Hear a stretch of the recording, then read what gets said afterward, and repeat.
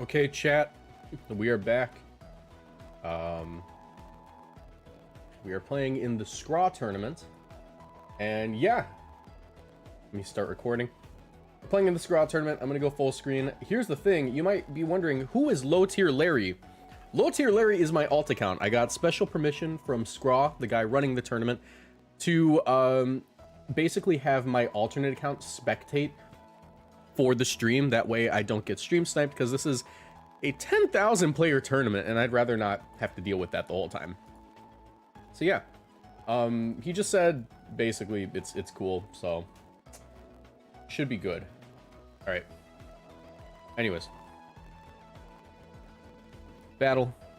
Low Tier Larry here is whose perspective you're watching. It's a Switch 1, just in case the perspective seems like to have a lower frame rate or something. So apologies if that's the case. But yeah.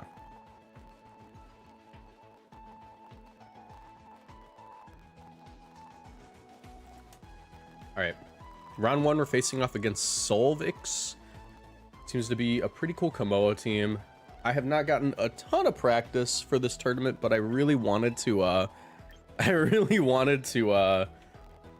just play Halucha, so we are running a Halucha team.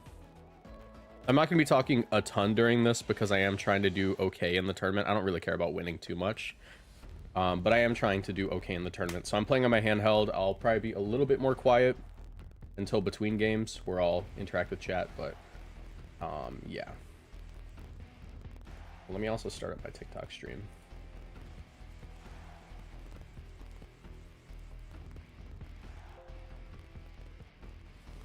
I'm definitely throwing by taking my setup time here to start up TikTok, but it's fine. I don't really care.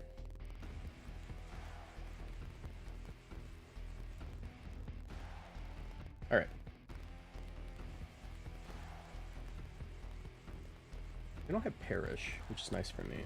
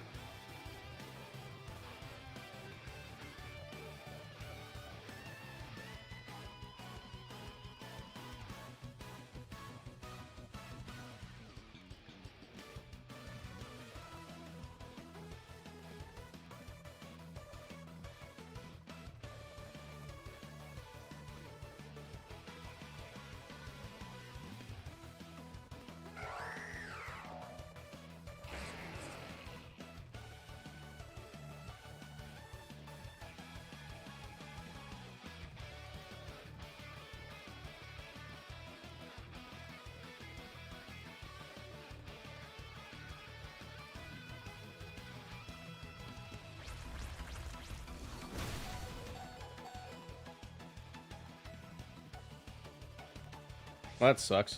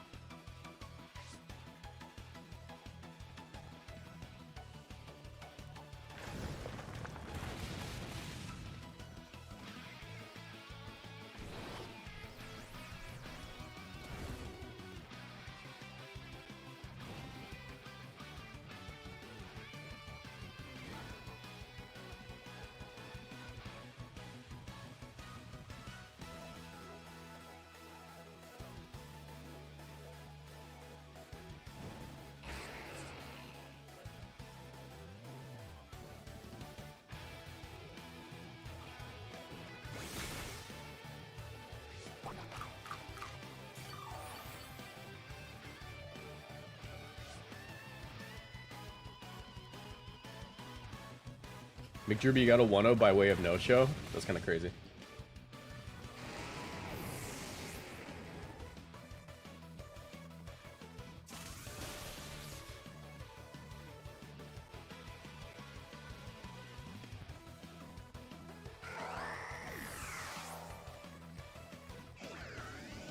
You know, I actually think the crit mattered there. Volt switch is 70.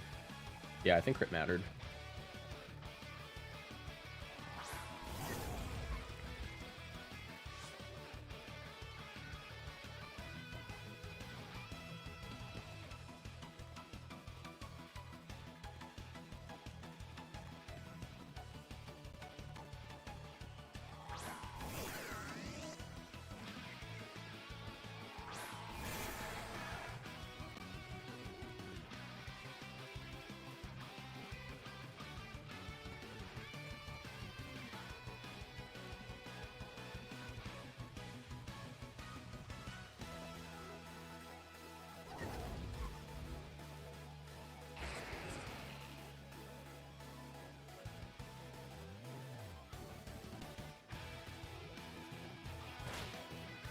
Alright, that's fine. Last Respects KOs now. That's fun. I had a little bit of a pin there. My Last Respects is now going to KO because I lost the Excadrill. So, that's fun.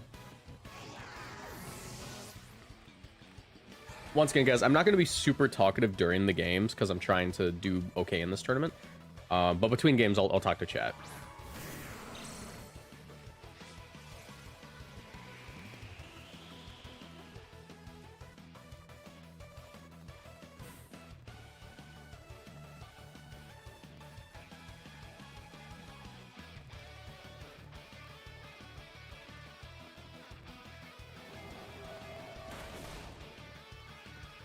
All right, not bad.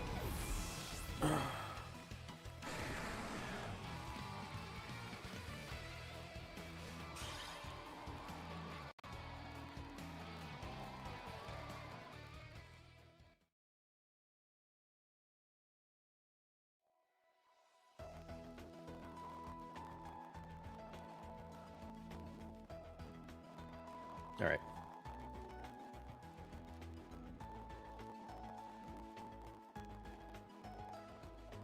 How's the run been so far? Also, is this the global challenge? No, this is a 10,000 person like tournament. the Scraw tournament. Actually, I want to check out, since we're waiting for my opponent to request the judge and have the match fixed because they forgot to check in. I do want to check out what the Scraw tournament looks like on stream. Ooh, this looks good. Also, apparently they're sponsored by Surfshark.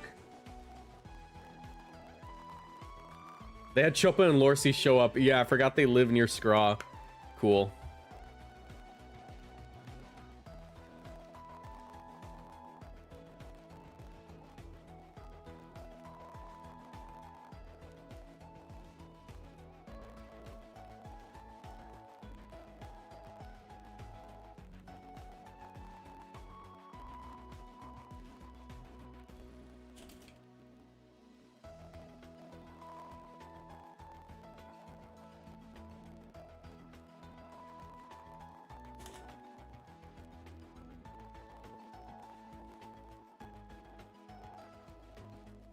All right. Let's have low tier Larry step in there.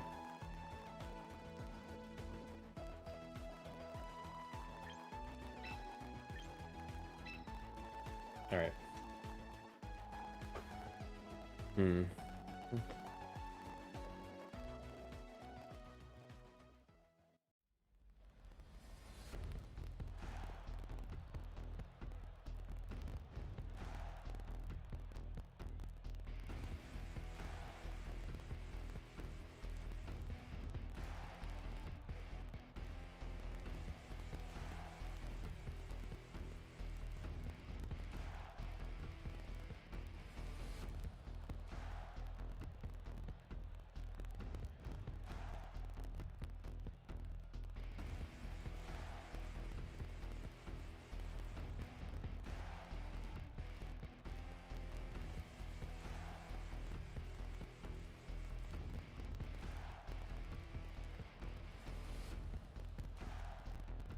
All right.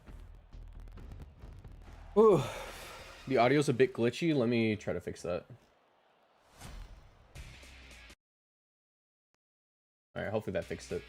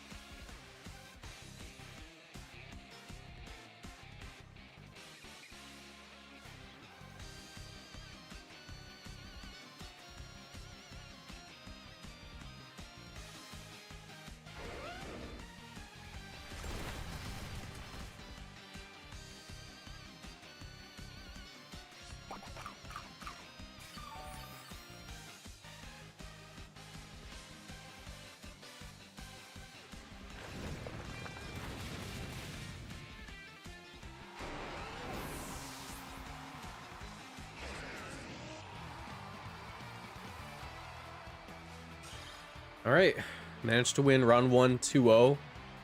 They're really nice. They're a really nice opponent. I think their team looks really cool. And it's just really sick too. Like, I think Tinkaton is like awesome tech in this metagame, so it's pretty sick. All right. Yeah, we managed to win that. Not bad.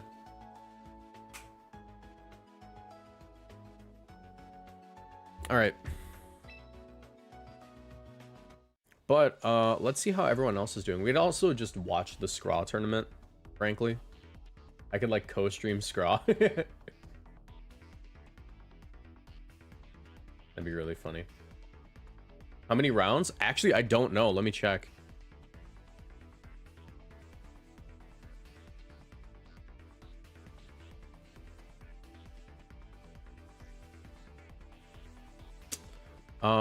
Wait, for reference, guess how many games are going right now? 3,049 matches are happening in this one tournament. That's insane. Oh, man, I'm so tired. I did not sleep well last night, but Halucha cooked in that game. Halucha cooked in that game.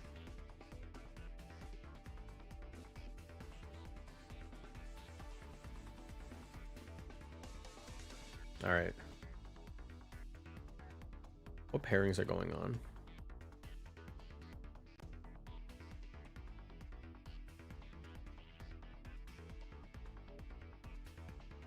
Let me see how my buddies are doing. Twilight still in their game versus Gerald. Gerald H, that might be 2-4. Unless 2-4 is in here. Yeah, 2-4 is in here. Gerald H is not Gerald Horde, who is 2-4. How's MJ doing? MJ is still in his match. Balin is not playing. Is Ash playing?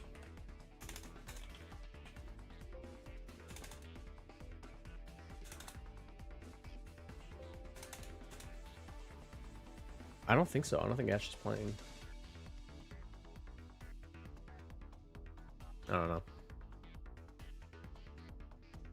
But how we doing, chat? How are we doing? Let me get my thanks out of the way. We have 300 concurrent viewers right now on YouTube. We have 89 on Twitch. And how many do we have on TikTok? I have not checked. TikTok, we got... As soon as it loads. Oh no. TikTok, we got 268. So...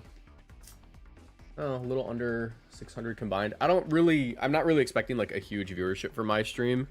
I'm pretty sure Wolfie's playing. I don't know if he's streaming, but there's also just a million VGC content creators streaming right now. So I'm pretty sure I'm not going to get like a ton of viewership today, considering we're all splitting up the viewership. And the Scraw tournament, you can just watch it from the Scraw stream if you don't want to watch my run. Are we doing entrainment things? Actually, no. Oko moves are banned in tournaments. Ask Ting Lu, he'll tell you about. Oko moves are not banned in official VGC tournaments. You can run Oko moves. They're just bad. They're bad in VGC. Sometimes they're worth it. Sometimes they're worth it. But this team, no, we're not running Oko moves. I can actually show you guys the team. Because it's open team sheet, it doesn't make a difference. But, oh wait, I can't show you the team right now. Because I'm not streaming this Switch. The Switch that I'm playing on is not the Switch that I'm streaming from. The Switch that I'm playing on is what I'm playing on. But the Switch that I'm streaming from is actually my alternate account that I use to spectate myself. So that way I don't get stream sniped during tournament games. While I can still actually record the tournament, which is really nice. But yeah. Also, I need someone to remind me to click record before the next match. If everyone in here before the next match could remind me to click the record button, that would be great. However, I think what I'm going to do is I don't feel like being entertaining between rounds, but I do want the stream to continue.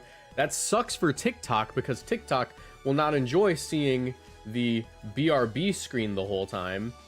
However... maybe they don't care. I don't know. TikTok is not going to have a great streaming experience today unless they show up in the middle. But everyone else, I don't want to have to be entertaining for 10 more rounds. How many rounds are there? I want to be able to just like chill out for a little while and like lay down and clean my house, frankly, you know? Streams.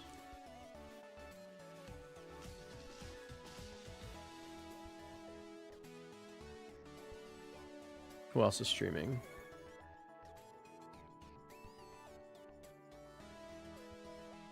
We could watch a stream. I could just put another stream on. We could co-stream.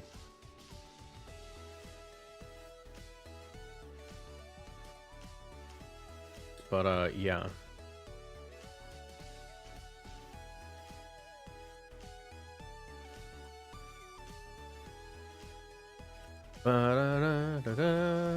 Joe's doing good. Let's check out Joe. Give me a second. Let me do this. Give me a second.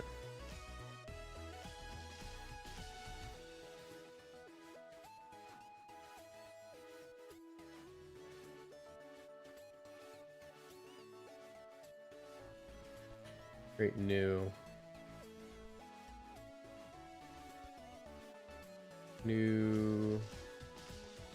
window capture.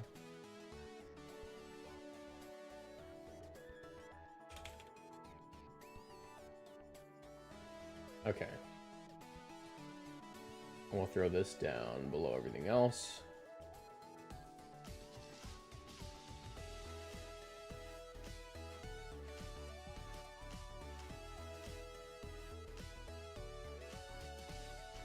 There we go. What? Actually, I want it above gameplay outline, though.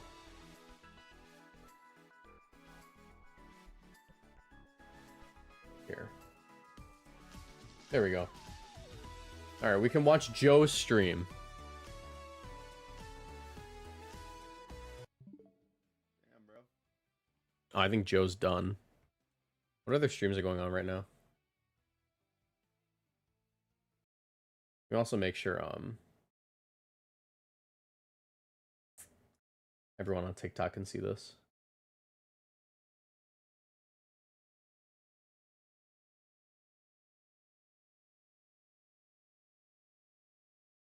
Whoops, I messed it up again.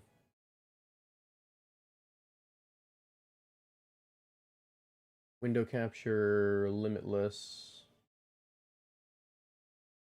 There you go. Make sure you guys can see the limitless tour too. Or limitless page.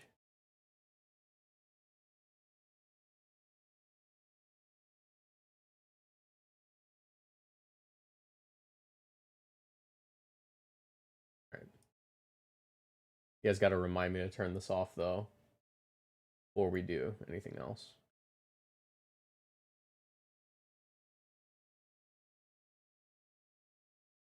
All right.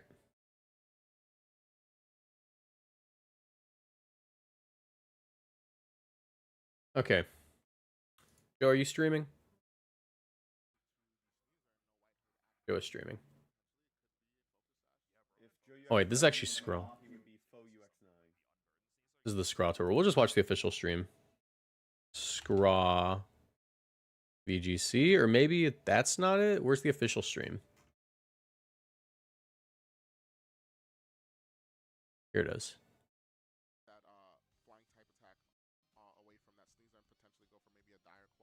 All right.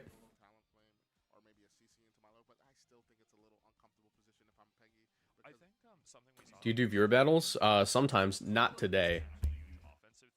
Not today. We're playing in a huge tournament, so I'm kind of focused.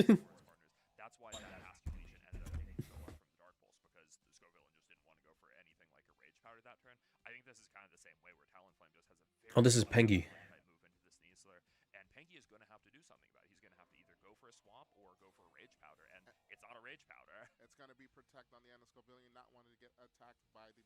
Pengy's playing a pretty normal team today.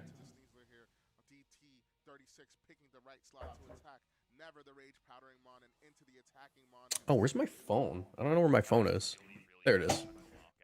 For Pengy to take, especially because you have to remember the Scovillain is only on around half health. The Bastion Legion in the back is already on very low HP. Like it might even go down to something like a melodic Scald at this point.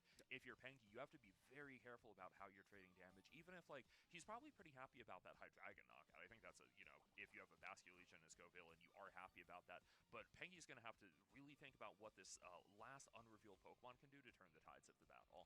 Yeah, and if it's the Dragonite and or Garchomp, and Milotic sits pretty comfortably into that with that Icy Wind. All right. Who's gonna come out here?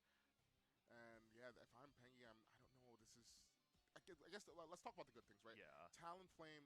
No more Gale Wings. No more Gale. So this isn't going to be a priority Brave Bird. It's going to be regular priority. If I'm Talonflame, I'm putting on Coco Melon. Out right now, think with boosted up by something like adaptability, that might just be enough to knock out. However, I'm not sure if that's enough for like Pengy to be very happy about this position. He's still going to have to do things like potentially redirect a Scald from the Bastion Legion if he wants to keep it safe. And Now I'm here. I'm Savix. Thank you so much for the battle. Hey, good game, dude. Welcome to the stream. Right now we're just watching the Pengy match.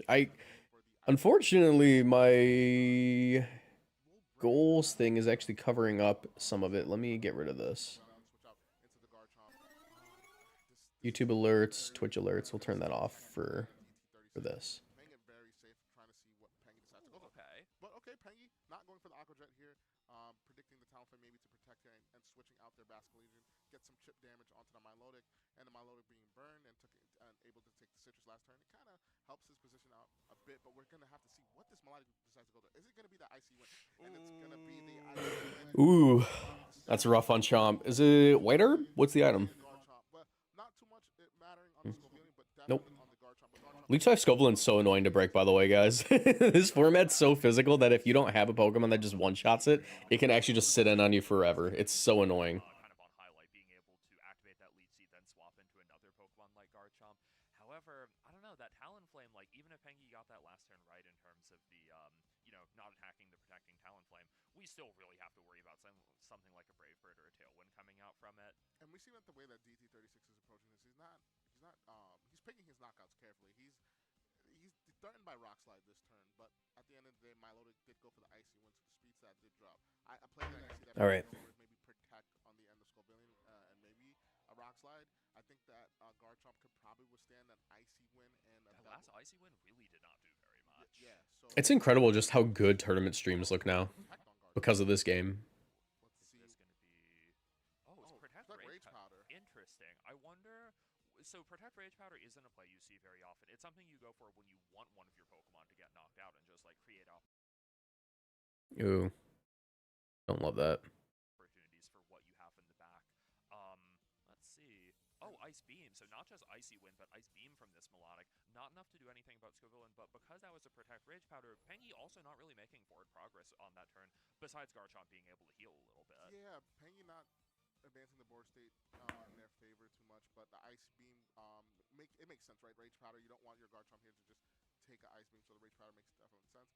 Could have probably capitalized with that Garchomp and maybe like a Rock Slide that turn. Yeah, especially because this Melodic's health is really being worn down between the burn and the Leech Seed. Like, Melodic really below the 1/4 mark at this point to have to worry about things like Rock Slide or Dragon Claw at this point. And now Melodic is going to have the speed advantage. Like, if you're Dan T, this feels like a really telegraph something like Brave Bird, the Scovillain, Ice Beam, the Garchomp slot, and just putting 2 knockouts at the same time. That is something that Pengy is going to have to respect by going for a Protect on the Scovillain. Yeah, the Protect on the end of Scovillain. Brave Bird's going to go in the end of Scovillain slot and protect itself. Ice Beam goes straight into God, I'm tired. We only have a Scovillain. I kind of wish I could take a nap between games, but so I think yeah. Having this Milotic being a resist to water type attacks and also having that Tailwind up, I think that DT36 might take this game here. Yeah, another nice thing for the Melodic about getting the knockout that turn, didn't have to take Leech Seed damage because there's nothing active on the field for, to benefit from Leech Seed. I think Bastion Legion coming in would be able to benefit from the Leech Seed right now. Like, it's going to happen until the Melodic gets swapped out.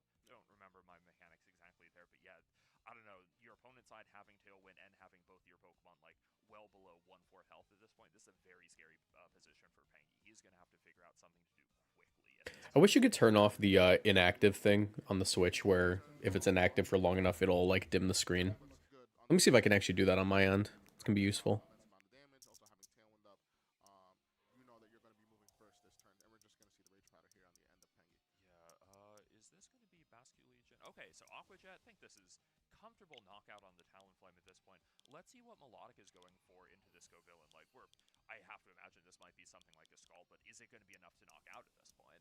Let's see, it's a neutral type attack. Not quite! Scovillion lives on 3 hit points, and Basque Legion does get the leftovers recovery here. Oh, so between leftovers and burn.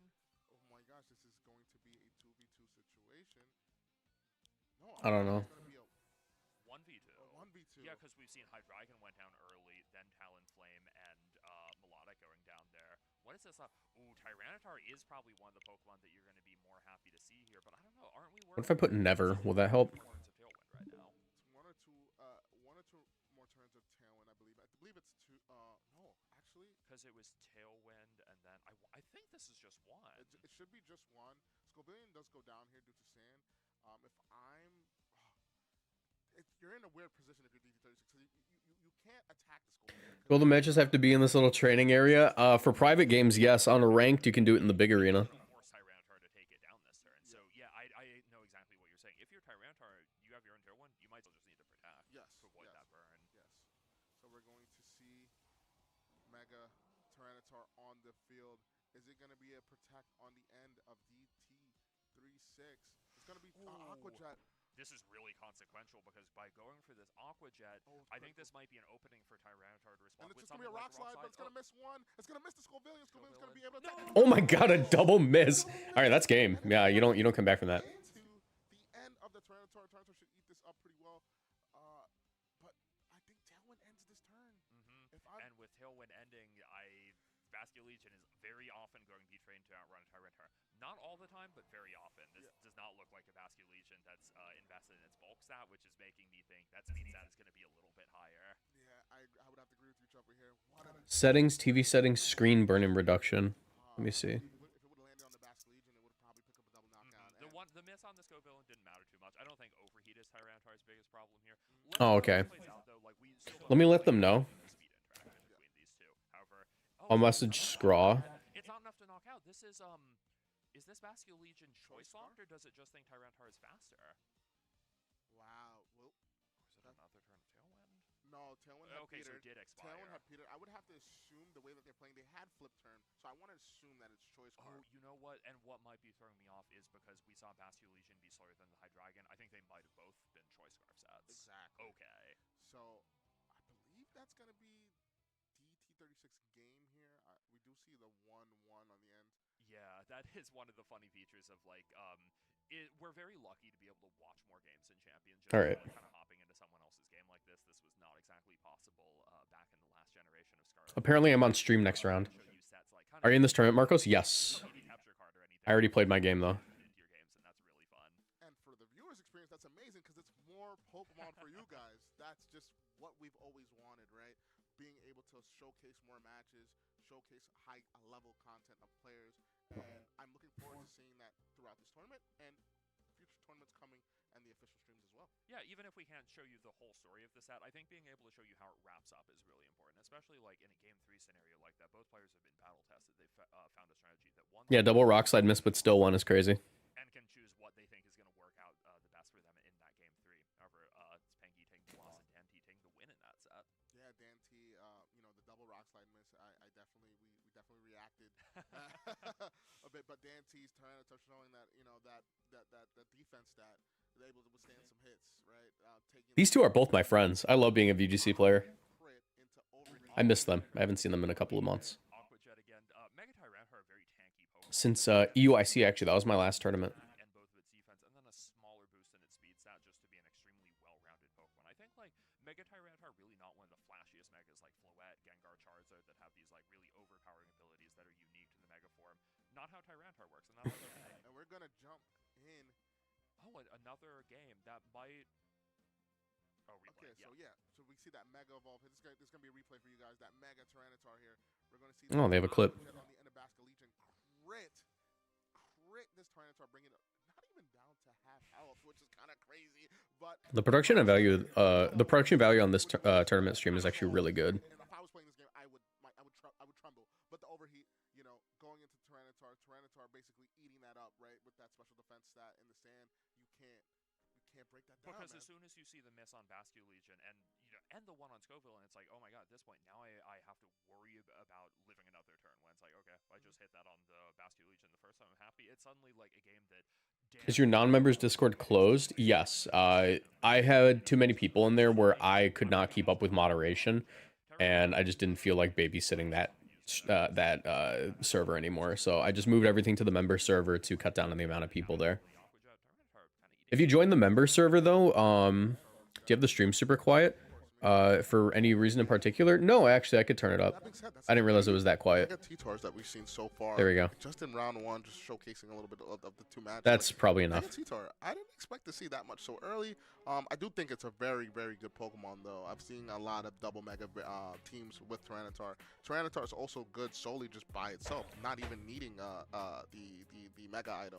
So, yeah, what's your thoughts on Mega T-Tar? Really strong. I think like initially, kind of like you said, it's not something that I would have expected to be like top of meta, but then seeing like how it's used on some of these sand teams that don't necessarily need a second Mega, or as a Pokemon. Ooh, that, like, we're almost done. Just the average amount of games for a normal tournament left. Like, probably maybe on the lower end of the top 5 Megas. That's like, crazy. It'd be hard to think like right offhand exactly what those are, but yeah, I think Tyranitar is really, really strong in something. This is not the last you're going to see of it.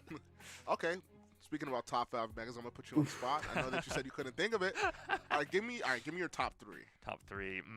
I think it's Floette and Charizard have to be up there. Okay. I think you like if you don't think Delphox, Gengar, or Tyranitar number 3. You know, yeah, I've been seeing a lot of discourse about people like talking about the usage, the top 8 stats from the VR from the last event.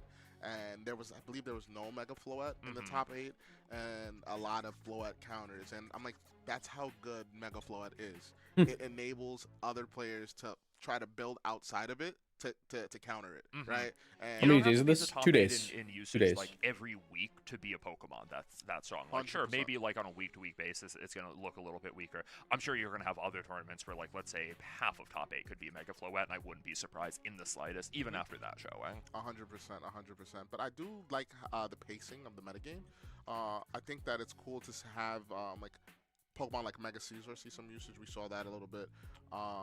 Other Mega Caesar reminds me a little bit of Tyranitar, where it's sort of like it's not the flashiest. It just gets like well-rounded stats all around. It keeps its same ability, but because base Caesar is a pretty strong Pokemon, like you said, one of the absolute strongest things about hunting for that Floette, you do not want to have to take a bullet punch from a Pokemon with priority and this incredible attack stat to be throwing it out. And just to highlight a little bit on Mega Caesar, another like, it has a really great move pull for this this format. Bug Bite is very interesting. We string up. So is this official? No, this is actually grassroots. Right? It's a grassroots tournament, but it's the biggest tournament of all time. Pokemon Isn't that incredible? I love Pokemon Champions. Close Combat is also really good move to hit on the Kingambits, the Tyranitars. Just having that as coverage is really good. And then there's the Swords Dance sense, right? Swords Dance, Bullet Punch, and yeah, I think that Scizor has a place in the meta for sure. Yeah, definitely a Pokemon that we'll be seeing some more of. All right, guys, we are going to head to a break in a second. We hope to see you back soon for round 2. Peace.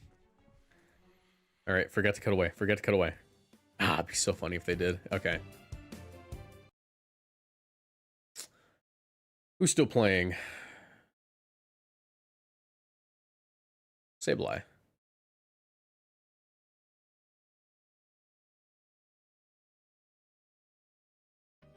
Just do casual grind for Professor. Okay, see? Nope.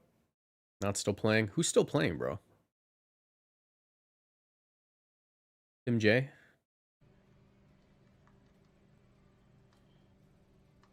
Alright, looks like they're playing ranked. I am not playing ranked between games here.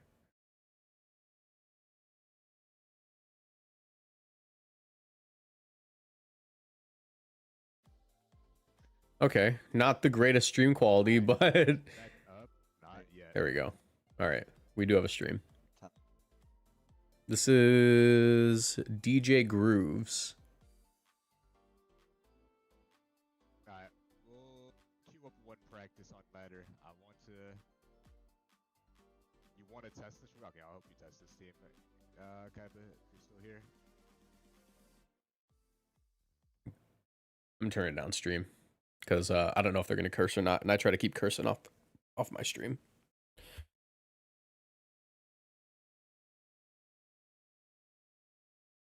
Lost game 1 to a Blastoise Mega with Shell Smash. That's crazy. How many people do you think we're just gonna forget to report the results? Well, I mean, there's 2 players per game, so you know, there's a decent chance someone will report it.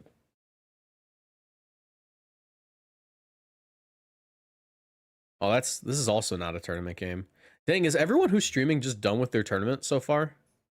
Joe, what are you doing? Let's just see who only one person brought. Okay, Flareon. Okay, wait, I'm curious in this. Joe, you entertain my stream. Mega Starmie. Only one Mega. Oh no, there's only one star. I see. There's probably multiple Starmies, but. All right, show the Haluchas. Am I the only Halucha? Starmie. Yep, 79. So they just somehow bypassed the checks. Halucha?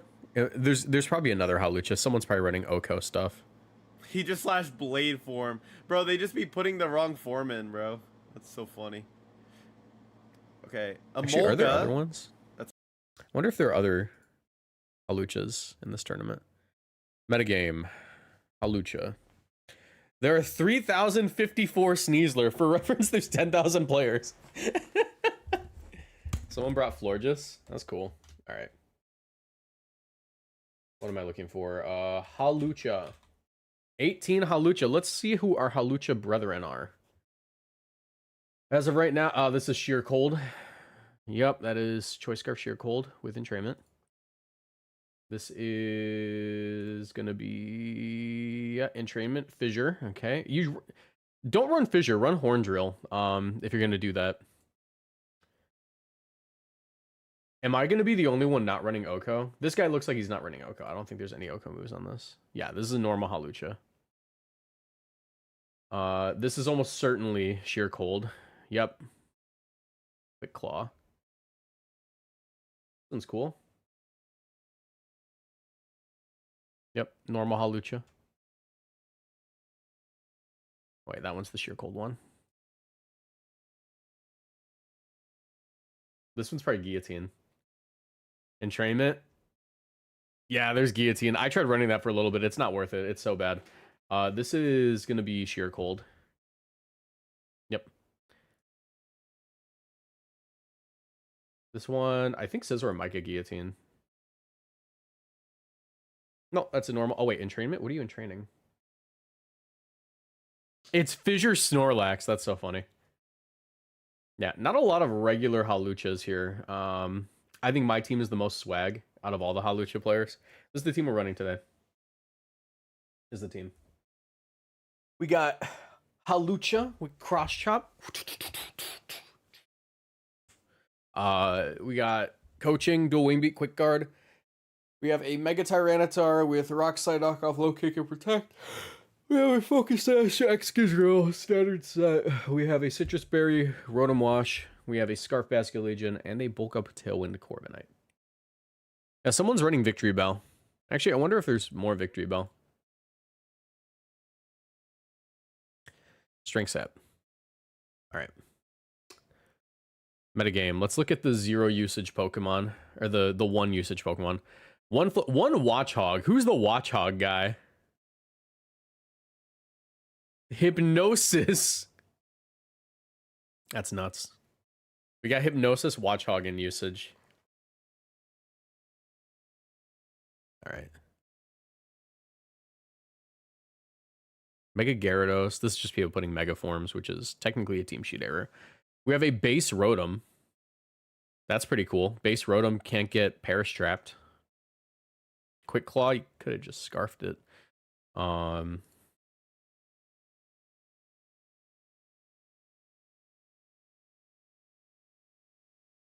right.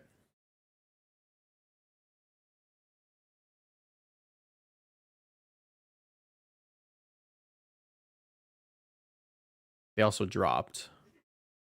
Hey, kitty cats. I know you're playing, but no fighting. Come on, get out of here, kitty cats. 1 Furfrou. Did you survive round 1? Yeah, I won my round 1. I got the 2-0, which is pretty fun. Alucha did work in that game. It's crazy. Cotton Guard, Firefang, Sucker Punch, Protect's crazy. Triple Mega and triple Starter. One Galarian Stunfisk and one Avalugg. Let's check the Avalugg. Almost mono ice.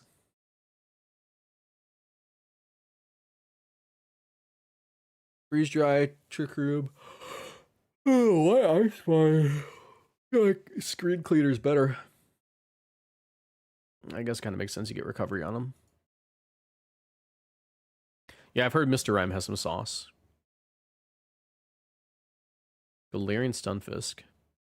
Snap Trap, Sucker Punch, Mud Slap, and Foul Play. With Bright Powder. Bro's camouflaged. He's got the Bright Powder.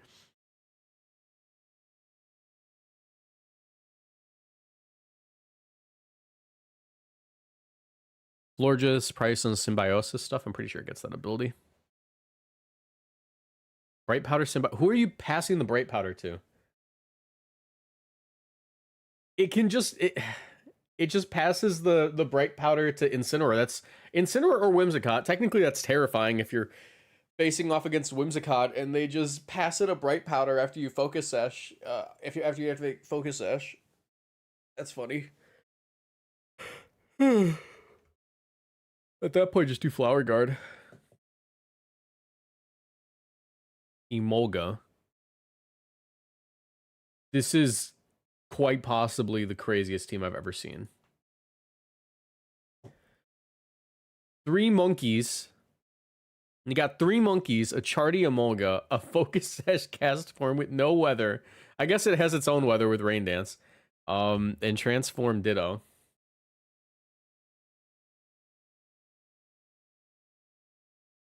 I think it's funny that they all have one usage. Oh no, there's another Simipour. There's gonna be like 2 Simipours, aren't there?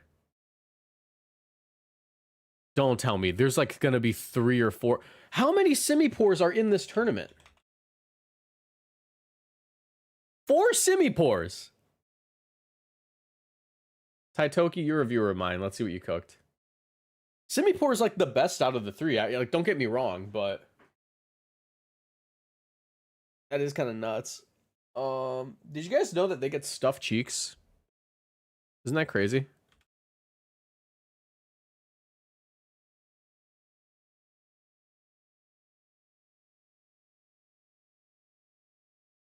Not a lot of Pokemon get stuffed cheeks, but they do.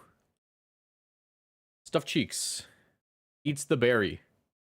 Then boosts defense.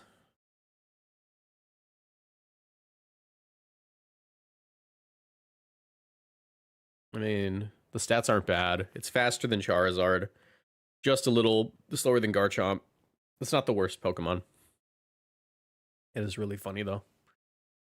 It is really funny, though.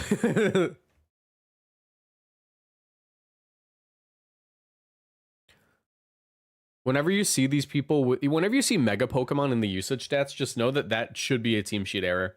You need to know the ability before they Mega Evolve.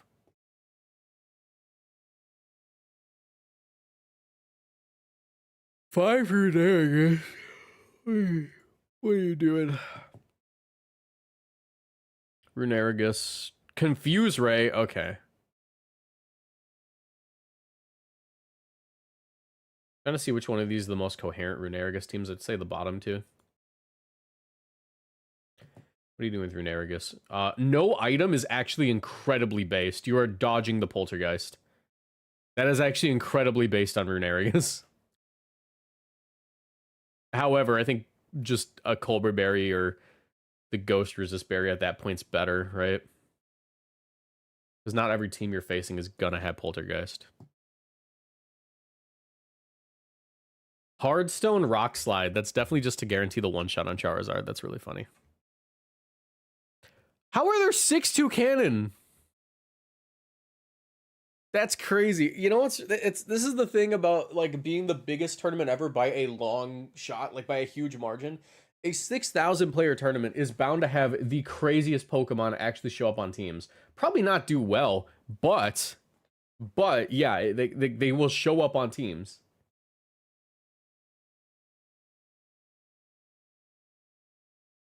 Some of these teams are wild and you gotta go against standard stuff round 1. That's just the luck of the draw. I played standard stuff round 1.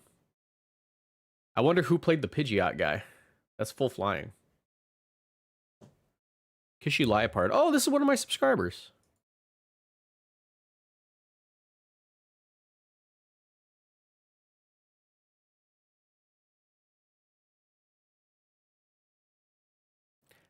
Eight Sandaconda. How many of them have bright powder? Found one. Immediately. You have bright powder too? You got bright powder. There it is. There's another bright powder. What about you, buddy? Bright focus sash. Okay.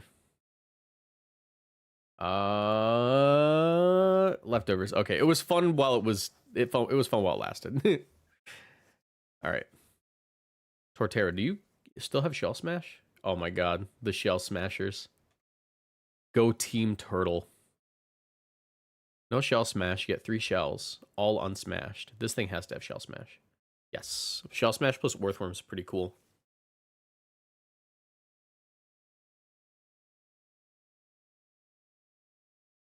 Isn't this the biggest Pokemon tournament ever, not just Champions? Yeah, but if I don't put the words Pokemon Champions in the title, then like, you know, not as many people are going to come through to the stream, you know. Gotta put Pokemon Champions in the title.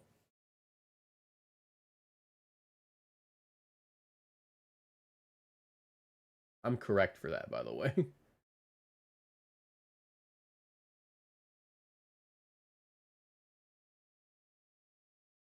All right. Who else we got here? 15 Belly Bolt. That seems pretty coherent. Electroweb, yeah. Electric Terrain. Okay, yeah, that's technically my loaded counterplay. That's smart. I actually don't think that's a terrible 4th move on Belly Bolt. It already has trouble running a 4th move. Electric Terrain's probably correct. Snorlax. Probably just a lot of Drumlax with Mimikyu or Sinistcha. Usually Sinistcha, though. Drumlax. Yeah, Drumlax.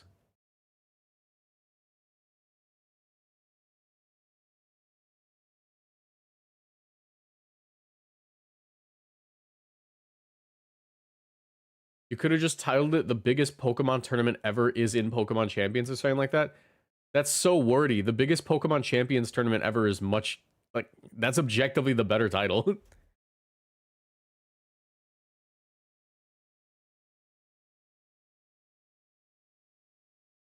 $200 Scovelin.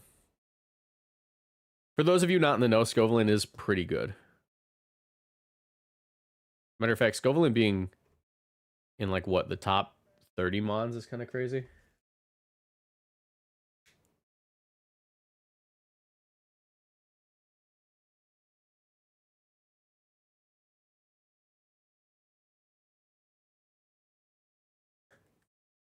I'm one of the 29 Arcanine users. Let's see.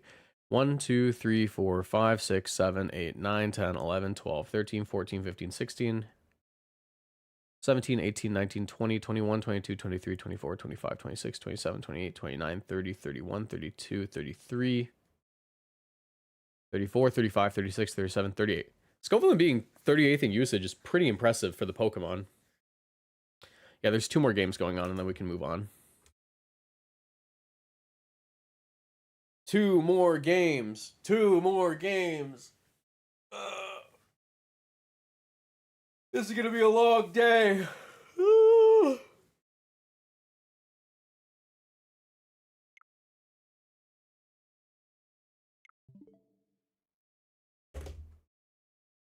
Why does it only show 6K players? Weren't there 10K? There were 10,000 people signed up. However, I think that only 6,000 showed up on the day, which is still a stupid amount of players, frankly.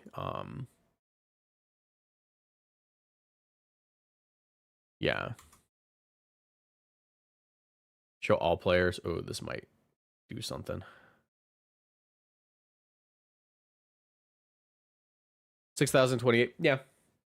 Yeah, I mean, like, you're not going to have everyone show up. And while there was a wait list of over 1,000 people, those people probably just assumed that they wouldn't make it in. But also, you get dropped if you don't check into round 1. So this is also why the turnout is smaller. But yeah, there were 10,000 people registered, or 11,000 rather.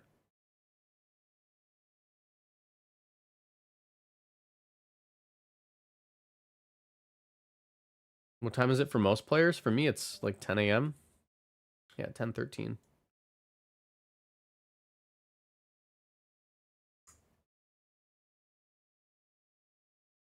$600 was the original number. Yeah, and we got 10 times that. This one was free to enter. Yes, it was free to enter. 6,000? Still. Capping out your thing, 6,000 players is still the biggest Pokemon tournament ever. We place bets on who wins. It's anyone's game. Is Wolfie playing in this? If he is, it's probably under an alt account. I would imagine Wolfie would not pass up on the biggest Pokemon tournament ever. It's probably under an alt account. He would not pass up on the biggest Pokemon tournament ever.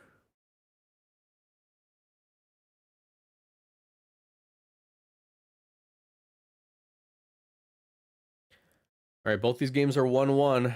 Just waiting on that final match. What are you doing, Joe? Watch the Joe show. He's looking at the battle pass. Yeah, I bought it. And I bought it. Len, what are you doing? Hi, Len.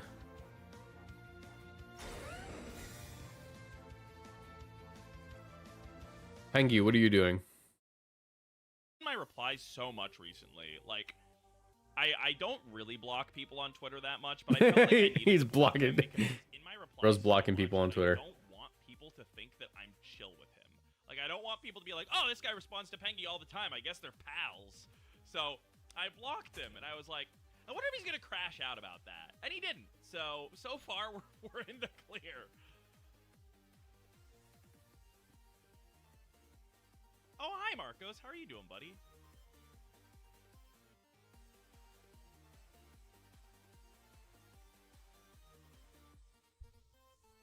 Thank you for coming down to the 0-1 tables to say hi to me.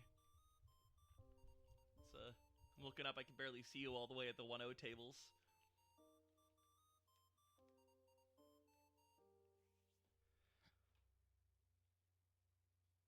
Honestly, I think I'm chill for now. I just don't want to deal with the setting up the audio levels, to be honest. Like, Discord audio levels are not something I've actually set up on my OBS.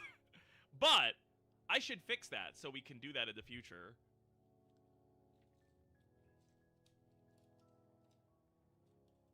I'm chugging a protein shake. All right. And, Well, no Pengy call. Dude, I just want to do something, man. I want to see if I... Okay, you know what? Fuck it. Let's call. I swore.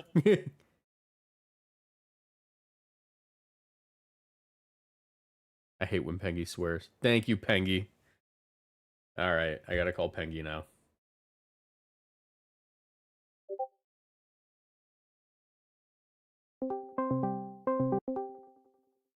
Don't swear!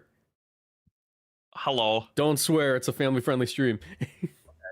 Yeah, that good reminder, actually. Yeah, I was unfortunately watching your stream, and I'm like, dang it! But all right, I think that the audio levels actually look fine already. We're gaming. Yeah, I think we're good. I just All right, like tell me what you played last round. last round I actually played something really normal, frankly. Yeah, look, I don't know, man. Like, sometimes you just want to like, I don't know. We're between rounds, and I just want to like do something. Entertaining people for 10 hours is going to be hell. We're bringing people into the experience of a regional when you just have to call like 20 different people and hear the same, like, tell the same story to 20 different people. Yeah. Do you want to know like one of my favorite tournament stories I've ever had? Yeah, sure. I think it was Portland Regionals, and Joe and Brady were walking around asking people, how you doing, right? And they just kept asking people that. They eventually got to me. I didn't know they were doing this till later, but they walk up to me and Joe goes, hey man, how you doing? And I just took the biggest dump of my life. So I let them know that. I said, dude, I just took a massive dump. And then Joe goes, well, you passed. You are the most normal person we've talked to today because you didn't talk about your last round when we asked how you were doing. But I didn't think you'd talk about poop. so, so that was basically just that was an experience. But no, I faced it was a pretty cool team. It was Gengar, Tyranitar, well, Mega Gengar, Mega T-Tar, Scarf Chomp, Rotom Wash, Komodo, and Tinkaton. Okay. Tinkaton was pretty cool. Yeah, But Tinkaton is pretty good right now. It's like it'll be better. It's better when Floette is super strong. But like, yeah, it'll be up and down. what surprised me is the matchup would be a lot worse for me if the Tinkaton were faster because they had Encore, as you do on Tinkaton. Oh yeah. But my Excadrill actually outsped it outside of sand, which is kind of crazy. Yeah, I mean, Tinkaton is like, you need like a fair amount of bulk on it for it to be good, and like it needs to be pretty invested to be fast for the next guy, I think. But so my fun tournament story is the round 1 featured stream match on the official stream was Rosemary's match. Yeah. So we got the power couple of Rosemary winning 2-0, and then they moved to my game and just watched me getting goobed by the worst matchup I've ever played. Oh my gosh. What did you end up playing last run? I watched the end of your stream. You got the double rock slide miss, and then I looked away. Didn't matter. Like the one on the Scovillain didn't matter because he died to sand anyway. I crit Aqua Jet and then dodged rock slide. So like my hope was crit Aqua Jet, overheat Aqua Jet would pick up T-Tar, Mega T-Tar. It didn't. It lived on like 7. Was Scovillain faster than the T-Tar on that turn? I forgot. Yes, because of Tailwind. So yeah, wouldn't it have been better if on that turn it hit the Scovillain, because then it would have to take the burn chip? Wouldn't that give you a better shot of winning? No, because overheat did more damage than the burn chip would have. Oh, okay. I figured it would do less because you're at -2 and then it was sand. Yeah, I think I did like 13, 14%, something like that. Yeah. Like, okay, not bad. Yeah, so I had to play, so I'm playing Scovillain, Dragonite, Garchomp, Aegislash, Sash, Sneasler, Basque, and what I had to play was, I had to play against Mega T-Tar, which is, pretty good into my Sash, and, like, not bad into Scovillain. Scarf Hydreigon that's faster than my Scarf Basque, which is normal, but, like, not great. Yeah. And then they just put a Talonflame on that team. I'm like, I don't know why you put Gale Wings Talonflame on your Sand team, but that could just threaten a one-hit KO into my Scovillain and could bring my Sneasler to Sash, which you could kill with your Sand. Yeah. So that's really annoying. And Dude. then they just randomly had Icy Wind and Ice Beam my Lodic from my Garchomp and my Deedite. I'm like, okay. But then also they had Zarina if I tried to play Cryo Spam. So, like, what am I supposed to do? Dude, last night when I was playing just for like practice games on ladder. By the way, chat, if you ever wonder if your ladder practice games count as real practice, this is my confirmation that no, it doesn't. I was playing against a team, and like the interaction where you can beat a Talonflame if you have a Scarf Basket Legion, you just Aqua Jet it, right? Like you just turn off their Gale Wings. Yeah. I did that. I know I'm faster than Talonflame with my Scarf Basket Legion. This is a fact. Tailwind went up before my Aqua Jet. Are they you were adamant? No. I was jolly. Or you're not accidentally adamant? I was 100% sure. You know what? Let me even double check right now. Let me even double check right now. Because I remember I changed it before this match. Because you should be jolly. Yes. But if you're accidentally not jolly. No, I am jolly.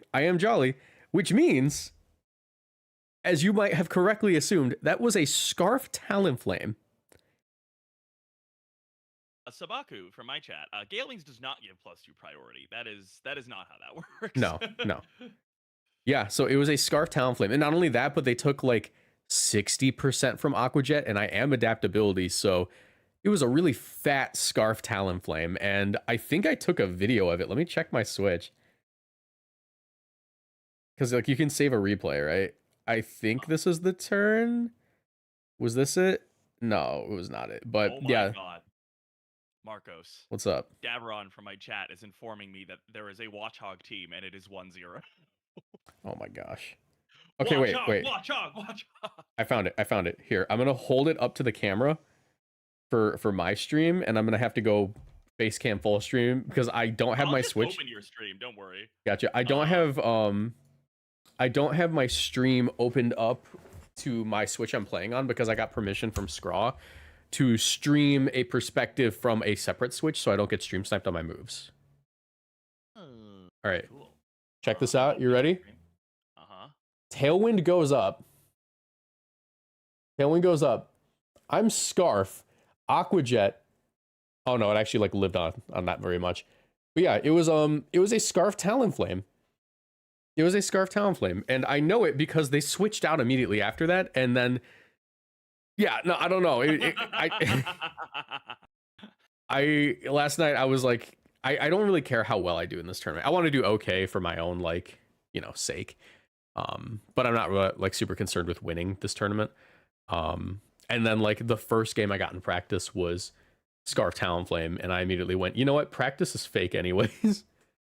Yeah, I was having a lot of trouble on the in-game ladder, and then Carrie, who's one of the two guys I stole this team from, was like, "Oh yeah, no, this team's not very good in close sheet best of one. It's way better in open sheet." Yeah. And I was like, "Okay, I'll be fine tomorrow." And then I pulled whatever the heck I just played. The Watchhog team, it's Hypnosis Watchhog. Is it? Yeah, it's Hypnosis, Low Kick, Crunch, and Ice Punch. Low key, kind of a based moveset for Watchhog.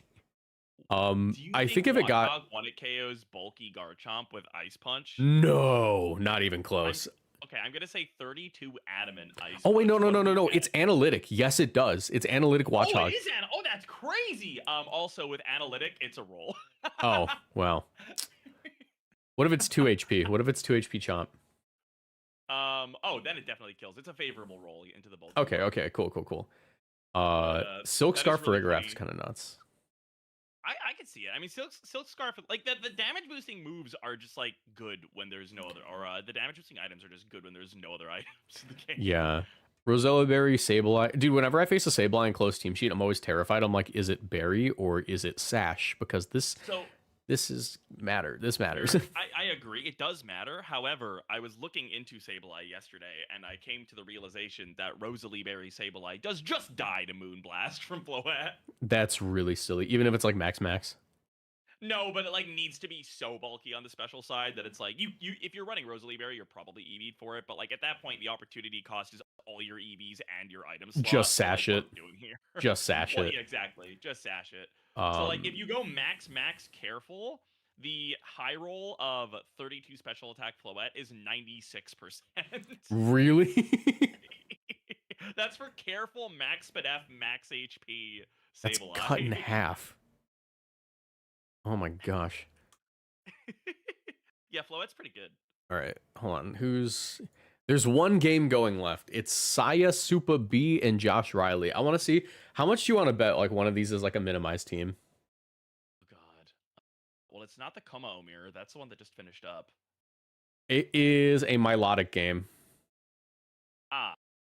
But it's not even like the Milotic that's annoying. It's not Coil. There's a Sinistcha with Life Dew, but this should not be. This is like a disconnect or like a. Yeah, this is definitely internet kind of situation. This is an internet situation. Or like a late edition. Yeah, that could also be a Jacob. Yeah. Man. Fun day. Yeah. I'm excited to see how. I mean, I'm very glad that like I want all my friends to do well, Marcos. I'm very glad you won. But I am really glad that I'm not the only person who lost round one. Who else lost round one? So the easy one, the top one, if you look at the top of the top tables, table 12, Hoey, who is currently like top 5 on ladder, lost round one. Oh, what'd they lose to? Zarina? I would lose to Zarina and Zoroark too. Oh wait, no, they're using that. Yeah, that's his team. He lost to Parish Rain with wait. Is this no Mega Scizor? Okay, it's Parish Rain with Scizor. I mean, yeah, the team seems fairly Scizor weak, doesn't it? Yeah, it does. What is, dude? I didn't actually look at Hoey's team. What is this? You finally actually clicked on the team. Goes crazy, you clicked on the team with one Scizor answer, and it's a Sui and Arcanine. Okay, but Fairy Feather Whims with Flower Veil kind of cooks. Yeah, I mean they can't. Not with Flower Veil, sorry, with Fairy Aura. Oh yeah, Fairy Aura. Fairy Aura, that's the one. That's the flow ability. I mean, that is kind of Um, based, actually, because at that point, your Whimsicott's hitting like a freaking Flutter Man.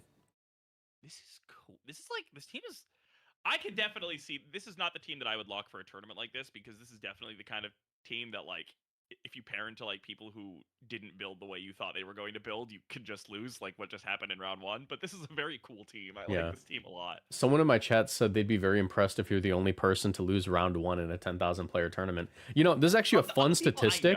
This is a fun statistic, guys. Did you know that 50% of players lose round 1 of a tournament? There was I saw one comment in the Discord, and like this is just because there's a lot of people who are new and they just like don't fully, like, they've never played a Swiss tournament, so they don't really know how it works. But I saw one guy who was like, "Guys, imagine if somebody goes 6-7."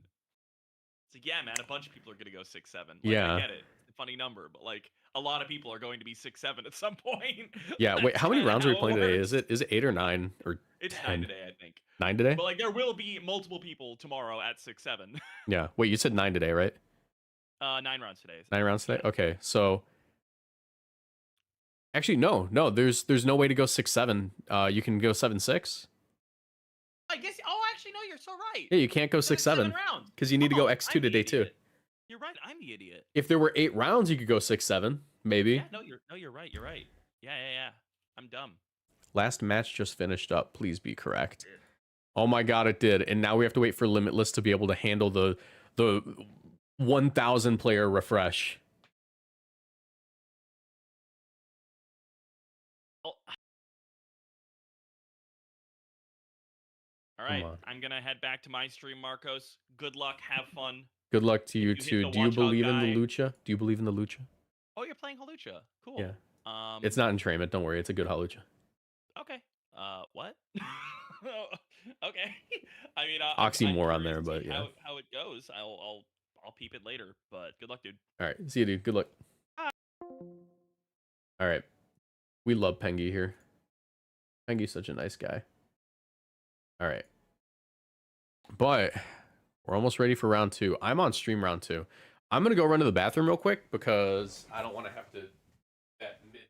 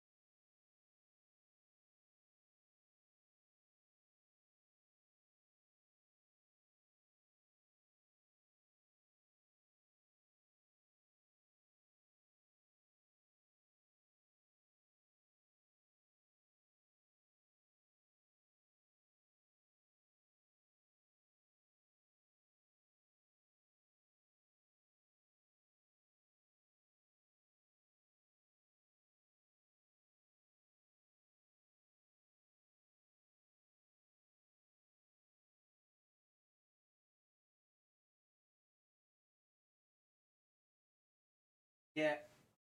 Kitty cat. A new round has started. A kitty cat is here. Hello, kitty cat. I love you. All right, go. Be free. Big boy. All right. Pairings. Control F. Moxie boosted. Dr. Boo Jangles.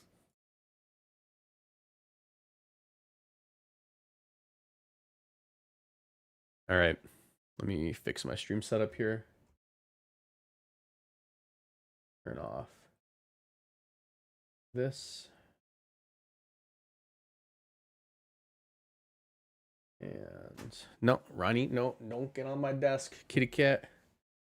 All right. Battle.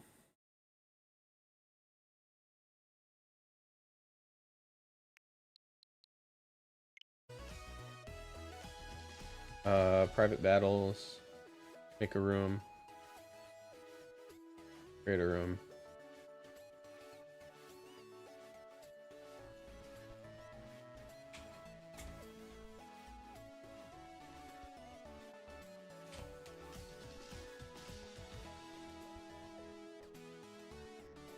What's great is that after this game, I get to watch my I get to watch I get to watch my friends roast my gameplay.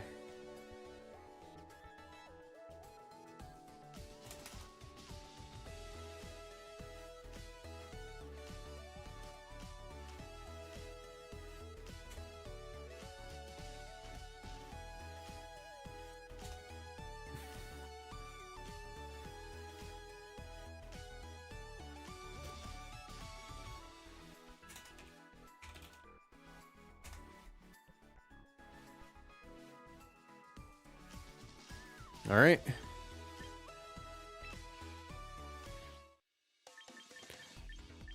Private battles. Check for invitations. Low tier Larry, get in there. All right.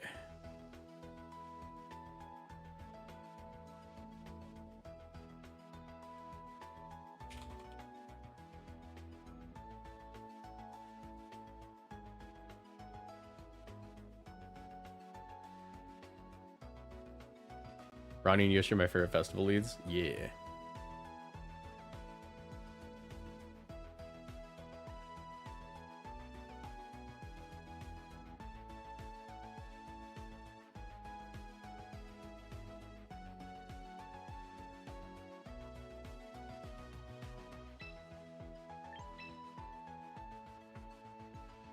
All right, let's do this.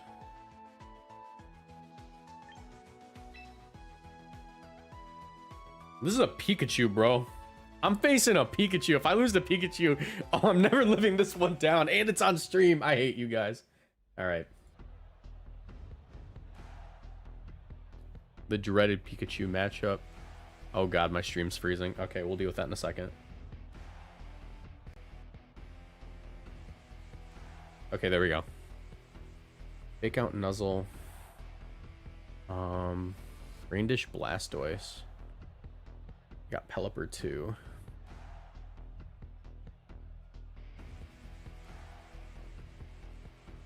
I straight up don't know this matchup.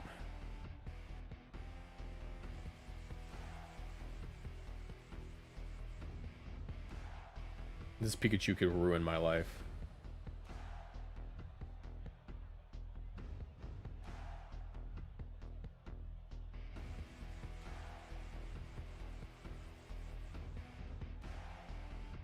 No, you overslept? Oh, I'm sorry, bro.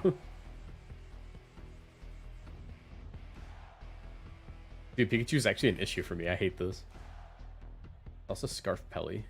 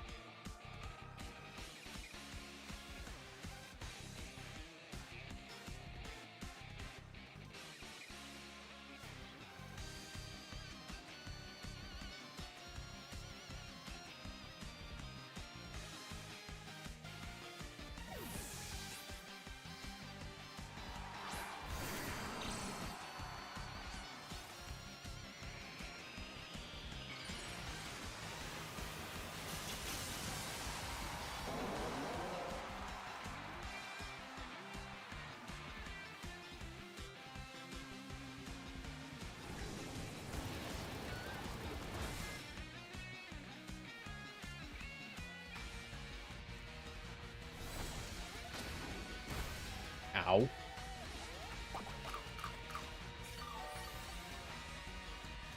Alright, well that miss sucks.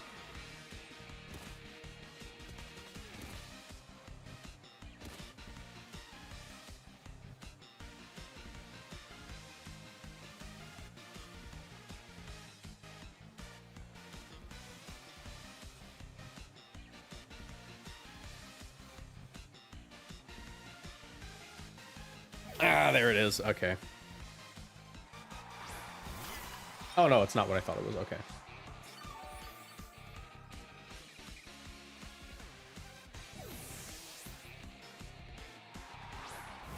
That ore sphere hurts though. See? Oh my gosh.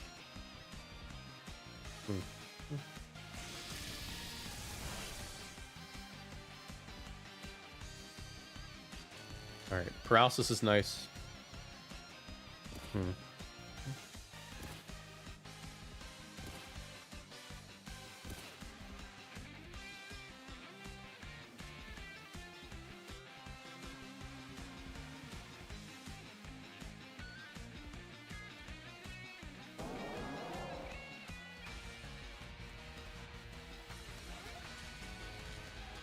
Forget what Cassie Berry does.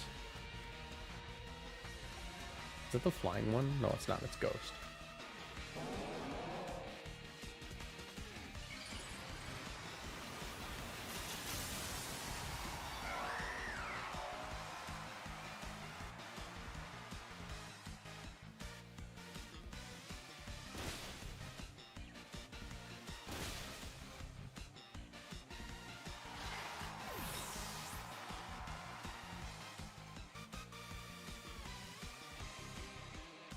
I don't know if I tank this. I think I drop. Yes. Okay. Okay. We actually.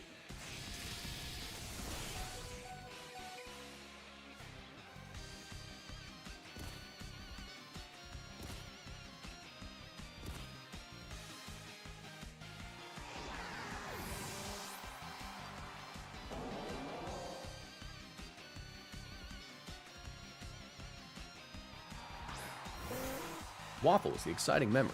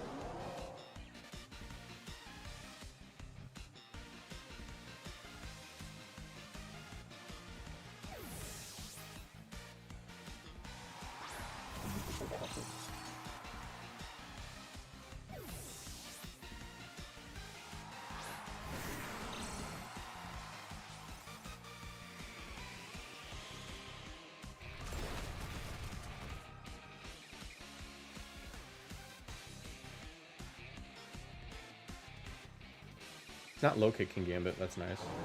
Low kick genuinely? Low kick genuinely? That could have been bad.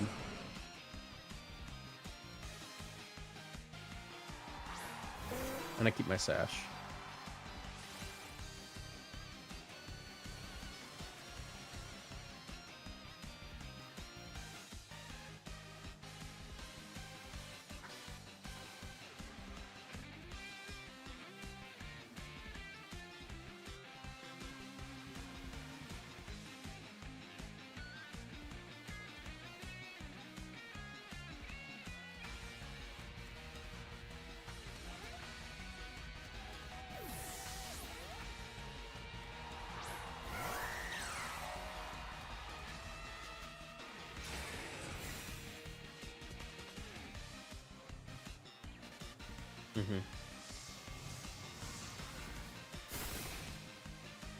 Now they're locked into Weather Ball though. That's really nice.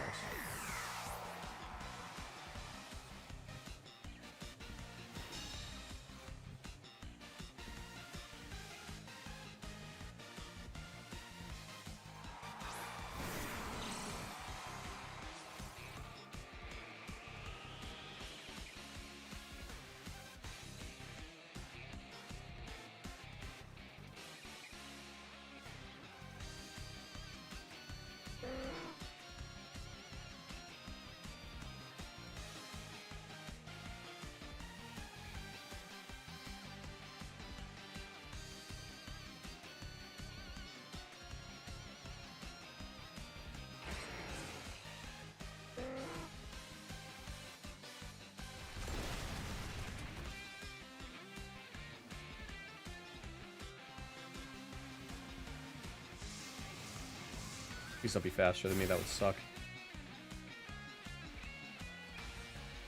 Alright.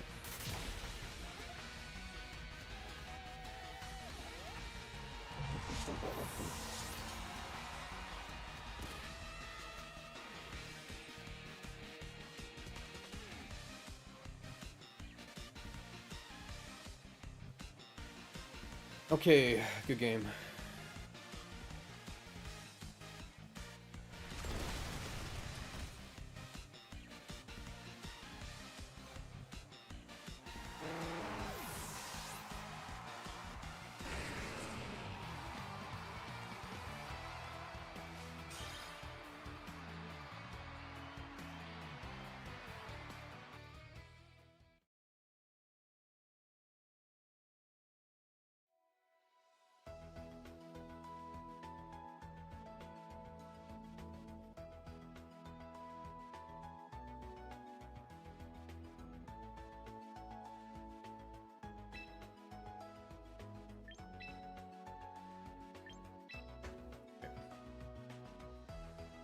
Hmm.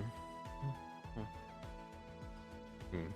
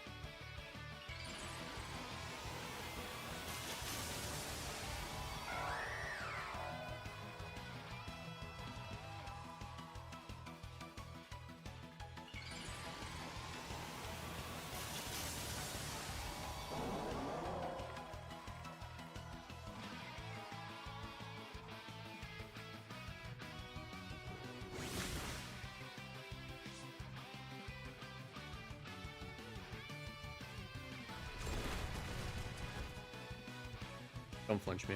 That'd be great. That'd be great if you could not flinch me here. I'd love that.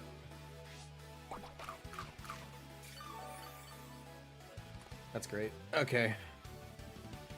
Not a big fan of that.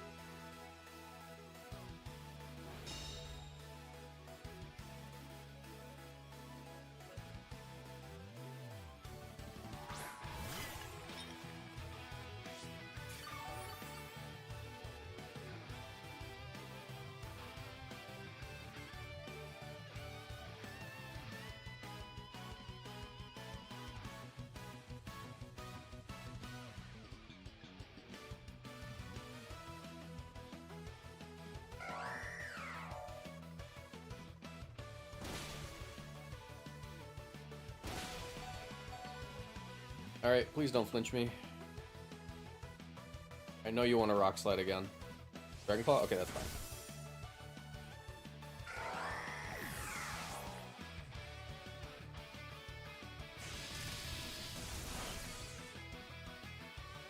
Hey, kitty cat. Another kitty cat has entered the stream. You guys want to say hi? This is Yoshi. Hello, Yoshi. Yoshi, can you give me a good luck kiss? Okay. Alright.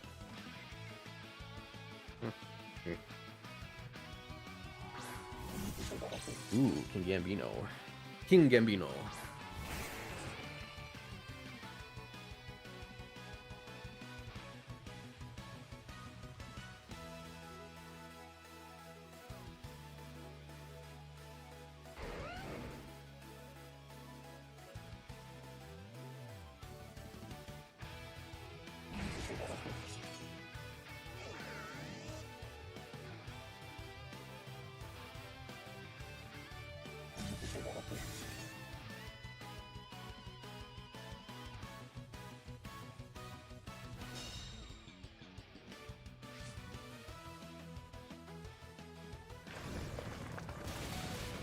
Alright, hopefully I don't miss this. Kinda need to land this to win.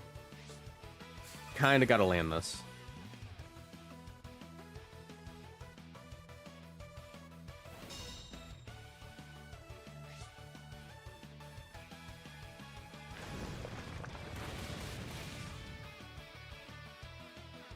Nice. Alright, good game.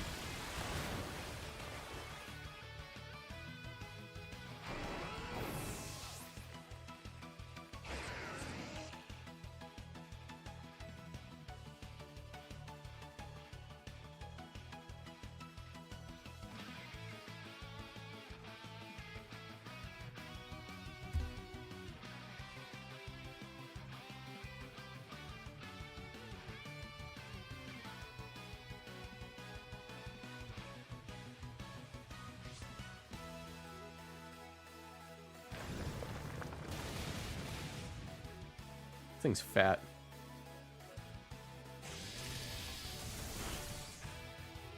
Alright, good game, well played.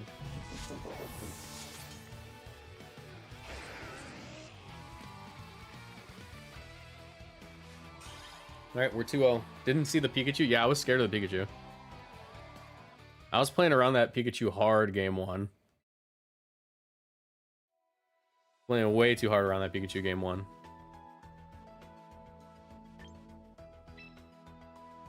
Alright. Let me pull up the Scraw tournament on YouTube to see if I can watch that.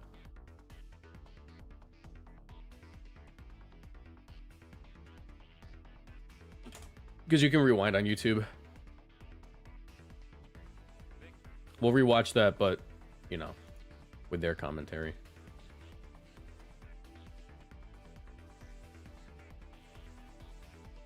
That's a pretty quick game.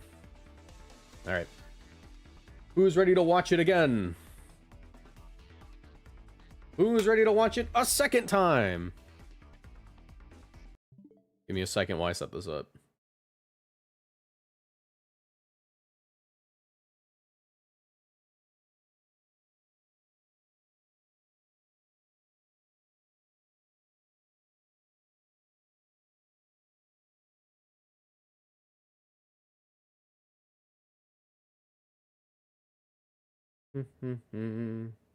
Alright, what am I looking for? Limitless.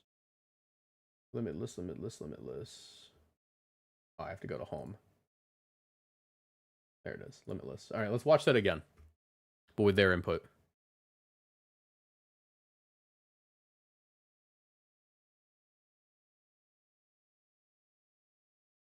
In addition to all those other things, hospitality is such a cool ability. I think it's a little bit like Incineroar, where I said that's a really skill-expressive Pokemon, because if you are creative with your positioning or your thing a couple turns ahead, those abilities that activate on switch in give you so much control.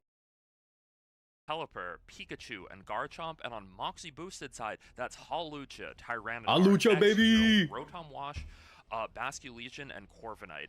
On Moxie's side, that is going to be a dual Mega team. Halucha, not the only Mega here. He's going to be rocking that Mega Tyranitar as well. But yeah, seems like it could be another really interesting matchup. I think Pikachu is actually like probably something you're pretty happy to see on this team. Like maybe if you're Drew, that is, to keep you safe from that Rotom Wash, really let your something like a Blastoise continue to spam those water spouts for as long as possible. So yeah, we were talking about Sinister, right? Being able to have that hospitality ability with Blastoise, you want to keep it at full, but this is not going to be the water spout set on Blastoise. It's going to be just 3 attack, Water Pulse, Ice Beam, and Aura Sphere. But just being able to keep your Mons at full health or try to recover health is a good idea on the end of Drew Jangles. But we're going to just see a Pelipper and Blastoise lead on the end of Jangles, and for Moxie boosted, the Halucha and the Rotom Wash. What are we thinking here? I think if I'm the Rotom Wash, I love this. Yeah, if I'm Rotom Wash, I'm super comfortable here. There's really nothing these two Pokemon can do that are really threatening it. Rotom Wash just has such unique typing between like Levitate and that base typing.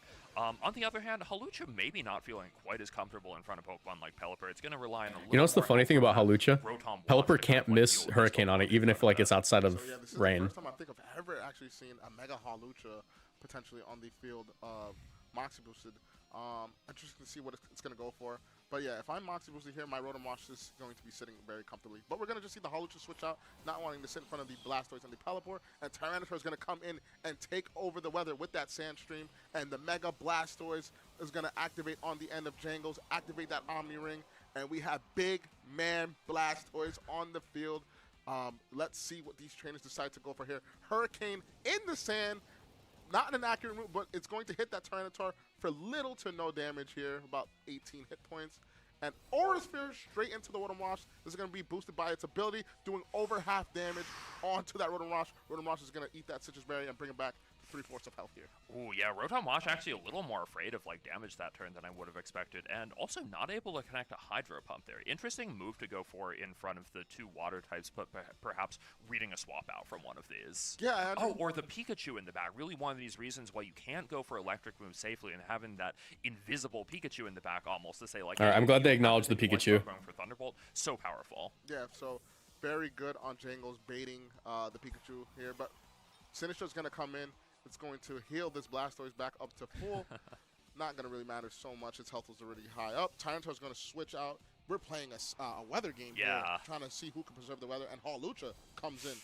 Halucha being able to resist this Aura Sphere. I don't call that was not much of a resistance. Oh my gosh, Blastoise showing why that ability is so powerful. Ooh, and Rotom Wash going for that Thunderbolt into the Sinister swap in. Oh, and we're going to see that para onto the Sinister.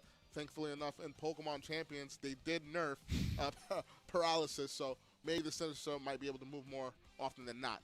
But if I'm Jangles, I'm not too mad about my position here. Yeah, I think Blastoise is still like somewhat comfortable here. However, Blastoise has been able to like kind of avoid getting hit by that Rotom Wash for 2 turns in a row. If you're Moxie boost at this point, I think you're starting to get a little bit suspicious of if that Pikachu is even in the game or not. Because once this Blastoise takes something like 1 Thunderbolt, I think this the game is going to be looking very different. 100%. And I do like Jangles' approaches here. Maybe you don't bring the Pikachu here, and you probably bring in it for game 2. You kind of have to bait Moxie to go for like those Hydro Pump like you saw like it missed in that turn 1. But Halucha is going to Mega Evolve and turn into the Luchador and go for that dual Wing Beat. Does this pick up the knockout onto the Sinister? Just barely, yeah. Oh, pretty surprised about that damage output there, but Sinister is going to go down, and we're going to see Blastoise. Let's see what Blastoise decides to go for here. It's going to be another Aura Sphere, but with that Citrus Berry, it should take it. Ooh. 7 hit points left. Thunderbolt into this Blastoise is going to be super effective and bring it down to 13 hit points. So if I'm Moxie, I'm not mad about this turn at all. This is a pretty positive turn for Moxie boosted. No, and that is going to be Rotom Wash going down to the sand, though. However, I think creating an opening for something else to come in, not necessarily the worst here. Like, if your Rotom Wash is gone for that Thunderbolt into Blastoise, I think you're pretty content with that. We are going to see another feature of the Weather War here. So Pelipper coming out first. It is a Choice Scarf Pelipper set, so that can be trained to be fast enough to be faster than the Halucha, I think. However, because Pelipper's come out first here, this is actually going to give Moxie control of the weather if he wants to reveal that Tyranitar in the back, maybe to boost up this extra dual speed stat. Yes, it all just depends on where Moxie Booster decides to bring this Tyranitar. He's definitely going to switch it in this turn, but it's no matter where. Do you want to switch it in and have Halucha go for an attacking move, or do you switch out the Halucha and have Excadrill be the fastest Pokemon, because that Pelipper does have a choice card, so you got to be a little careful. I think getting the Hawlucha out is really tempting because something noteworthy about this Pelipper, it's 2-0 relying on solidarity? weather Yeah, we're for 2-0 right water now. type coverage, which is not going to be water. I'm just type rewatching my coverage if stream that match with Tyranitar commentary. Swaps in. Pelipper actually seeing the writing on the wall and the first Pokemon to leave the field here in favor of King Gambit. So King Gambit's going to take the field. We're going to see the Hawlucha, like you said, switch out and go into the Tyranitar here. Tyranitar being able to set the Sandstream up, giving Moxie Booster full control of weather right now, and it's just going to be a raw Rock Slide into the opposing Pokemon. It's going to get rid of the Blastoids, but if I am Jangles here, you do get the weather, and you are the fastest Pokemon on the field with that Pelipper. Not one of the more impactful double crits that we've seen, doing maybe 10% damage to King Gambit, finishing off the red health Blastoise. However, like you said, this is going to give Dr. Bojangles control of the weather here. The thing is, now that he's down to just his last two Pokemon, it's going to be hard for him to keep this weather up because Moxie can just choose to swap out Tyranitar. Oh yeah, swap Mexican it back sweep. in if he's Yep. like, hey, I want to get sand up for this game, and kind of lock Pelipper out of the weather. Yeah, 100%. If I'm Moxie, I'm feeling good. I'd probably switch in or switch my Tyranitar, sack my Hawlucha so I can preserve that the weather. We see it on the end of the Pikachu. I'm sorry, on the Bojangles, he does have the King Gambit, only having access to Iron Head, Kowtow Cleave, and Sucker Punch. So actually, we're just gonna protect here. I kind of like this play, right? You just sack the Hawlucha. You don't hard switch anything in. I'm sorry, you do hard switch out. Apologize. And then Weather Ball into the Hawlucha is going to get rid of the Hawlucha, but now you do have the weather, and this should be a very good spot if you're Moxie boosted. Pelipper needing to lock in Weather Ball to like put out pressure, that turns a pretty big deal because now, like I was saying, this is going to be Rock type Weather Ball from now on. This is not threatening for either of these Pokemon. I think Moxie could just like choose to completely. I'm repping the Serrano Peppers. Yeah, dude, Scovillain's pretty good right now. I feel pretty comfortable with that. Something that's noteworthy there is, like, I don't know, making the decision to sack Hawlucha is actually really smart because Hawlucha is not the only fighting type coverage move that Moxie has. There's also a low kick Tyranitar, which is going to be capable of doing huge amounts of damage to King Gambit. Yes, and on the end of Dr. Bojangles, we know that this King Gambit is indeed Black Glasses, so that Chopper Berry not Yeah, being here. I don't think Black Glasses King Gambit wants anything to do with low kick Tyranitar. So we're going to see the opposing Excadrill go for the Rock Slide. It's going to avoid the King Gambit here, which is not going to matter too much. Rock Slide into Pelipper. Pelipper is going to take that, but Weather Ball is going to go into this Tyranitar. It might even heal it, but oh no, that's considerable damage. Yeah. And we're going to see low Not kick. considerable enough to save King Gambit from a low kick. Low kick goes into the King Gambit. King Gambit is going to fate here. We're going to have a 2v1 situation. It's the Watchdog team on stream right now, Moxie. We'll check it out after this. I wanna watch, see what my friend said about my gameplay. Pelipper, not the deadliest user of rock type moves on the board out right now. Yeah, but yeah, this is a weather war. This is another factor going into regulation MA that trainers need to consider. Weather wars are pretty prominent in a lot of the metagame currently, and Sand being one of the strongest, it's not really good for Dr. Bojangles. I think that Moxie Boosted played the weather war 100% correctly. Like, every switch made 100% sense, even on the end of Dr. Bojangles as well. But I think that Moxie Boosted just had the better trades and while switching out and fighting for that weather. I completely agree. I think, like, in the first couple turns of that game, it looked like Dr. Bojangles, like, with that Blastoise and kind of the invisible pressure of the Lightning Rod was, like, Moxie actually had to play a little more cautiously than I think he would have liked to. He wasn't exactly getting plays right. But the thing was, Dr. Bojangles didn't leave those first couple turns with a knockout just yet. He was spreading damage, and to win a weather war, you have to think about getting your knockouts, because once you're down to just, like, 2 or 3 Pokemon like Dr. Bojangles was, it makes Every time I hear Omni Ring, I get reminded of Ben 10. Hope Hope you're doing well, Mr. Boosted. I'm gonna need a remix played for Laser Focus. Hey, thank you so much, Drifting Breath. Appreciate the $5. Thank you so much. Right now we're 2-0. I'm just watching the match that I had on stream. For itself and its team. If you're Dr. Bojangles here, how do you approach this game 2? I wonder if there might be a way to kind of like play a game that's a little more. I love seeing weirdos do well in comp, and by weirdos I mean the Pokemon, not you. Thank you. I don't just mean like going for attacks with the Blastoise. I mean really supporting it with moves like Fake Out or Rage Powder from Sinistra.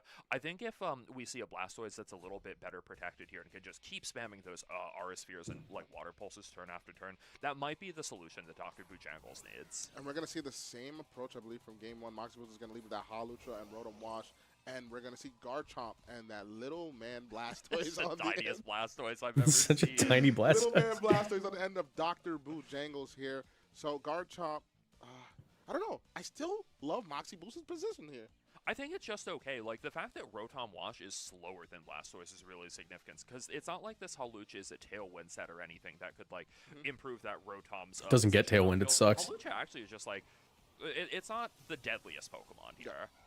So we're going to see that Hawlucha Mega Evolve here into that Luchadore and get that Mega Stone active. And Blastoise is going to activate its Omni Ring as well. And we're going to see Mega Blastoise on the field for the end of Dr. Bojangles. I could see maybe a double-up play into that Rotom, maybe a Dragon Claw and Aura Sphere.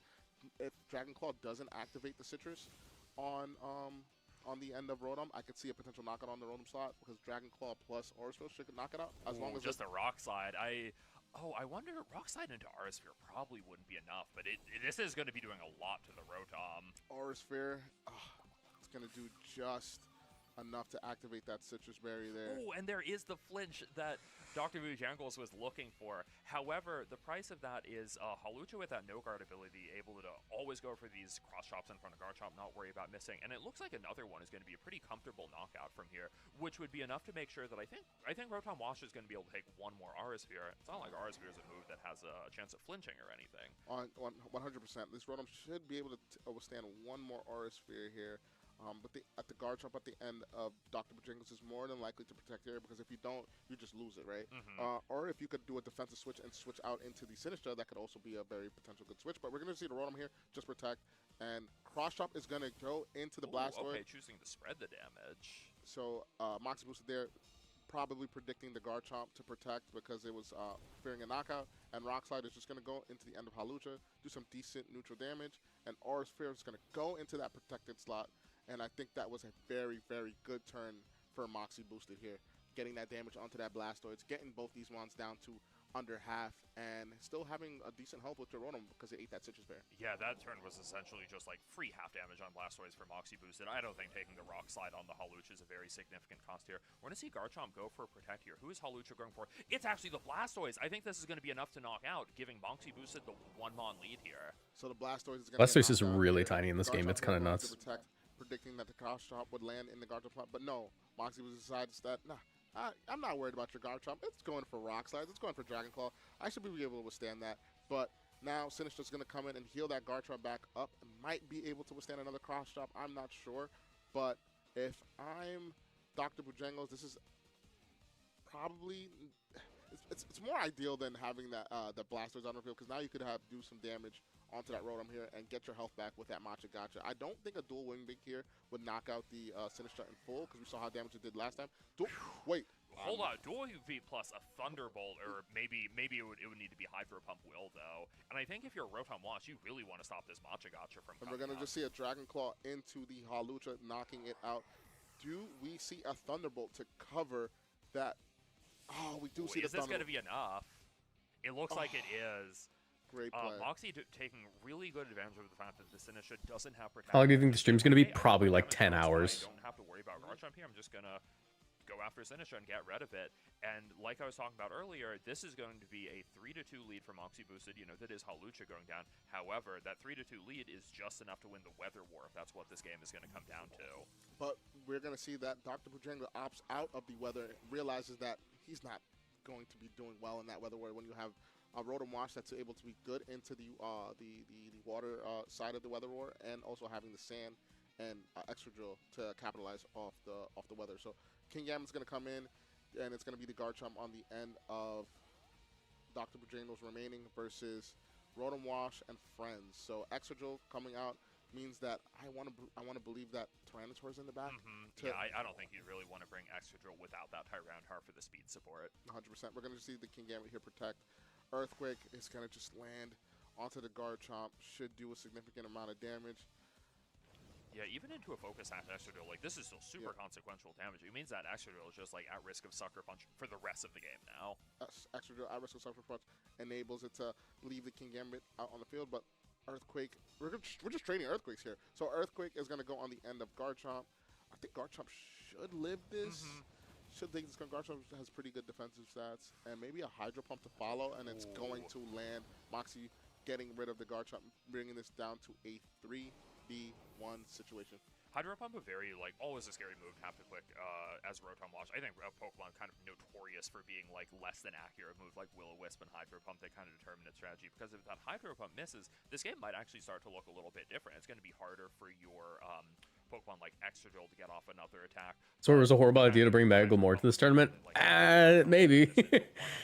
It's not that bad. A Tyranitar in the back. This game is looking incredible for Moxie right now. 100%, because that Tyranitar does carry that low click. We're just going to see that Earthquake go and attack that King Gambit here, doing about over half. Thunderbolt to clean this up. Ooh. King Gambit is going to fall, and Moxie is going to win and take this at 2-0.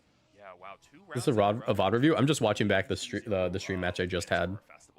Our festival leads are not letting y'all get those prizes, guys, and that's what we want to see. We want to see. We didn't pick these guys for nothing. Yeah, come on now. These are high level quality people that understand the game of Pokemon. I think getting to see Moxie highlight Hawlucha especially is just so cool. Like, not a Pokemon that we've seen quite as much of just because it doesn't have some of the most, like, overwhelming abilities. So we're going to see that Sand Weather Ball into that Tyranitar. Tyranitar laughing at that damage because of the spread that boost with that rock and just being just a neutral hit. Low kick going into the King Gambit there, knocking it out was pretty dope. Dual Wing Beat right into the Sinistra. This is where damage calcs important. Know your calcs. Moxie realized that dual Wing Beat during game 1 didn't do enough, and he figured if I dual Wing Beat this Sinistra, I do need to follow up with a Thunderbolt to knock it out. And we see that it's very important there to just know your calcs. Trainers, make sure you guys are practicing and knowing your ranges with Pokemon, because it does matter. Because if you don't and you miss target, sometimes you might give your opponents opportunity to get back in the game. But Moxie showed that he was not allowing that. Yeah, Moxie just, his long-term game plan there was so good. It felt like he was spreading just the right amount of damage to set up for his Pokemon in the late game. And I think one Pokemon that he actually did a great job, like, kind of locking out of the game completely, Sinistra. Yeah. I think a Pokemon that can be kind of annoying for a Sand team to get rid of just because it can take hits from Excadrill and Rotom Wash relatively well. They're really going to rely on partners like the Sinistra and maybe the Tyranitar to put out damage on it, but making sure that Sinistra never went for a Machagacha to put out that meaningful grass-type damage and heal itself up in the process was so impactful. And this is where we go back to leads, right? Let's highlight focused on Moxie versus leads. Now I really do understand why he always committed to Hawlucha Rotom Wash, because if the opposing Dr. Bojangles decides to lead the Sinistra, Moxie knows that dual Wing Beat plus Thunderbolt should more than likely pick up the knockout on Sinistra, and that's one of the most annoying Pokemon, barring like maybe the Pelipper, to deal with, right? If you're able to. This Moxie guy sounds pretty good. It gives I don't know. He's got to be kind of handsome to be good at the game, right? Pelipper Blastoise mode of the team. In my opinion, Pikachu doesn't really come in because of the Excadrill. You can't really do much, right? And Tyranitar, not really doing much as well. I think like one downside of that though is like it feels like let's say I brought Hawlucha to every game so far. Rotom Wash on any other team, I think Pikachu is going to be a more important part of his game plan. And seeing like okay, it's Rotom Wash, but it's also Excadrill, kind of a big problem for this team. Yeah, going back to Hawlucha, I think it's actually just such a like strong and well-rounded Pokemon against Dr. Bojangles' team. It's not like it's going to be able to win every single matchup, but I think it is going to trade damage well if they start and really like set up for those like maybe sand sweeps later in the game, or even just Pokemon like Rotom Wash that again is going to be solid at damage trading. Yeah, and Moxie Boost has got almost all those trades correctly too in that game too. Every slot that decided to protect, he targeted that slot, which is really cool to see. Making some really good reads there. So big shout outs to Moxie Boosted, one of our festival leads, taking that game 2-0. And yeah, festival leads up. Well played set by Dr. Bojangles too. I think being able to see like Blastoise at full power, like not only outrunning the Rotom Wash, but putting out considerable damage with that Aura Sphere. I think the Blastoise only went for Aura Sphere during that game, didn't it? Yeah. I don't know if we saw anything else. We didn't see anything else because You have to play Rock Blast Arrow. Oh my gosh, bro! I'm sorry. To target down that Rotom Wash, and we know Dr. Bojangles realizes, hey, I need to get no matter what, I need to get rid of this Rotom Wash here. So that's why that turn 1 game 2. You saw that rock slide into Aura Sphere. I think that Dr. Bojangles maybe thought that he could potentially pick up the knockout there. That's good. Oh yeah, you're the Watchhog. We're gonna watch your game in a second. Play into the Rotom Wash, but I think maybe Dragon Claw alone might have brought it down to Citrus. If I'm Dr. Bojangles, maybe that's what I'm thinking about. Maybe what brought it down to Citrus, and then Aura Sphere doesn't pick up the knockout. But if you're able to Dragon Claw and it maybe gets like a low roll and it puts it a little bit enough to, or it doesn't activate the Citrus and you get that Aura Sphere, it potentially maybe could have picked a knockout. I'm not too sure, but I'm just I don't know. I'm not playing, but that's what I would think. Using these moves that does around like 0.5% damage against Citrus is like so scary because it's like, okay, am I going to activate it when I don't want to? Am I going to, you know, have it right above half and then get the finish off when I need to? It's just tough. I think the Rotom Wash's calcs like really worked in its favor. I think another thing about that Tournament's like 90% yap and 10% games because I keep finishing my games pretty quick. Sometimes Rotom Wash. We're only 2 games in though, so like that's gonna change. Obviously, I'm gonna eventually have one of those long drawn out matches. But based on, you know, I've gotten good matchups so far. To moves like Hydro Pump and Thunderbolt, there's a very powerful Rotom Wash. I think I can hear on my headset we might be getting ready for another game right now. Yeah, I think I hear some trainers. Might be hearing some trainers getting ready for another game. But to close out on a Rotom Wash, I think what Citrus Berry helps, it helps with that. You are able to invest more into your special attack because that Citrus Berry gives you more health in theory, right? And it's not like Rotom Wash need to. Looks like we are really getting right into it. We are going to have this game. All right, here we go. Any second. We might have this game at any second, guys. This is might be hearing something. I'm not too. So yeah, this is going to be game 3 of this set between Mr. Moxie Menace and Dice Kid. Aerodactyl here is going to go for. This is the Watchog team, guys. Hits Rock Slide on the end of guard. What's the answer to Mega Float in your team? I have an Ironhead, Excadrill, and I have a Corviknight. Let's see how much damage this does. Just roughly under about 15 hit points, I believe. And Foul Play is going to go into that Sinister slot and do a pretty decent damage. Foul Play actually being a really good. Fought a King's Rock Mousehold, but it came out on, but you came out on top. Okay, good. While having an Aerodactyl on the field. Not something you see too often. 2 Moxies in a row is crazy. Pokemon on Mr. Moxie Menace's team, like maybe this could be a way of setting up for Pokemon like Melodic and Scissor in the back that otherwise are going to struggle a little more against the Garchomp. And seeing as though you went for that, I would highly agree that maybe that's one of the best options for this Pokemon. Matcha Gotcha here being a damage output, probably going second here. I think Sableye is probably the slowest Pokemon on the field. So Sableye is actually going to go for Quash, going to stop this Pokemon from going for Matcha Gotcha. Rock Slide going before the Garchomp, having me to believe that this is a Scarlet. Ooh, Garchomp flinch. Actually going to flinch here. And Matcha Gotcha is going to land and do decent. Ooh, burn there's bad. You have a Lum? No Lum. Ooh, okay. Or maybe it is Lum, but there's an Aerodactyl, so. So it makes me to believe that the Garchomp here is Choice Scarf. Yeah, Scarfed and locked into Rock Slide under Trick Room is not the way you want to be as a Garchomp. I think like even with that Quash support, like Garchomp, you know, it can fight through a flinch and still like not exactly be accomplishing that much here. Everything that Mr. Moxie Menace wanted to go right that turn did, and everything that went wrong for the Ice Kid went wrong, right? You got the flinch, you got flinched, and you got burned. So we're gonna just see this Garchomp. Oh, I'm so sorry, Orxie. That's rough. Kind of useless in this. Or Auric side. I'm sorry. That happens sometimes. Oh yeah, pretty good. Aerodactyl Pokemon known for like having the Watchog's insanely noble, right? To be sure, even if it's not super effective from that foul play. Ooh, that's actually going to be Sableye hanging on from another. Can we please see Watchog gaming? Pretty significant. Ooh, Sableye getting burned at the tail end of that turn, though. That is not going to be enough for it to make it out of the turn. All I know is I want this. How long does it usually take for all matches to complete? Oh, let's see. All the burns that it needs. Dice Kid showing. If I'm Dice Kid, I'm not feeling too good about this situation here. Being burned by just you know the Garchomp, and that tail end of that HP for that Sableye is not ideal. But see how close we are. Let's see how this trainer can come back from this situation. Being down. Most of the matches are done. In this situation and having a there's just around 60 games left. That's pretty cool. Okay, so we're gonna see Charizard revealed as the 4th Pokemon. I was really hoping it was gonna be. Look, guys, it's Moxie boosted. Much. Look, guys, it's Wolfie. Wait, that's a Watchog? That's a Watchog. Okay. All right. I think Charizard probably the Pokemon you'd rather have against Scissor and Sinistcha, though. We'll leave Watchog for next. How many games has Watchog been brought to so far? Yeah, I'm curious. I think Charizard actually, really won the Pokemon. Like, not something you normally expect to have under Trick. And I really wish I could go for a walk today. It's so beautiful out, but unfortunately, Scraw hosted this tournament on the greatest day of weather we've had in Chicago in, like, forever. Yeah, if I'm Thighs Kid 1, I'm feeling really, really great about my position. I have a Charizard out that can just spam Heat Wave into 2 Pokemon that take 4 times effective damage from it and 2 times effective damage from it. In the Sun Tool is going to do a large amount of damage. We also have this Farigiraf here with the Helping Hand capability. So, Helping Hand, Heat Wave in the Sun. I don't know. You're going to send that Scissor to another dimension. Yeah, you might KO 30 Sneasers in a row here if you're able to hit. Let's see how Mr. Moxie Menace responds to this. I feel like you might just have to let one of these Pokemon go down and like wait to swap in something else in the back. I think that's exactly what we see. Scissor protecting and just leaving its partner, the Sinistra, to go for an attack on its own. Not going to take anything from this Hyper Voice and maybe able to respond with one more attack before this Charizard does something about it. So Machagacha's going to go into the resisted Charizard and to the Prograph. Not doing that much. Called off work for We're this gonna see tournament, another bro. burn. 3 for 3, man. This Mr. Moxie Menace Sinister knows ball. It's cold in Germany, so thank God I have something to do for 10 hours. Yeah. Land onto the Sinister. Is Dude, it it's going to beautiful in knock out Chicago today. I want to go High? outside, but I'm playing Pokemon Bust today. down to a 2.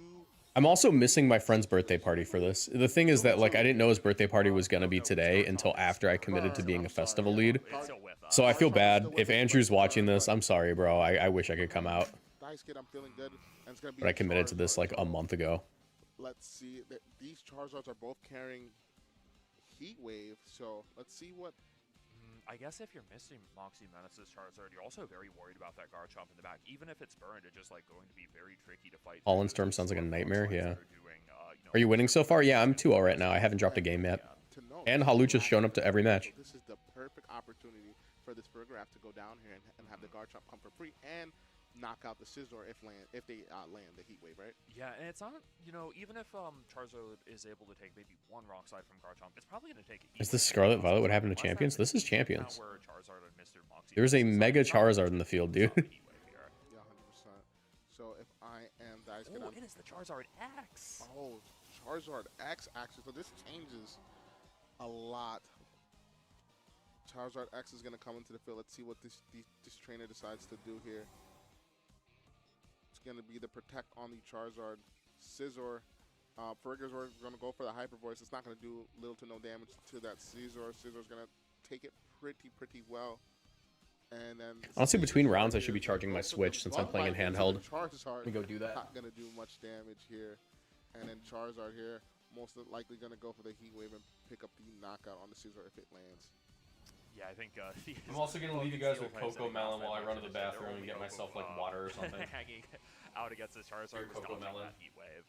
Yeah, unfortunate situation for Mr. Moxie Menace. You're down to your last Pokemon, but I think the positive side of things is you do resist Heat Waves, but this is going to be in the sun, still doing decent amount of damage. If you're a Charizard X, like, what's your way out of this game? Is it like something like trying to get a knockout here with maybe a Dragon Claw and then just like squaring up with the Garchomp saying you're burned, I can take a hit from you? Or are you going to have to go for a Dragon Dance first to maybe like actually give yourself a shot of outrunning that Garchomp and having a Dragon Claw to do something about it before it can give you a Dragon Claw?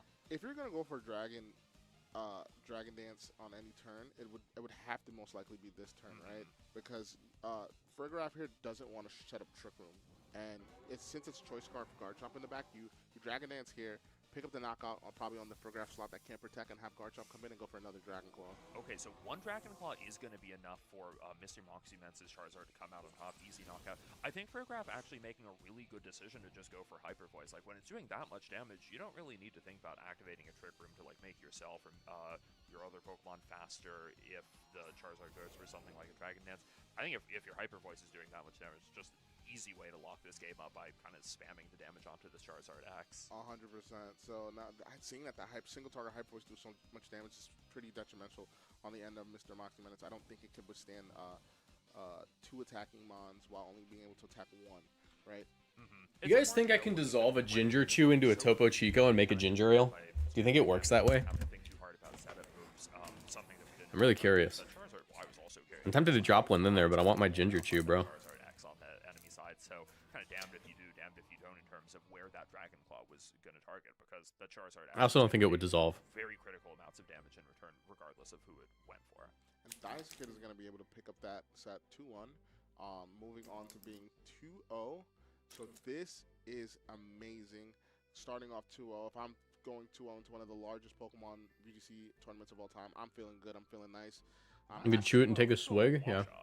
Yeah, 2-0 with Watchog, chat. That is something. We didn't really have a chance to talk about the set, but it looks like it's using Analytic with Hypnosis. Yeah, we'll talk about Mega Kicks. That's going to be 3 knockouts. Ooh, this is And Cybertron. The Basculegion is going to be last, and Aaron Zhang is going to have 3 Pokemon left. So I think Aaron's going to take this game here. Probably game 3 at this point in the match. Blood's going to come in, and I don't think I like that for the Vascular Legion. Yeah, with not 1 HP. a 1 HP Vascular. I mean, heck, this Last Respect is gonna hit if it comes out like one of these Pokemon's having a bad time. Ever Another insulted fucking peanuts in a managed to bottle of drop, Coke? like, I have we don't not, spread but I Last heard it's Respect. good. I think it's great that we don't have to fight spread Last Respects Yeah. yet. Chopper, don't put those ideas out there. What are we doing? No. But nonetheless, yeah, we're gonna see Aaron, Zhang, Cyber, Chopper, BBC take. Does it taste like ginger ale? Pretty Kinda. convincingly. I mean, we didn't see, but I think that Aaron probably adjusted well to whatever happened game 1 and found his footing. Yeah, and I know at the Floette able to take that Last Respect, 200 power, and it's not like Aaron has intimidated on his side of Team Floette. Just tanked that. That is incredible.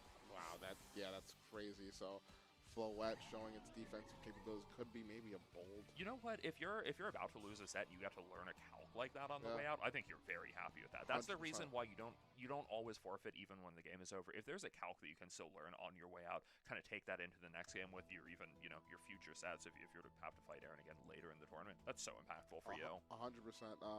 A lot of information that was just learned there. Why there's so many Sableye lately? It's a good support Pokemon. Do your research and see potential set, Currently 1-1.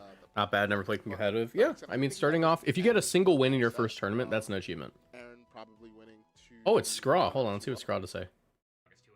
But we are seeing some absolutely fantastic games here. We see Marcos proving that Mega Halucha is not just an entrainment gimmick. We saw a little bit of Aaron Zhang. We'll do a little more of him later. But now, I want to thank one of our sponsors once again. You haven't chanced a lot during this tournament? I don't think so. I haven't been running them, though. Surfshark VPN. Now, for people like me, I'm gonna get more ginger chews, and I'm gonna dissolve them into this. You know what I'm gonna do? We're gonna do experiments midstream. I'm gonna open up another Topo Chico, and we're gonna dump a bunch of ginger chews in there and see if it actually works. Add up. But with Surfshark, you can save a ton of money. Did you know that airline websites will change your pricing depending on where you're located? Using Surfshark VPN, you can change your location and fish around for the best pricing you possibly can, saving you money and punishing airlines for doing these more shady practices. Thank you so very much to Surfshark for sponsoring this video, or sponsoring this stream, and we'll be right back soon with round number 3.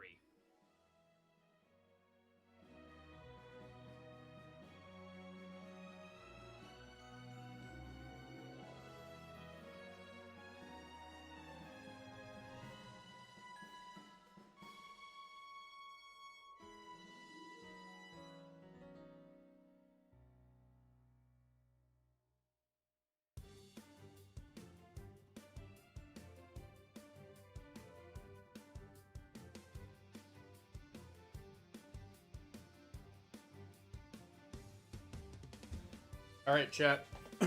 I'm back. I have my extra Topo Chico.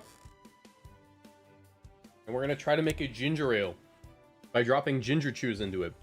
This is the content you guys all subscribed for. Am I right? I'm scared this is going to fizz up a lot. So I'm actually going to put it in my more empty one.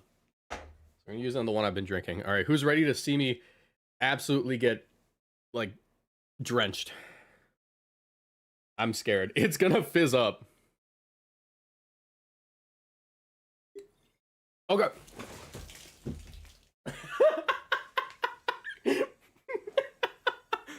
Okay.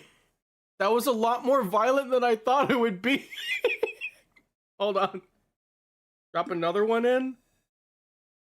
And the third.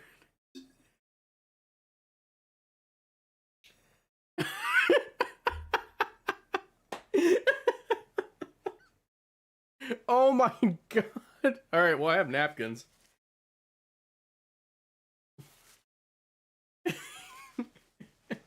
I didn't think it'd be that bad. I thought it was just gonna be like a normal amount of like spillover. That was violent. Okay, let me add a little bit more. We're making a ginger ale.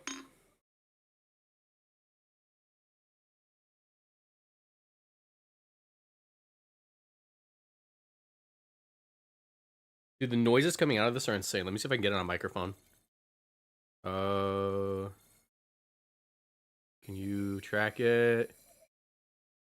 I don't know if you can hear it, but it sounds like gas leaking, which it technically is. Anyways, we have 3 ginger chews just bubbling at the bottom of this. We're gonna see if that makes a ginger ale in a little bit. We'll see if in like, 40 minutes they're dissolved. I'm more invested in this than my tournament matches. Yeah. Go full face scan. Oh yeah, I should go full face scan. My bad. I didn't realize we could do that. Anyways, this is what we're working with. It's a Topo Chico with 3 ginger chews at the bottom. Slowly dissolving. Creating a ginger ale.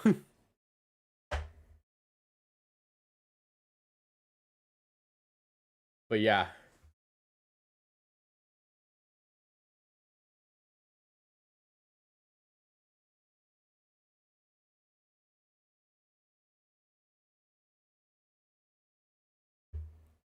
Anyways.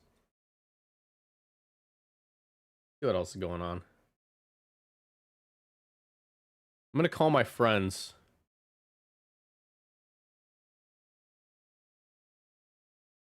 I'm gonna mute my thing. I'm gonna call my friends and tell them not to swear while I'm in the call. Give me a second.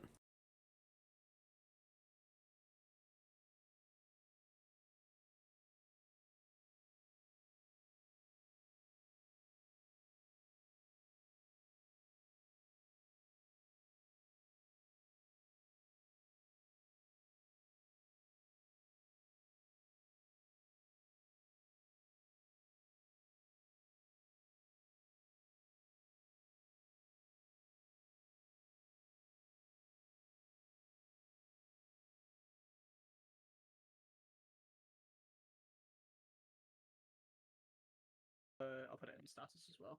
All right. I heard you fought Pikachu. How'd that go? Well, they didn't bring Pikachu, and Aw. it scared me because they had Blastoise and Pikachu, right?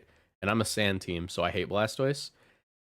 So turn 1, I put my whole cards on the table. I just go Hydro Pump into a Pelipper, calling out Pikachu switching. They don't, and I miss, and I go, okay, so next turn I Thunderbolt because I figured Pikachu would have come in that turn because it was too risky. And a Sinnoh shot comes in, and I'm like, oh, there's no Pikachu here at all, and I won. Yeah. Hey, there you go. You'll appreciate, because I know you were considering bringing it. I did run into a entrainment Holucha team round 2, and it did do exactly what it does in the matchup Which is that we nothing. discussed before. Into my matchup. Think about what I'm running. I forgot. Like let me find you. Perish Are stuff. you're Saris in the standings? Yeah. Perish. Guillotine. Perish Corv with Oh. Corviknight. Oh yeah. No, the No, matchup okay, into I look Corviknight at it, Perish like- is to just hit them with the guillotine Well, combo. I look at it and I'm like, okay, this team's a little gimmicky. Maybe they just picked it up for fun. Maybe it's not too bad. And then the name comes up and I see Holucha Professor with the golden Holucha They're about badge it. and the 2 types They as are well. about I'm it. like, okay, it's over. It's so over. This is the Imagine Holucha Mr. Professor, bro. Holucha. Let me see. Team John list. Lucia over here. John Lucha. I'm so You tired faced right John now. Lucha, bro. Yeah, 1 no, versus Saris 03. Hold on. Does this mean I am not the highest ranked Holucha player? Yes. What are you? I'm 2-0. Oh, then you're higher record because aren't they 1-1? Oh Looks yeah. like. Meanwhile, Yeah. in Prague, Giratina did win that round 8 of Swiss. Oh, So did your they team's do? in day 2. Okay, good to know. Giratina day 2. All right, there's Excellent. 18 Holucha, and we still don't have an updated thing yet because we're waiting on this Yeah. round. But if you lost to the Entrainment King Gambit Holucha, which one did you lose to? Are there more than one? Who'd you lose to? Maybe Surely. it was hang on, I'm looking on. It's 4490. Oh, okay, Uh, okay. So there's a yeah. shot that I am number 1 Holucha right now, but we don't know yet. Probably not. Let's go. By the way, Holucha showed up to every game so far, and I haven't dropped a game. I feel Oh, like it's a good cool. Pokemon. I I feel am the like matchup people finder. wrote it off as gimmick guy, but he's a good Pokemon. I don't Oh, think he's yeah, good. yeah. I just think that I'm Mexican. That's true. Things You that are- channel that energy. things that You, are you know, Right. you know how Right. like Ash Greninja only came out because Ash like had such a strong bond with him. Yeah. Yeah. My Mexican heritage allows for Mega Halucha to have a second ability. It's true. We gotta deal with you. Someone's gotta Bro's deal got with you, bro. Bro's got the Nacho no, Libre no. soundtrack Yeah, playing literally, everywhere. I am. I think I am. Oh. This tournament I is full of want- just straight meta. Adam in chat, what did you think you were going to face? No, Yeah. there is someone. There are 4 semi-poors. I know. There No, are I saw that. It's There is by the way, Watchhog that is currently 0-2. Yeah, the watch out. 2-0, 2-0. Oh, 2-0. 2-0, 2-0. Sorry, I get my numbers Holuch is mixed up. undefeated. If you've lost a game, you're losing to Watchhog. Watchog, Let yeah. that be known. I am being outplaced by a Watchog right now, bro. You're being outplaced by a Halucha. This is. That's true. Yeah. That's different. Maybe, There's all in a on gap. There's the a gap. Watchog. maybe I like hashtag retire. I don't know. Hashtag Can retire. we find the Watchog team sheet? We keep talking about it, but I want to know the full 6. Yeah, I wanna know the Oh, by the way, the Halucha Wait, team I is can find it. actually cooking, and they're in my chat right now, so I can ask them Oh questions. heck yeah! Yeah. The Halucha team I is want- cooking, or not the Halucha, the Watchog. Dang it, we keep mixing Yeah, up. I'm We keep so mixing up 2 fake mods. All right, Watchog. It's a really cool Watchog. It's analytic, so the Ice Punch should KO Garchomp. Okay. It's Big analytic. emphasis on should. Yeah. I It might not. was on a call with Pengi earlier, and it is a roll heavily in your favor, but not like 100%. I got the Say Yeah, like it's who? Choppleberry, Crunch, Hypnosis, Low Kick, Ice Punch, and I think the only weird move on there is Low Key Crunch. I think you can drop Crunch. Crunch is strange. Yeah. In Gambit shuddered, Sneasler cowered in fear. Basculegion. Watchog stared absolutely down at tanking. the Yoshi. Watchog absolutely tanking the King Gambit's low kick because he's on Ozempic and skinny. Oh my god. Oh my god. And then low kicking. And then he low kicks it back and drops the Gambit. Insane That's interaction. hilarious. My Choppleganger, dude. My Choppleganger. Watchog moving like Omni Man. Literally. He went, Fake mark. please. He has the Omni-Man stance too. He's crossing his arms. He's like, That's Omni-Man. That's Omni-Man. I don't play by your meta. Yeah. Where's Those Omni-Man? moves are so Hang on, funny because it's just for the big 3. That's like really. I do want to. No, it's literally he ice punches a Garchomp. Ice punches a Garchomp, but it's just that one frame of him like impaling the immortal. Yeah. Wait, yeah, Dragon Pulse Zard. Yeah. What does analytic do again? It gives you a life orb boost if you go second. Or if a Pokemon Chat- switches in. Chat's asking for a Watchog video. Are we doing it, Mr. Boosted? We can do a Watchog video. If this team goes X and 3, we'll do a Watchog video with the person who made the team. Oh, They only need to make one more. They only got to win one more game. It's no way they go 2-0 start to X2 drop. Wait, how many- I mean, it's how many happened. rounds we have? That was 9.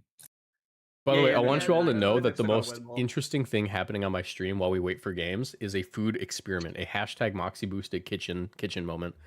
I have Oh, Topo God. Chicos, right? Scary? And I have Ginger Chews. Uh-huh. And Don't. I was like, what if because I was eating a Ginger Chew and drinking a Topo Chico, and I'm like, what if I just put the Ginger Chews in the Topo Chico? In the Topo Chico. So on stream, I'm dangling a Ginger Chew over this Topo Chico bottle, knowing very well what's about to happen if I drop it, but in abject denial that it's going to happen. I'm like, there's no way it's that bad, but I'll be ready to catch it in my mouth in case it spills out, right?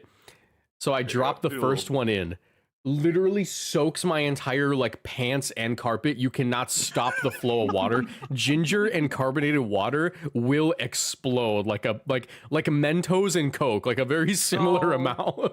And we learned that That's a little today. chemistry. That's what chemistry's for. That being right? said, No.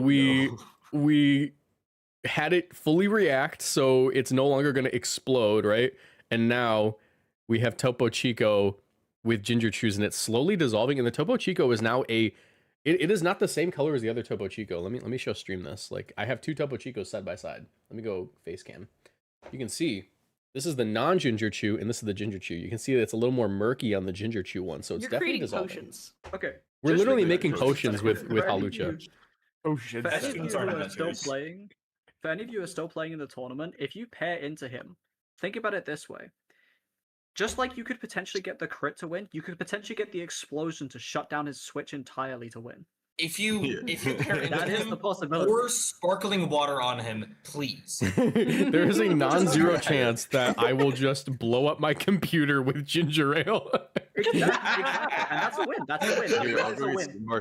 Marcus, we pair into each other. I'll go get some Mentos and Coke, and for every Mon that dies, we put another Mento in the Coke, and then we're good. First switch to explode loses. The bombs. Putting a Making me- bomb next to my switch. Yeah. This reminded me of Balin's Milkus. The Milkus? The Milkus. Oh, It was God. like it was Pepsi. No, it was Pilkus. It was Pepsi Pilkus? and Milkus. Oh, okay. All right. Pilkus. What the? Pilk. Yeah. It made like a terrible Curdle. like thick residue at the top. Like it was like a film. Yeah, on it. no. I'm pretty sure I know what that is. So tasted it's alright, because but it's it looked it's because the Pepsi's acidic. It causes the milk to curdle, so all the whey protein Yeah. ends up, all like the milk solids and whey rises to the top. You can it's unironically making use Pilkus Pepsi cheese. to make This is- cheese. this is- You can make Yeah, I'm saying you this can is make literally making Chepsi. cheese. Yeah, you can make Chepsi Chepsi. or peas. If you leave it sitting the- long enough. This Yeah, is the my way you make cheese I made with paneer. Coke. I call it choke. Because that's what will happen. Don't drink The way it. you make paneer is you just what's it called? You add like lemon juice You and stuff to You cheese. get lemon juice to milk. Yeah. Yeah, I've made paneer. I gotta learn how to make paneer. Yeah. It's It's very just yummy. By the way, I This- need everyone who's watching my stream to know that my kitchen is a culinary adventure. You will go on a flavor safari if you ever come to my house, but don't. Don't go. Hashtag. Yeah, don't do Can you that. take a white plate flavor town? Hashtag kitchen safari. Hashtag kitchen Still got them, safari. you still got them hot ones tasting. No, dude, I got rid of those. I got rid of those. Like those, not because they were like terrible, but because like low key, those are supposed to be refrigerated, and we had them not. Oh my god, they were there Oh, for like no. a year, dude. Yeah, those were. And no. They were there for a year, and I got them from a guy who had them for like a year. So we were having just spoiled. To be fair, most of the sauce was Spoiled spoiled, hot or most of the sauce? sauce is like fermented, so it's fine. But some of that sauce was cream based. Yeah, that's like the last stab before Yeah. you die. You know, that'd be tough. Are we getting a diners, Uh. drive-ins, and dives video on your kitchen? It would certainly be Yes. a dive. Yes. Please. By the way, if you, certainly be no, a no, a diner. lot of people here are doubting like that Moxie Boosted is not an incredible cook. I'm sorry, are you not aware of my other channel, Jose El Cook? Have you ever seen me and him in the same room? Have you never looked at Jose El Cook? Oh my god, dude. Damn. Hold on, let me check this out. You ready? A little bit of that ocean. That's me. That's me. I'm from the Yeah, TikTok. no, that is you. That is you. Yeah. No, that is you. Stop calling me a Lowland Wolfie. I am Jose El Cook. A Jose El Lowland Cook, Wolfie, I like, cannot you're get not on that, even dude. a Not even the Lowland. correct nationality. I'm gonna throw it A out there. A Lowland Wolfie is Lowland pretty Wolfie is funny. low key like a little bit racist. Like I need It's to a put little that bit out there. Like I don't care because you guys are commenters. You're gonna say whatever you want. But like it is a little racist that me being like a brown guy who also makes Pokemon videos can't just be Moxie boosted. I'm Brown Wolfie. I'm like okay. Insane. People be commenting. People do be commenting. People do be commenting. Every time I see a Alolan Wolfie comment on your channel, I'm like, you're not even from Alola. Yeah, my I'm editor's from Hawaiian. Why don't Alola. you talk about him? Yeah. Dude, Oh, Yeah, one so of- make a racist joke about my editor. I'm not Hawaiian, but yeah. Bestie joined my stream and said I was watching Prague and I said I like Serena and someone in the chat called me a pervert. This is why you never talk on an official Pokemon stream ever. That chat is rancid. Yeah, no, Yeah. do not touch the Twitch chat in a. I am so sorry. Pokemon regional Serena's ever. awesome and they're a hater. Serena's I love great. Serena. This goes for all 3 games. I can attest for TCG. Yeah, at least say Paldean Wolfie. At least make it correct. Yeah, there you go. Paldean Wolfie. Yeah. Would you accept Paldean Wolfie? Would you feel less insulted? I'd feel a lot less Oh, insulted if okay. they got my nationality right. Yeah. Yes. Yeah. Not even my nationality, like my Yeah. like Right, I was No, gonna say you're not but Spanish. I Yeah. don't think. It's Hisuian, just like- Hisuian Wolfie. yeah. To be fair though, no, Yeah. but like Hey, but Paldea is not just Spain. Like Paldea is like Spain, Spain and all like territories influenced That's by true. Spain rolled into one. That's why Wait, we have why don't we just start saying Quaquaval and Galarian Skeledirge. Moxie boosted to Yeah. describe Wall? Yeah. you know, I He's will not say- British. Well, no, hold up. He's Check it white. out. Look in chat. Look That's in fair. chat, Yeah, guys. you're right. He is white. No, this is I agree with this. All right. Look well, in chat, hold on. guys. I It's gotta. O2 drop gotta... Wolfie. Look at them. Look at them all. They're all commenting right now. Wow. Oh Look my at them god. go. You're so O2 mean. drop wolf is kind of gas. Okay. Well, now Oh, you're well, being they now call you're me being O2 too mean to the Wolf. subscribers, and I have to go before Pokemon doesn't like me anymore. Nah, they know I hate them. Don't worry. What? Yeah. Stop that. Hey, All right, I am goodbye, I'm chat. gonna make him leave. All right, chat. Those were my Pokemon buddies. Those are my Pokemon buddies. Iberian Peninsula specifically. It's not really. It's like the actual physical area where Paldea is based off of is the Iberian Peninsula, right? But like the culture and like stuff it's based off of is literally Spain and all like territories influenced by Spain that they had like eventually like settled in, which is why we have Quaquaval in Skeledirge, right? Skeledirge is not a Spanish Pokemon. That is the single most Mexican Pokemon next to Halucha that you will ever see. It's a candy skull and like a mariachi and a Day of the Dead all rolled into one. And it's a crocodile, right? So like you can see where, and also like Quaquaval, like that's Brazil. That's just Brazil. Its name is Carnival, like, but with Q's.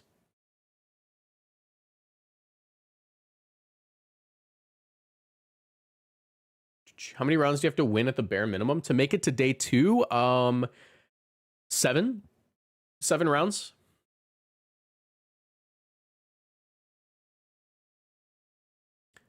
When is the Jose Moxie collab though? I could ask. Do you guys want to know who's actually like a really funny, like, amongst the Moxie boosted fan base, there are a few celebrities, which is really funny.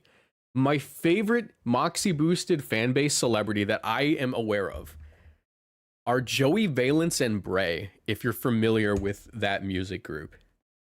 Does anyone here know about Joey Valence and Bray?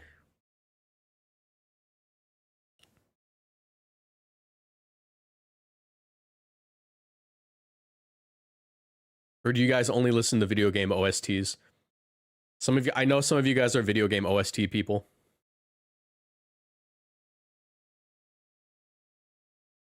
Yeah, I can actually show you guys really quick. Let me pull it up. Hold on. Let me pull it up. I have to go to my YouTube dashboard. Also, technically, Crazy Frog follows me on Twitter. All right, how do I check this? Analytics. How do I see my subscribers dashboard? Is it down? Here it is. Subscribers. See all subscribers. Sort by subscriber count. All time, lifetime.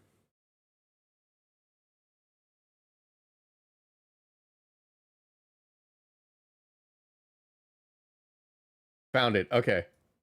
Found it. Okay. Okay. You guys are gonna see my YouTube page for a second, but don't leak anything. Anyways, as you can see, in order, we have Austin John Plays is my most subscribed subscriber. D Just 1.6 million. Devaz, Pokeaim, Maestro, Yahi, Shiny Odd, Charlie Moon, and there they are, Joey Valence and Bray. Joey Valence and Bray are Moxie boosted subscribers. Is this not incredible news? Is this not super cool? I wish I could play their music. I wish I could put their music in my streams. I love their music. I listen to them every day.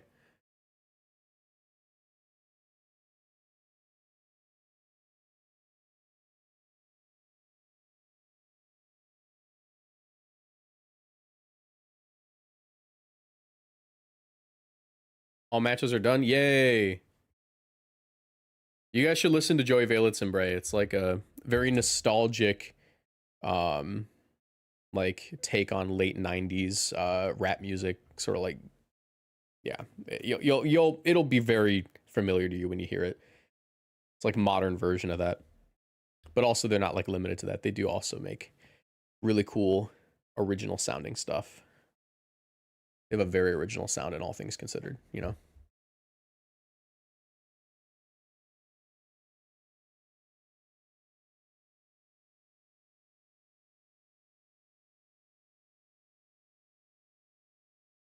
I'm glad that some people in chat know who Joey Valence and Bray are.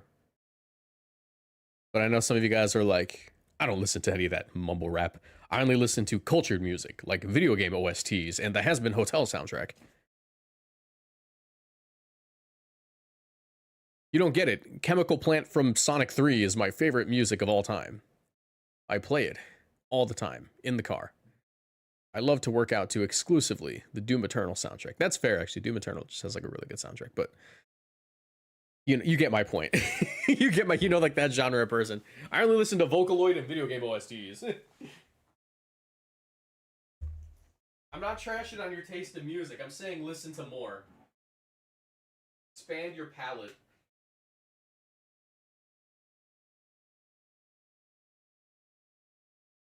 Now, there's a world of music you haven't discovered yet. It's fine.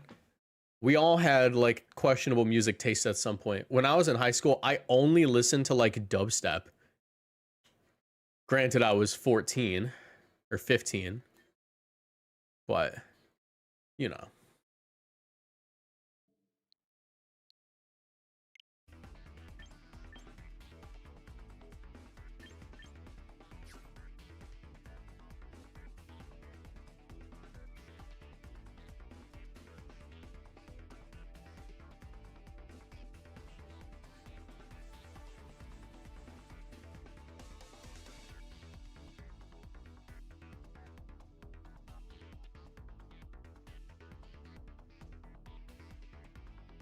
Video game OST listeners are crazy. One of your favorite soundtracks is the overall soundtrack from Fire Emblem.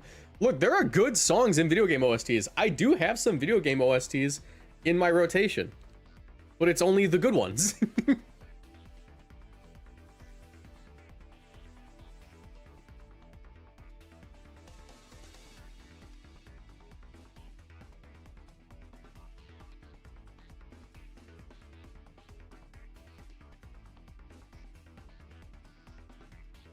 David Guetta low-key bumped. Yeah, David Guetta was great.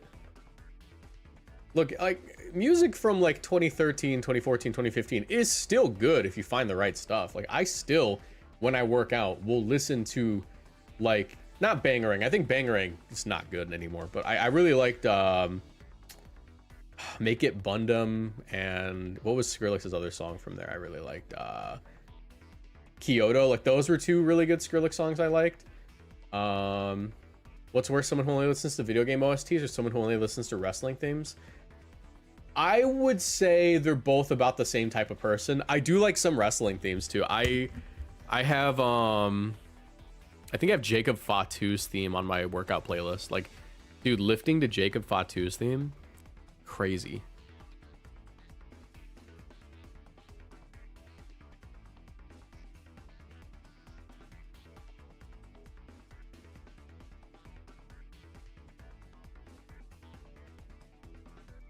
What's the best Pokemon OST?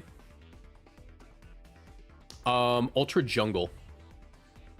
Ultra Jungle. Let me see if I can pull it up for you guys.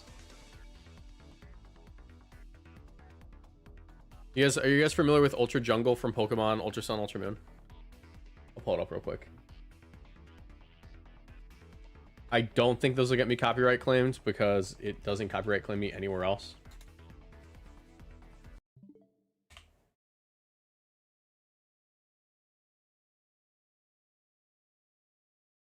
Here it is.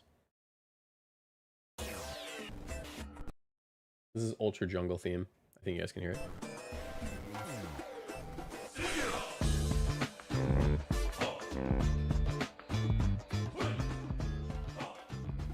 This is the best one.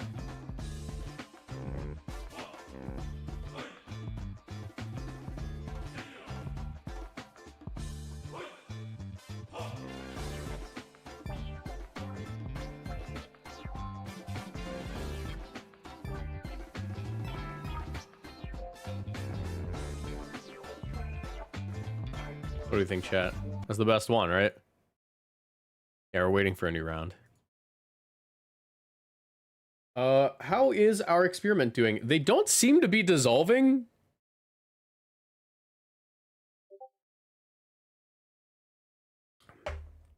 All right. It does taste a little bit like ginger now. I have to let it sit. Maybe I gotta agitate it with like a chopstick or something. We'll try that after this round. Okay, who are we facing?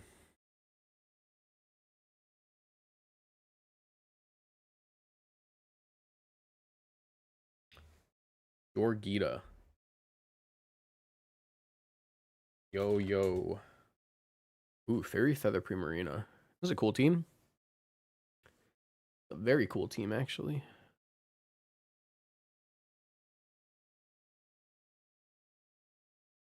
Hmm.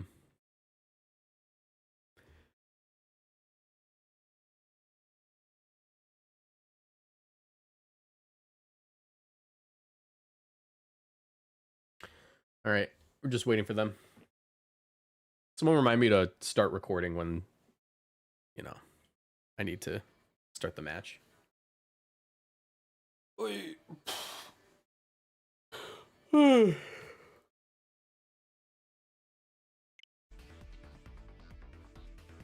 away from VGC for like 10 years. What happened to websites like Nugget Bridge? I like reading other people's stream reports after events. They mostly just got phased out because like Twitter was more accessible to people. It was easier just to do Twitter.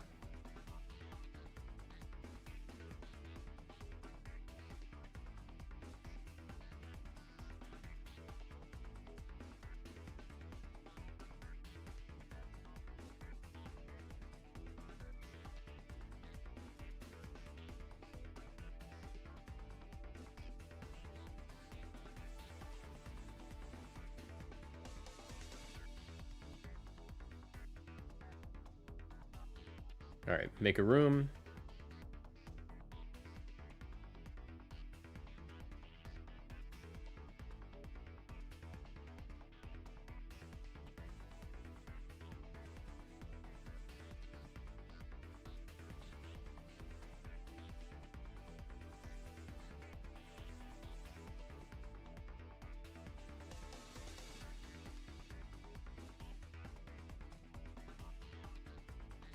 All right, so room is...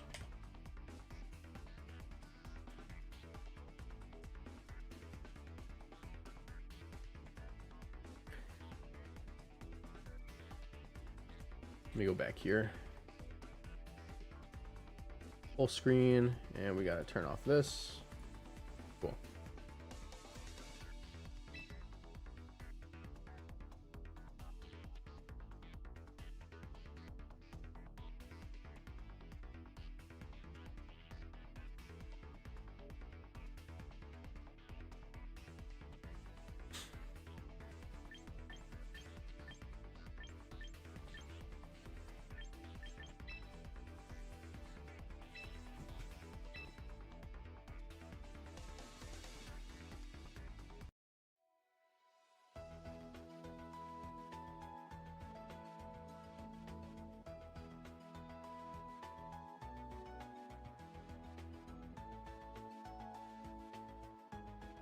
Game seems a little scary. I'll be fine though.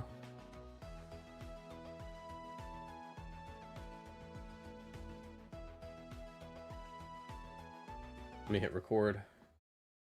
Also, we got a super chat.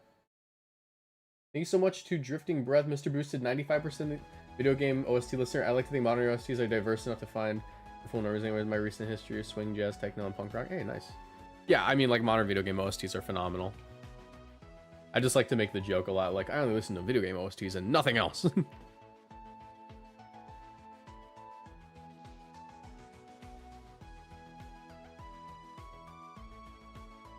Alright. Hop into spectate. Alright.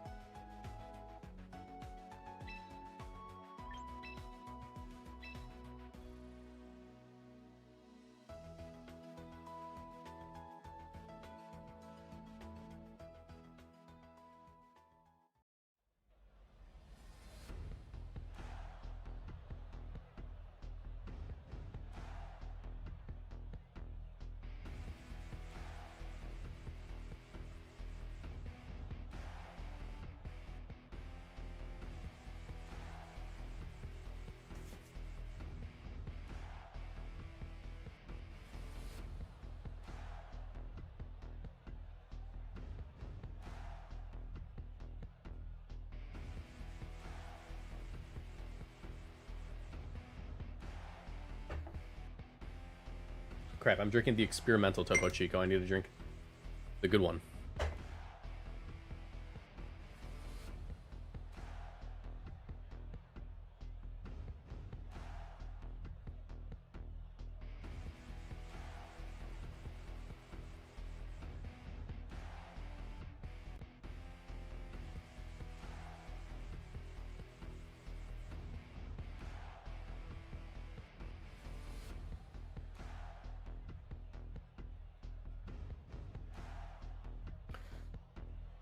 Okay.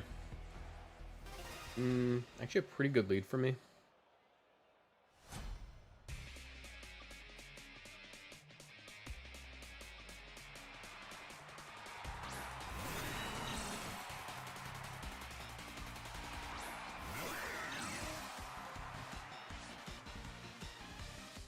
Ugh.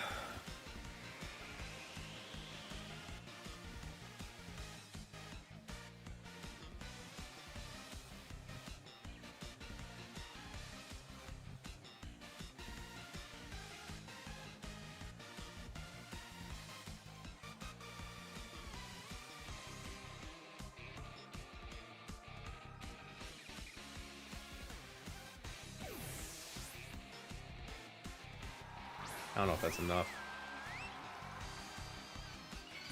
It is. Good. Alright, we're in a very good position here, frankly.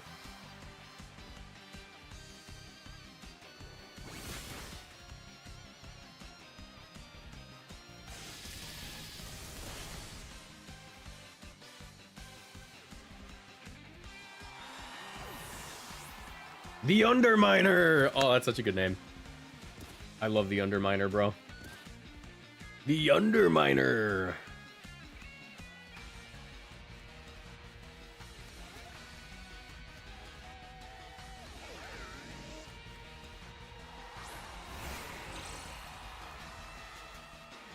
Alright, don't flinch me, bro.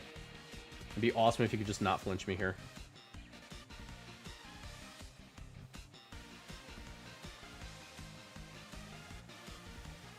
Come on, Rotom. Lock in. Lock in, Rotom. Thank you.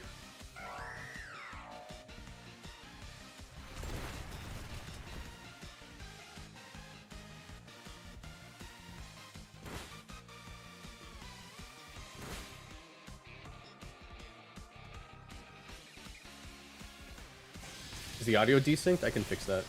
Sorry, that happens a lot. Okay.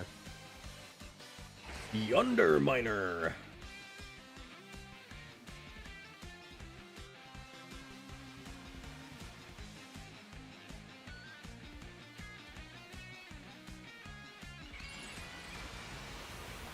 I think that should fix it. Let me know if it did.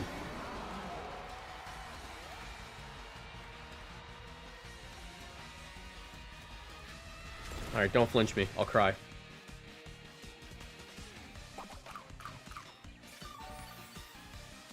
Ah, okay. Can you miss? Double flinch is diabolical. Okay. Luckily that doesn't KO. That's diabolical.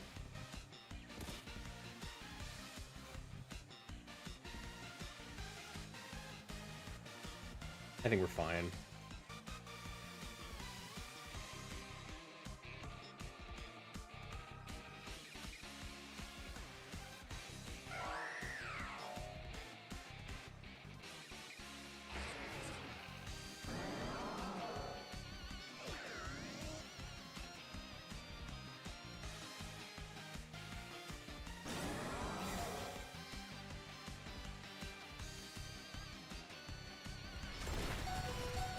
All right, come on, guys. Either one of you.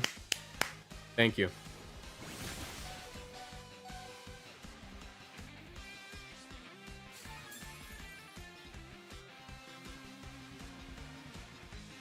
That's fine.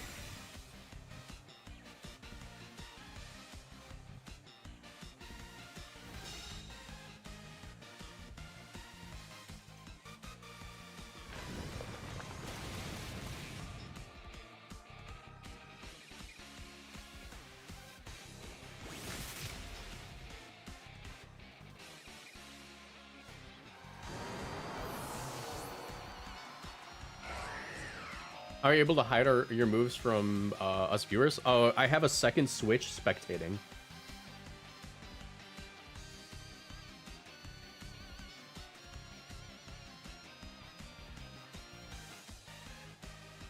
So you guys are watching the other Switch watching my match.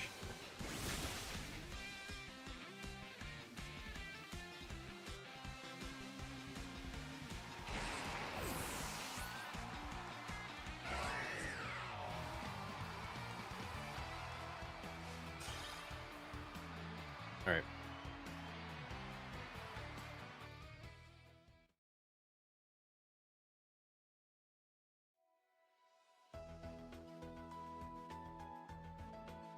Right now, you guys are watching the perspective of low-tier Larry, professional VGC player.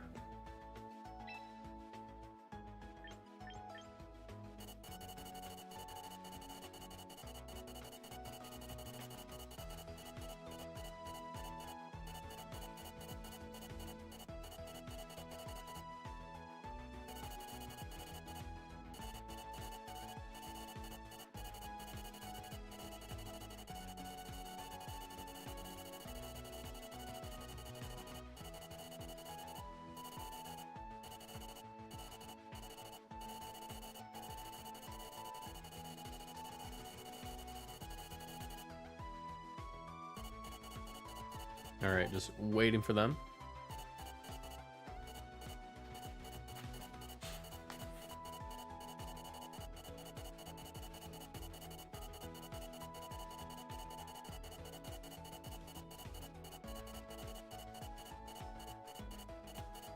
My game is frozen, sorry about that. All good, we can restart room.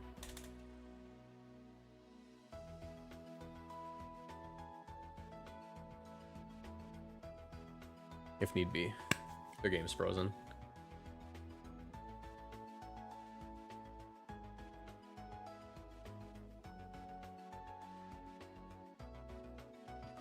Is it open team sheets? Yes.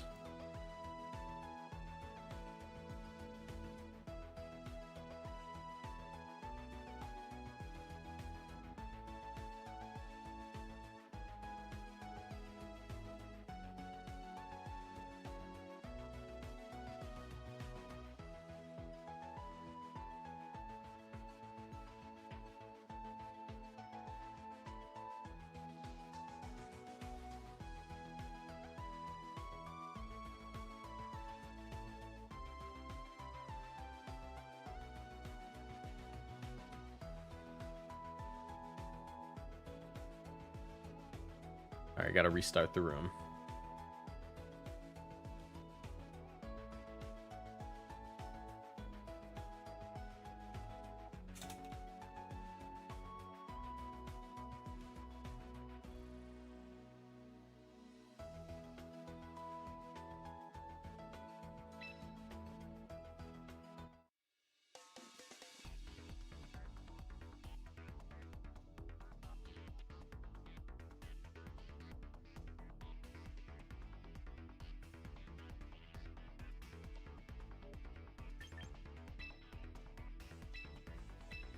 Alright.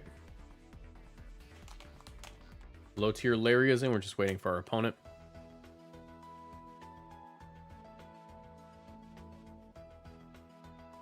What's the last move on Halucha besides rocks or protect, wing beat, cross chop? It's coaching.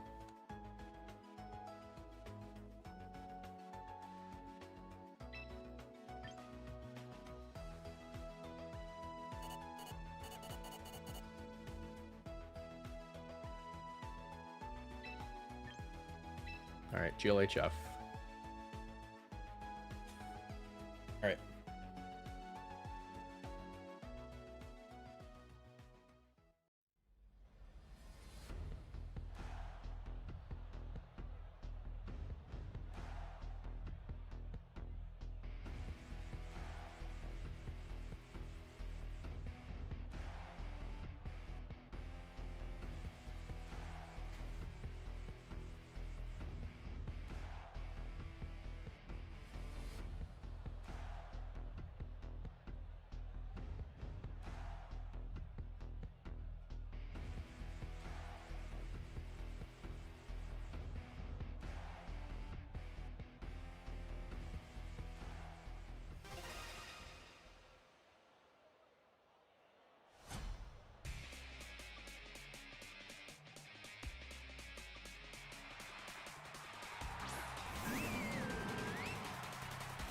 Okay.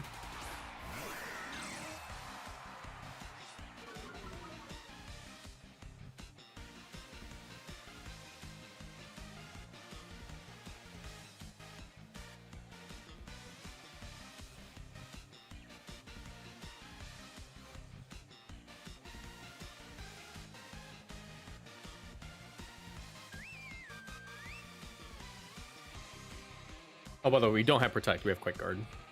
There's a difference.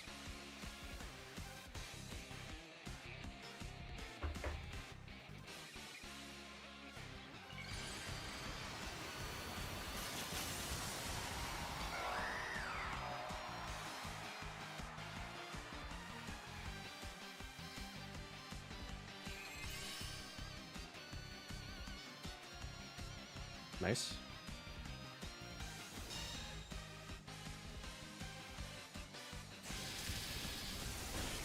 Pretty good damage. Let's see if I live a D-Gleam. Nope, not quite. Not bad, though.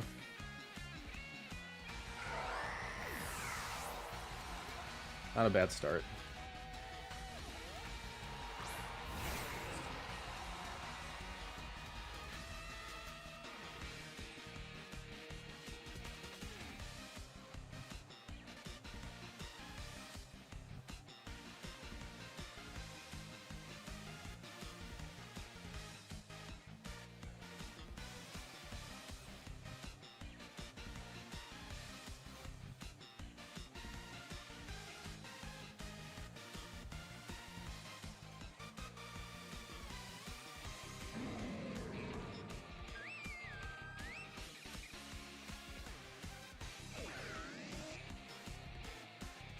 That Fairy Feather Dazzling Gleam does a lot, though.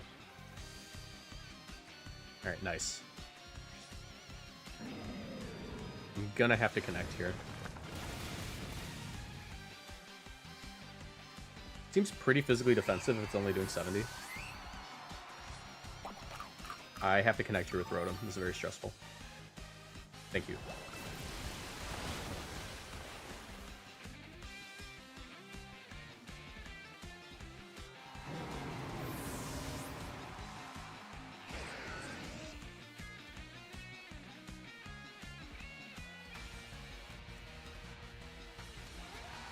Overnight, here's your last mon. The Underminer! We love the Underminer, bro. Shout out the Underminer, bro. The Underminer!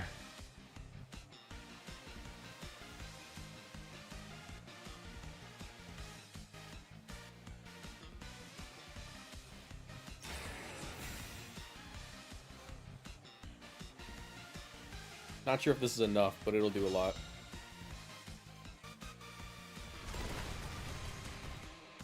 I really doubt it's enough, but still worth it. Yeah.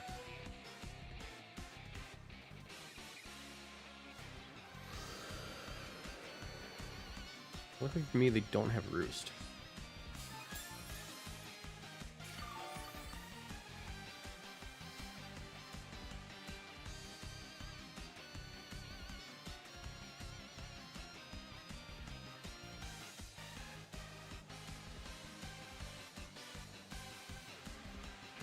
Don't you dare. Don't you dare, buddy. Don't you dare. Don't you dare do this to me. Rotom lives. What a goat. Alright, Underminer avoiding's fine. That should be game. That should be game. I don't think I lose now. The Underminer. Unnerved Corv is actually really cool.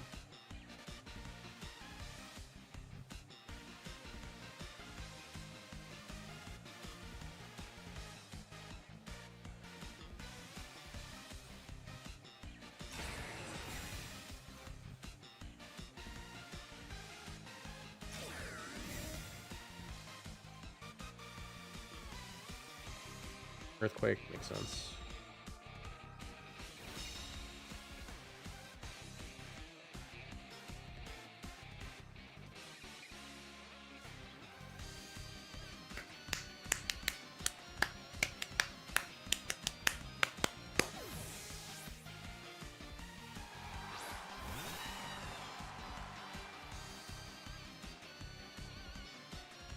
gaming.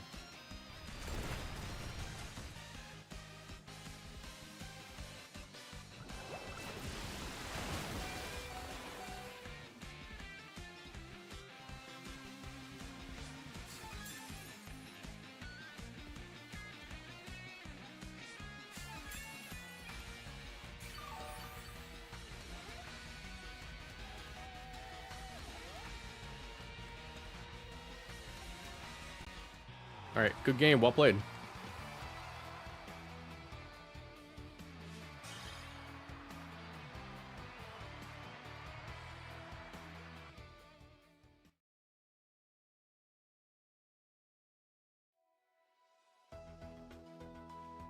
Nice. All right, currently 3-0. Doing pretty good. Halucha's 3-0, and it's come to every game, bro. Halucha's not only 3-0, but it's shown up to every game. How goated is that? All right, let's check out the stream.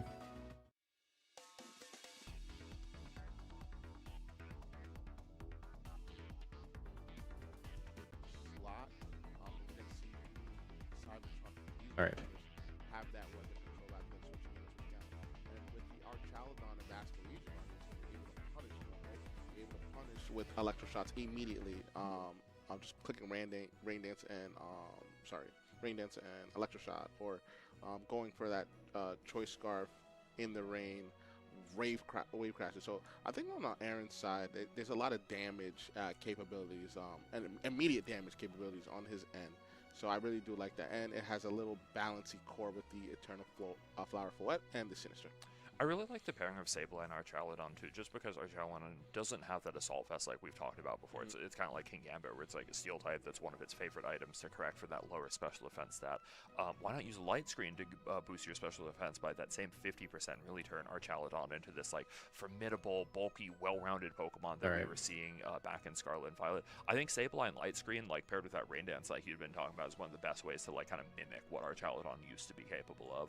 It's probably something a lot of people aren't expecting to fight in Archaladon with that access to that much special defense. And that leads into that surprise factor, right? Not being not being like a normal approach to rain. I mean, like similar Pokemon, I think it could help, you know, Aaron. Not that he needs it, he's a phenomenal player, but just having that, you know, I think that surprise factor in the sense like, oh man, what could he really go for here? And just not knowing the standard. Rotom carried the set? Yeah, Rotom definitely carried. Squeeze out some wins, right? And that's like always one of the cool things about like watching Aaron play and like look at the teams he picks. It's usually not actually the most common teams. It's something that's like strong. It's easy to see that it's strong, but it's not quite as common as it could be. I think this is actually a really good chance to talk about Nixter's team a little bit with that Mega Meganium, Sneasler, Basculegion, Aerodactyl, Friggraph, and King Gambit. So really like some of the most common Pokemon in the regulation MA, but then a couple other like standout picks like the Friggraph, who's not quite as common, or the Mega Meganium, who's not quite as common. How do you feel about this team, Josh? I really do. I think that Mega Meganium is really good into Aaron's team, right? Being able to hit a lot of potential Pokemon for some really good damage, being able to knock out the Basket Legion, being able to hit that Weather Ball into that Sinistra for super effective damage within the rain. As you know, with the Mega Soul ability, you bypass that rain, right, and still hit for really, really good damage. Mega Meganium has a very high special attack stat, and having that Sneasler as well. I think that this is a pretty even matchup. I could see Mega Meganium, Sneasler, Basket Legion making an appearance into this game. Maybe also King Gambit. So open up stream, I really had no way to break Rotom. Yeah, Rotom was very important to that matchup, and I think covering Rotom with Halucha is very, very good. It's going to be Aaron Zhang versus like Halucha's strong enough to chip everything in range of Rotom. Sableye and Archaladon for the leads of Cybertron. Yeah, okay, really excited to see what these two can do. And next they're starting off with Basculegion and Farigiraf. I think one thing that we didn't really talk about is both players do have this like Choice Scarf adaptability Basculegion, which really could be a story when it comes to both sides trying to close out the game. But on turn one, I think both of them, it's sort of like a more offensive Pokemon and then a more supportive Pokemon. I think that's really going to be, you know, kind of what determines what goes on the early couple games. I'm going to get a chopstick to agitate my Topo Chico for support their partners. So if I'm Nixter, I'm feeling really good because I'm able to go for maybe a flip turn into my Meganium and Trick Room, right? But I'm going to assume that the Meganium is built for the Trick Room route, seeing that as though they have Farigiraf. It's actually a Tail Room team, but having that Meganium and Trick Room might be good into the opposing Archaladon and potentially Basque Legion and Follett in the back, right? Mega Meganium probably built on the bulkier side of things to be able to withstand hits, and in Trick Room, able to reverse speeds, able to utilize that and go first and hit for very strong damage. So we're just going to see that flip turn into that Sableye. It's going to critically hit this Sableye, which is not good if Meganium comes in. It's as if the Reflect wasn't even up. 100%. So this is not good for Sableye, because now if Meganium comes in, right, now Meganium is able to go for that dazzling. All right, got it. We're gonna just see a flash cannon doing respectable Yeah, amount of respectable damage. I think Meganium's a Pokemon in its Hey, base nice mode job, has, like, a Jonathan. stronger 3-0. special defense stat. Kind of like for better and for worse that this Good job. Meganium hasn't gained that fairy typing yet. On one hand, it was vulnerable. Crap, to it's not Dragon long Pulse, enough. but I guess moving forward, it's also How do I gonna be, agitate like, If this? it wants to activate that Mega, it's going to be more vulnerable to steel. Oh my god, types as well. I don't have think anything I can Meganium use to is strong agitate enough this. to knock out an Oh, Archaludon what if I in one just... hit, especially seeing as the Sableye is still going to have. What if I get a that opportunity straw? to go Surely for the a straws light are screen long if it enough. wants up. Yeah, so I think that light screen is probably the safest bet. Maybe we might see a Rain Dance, but if he potentially has Pelipper in the back, there's probably no need for that. But if I am Nixter, I'm feeling really good about this position because my Meganium is able to get pretty much free damage. You can go for Helping Hand, Dazzling Gleam, and do a significant amount of chunk of damage. Even with that light screen, you know, Archaludon is not known for its special defenses. So, but even with that light screen, I think that it'll still do a reasonable amount with that Helping Hand. If I'm Nixer, I'm really worried about this Mega Meganium going down to one Flash Can. I don't think it will, but I think it might. Okay, chat, I I found think a this is straw I exactly can the play use. that you called out. I think Helping Hand Dazzling Gleam is a really obvious way for Nixer to just spread damage onto both these Pokemon. Should let Make me sure mix this Sableye's up only able well. to get off this one more light screen. So we're going to see that Helping This one Hand, that's and we're kinda going to see the stuck, light though. screen that you What if I do mentioned. this? It's going to be the Weather Ball, not going you for go. the Dazzling Gleam here, keeping the Sableye onto the field. That's going to do a little bit over half the damage, stamina boost on the Archaludon. Not going to matter too much here, and we're going to see a Flash Cannon. Is this going to be enough to knock out? Oh, wow. Ooh, okay. Yeah, especially seeing how much the Dragon Pulse did, considering that Flash Can's like only about as strong as it. I really thought Mega Meganium was going to be enough to take one of those. So that light screen paying off dividends here for Cybertron. Cybertron realizing Are these things that, even hey, gonna I can just dissolve? get a light screen off and survive any hits, and if you decide to Mega your Mega Pokemon, you're gonna get knocked out, and that's exactly what happened. But King Gambit takes the field here. I think King Gambit's a pretty decent switch in here. I think Nixer definitely like a little bit pigeonholed as to what Pokemon was coming in, because we know the other one is a Choice Scarlet, Basque Legion. Not a Pokemon I really want fighting Archaludon under Trick Room. With this Archaludon getting stamina boost though, and it's behind let's both see. screens, I think that is going to be such a tough Pokemon for Nixter to break Oh, yeah. right now. Like even That though is ginger ale he now. chose to leave the Sableye in the field, not give My Air experiment was Beast off, I think correct. getting You can make Charizard ginger is ale with such a ginger big chews problem and right Topo now. Chico. Do you see any way for him to do it? It's looking a little bit rough here, right? But how do the fact ginger that you chews kept Sableye on the taste? field, like I understand, like maybe you wanted to. I can get one knowing out. that you're not picking any potential knockouts that turn, because it's more than likely I Aaron goes for tilt light it? screen. I think you rather just get rid of the Sableye to maybe further Come advance on, that buddy. board state and bring whatever he has in the back, and then now you're sorry, Ooh, Gambit okay. can go for attacks into that slot. Okay, Or just no, fix the don't Archaludon, fall. protect Come on. yourself, and go for the Rain Dance. We're going on a setting completely up different that adventure electric than the shock stream right potentially now. For that next turn. I think Archaludon is sitting very comfortably here, having that left. Come on, man. Gaining its HP and playing the slow game here. Come And we're gonna on. See that double attack. It's Archaludon. stuck. Aaron playing very safe and very methodical, but perfectly in that. Dang it. Yeah, Back to I square guess one. Archaludon does still have to be pretty cautious. I feel like I'm on this playing combo. Getting Like, Over It, it's but not with a like for ginger Gambit chew King and a Gambit bottle and of stuff, Topo I still Chico. think Archaludon can probably take My one hand is double up from cramping. these. It's interesting that Sableye has been allowed to hang out on the field so long. One thing that's interesting. Get is out of that there. he falls out for a graph, like between being a dark and a I just ghost wanna type, this try is one of the what ginger chews. Psychic and Hyper Voice can't do anything about. I don't think your King Gambit can afford to spend a turn attacking Sableye here. I think you have to be going after the Archaludon. And that benefits Cybertron even more. Okay. Being able to basically have your Archaludon on the field. It's at +1 defense, and also Almost with the there. Screens up. It's basically. I feel like that bottleneck's going to be an almost issue like here. Oh my just god. Can't get rid of it. You literally can't get rid of it. So unless you get some critical hits. No, So not the let's bottleneck. Oh my gosh, Sinister coming in just another way for this Archaludon to keep that HP Come well on. into the green. Wow, we're gonna just see a Kowtow cleave into the Sinister start. So that's actually some good damage there, getting that Sinister down to a little bit more than half and bringing it back up with Citrus. We're fighting a and war. Psychic Alright, I'm not getting it out. Slot, basically healing this Archaludon. You got kebab here. sticks? We're No, gonna I see don't have another kebab stamina sticks. boost, and I guess we're now just going to an have to electric wait shock. for it to dissolve. First of the game, and I think sure to be the first of many. Yeah. It's going to boost that special attack to 1 stat. Let's see who he decides to go for. It's going to go into that King Gambit slot, doing over half. So another one will definitely take this King Gambit out. And yeah, if I'm Aaron, I'm feeling great right here. Yeah, I think Sinistra coming in and like take. I don't know if Sinistra is expected to take the kowtow coming in. I also don't think it matters that much. I think trading some of your Sinistra health to get health back onto your Archaladon is very worthwhile here because again, I think Aaron's game plan is looking very good if he can just keep Archaladon healthy. Yes. He might have to be a little bit worried about the Basculegion in the back potentially like getting a really big last respects off. But again, the consequence of all these attacks that Nixter is going for into this Archaladon, the defense just keeps going up and up and up with every attempt to do that stamina ability. And one thing to note is that Cybertron did preserve that the Sableye, so that Reflect could go back up potentially if it's stalled out. So if you ever have a board situation where he's able to protect the Archaladon and maybe go for that Reflect or bring Sableye in, that could be potentially good. But we're just going to see that helping hand into the King Gambit. Sinistra's going to Rage Powder these attacks away. Archaladon is not going to... No, the low kick into the Sinistra. King Gambit not able to go for any more hits. Let's see, is this Electroshock going to be All right, finishing I'm going to off try it King again. Gambit I want or that putting Ginger up a Chew big more than I want to live. If I'm Cybertron, I think I'm just going to go for the King Gambit slot. But, I mean, also Break can't protect, so that's another option. But we're going to just see that King Gambit kit off the field. And now it's just going to be Farigiraf and Basculegion versus this monster of a Pokemon of Archaladon and Sinistra. I think one consequence of Nixter getting that last play wrong and like going for the fighting move into the redirecting ghost type Pokemon is, okay, Basculegion comes out, we have 150 power last respects.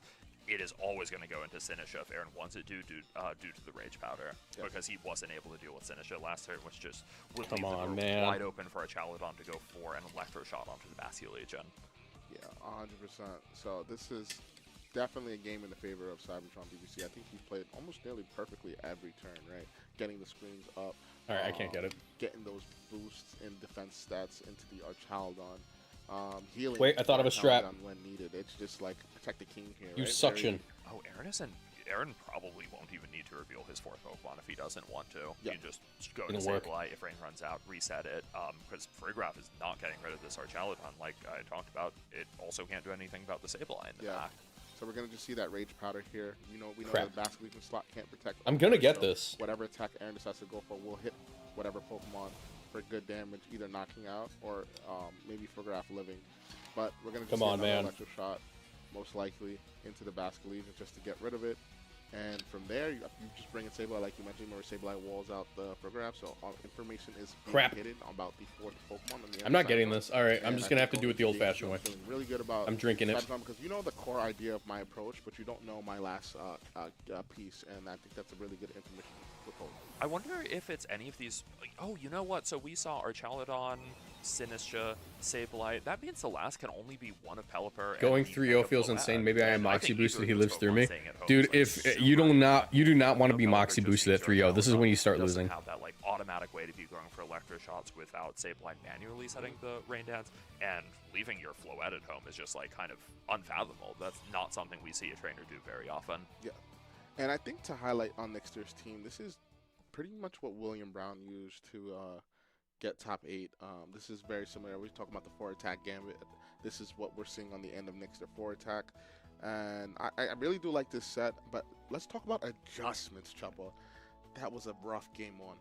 So I think one thing that Nixter could do a little bit differently is, we saw Mega Meganium take that Dragon Pulse on the way, and at the time I'm thinking like, oh, this doesn't seem too significant. I don't think Nixter loves it, but I think he can recover from it.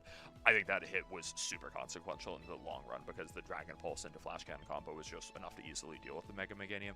I think if that Mega Meganium can get off even one more attack, this game might look very different. Okay. It might need to be 2 more attacks just because of how obnoxious that Hospitality is for the Archaladon, though. It's going to be such a difficult Pokemon for Nixter to remove. What other Pokemon could we see? So we also saw Sneasler stay at home, and we saw Aerodactyl stay at home. I mean, maybe if you're using your Sneasler in the Dude, I'm losing more games to this Ginger Chew than I'm losing to, like, my opponents. Stamina boosts that could be good. I think in the late game, after those stamina boosts are in play, it's... Because I have Hawlucha, bro. Tougher. And I know I'm talking about the this strongest as if Pokemon in the game. a sure thing. To me, it feels kind of like it is going to be. That Archaladon was just so impactful last game. So let's assume that it's a short thing, right? But I think it's easy for Aaron to just get his screens up, right? All you have to do is protect, get one screen up, and protect, get the other. That Rosalie Berry is really carrying, because if you even lead Sneasler and Meganium, you're almost guaranteed to live even a double. Wait. Even if you decide to go. Chat.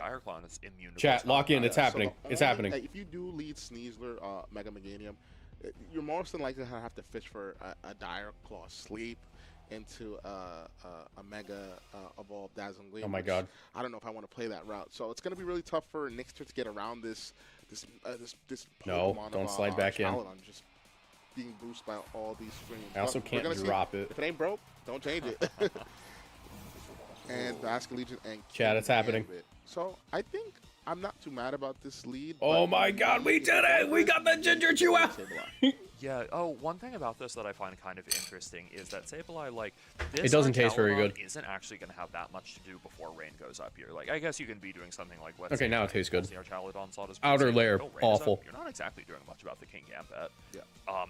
If you're Sableye, this feels like this really. You finally has using to your be degree like for you're in one content? Nixer's telling Not you, really. Like, hey, here's my strong physical attackers. I think getting. Yeah, I'm 3-0 right has to now. Be the priority, so we're probably not going to see rain right away, if I had to guess. Yeah, we're not. We're just gonna see watching rain. Also, stream don't while we want to wait. give Basque Legion the boost on what's a pretty telegraph flip turn into Sableye either. Yeah, so I think we're not going to see rain right away, but we're definitely going to see a double attack into that Sableye, because there's really no point of going into damage into the Archaludon. We don't want to give him all those stamina boosts, so we're going to just see just a flip turn here.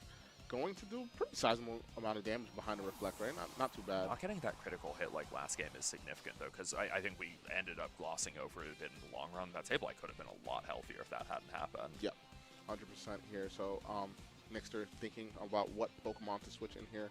That's going to be that Mega Meganium once again, but we know that Cybertron has that Flash capability. Dragon Pulse also doing really, really good damage as well. And Meganium Basque is scary. Yeah, Meganium Basque is pretty good right now. To Mega that Pokemon. Yup, and dude, the Reflect King Gambit not quite strong enough to finish off the Sableye here, which means, you know, this is an opportunity for Rain Dance. This is an opportunity for Light Are you Streak. still in this? I Yes, guess I'm the 3-0 right buffer now. for I'm Nixter just is that we're you're just probably- watching there's probably stream while we only wait for the one next more match to move out of start. Sableye, but I think that one move is going to be really impactful. Yeah, even that one more move, I think Sableye did its job here, right? And Archaludon trading damage well into in the Meganium. The Meganium, the last two games, just came in on a switch and took in plentiful of damage to put in range of Flash King. Let's go to live. I don't want to like miss see the round all ending. The top players that we did showcase show why they are top players. Yeah. So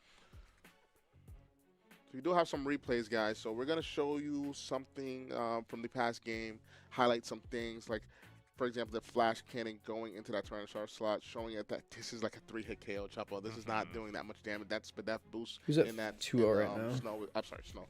Oh, my buddy, my buddy's at Sandstorm 2-0. Here is really, really good, and that knockoff into that Basque Legion. Basque Legion not being able to show anything this turn due to it being knocked off down to Sash and the Sand Chip just taking it away.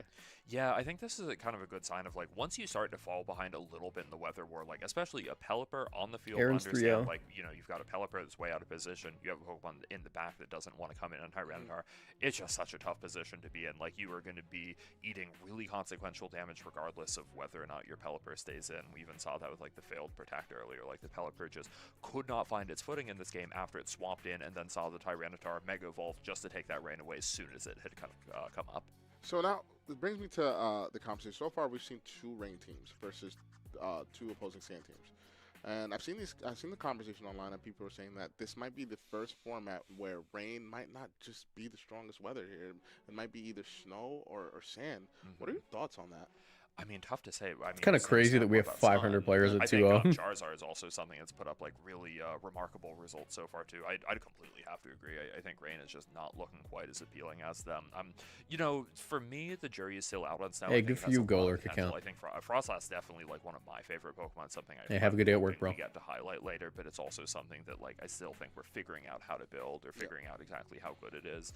I don't know. Rain I don't is think I can really afford a Mega Halucha cake. Mega Tyranitar, especially, just like, okay, not only does so many teams have a Tyranitar, the Tyranitar gets to activate Sand a second time. Your Pelipper doesn't have a Mega Evolution yet. He can't do that until maybe Generation 10.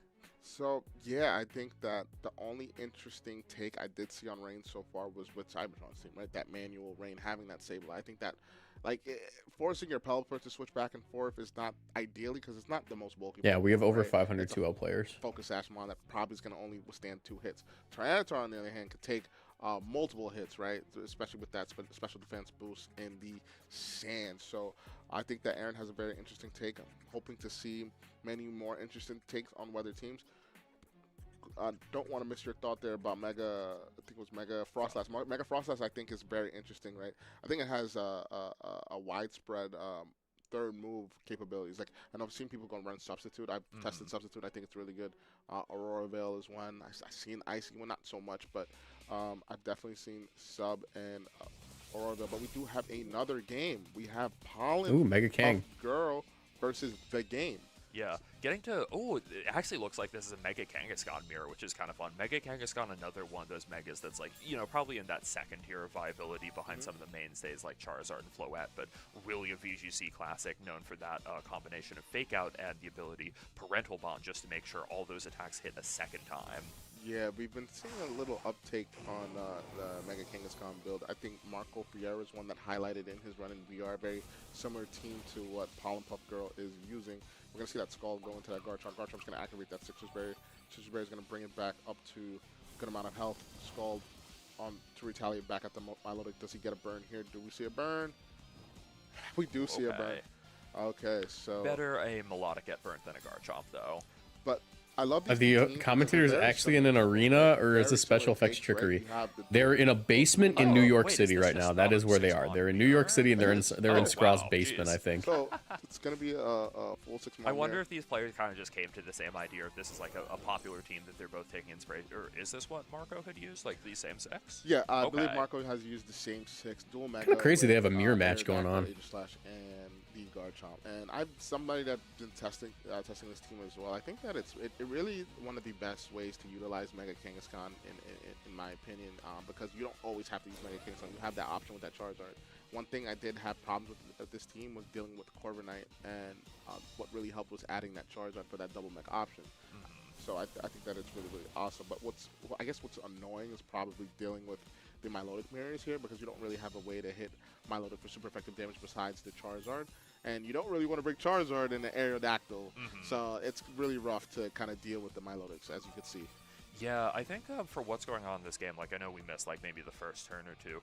I feel like if you're Pollen Puff Girl, you're pretty sad being the first one to lose your Mega when it doesn't look like the game has actually had to swap out of either of their leads of Garchomp and Melodic here yet. So that means very likely it's like full health Kangaskhan or Charizard in the back waiting to kind of turn the tides of this game. Like you said, the Melodic just looks like a really tanky Pokemon on both sides here. It's going to be tricky for either. It's going to be a long game if Milodic's active. Yeah, it's going to be pretty tricky. Let's see what... As another pretty rough turn for Pollen Puff Girl. Is this going to be maybe a Dragon Claw trade from the Garchomps? Oh, or if the Melodic is going for Protect, I think Pollen Puff Girl might be trying to set up for a Protect Earthquake. So we're going to see the opposing Garchomp go for the Earthquake here. Going to pick up the Garchomp. I mean, they pick up the Garchomp. Milotic still gets to move, though. Right, Ice Beam, just take the KO. Scald? No, that's fair. You have Recover, so this damage might not I think it's, I don't even think it has Ice moves. I think it's probably just Coil Hypnosis Scald, right? I think for the game, that was just a really clever turn saying like, hey, I'm, not really, I don't threaten the enemy Melodic. Apparently game 1 ended in a draw with both Milotics at full HP. That's insane. It's very rare to have a draw in Pokemon. Like, it happens on ladder, but in this, like, draws are not normal. Whatever your Mega is, it's something that's going to be strong against this enemy Melodic. They could end this game in a draw if they both take a game. Because we haven't done anything to address the fact that Garchomp is looking at us with a Rock Slide right now. Yes. We could see one of the rare draws in a tournament match. We didn't go for Icy Wind. Yes, you don't want to hit that enemy Melodic with an Icy Wind, activate that. What are your honest thoughts on best of 1 OTS? Do you think the skill set is more like best of 1 CTS or best of 3 OTS? I think best of 1 OTS is more similar to best of 3 OTS than it is to best of 1 CTS. OTS and CTS stand for Open Team Sheet and Closed Team Sheet. Basically what they're asking is, if you're playing one game and you know the opponent's moveset, is it more similar to playing in a best of 3 set where you know the opponent's moveset, or a best of 1 set where you don't know the opponent's moveset? It's closer to best of 3 than it is to best of 1. Just enough to get this Milotic. Let's see. Melodic's pretty tanky. Oh. No. It lives pretty comfortably. Hey, Milotic, we all hate you. It's going to be scalded into that Charizard. If I did mention that Charizard could live a Rock Slide. I don't think it could live a Rock Slide anymore with that chip damage. And here's an Icy Wind saying, like, okay, I think this Solar Beam is going to be doing enough to Melodic that I can give it the boost and just not worry about it later. However, if Milotic is really frustrating to KO, yeah. Rock Slide flinch, It's a big reason I run Rotom. It's not going to KO, right? But it'll put it in range of stuff. In shape to deal with this Melodic. When I face a Milotic, that's going to be a nightmare. I almost switched to Rotom Mo, but Rotom Mo doesn't really feel good on this team. So I think they played it pretty perfectly, and the battle has ended. All right, Pollen Puff Girl forfeits there. If she manages to pick up the next game, that is a draw. 6-Mon Mirror, the teams are exactly the same. Items, maybe not spreads, but items for sure. From what I'm seeing, everything looks the same. How do you approach this game 2 in a 6-Mon Mirror here? I wonder if one thing is maybe, I don't know, like I said, we didn't get to see the start of that game, but I think Pollen Puff Girl losing that Kangaskhan at the start is something that's pretty consequential. Hey, I was the Sand team you saw. A good game for the match. Do you have any tips on how I should tackle the matchup? George, I would say that really it was just a problematic matchup. I run Hawlucha for the Sand Mirror. I think that if you ever run into another Hawlucha, let's say people start running Hawlucha for some reason, I don't think they will. You probably just want to tack on a Rotom or something for Will-O-Wisp support, just stopping damage. It's hard to put Protect on Corviknight, but Protect on Corviknight would be very useful there. I don't even run Protect on Corviknight. I don't think it's worth it. You really want Tailwind. But I think just protecting Corv, trying to kill Rotom as soon as possible is the best thing you can do. Focus your resources. Yeah, the matchup becomes a lot more playable for you once Rotom's gone. I think that might mean and thank you for the donut. I appreciate you. I believe so. Yeah. That's how we would do it in an official tournament. So, yeah, going back to the brings, right? I think that if I'm Pollen Puff Girl, seeing that how well the game utilized Charizard, that kind of makes me inclined hey, you could do it. I could do it too. I know sometimes that's what happens when you're playing a mirror really similar matchup is maybe you lose a game or you see your opponent doing something similar. It's like that meme with the guy looking at the gem on the other guy's phone. Sometimes you got to take their ideas. Yeah, and Chuppa just said, "Look at the meme." Pieces in a better position. This match reminds me of that one meme I saw once. Okay, Chuppa. I can make fun of him. He's my friend. To see Mega Kangaskhan back as 2 fellow unks in BGC. 2015, Kangaskhan. Kang and AG, no less. Yeah, Kang and AG. This is it for me. I'm popcorn. Where's the popcorn? I need the popcorn now. This is amazing for me. Let's go into this game 3 though. Like we said, let's see what these trainers decide to bring. It seems like we already know what they decided to bring. It seems it's Charizard and Garchomp. Oh yeah, what are we seeing here? Is this leads and we? I think this is leads and the camera is just being a little funky. Yeah, yeah. So I think the Aerodactyl is something that I actually wanted to mention from Pollen Puff Girl. That's potentially camera bug.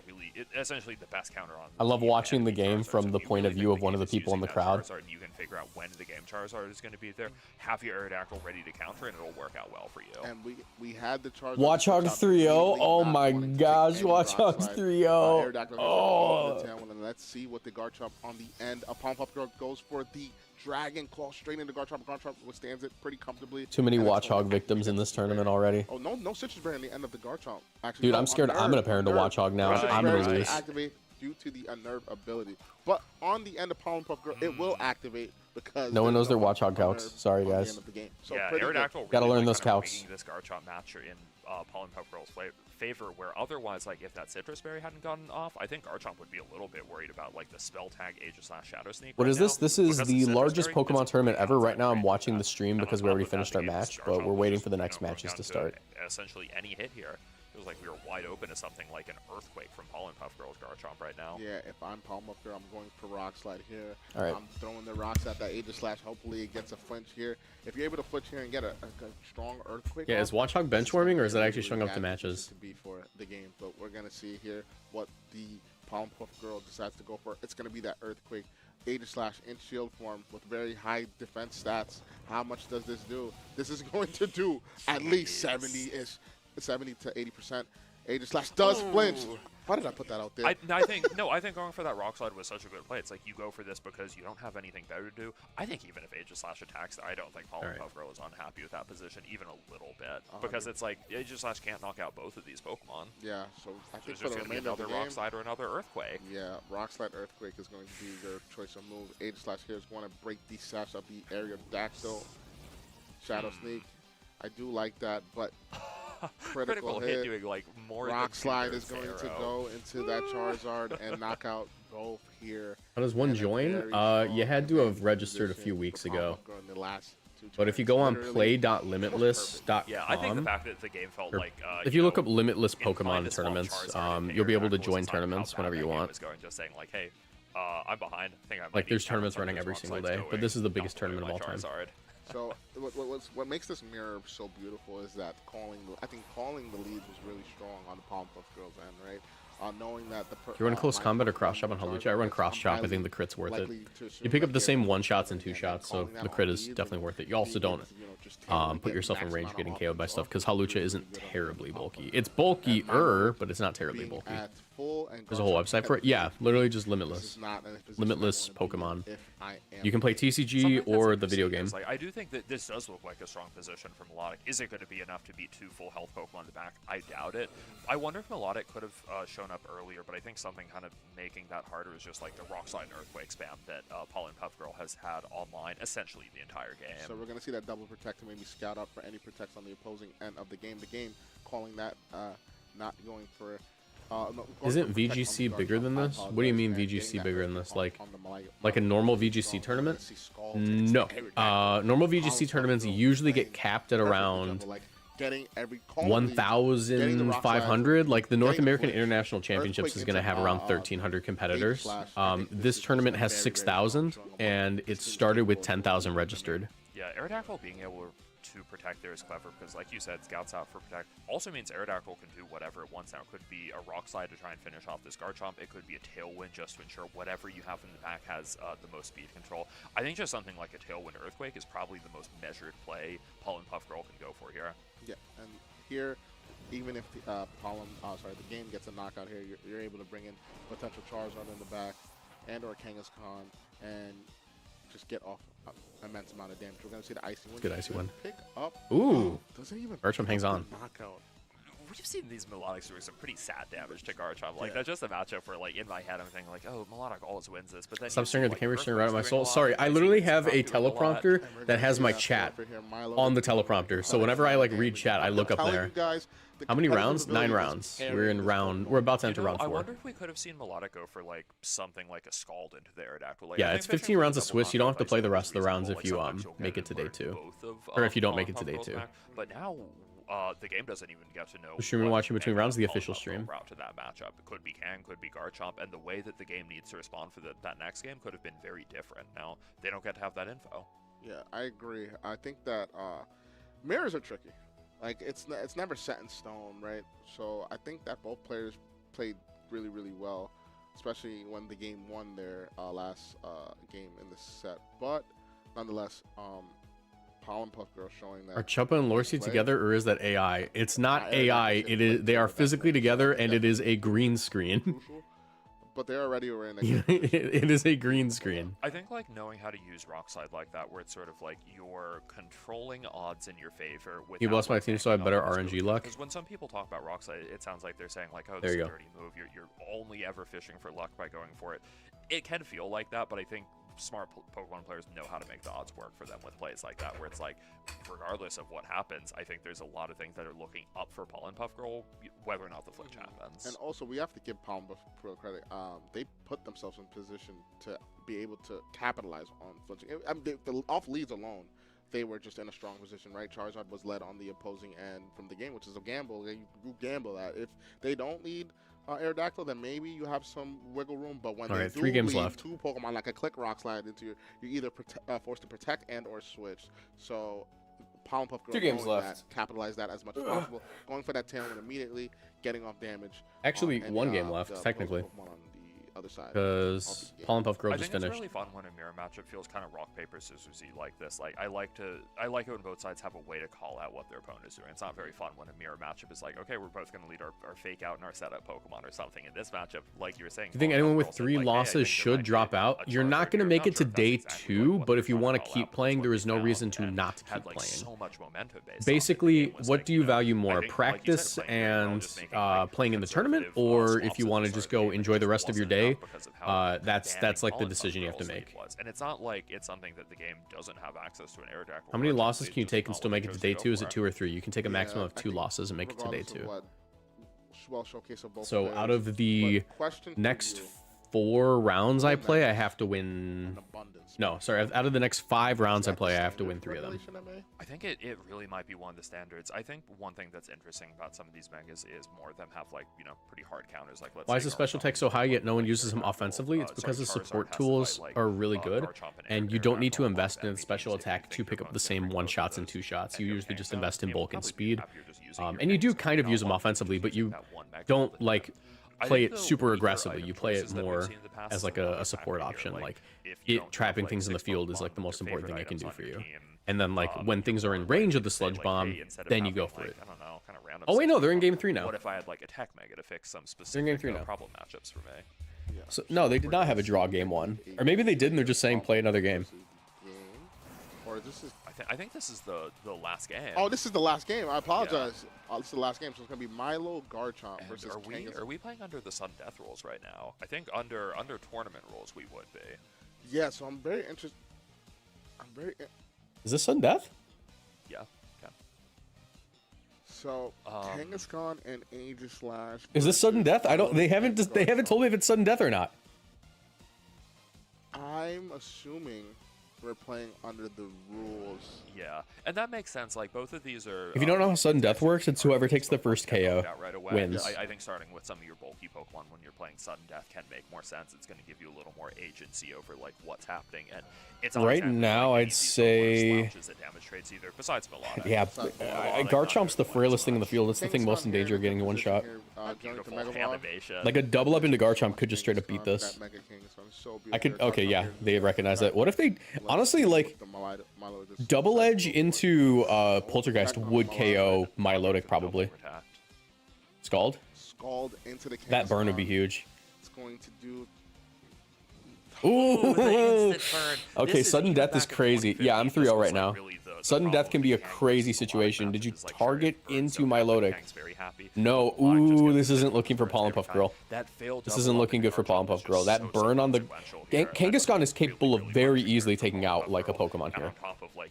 I genuinely think they had to double into the Milotic if they wanted to win. I don't even think you fake out there. I think you just double edge and like take the damage. Liable to go down to 1 Garchomp Earthquake. Yeah, and if you're the game, you're feeling really good because Kangaskhan can't protect here, so Dragon Claw plus Scald might be able to just pick. Oh, you're right. I think the game just. Yep, you were completely right that they are liable to keep up the pressure on that slot. Yeah, and Palm Puff Girl knowing that, do you think that the Aegislash protects here? We're gonna just see a switch though. We're gonna see that switch into that Milotic, which is a pretty decent switch, but Milotic not known.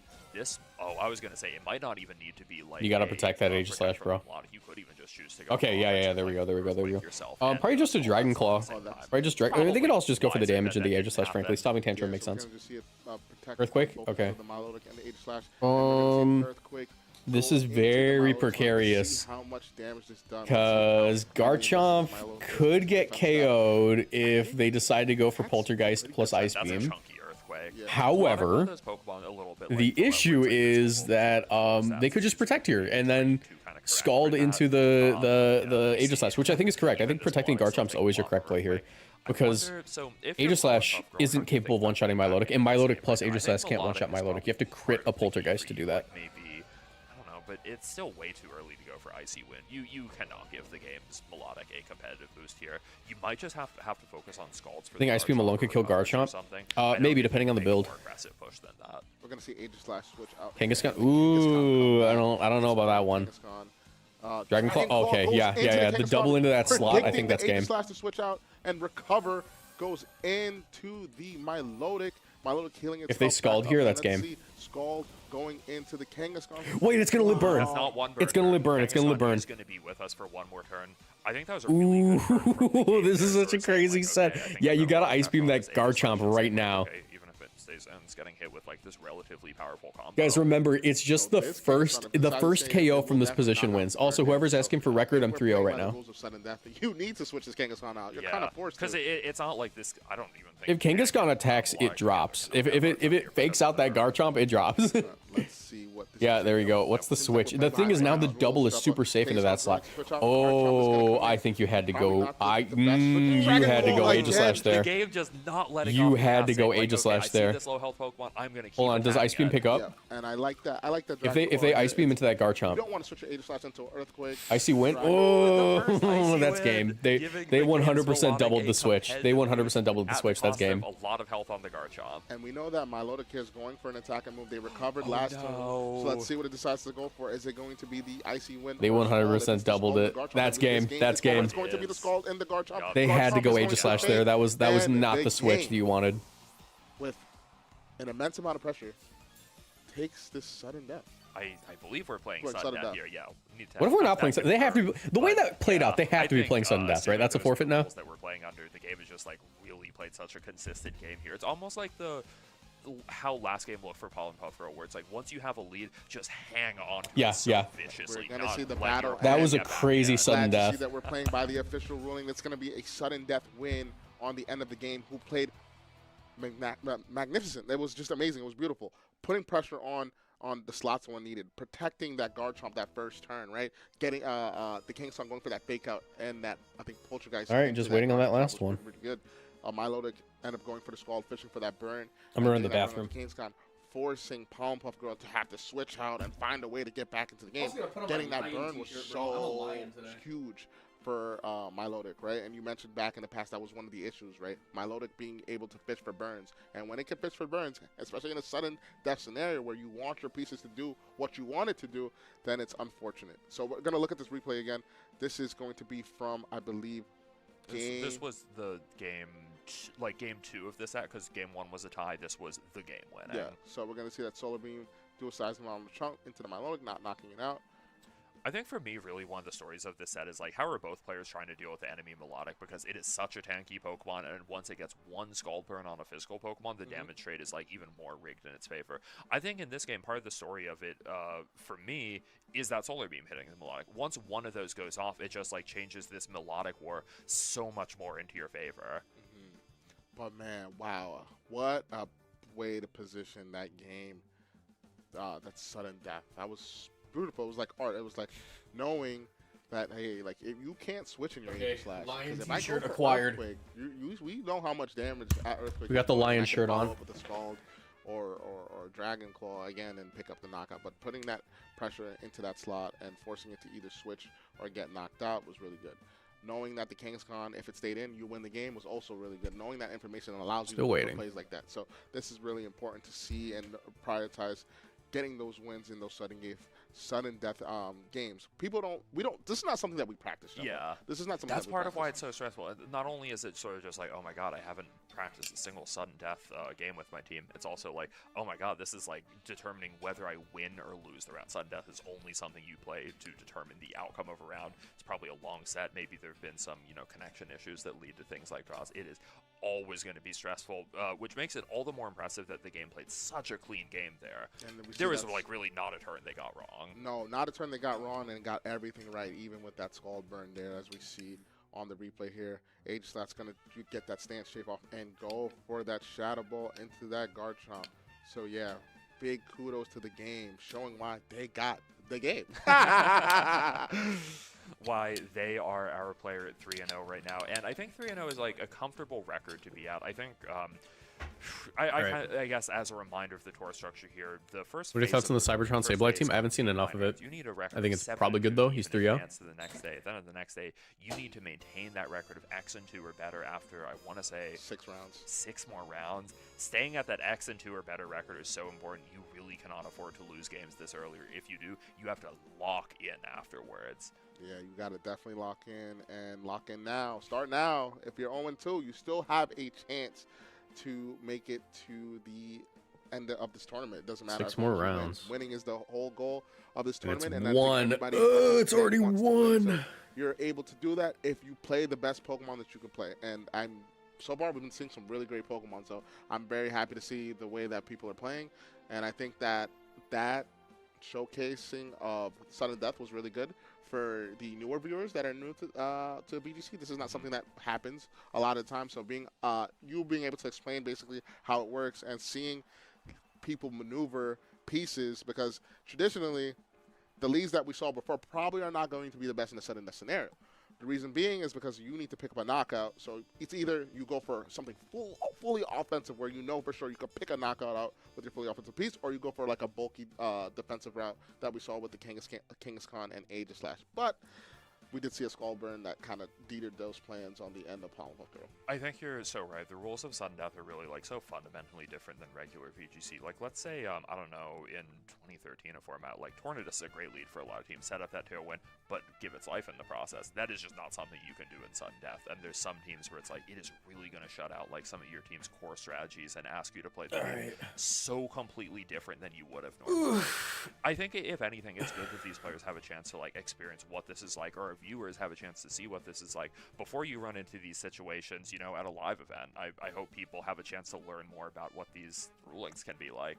And I think that the official Pokemon Champions website and the Play Pokemon are doing a great job info dumping a lot of what's going on within VGC, whether it be with meta Pokemon or just tips on cores with Pokemon, and Play Pokemon also getting those rules out there for players to know, like certain scenarios and situations. I think that just the growth of the game, like from when we first started finding out rules or finding out information about Pokemon, has just altered and changed. And I think just finding out a lot of this is just one click away now. All right. Before it was just like, oh, man, I might have to ask a friend, this is how this goes? So it's just good to see. I think we're in a very good It's Watchhog 3-3. It's 3-0.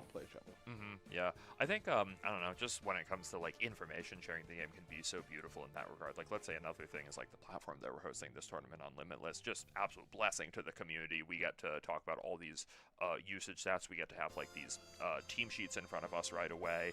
It's amazing how much information is at like our disposal as players that, you know, wasn't around in the past, and now it's something that everyone can benefit from when you're getting ready for tournaments, whether that's like trying to learn more about the rule sets and rulings, or, you know, what Pokemon and teams are most popular. 100%. And one thing I do want to highlight is show, guys, we actually have to cut this, and we're going to pass it to our Grand Champion Festival lead, Scraw. Take it I away. wish Scraw dressed up like a silly guy today. What an absolutely insane way to wrap up round 3 of our tournament. We saw 2 players that could win this whole thing. Aaron Cybertron Zhang and Joseph Ugarte, both at 3-0 at the end of round 3. We also saw an extremely intense mirror match to wrap up our tournament, to wrap up our round. For starters, for context here, those 2 players I wish he had a big top hat too. Something almost impossible to make happen, because their teams were so similar, and game 1 ended with both of their Milotics on the exact same amount of HP. Now, we've seen people like Aaron and Joe, who we expect to start at 3-0, but not everything is as expected. The Watchhog we saw in round 2 is still undefeated, and 1 of our 5 Pissimians are still 3-0, and that's what we're gonna see next. Mocha Gotcha. Whoever he's playing against, they'll be on the stage. And Now, Halucha's also we're undefeated. gonna say goodbye to Chuppa and Lorcy. Thank you so much. We're going to see Chuppa more later today, and Lorcy more tomorrow. So let me introduce you to our casters for rounds 4 through 6, Courtney and Cedric. Ooh, Guys, Courtney. take it away. Shout out Courtney. Well, thank you so much, Courtney's remote. Scrod. I really appreciate it. And I'm so glad that we got you, guys, for round 4. If you don't know me, I am Courtney, also known as Wiglier, and I am here today with the wonderful... Talon. Cedric Bernier. I go by Talon online, but yeah, extremely excited to be casting with you today, Courtney. We have a lot of exciting matches ahead of us, and most pressingly, we're going to watch the Passimian that is 3-0 in unexpected pick. I think Sejin Park was kind of showcasing it a little bit on his stream. I'm not entirely sure if the movesets we're going to be seeing are going to be similar, but yeah, excited to see a really What is this Passimian? underplayed Pokemon doing quite well in this Scraw turn in the Grand Champions Festival. Sorry. I know, I'm so excited. It's one of 5 those, like, Passimian. honestly, didn't think I would be commentating over it today. I was watching a little bit earlier the Prague tournament, and probably I this saw one. Orangaroo get highlighted just from Avery's performance. Defiant As you know, coaching. they do those little trial or those little highlight reels from Yeah. prior international Mocha championships. gotcha. And so I'm actually really excited to see the counterpart of That's it pretty cool. as well. So that's what I'm really excited for, but I also have some ones that I also am secretly rooting for. So I know we're not talking about it yet, but we will talk about it sometime today because that is one that I am definitely running on my champions teams currently. Yeah, you're absolutely repping it. You got the pin, you have the plushie, you have a number of plushies behind you. I've got, I guess, some plushies. Okay, cool. I got the mirrored screen right. So yeah, I have the Tyranitar, I have the Charizard. I think both maybe a little bit more meta mainstays, but would be excited to see, you know, the Heracross actually beats them 1v1. You get Tailwind, you Rock Blast the Charizard, of course the Arm Thrust into the Tyranitar. Triple Barrier, no, that's going down like a billion fold. So you might have the Mega matchup. You definitely have me beaten in the plushie game, 100%. I have a few, just a couple. Can we say I might just like to have like little guys, is what we always say. Also, I have another one too. I love a little plush with a little bow. What can I say on that side? But I also love to see all the different combos that we're currently running in Champions. I think one of the things that when it came out, everyone was a little skeptical because there wasn't a lot of Pokemon that we've seen before, and so everyone was kind of scratching their head of like, where do we go from here? But I now think that since we're settled in, we kind of understand the different items, we understand the different Pokemon that are actually implemented. We've seen a lot of diversity, especially going into Marcus, do you like fan art? I forgot. I love fan art. showing all I the love different fan ones art. of that. We do have the Sneaslers, we have the Incineroars, you know. And thank you for the pats on $2. back for Appreciate them. you. But we also have some ones that we're seeing a little bit more. All right, round 4 is especially live. Talking it. Close out of this for you guys.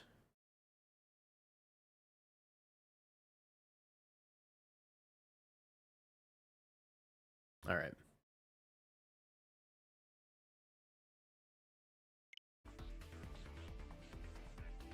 We are playing against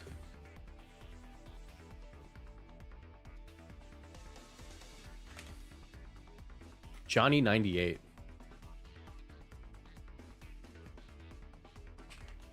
Is this that team that we just saw? Is this the person that was literally just on stream? Let me check.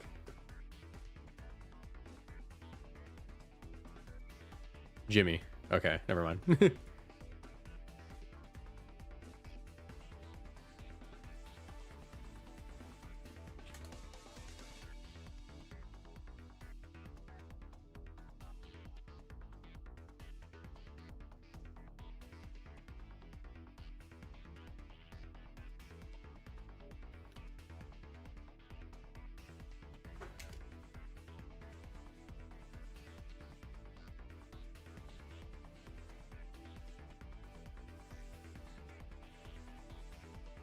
All right, or here.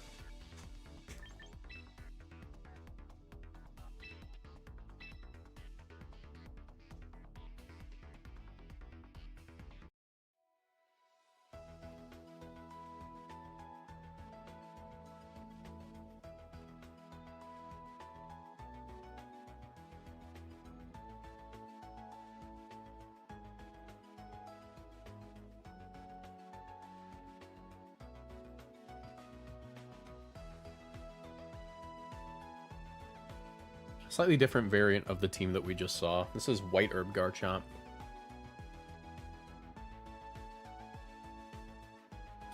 No, this would not be on the Play Pokemon website. This is a grassroots tournament.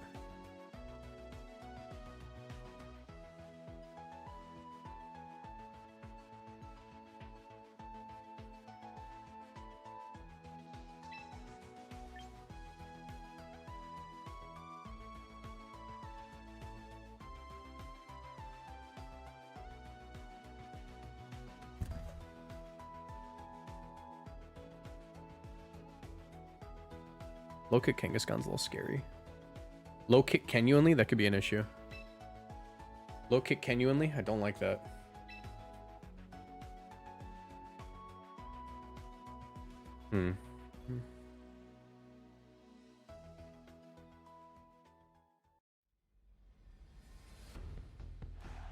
Finally facing off against my Lodic, which I don't like.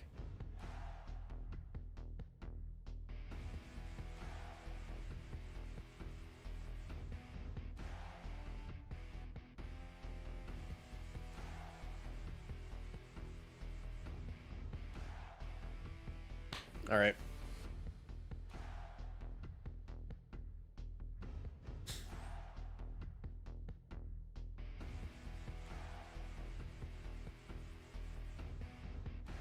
It's also close combat Aegislash. Ugh. Cool.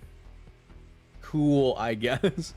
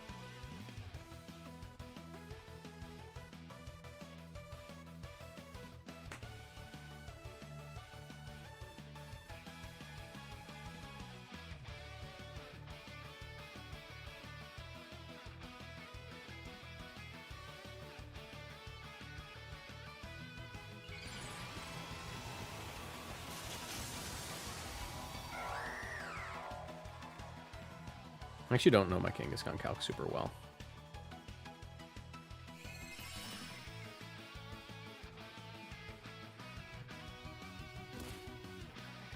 Hello?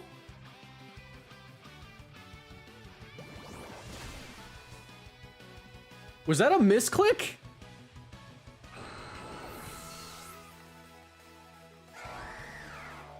That had to be a misclick. Oh my god, that's an awful misclick. I'm sorry, bro.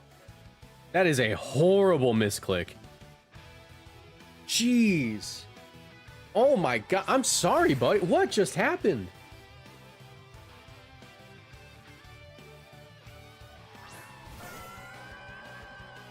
That's a terrifying misclick. I do not wish that on my worst enemy.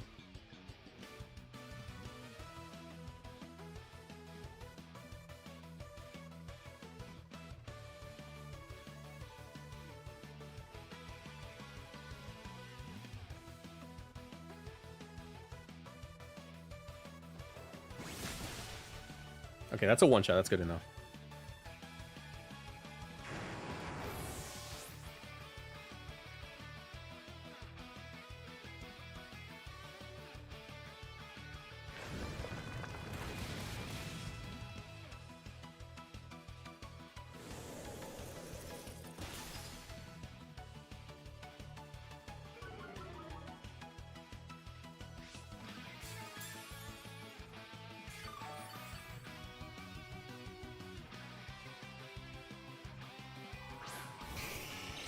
Charizard.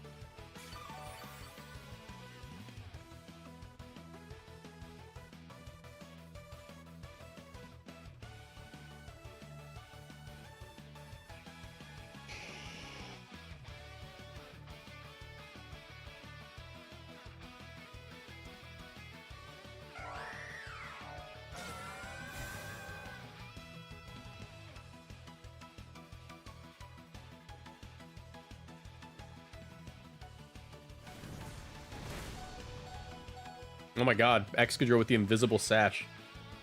They call him Invisible Sash Drill, bro. Oh, never mind. Well, goodbye, Invisible Sash.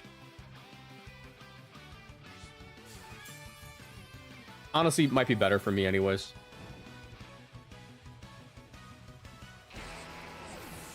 They call him the Amazing Invisible Drill.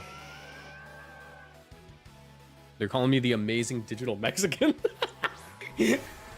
That's my Halucha. He's the Amazing Digital Mexican, guys.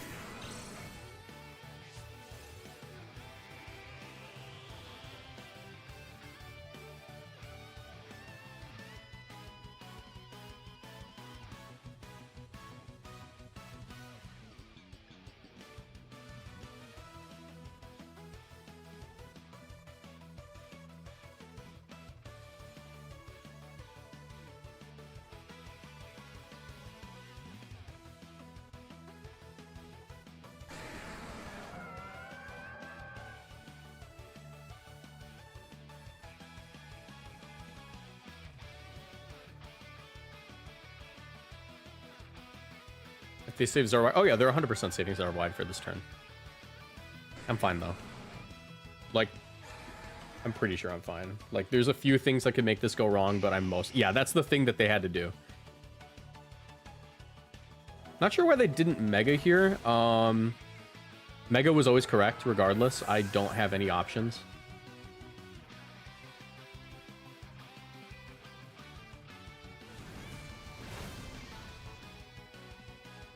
The Amazing Digital Mexican strikes again.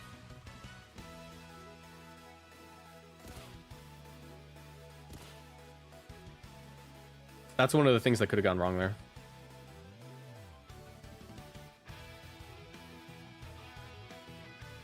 This might be Zard X. This is Zard Y. I have the team sheet.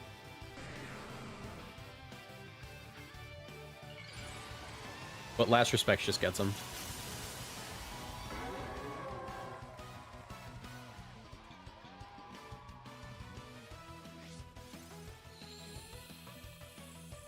Beep.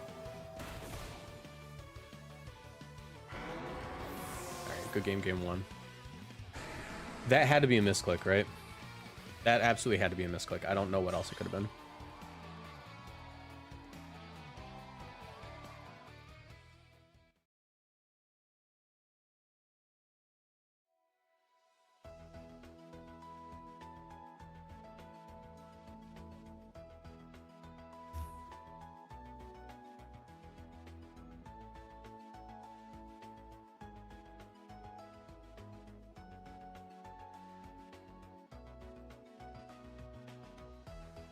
Yeah, it was a misclick. All right.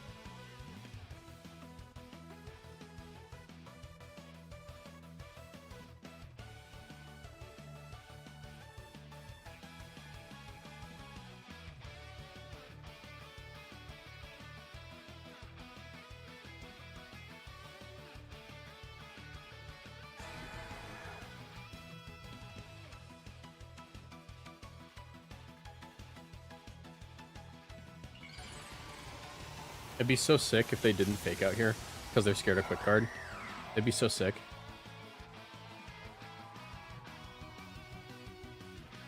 Nah, they faked out. At least I get this. This isn't that bad.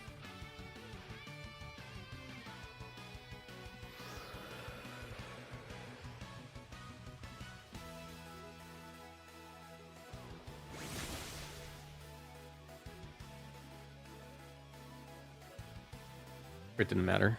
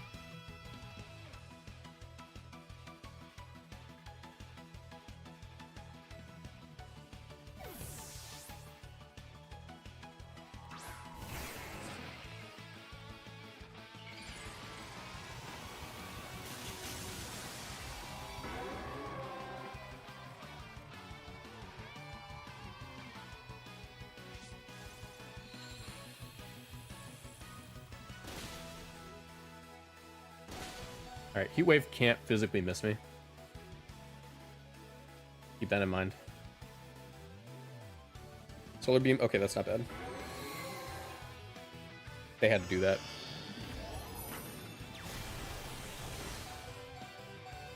The amazing digital Mexican prevails.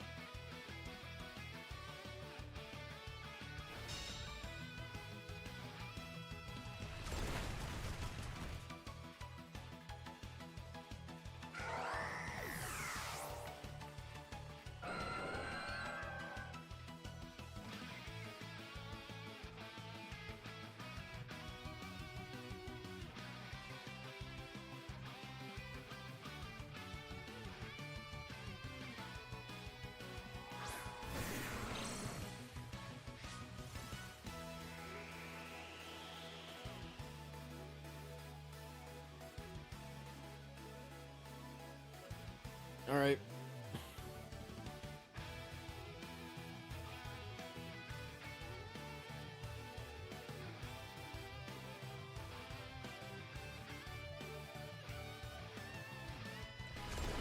Please don't flinch, my guy. I need that guy to win.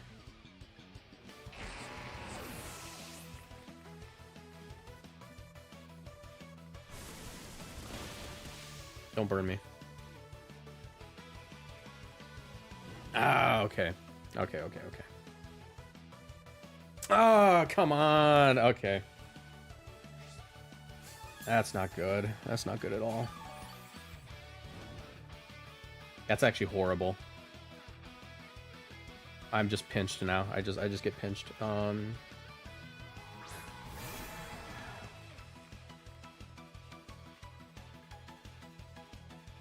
do have an out.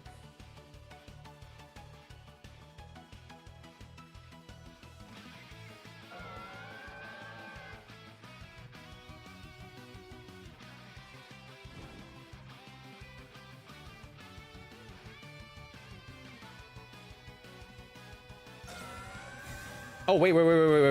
I might be fine.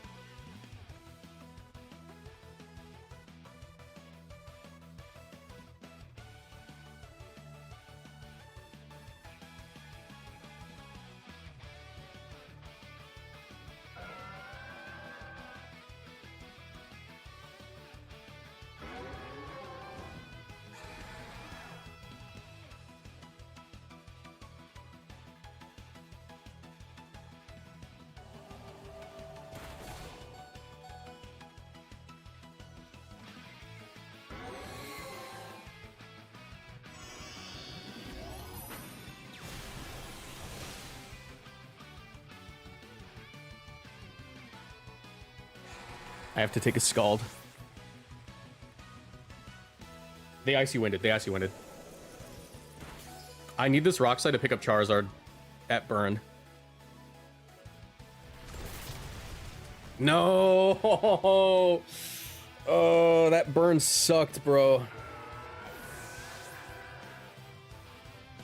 I could have instantly won, but I was trying to make a call out.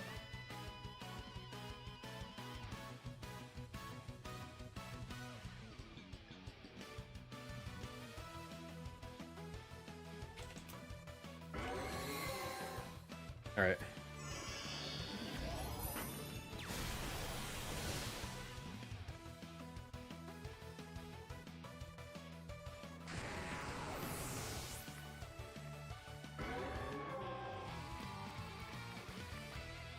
That's rough.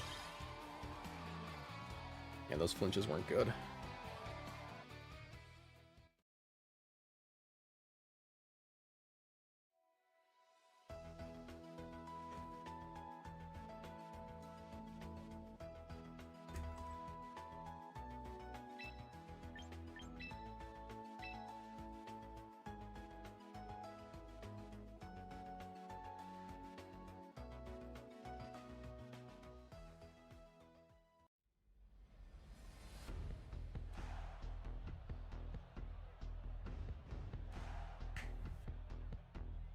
Man, I wish Halucha had Tailwind. It doesn't learn it, though.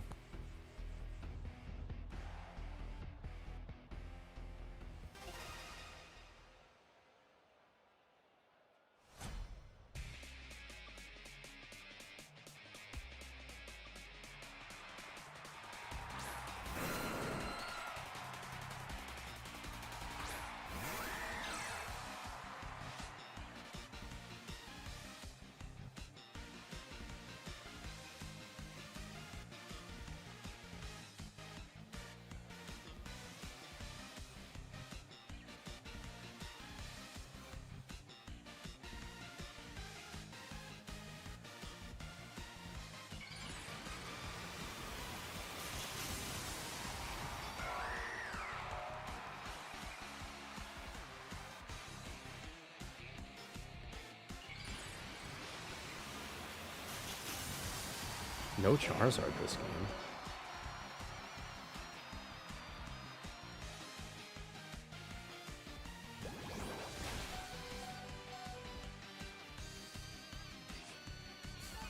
Interesting.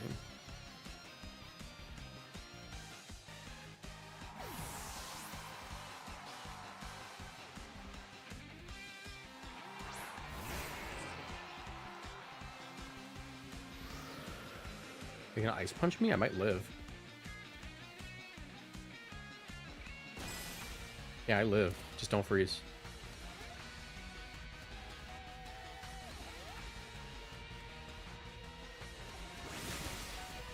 Nice.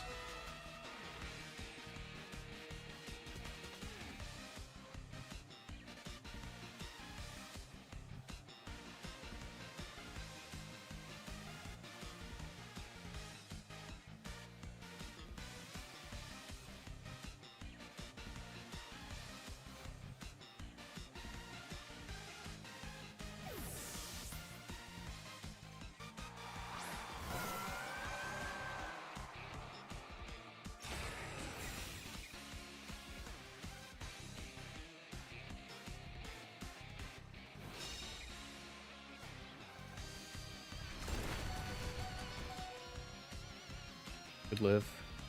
No flinch either is awesome.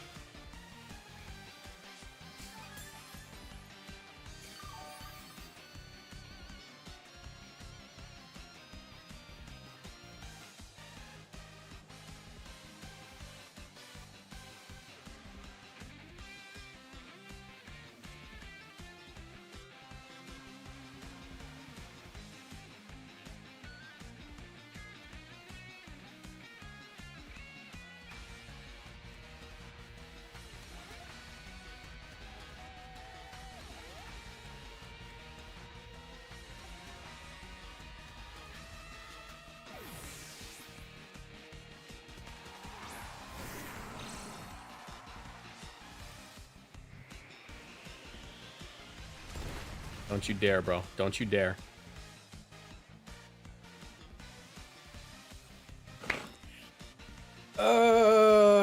Okay. Okay. Love that. Love that. Love that. Love that. Okay. I love this game so much. It's the best game ever, actually.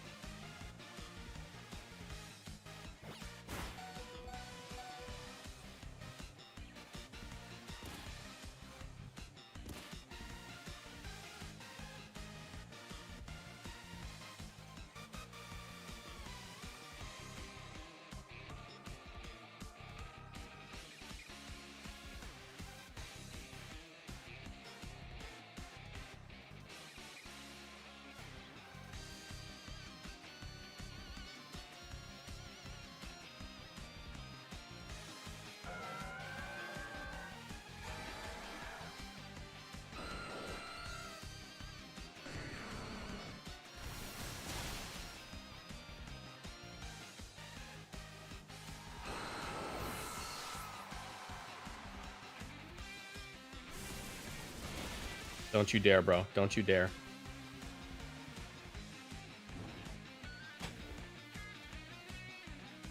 I love this game! This is the best game ever!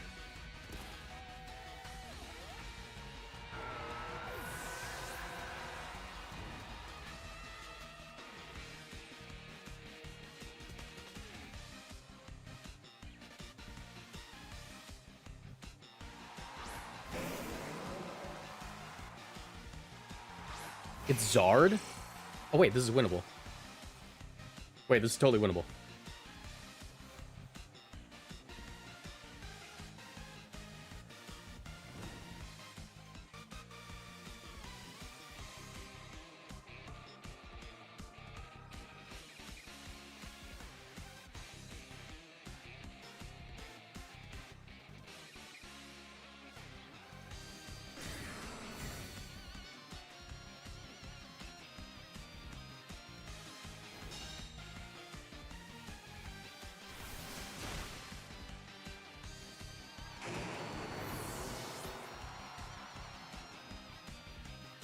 That won't count me. Yeah. Ladies and gentlemen, we managed to win this. We somehow managed to win this. I'm gonna knock off because I don't even need to. There's one turn left to Sandstorm. Yeah, I don't need to risk a miss.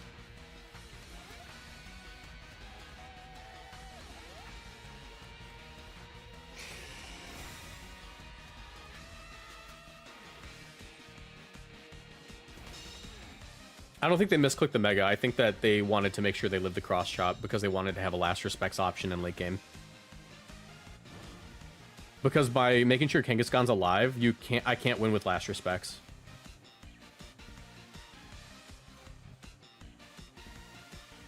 Alright.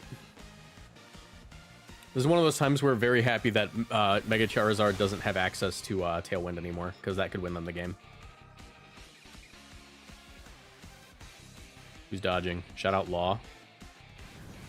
And Order. But yeah, that is dual wing beat range. So, Alucha wins!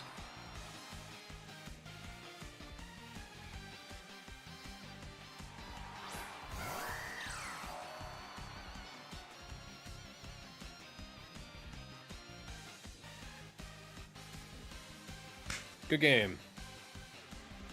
I mean, they can protect here. It doesn't do anything.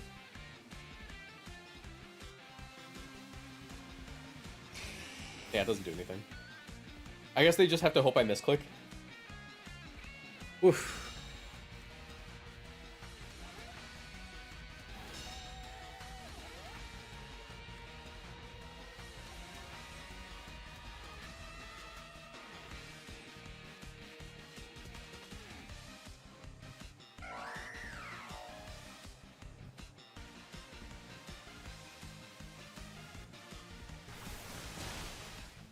All right, good game, well played.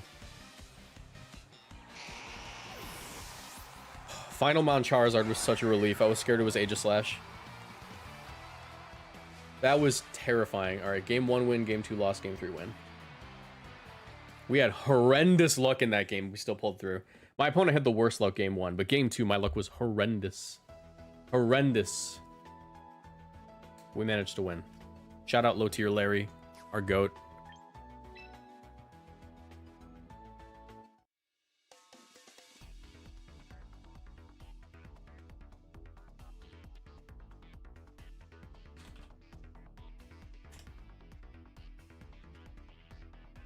All right.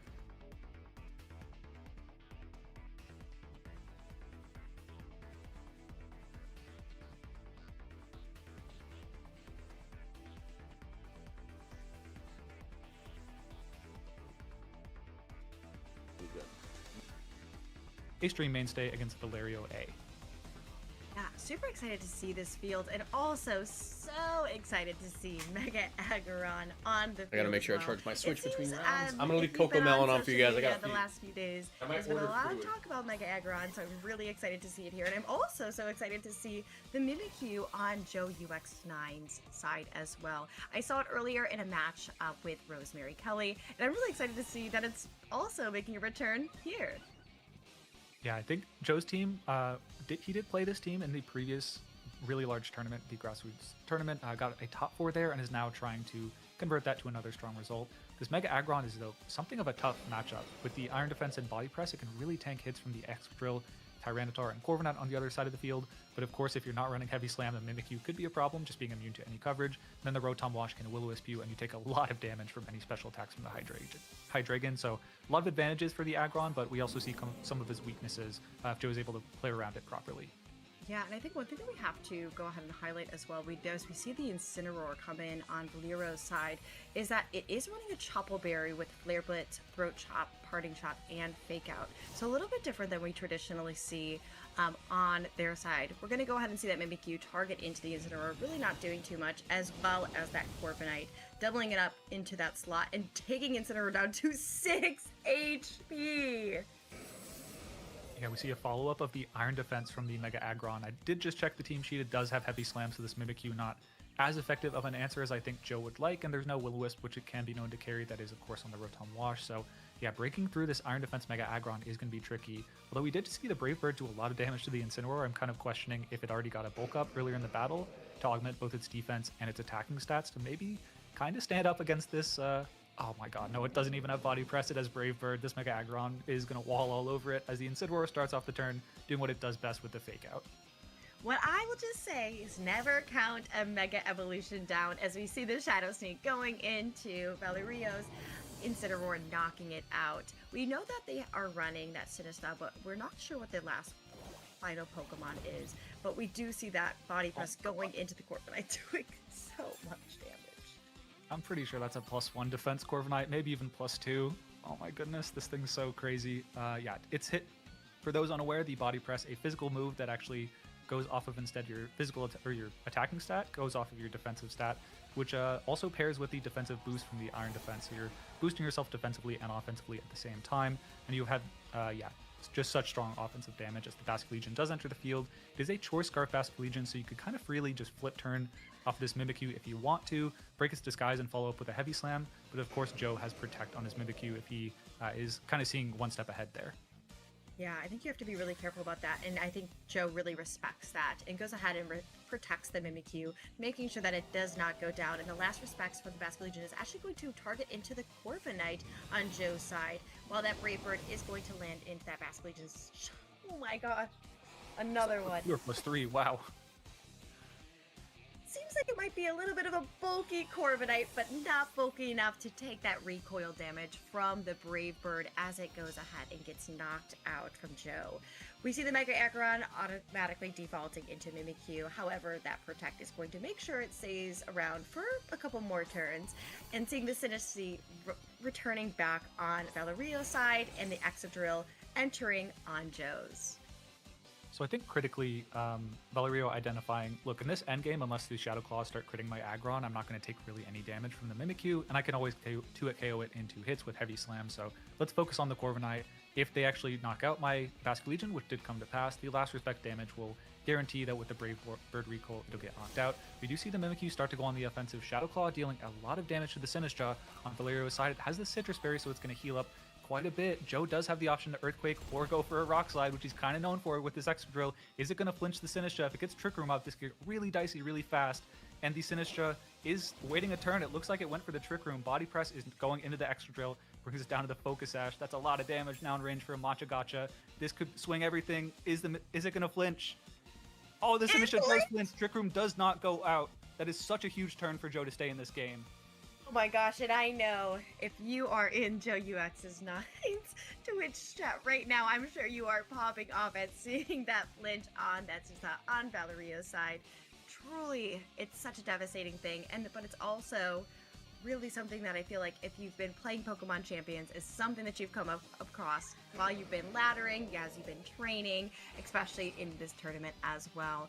Now, this is just a lot more dicey situation. The Excadrill is down to its Focus Sash, and we do see the Mimikyu going into the Shadow Claw, going into the Sinistcha, getting it down to 6 HP. However, it is just not going to be able to hang around with that Iron Head from the Excadrill.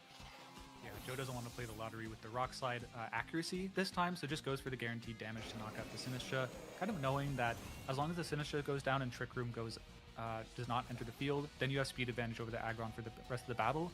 And also, there's no life dews that can come out. Any damage on this Aggron is going to be permanent for the rest of the battle. It's going to really depend, I think, on who is in the back for Joe. If it's Rotom, I think we see that kind of highlighted, so leaving the Mega Pokemon on the bench. Still not going to love taking the body presses, but you can kind of chip this guy or the Mega Aggron down into a Thunderbolt range. You might not have to rely on a Will-O-Wisp. You could just maybe never take the body press in the first place. So I think on Joe to kind of navigate around and get the Rotom in safely to actually deal with the Mega Aggron. Yeah, I think this is really interesting. I'm hoping that it is that Rotom Wash going into Joe's on the back line, especially when you see that Mega Aggron. We're going to go ahead and see that Mimikyu return back to Joe, and do see the Rotom Wash hitting the field, which is just really putting Valerio into a very hard position. The Iron Head goes into the Aggron, but obviously doesn't do too much with that Iron defense. Oh my goodness. Okay, incredible read.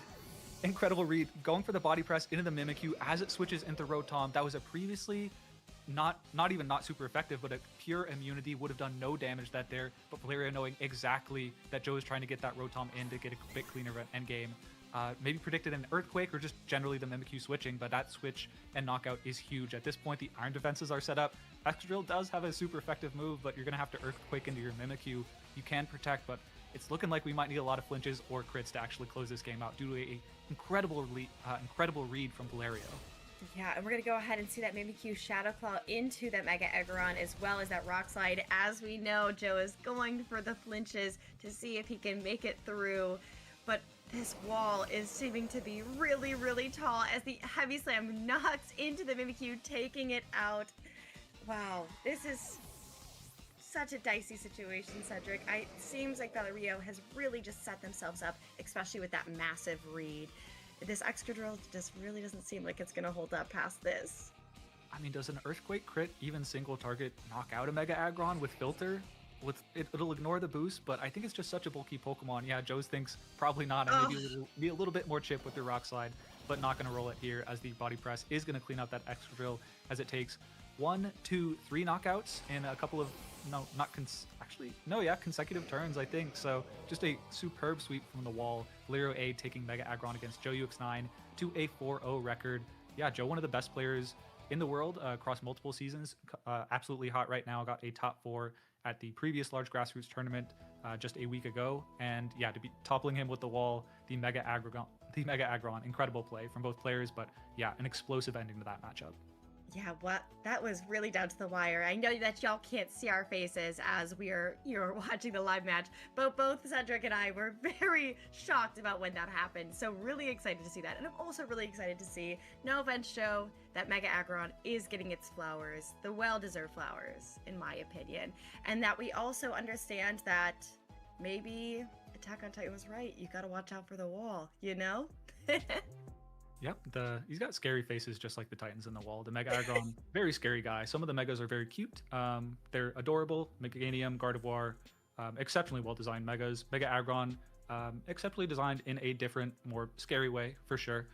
I think, but also just extremely scary gameplay. And as we saw, there's so many physical attackers stacked up on Joe's team that if the Iron Defense goes up on the Mega Aggron, it becomes very difficult to knock it out. We saw like even a crit Earthquake probably wouldn't have knocked out there, but I think Joe's attempt, at least in that early part of the game 3 that we missed, was to set up as many bulk ups on possible to at least kind of slow the pace of the Mega Aggron and knock out all the partners and then try and close it out with the rest of your Pokemon. But yeah, we see it kind of doing that. It knocked out the Incineroar, it knocked out the Basket Legion, and it put you in a spot to knock out the Sinistcha with a bit of luck from the flinch, but ultimately, yeah, we are just playing through that sequence. The Rock Slide here, of course, very critical. I think Valerio doesn't even need the read to close out the match if Trick Room goes up. On this turn, you've of course chipped the Excadrill into a Matcha Gotcha range, and then you can just go Matcha Gotcha, Heavy Slam, or to knock out the Mimikyu if you want, or you can go for Life Dew. But I think critically, this flinch on the Sinistcha made things extremely difficult, but kudos to Valerio for kind of responding under pressure and identifying exactly what happened on the exact turn it needed to happen and body pressing that immunity and taking a knockout. Yeah, and I think that's one big thing that, especially as I have learned VGC and going through all the different types of regulations and all the different types of moves, it's really fascinating that sometimes you have to take those different types of risks and identify them of like, okay, it could just potentially still be Mimikyu there, but what if there's a switch in and what if it's Rotom?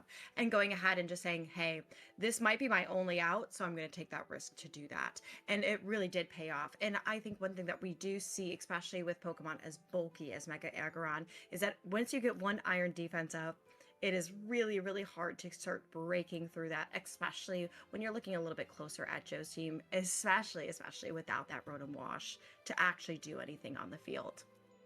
Credit to Joe, though. Towards the end game, it looked extremely dicey. Of course, you need the flinch on the Sinistcha, but something we neglected to mention is you did actually Iron Head the turn that you switched into the Rotom to potentially give yourself another out. If that read even happens, there's only a 20% chance that the Body Press is going to come out and get that knockout. So although that spectacular read did come out, at least Joe covered for that with both the RNG and it just being a crazy read to make in the first place. So I think a pretty informed play on his part, and just credits to Valerio to seeing the exact turn the switch was going to happen and punishing perfectly.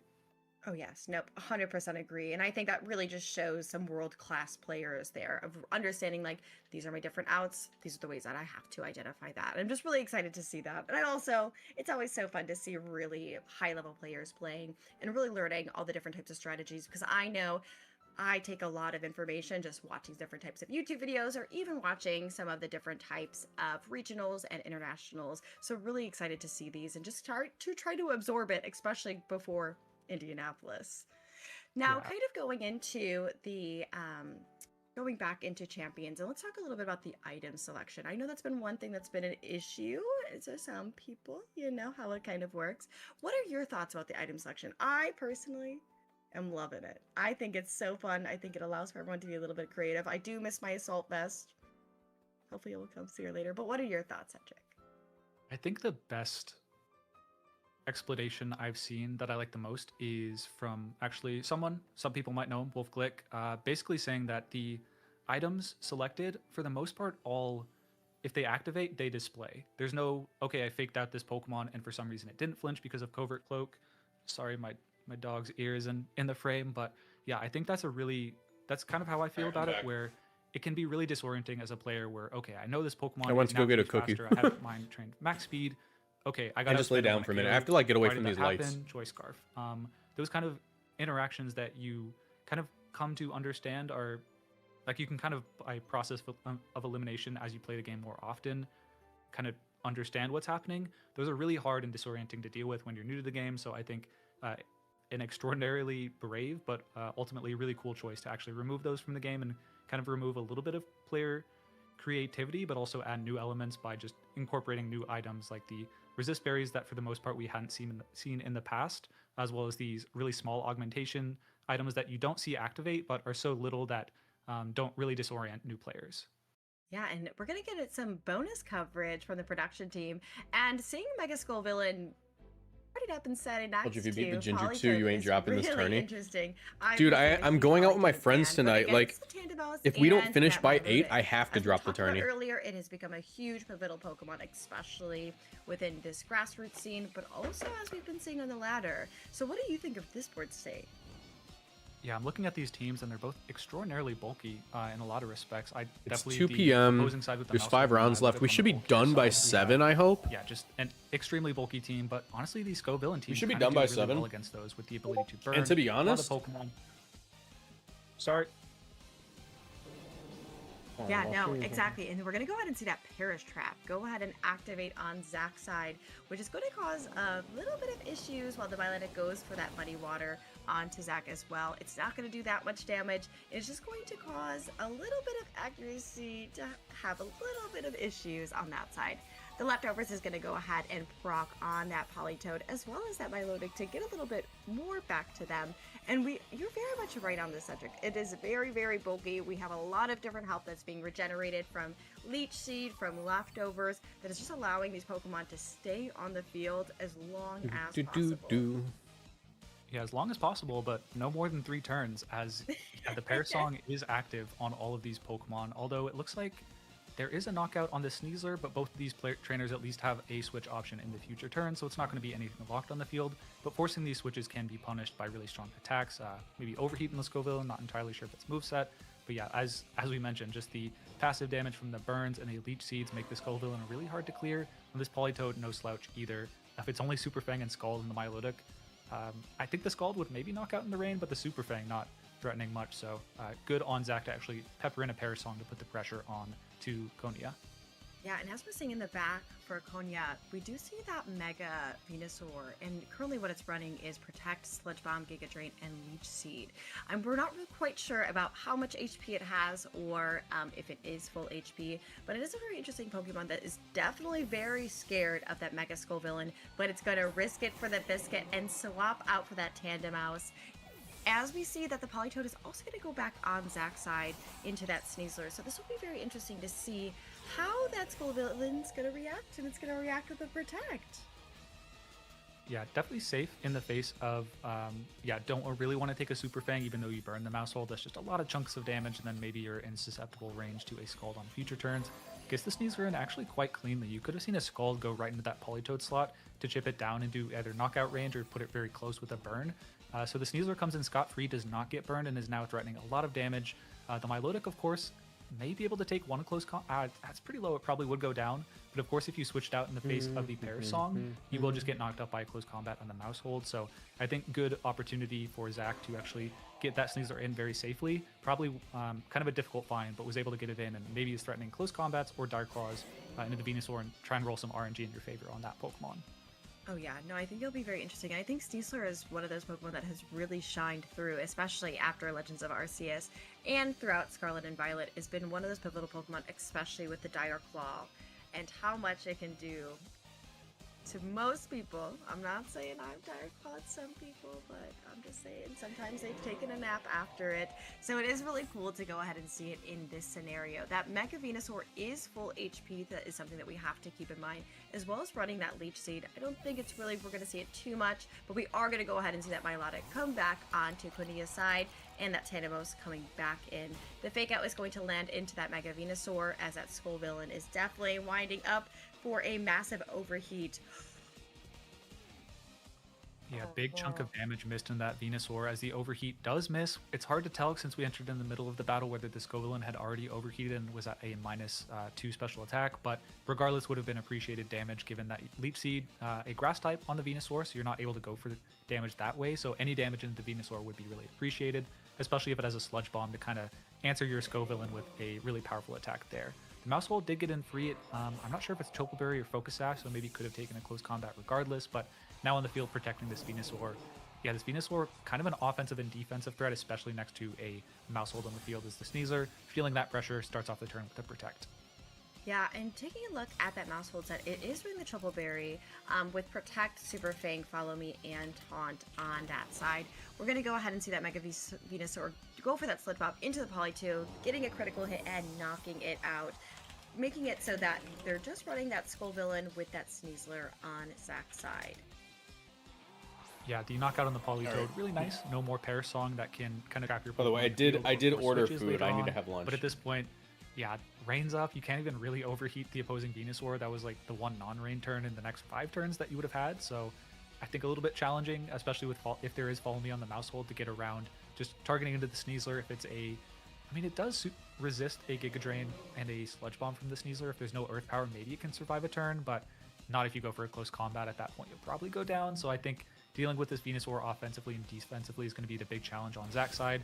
But, you know, no challenge insurmountable with the Dire Claw. Do we see an activation? No, we do not. Dire Claw, no sleep, no paralysis, and poison wasn't possible. As the Skull Villain, no healing allowed for it. Really just completely locked down the board on Konya's side. Really excellent play in this endgame.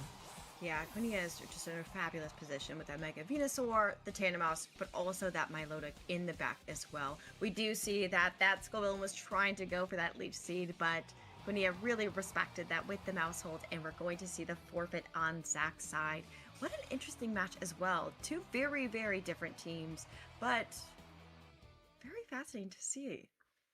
Yeah, that was interesting. I think, yeah, Venusaur, really uncommon. Skull Villain has gotten a little bit more common with the ability, the Spicy Extract, just burning the primarily physical top threats in the metagame. So even if your Skull Villain just goes down and trades for 2 burns against your opponent's non-mega threats, that can oftentimes be really effective, especially if you pair it with like a Parasong mode to kind of play defensively. So really cool team on that side. And then we also saw, I believe, Milotic Ceruledge, which is, Milotic's definitely sprung up a lot, but Ceruledge a little bit less common, and kind of exciting teams. I think on our end, we are going to take a quick break, but we will, of course, still have that bonus match in the background if you're interested in watching. Round 5 coming up soon. Myself and Courtney will still be on the mic. Stay tuned for that.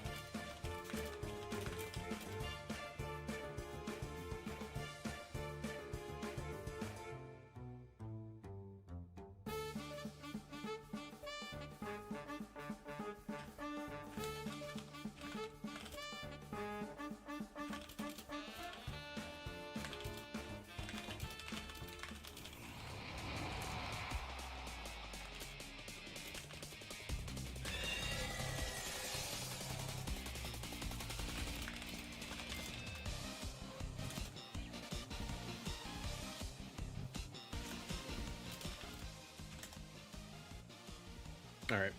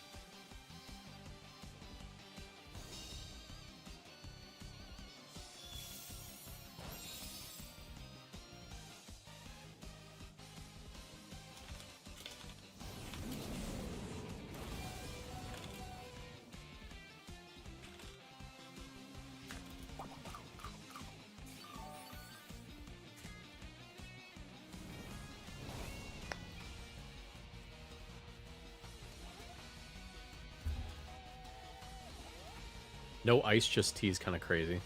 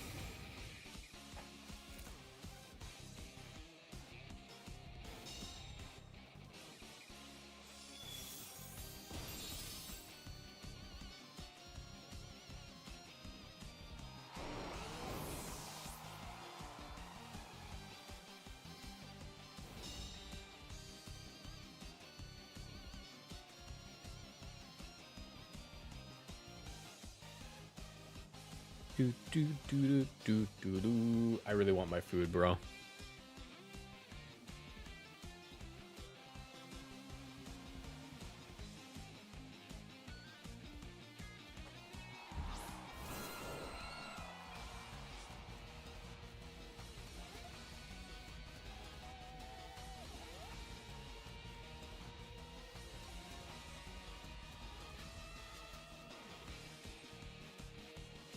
Really crazy. There's 5 snow centers in a meta with like 50 Pokemon. Are there 5?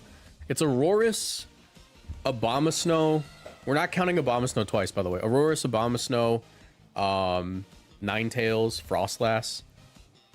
Aurorus, Abomasnow, Ninetales, Frostlass. Who else? Are you counting Mega?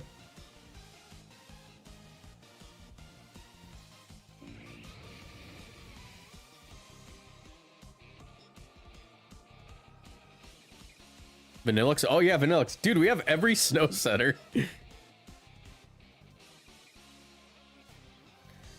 All of these snow setters and only one of them's good. That's really funny.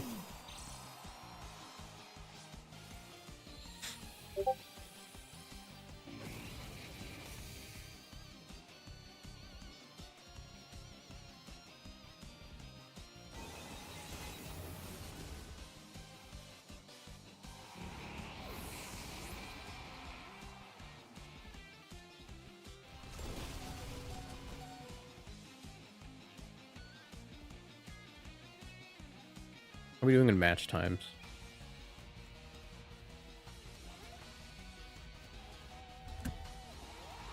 Six games left. 6, 7 games.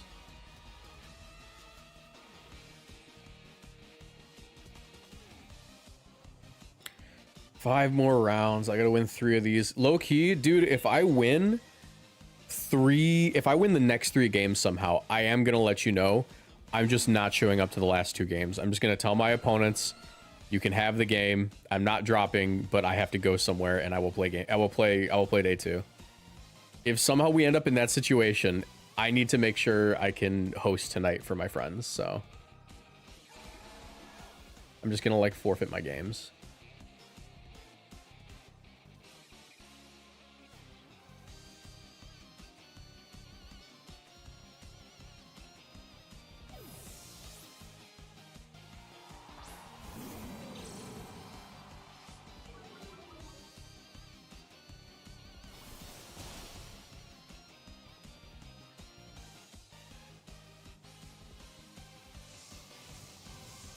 All right.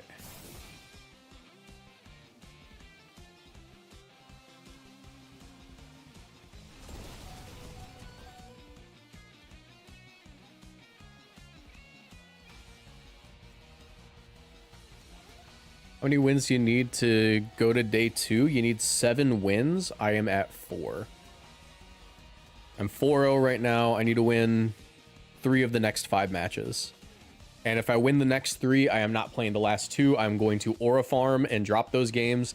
Do worse in day 2 because I can't lose any games day 2 now. And just accept that because I want to go hang out with my friends. Do we still get the sticker if you forfeit? I think so. I'm going to hand out 2 stickers. As of right now, no one's gotten a sticker off of me.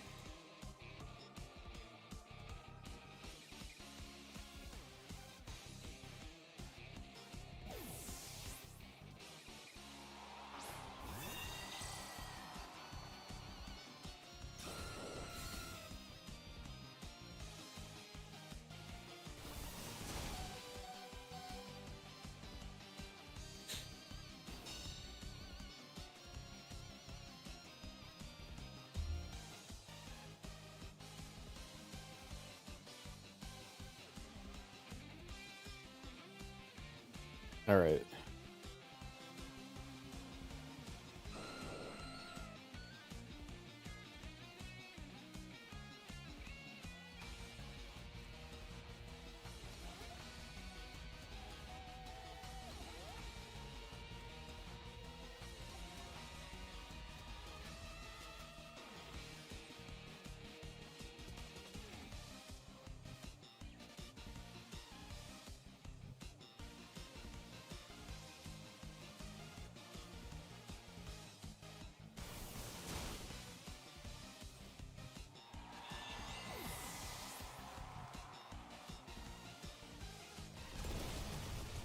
Let me see.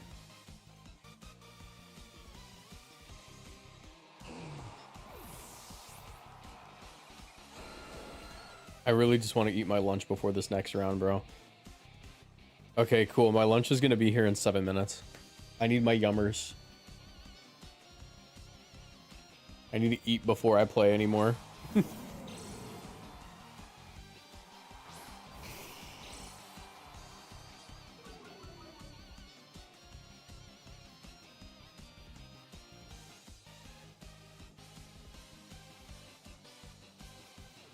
Are you still in? Yeah, I'm undefeated right now.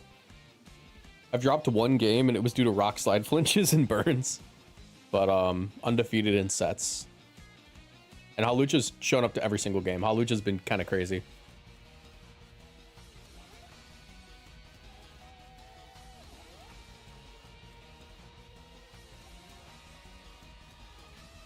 Kitty cat? There's a kitty cat behind me.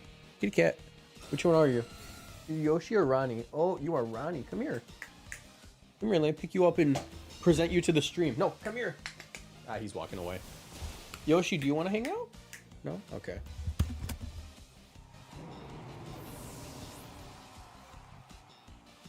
Dude, low-key, I wish I did a little bit worse in this tournament so I could go for my walk. I want to go outside. It's so nice outside. Let me see. If this tournament runs until 8, so there's 5 more hours, minimum. We should be done at 7. My appointment for the thing I'm going to tonight is at 9. I need to be done by 8 so I can clean. And I'll only be able to clean a little bit.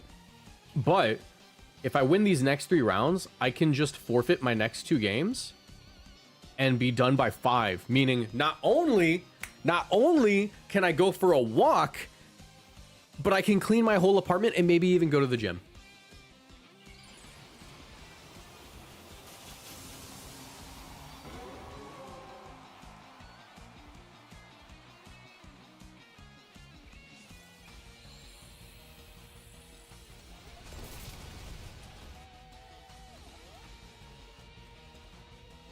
Yeah, I forgot there's prizing for this tournament. What if I actually just do incredible? How much money do I get?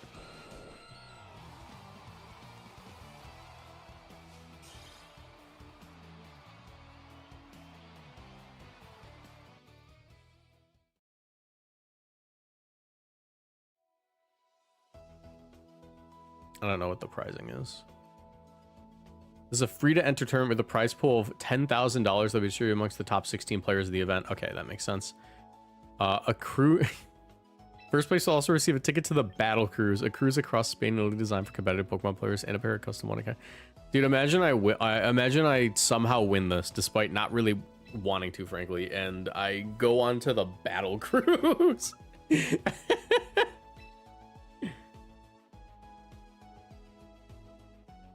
Congratulations, Moxie Boosted. You won. Now you get to go to the Battle Cruise. Bro, I want to go home.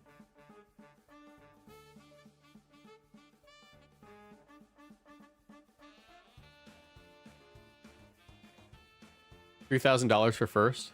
Cool. I'm assuming top 16 is like 500. It's probably like 500 for top 16. That's $4,000 gone from the pool, and then like 1,000 for... No, probably like 250, then 500. Yeah, then 1,000, and then 3,000. If you go onto the Battle Cruise, can you please vlog it for us? I think it'd be funny.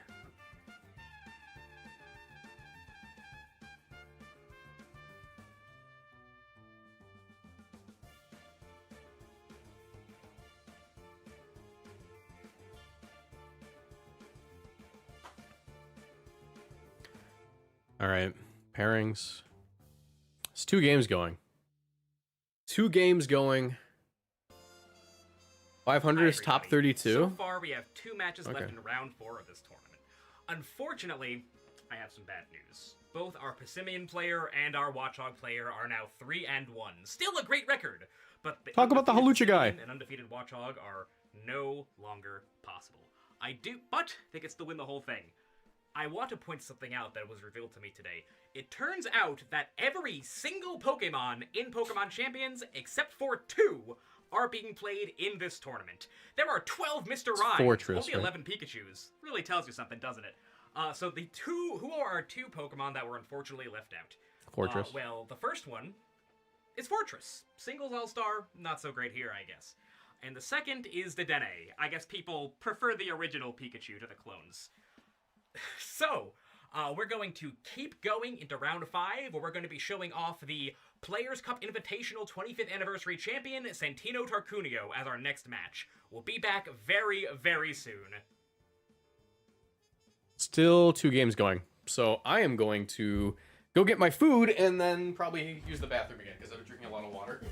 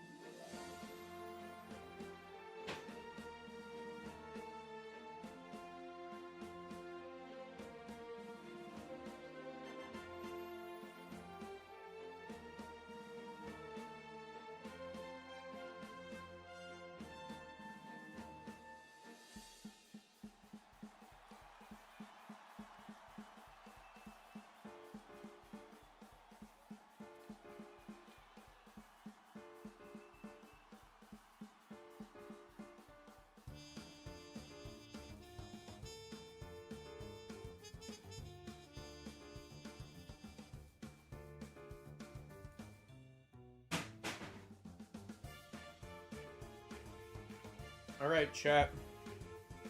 Your boy came back with rice, broccoli, and chicken.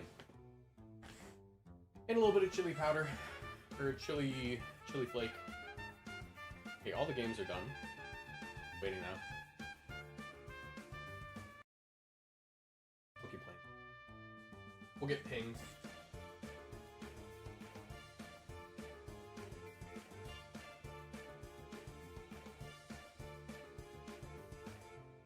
Oh, hold on.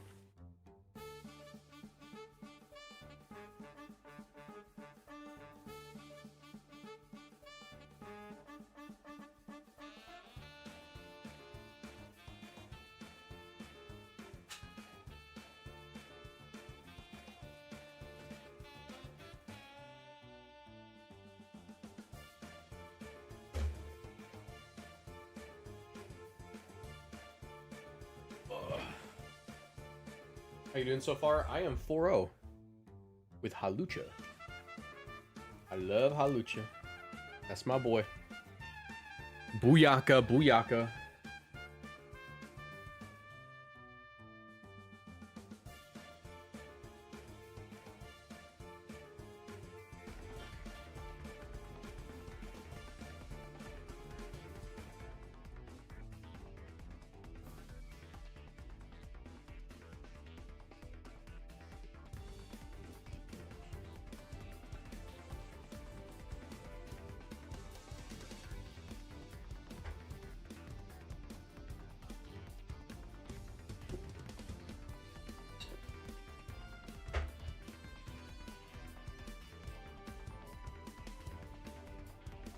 Your last round, game 3, pretty sad. Oh, I'm sorry, bro.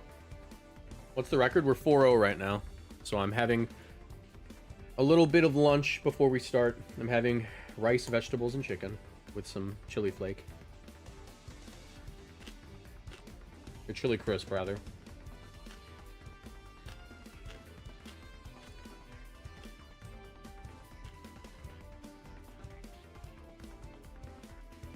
Guys, what's your favorite vegetable?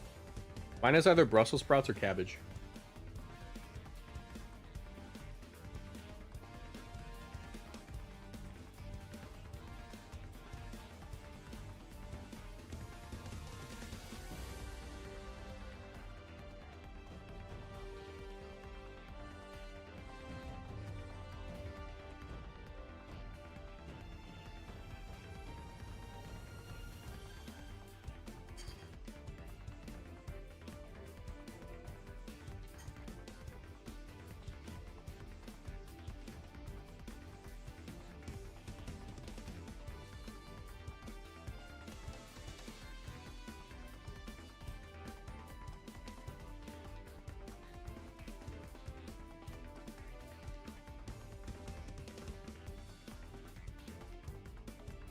Still nothing.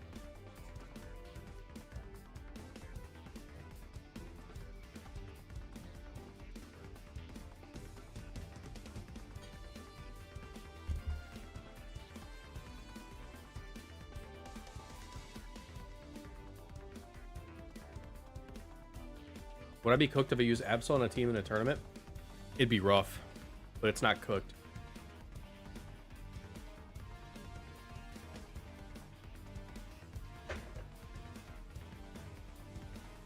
Yeah, sauteed spinach is great, but I feel like every dish that has spinach, like, I just wish it was cabbage, you know?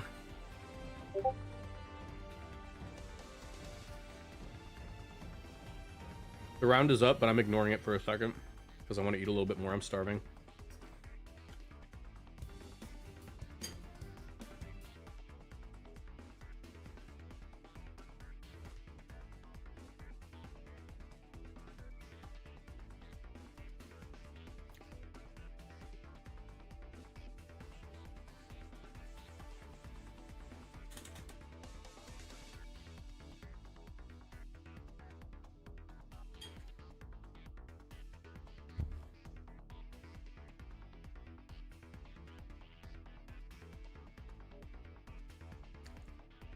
All right.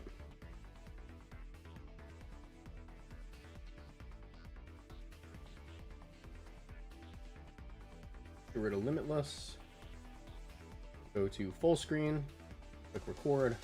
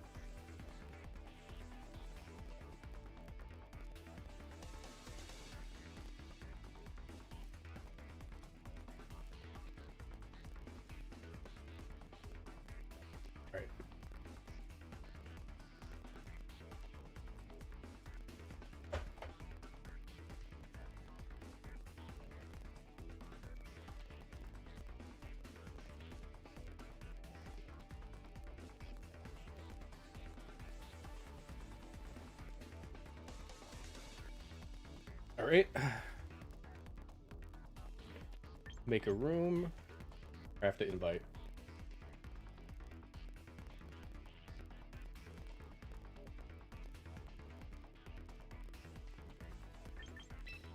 Okay.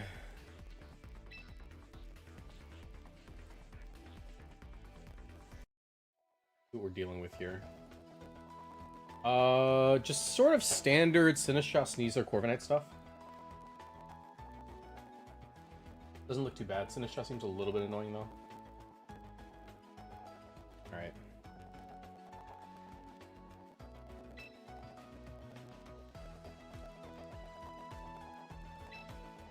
Oh, that's not what I meant to do. Spectate.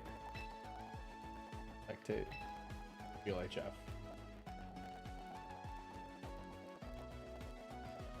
Also, I'm spectating from the wrong POV.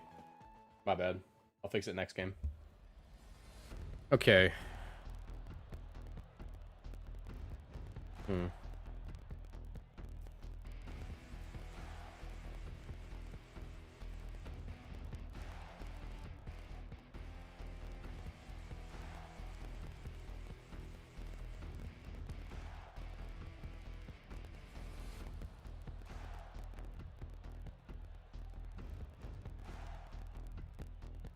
Put that. And take another bite of chicken.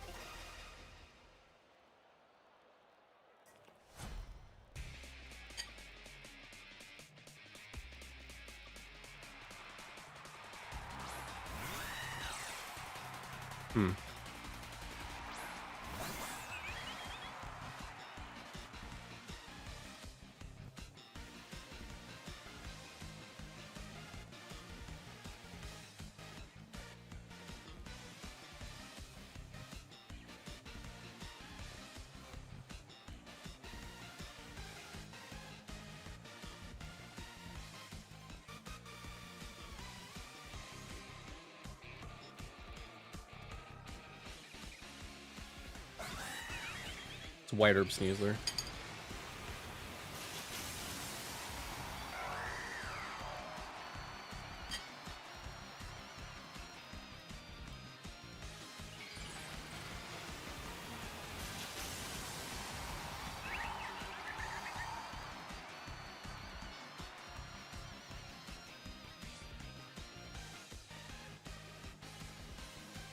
Nice. Okay. Getting rid of Sneasler is actually huge. That's one of the biggest pressure tools.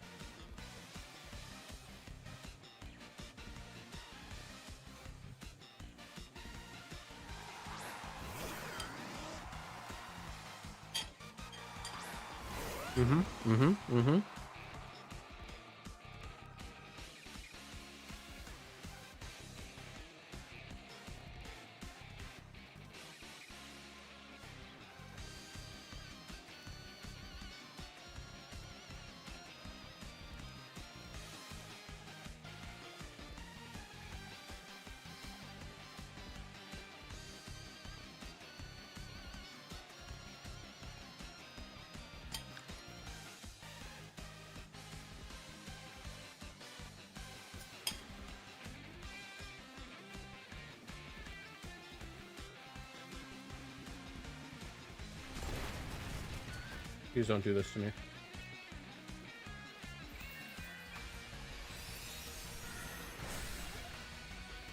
That's pretty bad damage. Ah, okay. No! Come on, man. Not that hard, bro. Just lock in. Just lock in, bro. I hate when this happens.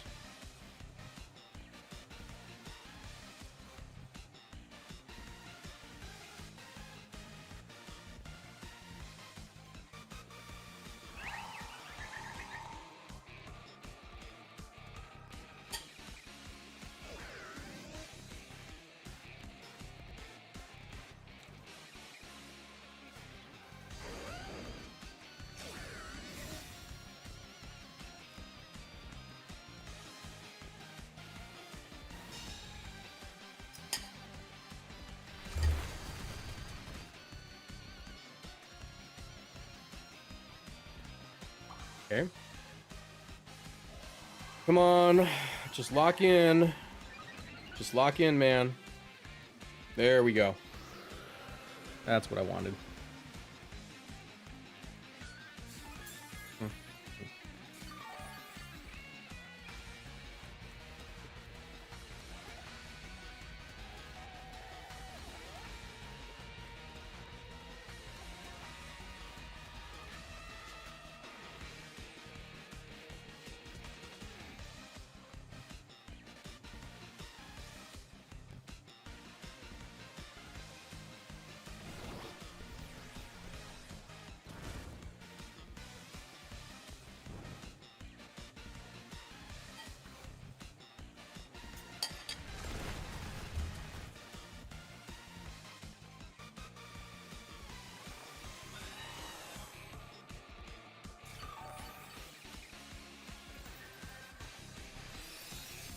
Beautiful.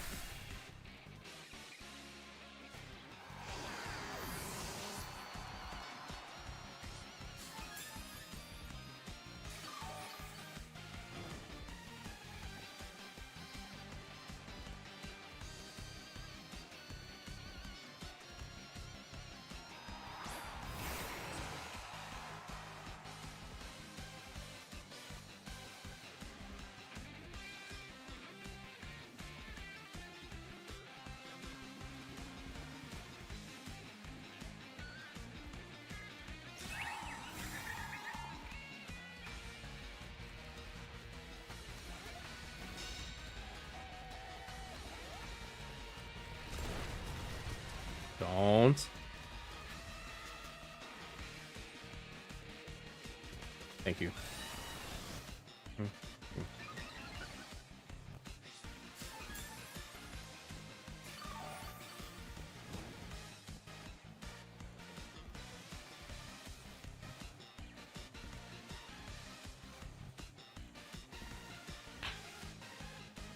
It's a pretty important turn.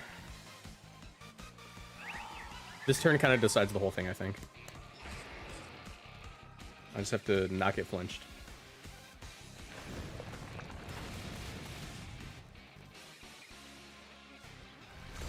Come on, man. Lock in. Lock in.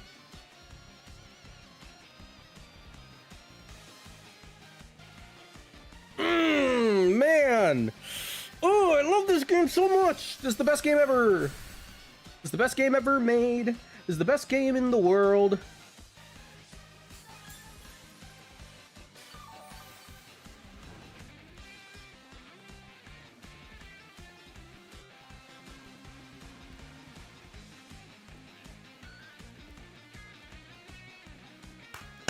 I love this game.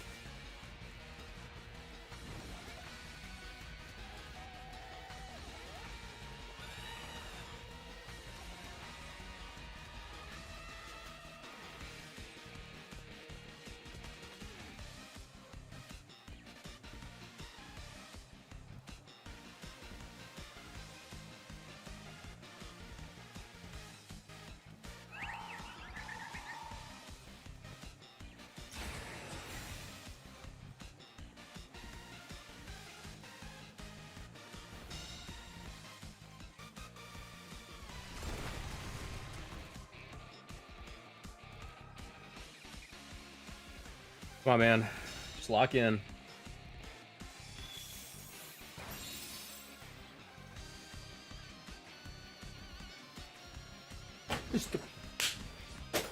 I love this game. I love this game so much. This is the best game ever made. This is the best game. I love this game.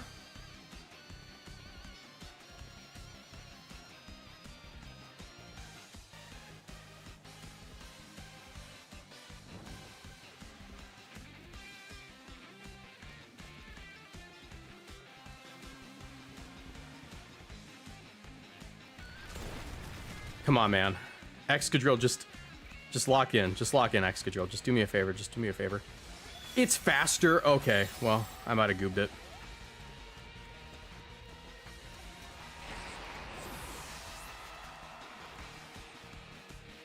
There we go. Yay.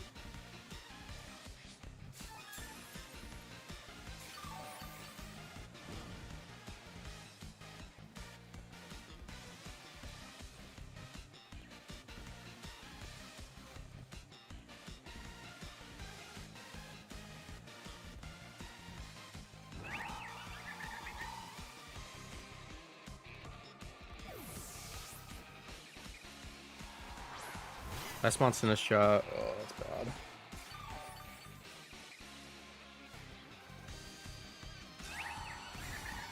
So many opportunities to knock that thing out, and I missed all of them because of rock slide flinches.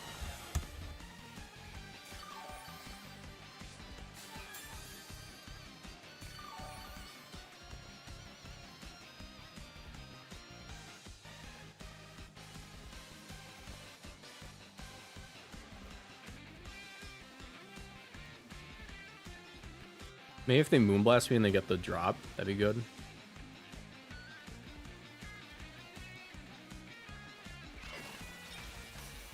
I need them to special attack drop me, which isn't likely. That does nothing.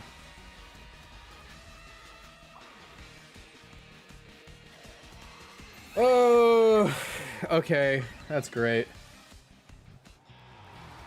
Love that. Love that. Loved every minute of that.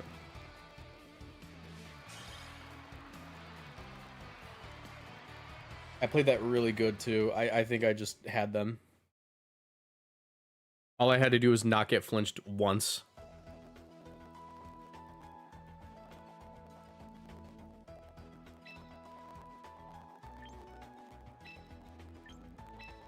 All right.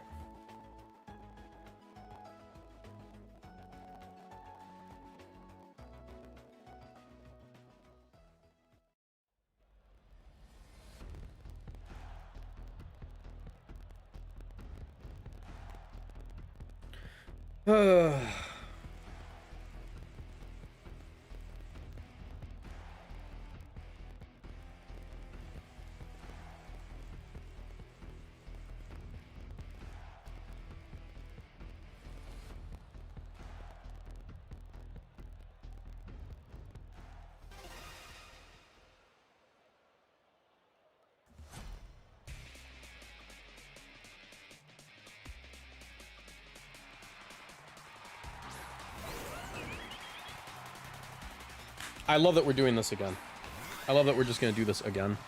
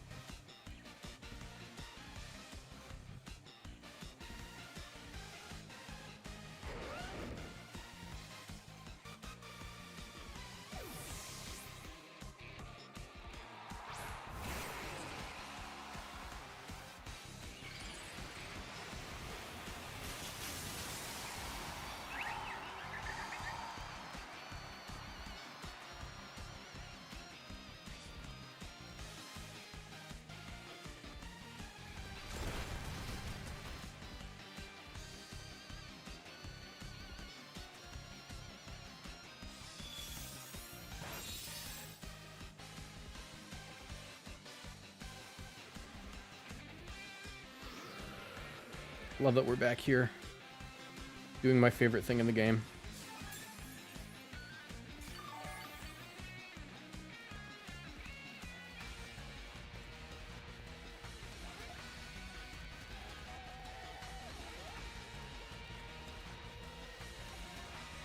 Send out the Cine.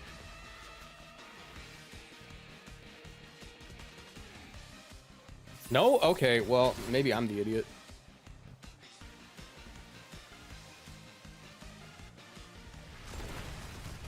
Maybe I'm the idiot.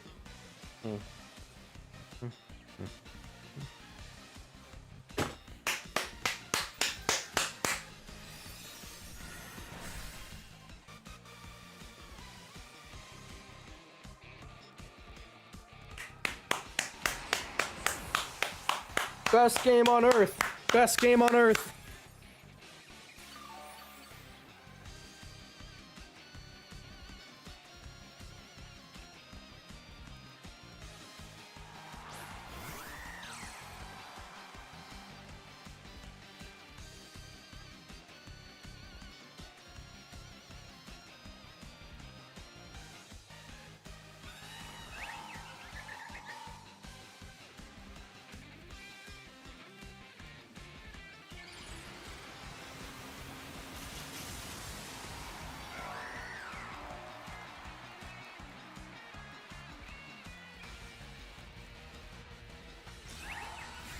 Great. Great.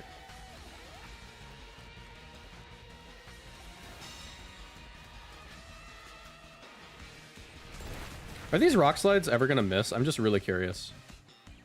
Like, is that... Not that it matters, but, like, I just want to say, like, you know...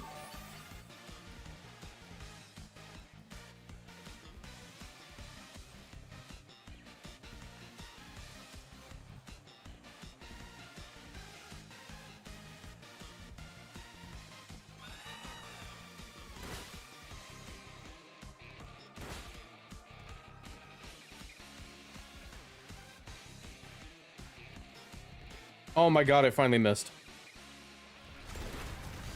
Can I flinch something now? Because I don't think this KOs. Actually, they're pretty fast. Can I flinch something? Can I flinch something? Can I flinch something? Can I flinch something? Thank you. Thank you. I needed that so bad. I needed that so bad, you have no clue.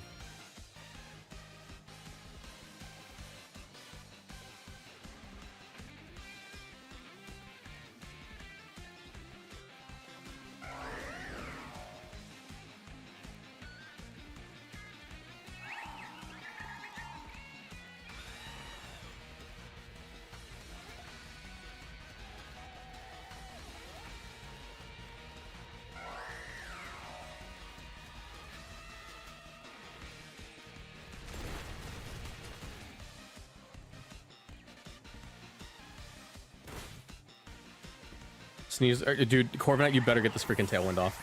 You better get this tailwind off. You better get this tailwind off. You better get this tailwind off. Thank you. Oh, dude. What are we doing here? What are we actually doing here today?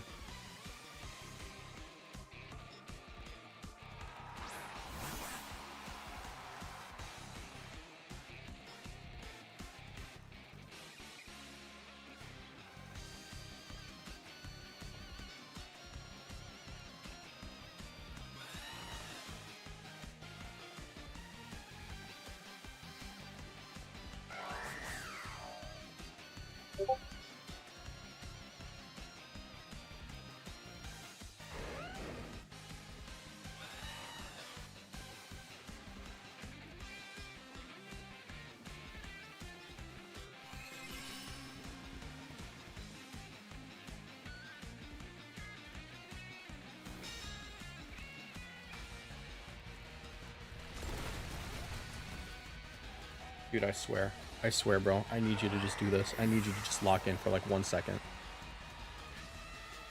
What are we doing? What are we doing?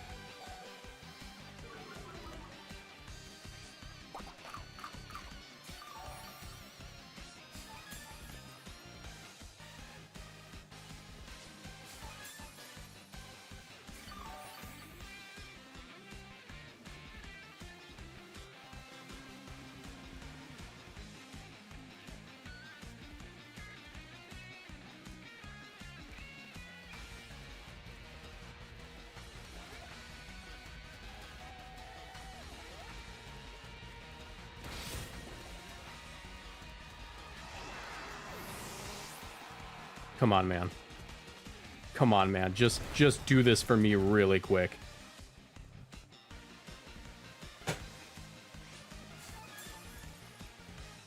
I don't know what I'm even supposed to do there, bro.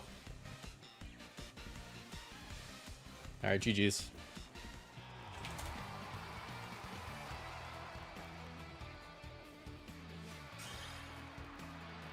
I don't even know what I'm supposed to do there.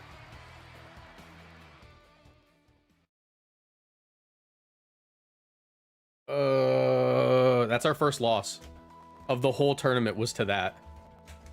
The whole tournament, our first loss was to just never getting 30%. It was just 30%, 30%, 30%.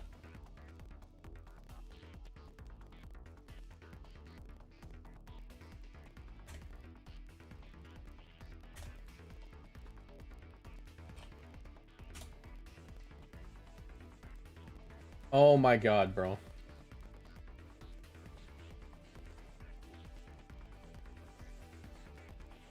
Oh. All right. I'm putting on the stream. I'm going to go lay down until the next round. I'm not going to be on camera until the next round starts. I'm going to go chill out. Pokemon, we do see the Dragonclaw from the Garchomp on Alexander. You guys understand. I'm going to go chill for a little bit. It took it very, That's the type of game you have to now, leave this is a very and like interesting position. recuperate. Alexander does not have the ability to go ahead and switch out to reset that Perish Song. So now time's a ticking. Yeah, so the Sneasler, I believe, at still neutral because the Intimidate went before the close combat, so you're in a very similar situation where Dragonclaw probably should knock out the Ninetales, and then I think Dragonclaw looked pretty close to a KO on just without even having to go for Earthquake, so you could more or less just start going for Dragonclaws. I think on Santi's side, you may just have to roll a triple protect on the Ninetales to allow, like that's definitely one thing on their mind, just making sure you have at least that out later in the game if these turns don't work out. But now you kind of have to take advantage of the Gengar. It's going to faint first regardless of the, it's going to be outspeeding, I believe, both of these Pokemon. Or, no, it's sandwiched between the Sneasler and the Garchomp, so maybe you could kind of sandwich that correctly and be the last Pokemon to faint if you knock out the Garchomp. But yeah, the Ninetales does need to kind of play defensively to actually get that Garchomp knockout later. So yeah, Sneasler Direwolf goes in that protect. Yes, and then we're going to go ahead and see also on that side that Mega Gengar targeting into Alexander Sneasler with the Shadow Ball, taking it down to 13 HP, with the Garchomp targeting into the Mega Gengar and having it survive on 8 HP, ticking down to the Perish count to 2. Yeah, just almost could have very close to the knockout due to the close combat defense lowers. If it had actually knocked out, then I think the Ninetales would have been able to clean that game up. At this point, the Sneasler should still be outspeeding and being able to knock out the Ninetales, so if you wanted, you could once again just repeat the play of a Dire Claw and we see an attempt for a double protect. It's not going to execute, unfortunately. Yeah, and we're going to go ahead and see Alexander Sneasler target into that Alola Ninetales and knock it out on Santi's side.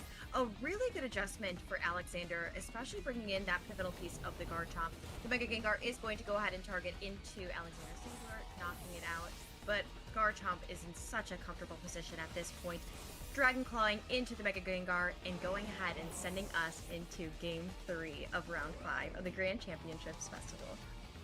Yeah, I really like both of the players' approach to that endgame. Just Santi identifying, all right, I probably need at least one consecutive protect to win the game, but identifies what has to happen to make sure that it's only 2 protects and not the 3rd consecutive protect. As long as you Shadow Ball into the Sneasler, both of these turns, if there's no Earthquake that comes out from the Garchomp, which would be extraordinarily risky, so you just hope that doesn't come out. If you double Shadow Ball into the Sneasler and get a double protect on your Alolan Ninetales, you'll be able to weather the storm of that, still be at 50% on your Alolan Ninetales and be able to close out the battle with a Never Melt Ice Blizzard on the opposing Garchomp, not even letting the Perish counter take down an additional turn. So good approach, I think, but yeah, like we mentioned, the Garchomp, a really important adjustment on Alexander's side to not be in those a little bit more passive board states against the poison types on Santino's teams in the mid game. Yeah, and I think one thing that's really fascinating, especially something that I've been doing a lot while playing these different types of champions matches, is that sometimes you don't always need a Mega Evolution, and I think that was really telling on Alexander's side as he left the Mega Floette back onto the bench and brought in that Garchomp instead. Understanding and realizing that is going to be such a pivotal piece to move through Santi's team in a really effective way, just because Mega Floette just doesn't have the accoutrements to make this team go ahead and be really good against Santis. I think we've seen a lot of comparisons drawn between Mega Floette and Xerneas, and yeah, the accompanying ground type is just one additional element of that. Just all the poison types in the metagame trying to answer the Floette get answered exceptionally well by the ground type partner. You see no switch up from Alexander's side on the lead from the Aerodactyl and the King Gambit, as Santi likes the game 1 lead. It ultimately did win them the game, goes for the Sneasler and the Ninetales. One thing we didn't comment on before, although it seems fairly safe to go for a double protect here, if you do go for that, there is some susceptibility to, on the next turn, getting Encored on your King Gambit, so that's sort of the pressure that this Fake Out plus Encore combination is on Santi's side, but kind of pressured a little bit less frequent protects than you might expect from Alexander's in previous games. Yeah, no, I agree. I think that's a really good call out, especially just for how devastating that if an Encore goes into that King Gambit, how it is going to completely mess up Alexander's flow going into this game 3. Now, it is going to be very fascinating to see, is the Sneasler going to go ahead and fake out? That Aerodactyl is still holding a huge pivotal piece of setting up that Tailwind once again against Santi's team. That Alolan Ninetales is not going to want to take anything too bad, but it looks like that King Gambit is going to take a fake out from the Sneasler on Santi's side. We do see the dual wing beat going into the Sneasler from Santi's side, taking it out turn 1. Yeah, big one at knockout. We saw that happen in the first game, although it was on the alternate slot. The Ninetales and Santi did still ultimately win that game. Let's see how this game progresses. However, one big difference, it was fake out into the King Gambit, so the Aerodactyl's Focus Sash still intact. Big critical hit, but we saw from the last game, it more or less gets there pretty much all the way. Oh wow, another critical hit on the King Gambit. I think worst thing we can see here is a freeze on the King Gambit or any of these Pokemon. Oh my goodness. All right, I'm so sorry, Alexander. Can we see 2? No, but we do see the flinch. Yeah, just you do lose the Sneasler, but I think you might be happy. That Aerodactyl was going to be otherwise pretty free.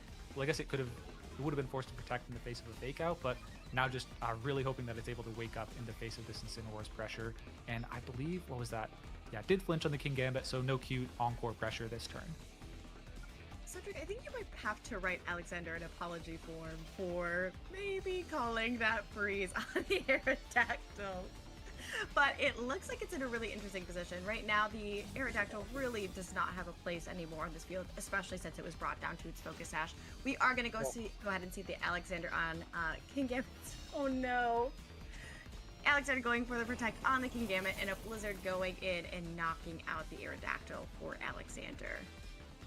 Yeah, that's pretty tragic. I think it most likely... Actually, I don't think it went for a Protect given the King Gambits went first, but unfortunately wasn't able to thaw that turn and get any action off. The Incineroar didn't go for the Fake Out into the Aerodactyl, which would have fallen empty onto an Unthought Protect, but really just Santi identifying, look, it's so unlikely that this is actually able to Unthaw. If I get Blizzard Flare Blitz into this King Gambit, I don't even have to Encore Lock it, and if it is able to Protect, then the next turn, as long as the Aerodactyl doesn't thaw and get Tailwind up precisely this turn, I have Encore into the King Gambit in the late game, provided I can actually survive a Dire Claw from this Sneasler. We haven't seen it from full HP or at...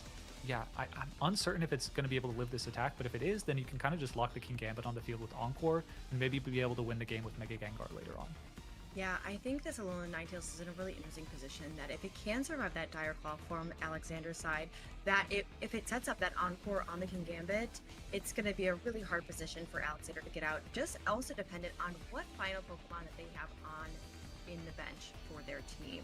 We are going to see the King Gambit on Alexander's side go for the Sucker Punch into the Incineroar. And we're going to go ahead and see that Dire Claw targeting into the Alolan Ninetales and bring it down to 49 HP. Seeing the paralysis on it is no good, and we got to see if it's going to go ahead and paralyze it. And no, the Encore goes into the King Gambit. You know, cheering it on a little bit. Yeah, Flare Blitz now going to go into the King Gambit. I did get the parting Sucker Punch off, so would have been better off going for a Blizzard, just hindsight 2020 there, but yeah, would have at least forced it to stay on the field and protect if it had been able to live the Flare Blitz somehow. However, yeah, this Sneasler has chipped down the Ninetales. We are down to the final 2 Pokemon on Alexander's team. Definitely critical to call that out, given if it's Mega Gengar waiting in the back, a Pair Song could be a cool way to close this out, but kind of a perfect time for the Sneasler or the Garchomp to enter the field, especially given you got the paralysis on the last turn, which maybe seemed, okay, but now given that the Garchomp outspeeds the Ninetales and you have Protect on the Sneasler, opens up once again another trip to Earthquake City. Yeah, I think Santi is in an interesting position really having to decide, is Alola Ninetales worth keeping on the field, or am I okay with letting it go down? If that Mega Gengar is in the back for them, which probably is, it is going to be a very devastating board state after that for Alexander, just because they're not going to be able to go ahead and pivot out their different types of Pokemon. Now, we saw this on the last side, is that the Garchomp came in and did a really, really spectacular job to close up that game. But we do see that Santi is going to go ahead and swap out their Incineroar into the Gengar and protect on their Alola Ninetales just about a little bit more. Close combat goes into the Incineroar slot, now a Gengar, as it is a Rock Slide, so didn't take the opportunity to go for a Earthquake and Protect, chose instead to go for a Rock Slide and a Close Combat to sort of delay the turn. Rock Slide is going to be disabled, so not an option for the next couple of turns, but trying to break down that turn a little bit, because otherwise it feels like on one level Protect and Earthquake is very safe. However, if we see Santi go for a Fake Out, or sorry, Protect, if he goes for Protect last turn and the Gengar switches in and is knocked out, it's susceptible to a Fake Out on the next turn. Then maybe you can live a -1 Earthquake or Rock Slide on the Ninetales and get a really powerful Blizzard to close the game that way. So definitely see what Santi was going for and why Alexander didn't just go for the immediate Earthquake, just trying to break down a little more rather than, Earthquake City was a likely possibility, but delayed it a little bit to make sure that there's no risk of a really forward-thinking play from Santi. Yeah, and it seems like that Alexander wants to keep you on your toes, Cedric. I think we also have to remember that Alola Ninetales is paralyzed, which is going to cause a lot of issues, especially that even if you think you might be able to use it, it might get stopped along the way. We are going to go ahead and see that Alola Ninetales be swapped out for its friend Incineroar, with Intimidate going ahead and popping onto both of Alexander's Pokemon, but the White Herb making sure that it's not going to take any different types of stat decrease. Yeah, I think we see the danger of delaying that last turn a little bit here. There definitely is an opportunity if this Gengar is trained very defensively to survive an Earthquake, but the Sneasler says, all right, enough, let's get the Protect off, and we do see the Parasong coming off first from the Mega Gengar, which is important. It's going to lock these Pokemon on the field because there are no Pokemon remaining. Their Parasong is going to start ticking down, but that Earthquake comes on the field. However, Incineroar was able to get an Intimidate on the Garchomp, so let's see if all the Pokemon are able to survive. Not the Gengar, but the Incineroar is able to survive and is applying Fake Out pressure on this next turn, which could be important for the Ninetales to actually be able to weather this storm of damage from these two Pokemon. Yeah, and weather the storm indeed, as this Alola Ninetales is going to bring back the storm and make sure that it has snow warning along the way. We do have that Fake Out pressure from Santi's Incineroar going into both that Garchomp and that Sneasler, which is going to put it in a really interesting position. We do know the Parasong is up, but it doesn't mean it too much. Not for me, in my opinion. It's going to be really hard to stall this through. I think this game might end prior to that, but it'll be very fascinating to see how this plays out and how Santi wants to interact with this now that the Alola Ninetales is still paralyzed, going to be a lot slower, and dealing with both two very strong Pokemon on Alexander's side. Kind of an awkward position where it's uncertain whether with the Snow defense boost and the this is really interesting. Rock Slide is actually disabled from the Cursed Body on previous turns, so if you want to knock out this Ninetales, you probably have to go for an Earthquake at some point. So you buy some time to fake out the Sneasler this turn and maybe get a Blizzard off. We do just see a Dragon Claw into the Incineroar, which, isn't going to knock out. Blizzard does connect through the paralysis. Garchomp goes down, and what looked like a really solid endgame for Alexander just in terms of damage has sort of swung around here just based off of possibly the benefit of the Cursed Body and the Intimidate from the Incineroar. Now Sneasler is a single target attacking Pokemon, and both these Pokemon on the field have Protect. You might need to get a little bit lucky with a Paralysis this turn on the Ninetales, target into that, and then hit the Incineroar. Or, that also doesn't work if Santi just goes for a attack with the Incineroar this turn, so yeah, a little bit of dice rolling, but also needs to call whether the Incineroar goes on the offensive or protects this turn. Yeah, I think you really have to cross your fingers, especially with that Paralysis being an option for that Alola Ninetales. We do see the Sneasler targeting into the Alola Ninetales with Close Combat, knocking it out. Now, what is this Incineroar going to do? We obviously know it's going to hit something, and it's going to hit it pretty hard with a Flare Blitz, going into the Sneasler on Alexander's side and knocking it out to take Game 3 of Round 5 of the Grand Champions Festival. Yeah, just a sliver of HP, 12 overall for Super Santi, but of course, doesn't matter. Was able to take the knockouts first, and is probably accustomed to low HP victories given the Parasong nature of their team. But I really actually like the direction Santi took that last turn. Rather than kind of playing around with Protect calls, it actually makes a lot of sense given that neither of your Pokemon, or rather the Ninetales doesn't have a Pair Song counter on it. As long as you just, are able to hit through one of two of the paralyses, it's either the Blizzard and you knock out the Sneasler, or the next one you get to Protect and just stall the last turn with Pair Song. So cool play there from Santi. Yeah, I feel like that was really interesting. I felt like at the beginning, it was when the Aerodactyl got frozen and then the Sneasler went down on Santi's side.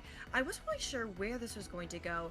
When the Garchomp came in, it seemed like it had such a commanding lead, but that Alolan Ninetales saying, I might be paralyzed, but that's not going to stop me from hitting this Blizzard along the way. So it was very fascinating to see how it was a very big tug of war in between them. And even though Alexander did not have a Mega Evolution, and Santi did, it still seemed very even and down to the wire with that tug of war, just resulting in Santi's favor. Yeah, we see the early start of the battle. It seemed like things were going so well for Santi just in terms of the luck swinging their way, but ultimately, even though we got the double crit and the Blizzard freeze on the Aerodactyl, looked like Alexander was able to claw back to a really favorable position in this next turn, given the Aerodactyl stayed solid, frozen solid on the next turn. Yeah, you can't really hope for much better of a turn than the Alolan Ninetales. Like, you need like one additional freeze roll and then you're in good shape. But yeah, this is the really key turn on the last turn, not the last turn of the battle, but getting towards the end where with Fake Out Pressure, you just are able to pin down the Sneasler, given it went for an Earthquake Protect combo last turn, and get that Blizzard into the opposing Garchomp.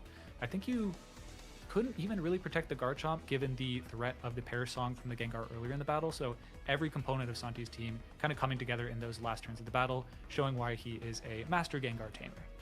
Yes, and I love to see that, and especially, like I said, I also love to see Pokemon that might not go ahead and be Mega Evolved on that side too. Now, Cedric, a little bit off topic, but you know, it's me. Gengar, Mega Gengar especially, loves to sing, especially Pair Song. What type of music do you think Gengar is actually singing though when he's singing that? Metal, blues, R&B? I'm going pop hits 2011 through 2014. Oh. Like Lumineers, Imagine Dragons, like. You answered that really quick. It seems like you might have been asked that before. That is so good. I haven't, but I'm thinking, do you know that TikTok song where it's like, we are young, like we got a fire in our souls? Like, it's something like that for sure. It's like the Pokemon do not want to be around anymore. They have that millennial depression. Anyways, that is those are my thoughts. Maybe don't poke the bear if you don't want the unsolicited opinions in the future, but y'all maybe clean it up for the rest of the cast. I absolutely love it, yes. And so excited to go ahead and see who we've got coming up next for our round 5 at the Grand Champions Festival. As we know, there's a ton of trainers competing right now, and really excited to see what we've got next. We've had some really interesting teams so far, coming from Passimian to Mega Gengar, so I'm really excited to see who we've got cooking up now.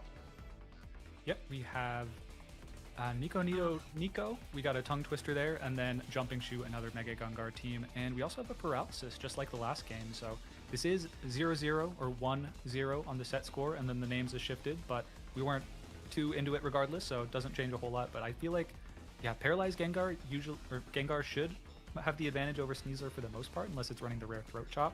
But with the Paralysis, maybe the Sneasler can buy enough turns to take the final knockout with 2 Dire Claws. It looks like, looking at the team sheets, that the Gengar on Nico's side is running Sludge Bomb, Shadow Ball, Disable, and Protect, while that Sneasler over on Jumping Shoe's side is running Protect, Fake Out, Dire Claw, and Close Combat. We are going to go ahead and see that Nico is going to go ahead and take that Shadow Ball and toss it into the Sneasler, knocking it out and securing the game. An exciting 2-0. We saw all of it. If you don't remember seeing all of it and only that last turn, then that is, that's a hallucination. Sorry to say. But yeah, really, I think kind of the expected outcome there, given that there's no Throat Chop on the Sneasler. What's funny? We all saw all of it. Courtney, where were you? Yeah, totally. It's not like we were like it was like Men in Black, and we were like, hey. Yeah. No, but I will say one of the things that I do really love about that, and especially seeing just coming into the game on that side of things, one, I love shiny Mega Gengar. It's truly one of the best around, in my opinion. But also, it seems that we have an admirer of Whimsicott also on Nico's side too. So hopefully we can go ahead and see that running it back into the next game. But we do see that Gengar really was just not afraid at all of the Sneasler. Yep, seeing a replay of that. I think, unless names are wrong, I think Nico Nito was able to take that 2-0 victory with that last turn. So one interesting point that we didn't comment on was that this is a new interaction we're actually seeing in Pokemon Champions. If a status was going to activate, but a Pokemon is otherwise immune to it, you can still see it activate. You saw the Gengar is already paralyzed so indicating that if it weren't paralyzed already, the Dark Claw was going to activate and get you anyway. So kind of a new flair. I kind of like it. I think it's pretty funny. It's like, I mean, I would have lost anyways. They're gonna get the sleep regardless. Who cares? So yeah, kind of a cool new addition. But other than that, yeah, Nito progressing to, I believe, the 4-5-0 record. Yeah, we're in round 5. It's been a little bit less long of a day for me than you, Courtney, but yeah, still trying to remember the rounds. Numbers schmumbers. We're here to have a good time. What can we say? But I also want to talk about really quickly on Nico's side, they are running that Whimsicott, but for Jumping Shoe, they were running a Hisuian Zoroark, which I feel like we haven't really seen that much, especially through Champions. Running a Choice Scarf Hisuian Zoroark with Hyper Voice, Icy Wind, Shadow Ball, and Psychic. A little bit different, something that I wasn't really expecting to see in this tournament. Yeah, I think the Hisuian Zoroark is a little bit underplayed right now. We saw one of the Hoj brothers, I think they tend to use similar teams, but one of them was able to get really high on the ladder with Hisuian Zoroark. Not sure if it was this Choice Scarf set, but I think it's really underutilized right now. It does a lot of things really well. It has the X factor of the disguise, really making you kind of unsettled and maybe swing into ghosts on the lead, both metaphorically and literally, because yeah, if you have it next to, like, say, if you disguise it as a King Gambit, all right, close combat, my King Gambit becomes a lot less safe if you know that it could not be a King Gambit. And then also it has a lot of really excellent support options with the Choice Scarf set. You have the Icy Wind to kind of act similarly to an Electro-Webbed Rotom Wash that we've seen rise to prominence. You also have, on more supportive sets, you can run Will-O-Wisps against the primarily physical attackers in the meta. You double resist I think Ghost Resist Poison. That's kind of one of the more niche ones, but I think it does. So you're pretty well poised against the Sneasler as well, even though it's still doing a lot of damage to you with Dark Claw because you are a relatively frail Pokemon. You honestly have matchups that are just like slightly skewed in your favor enough to, if you combine it with the X factor of Disguise, can be a really cool addition to a lot of teams. Yeah, no, I 100% agree. And I will say you're asking probably the worst person about type matchups, let me tell you that. Truthfully, anytime I compete in a regional, I always bring around one of those little cloths that have all the different type setups because I'm someone who, I've been playing this game since I was very, very little and it still trips me up along the way. But I think also, like you were saying, that Hisuian Zoroark with the disguise is such an interesting piece to play, especially when you're talking about having that King Gambit, but also having that Charizard in the back as well, and being able to kind of play around and have some tricks along the way too. Yeah, it's one of the cooler Pokemon in the meta. Unfortunately, we only saw the Sneasler, but I feel like there's a lot of really cool Pokemon in the metagame. I'm going to scroll through the tab now. It feels like earlier on it was really cool to look at the highest winning Pokemon in the format. Before it was the Passimian, which unfortunately we saw one of them felled on stream. But it looks like the Watchog is still 3-1. The match hasn't been updated, but that guy is still 75% win rate. Very impressive, as Passimian with 0.08 usage at 65% win rate. Another one impressive one. Oh, and this one's really interesting. Blaze Breed Tauros. One of the still pretty low usage, but yeah, 56%. I feel like the Tauros forms were really strong early in the Scarlet and Violet, I guess Regulation A, but sort of fell off because they were just kind of outmatched and outpowered later on. But I think this format does give them a unique opportunity to do quite well. I think those paying attention to like Wolfie videos, he seemed to take a liking to Aqua Tauros early on as kind of a unique Pokemon that's like a water intimidator that's also offensive and is not Incineroar. So I think there's a lot of room for those Pokemon to roam in this meta. Yes, no, for sure. And I would like to say, you didn't call it out, but Heracross is at 44% win rate, which... We're getting even. We're getting there, but we are also going to go ahead and get to round 6 very soon. But just after this short break, stay tuned for the Grand Championship Festival. Round 6 coming your way.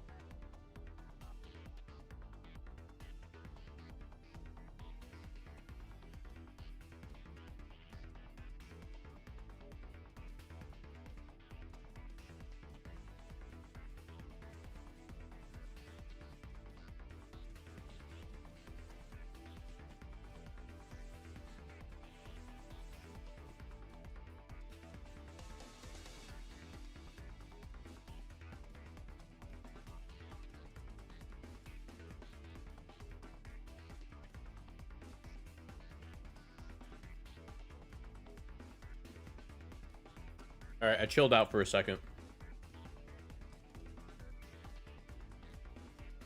How we doing?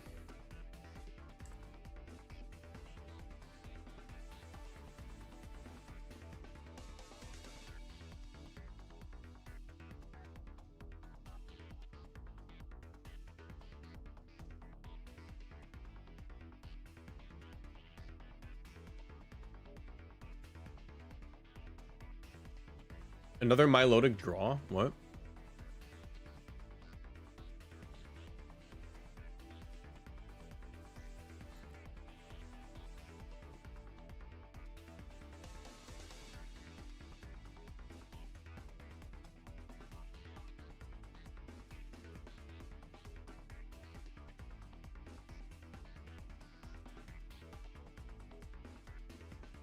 All right, I gotta win 3 more rounds.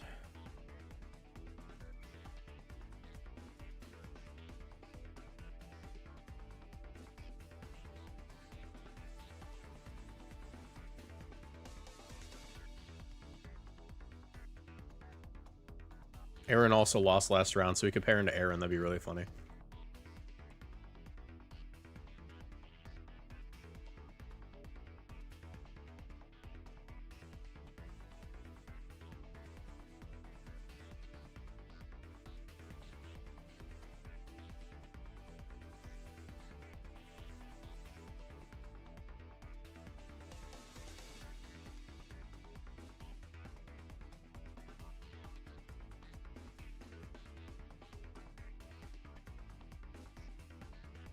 Oof.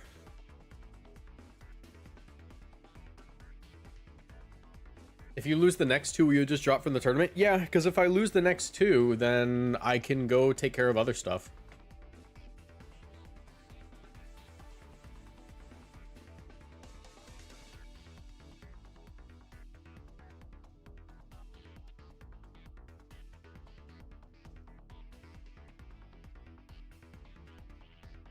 How's Donghung doing? Pretty good. Great ref. Rhyperior is really cool.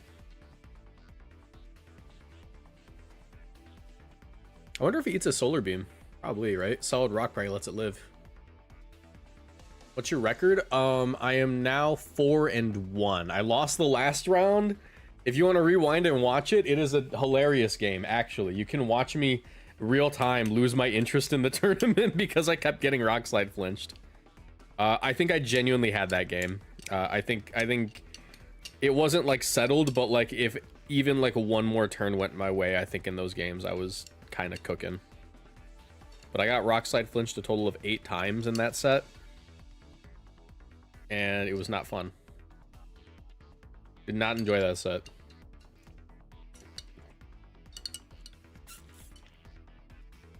Oh yeah, that tastes strongly like ginger ale now. Oh. It wasn't every rock slide, it was just 8 of them. Which was a lot. It's a lot of rock slides flinched. 8 of them.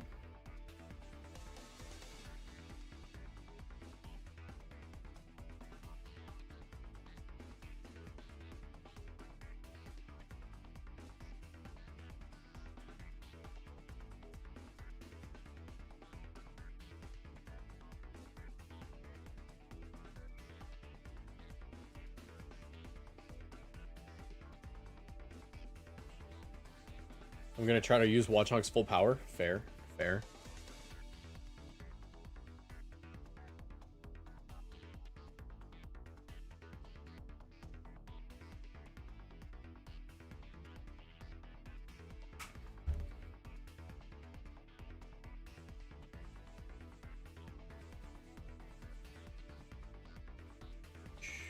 I gotta make a group chat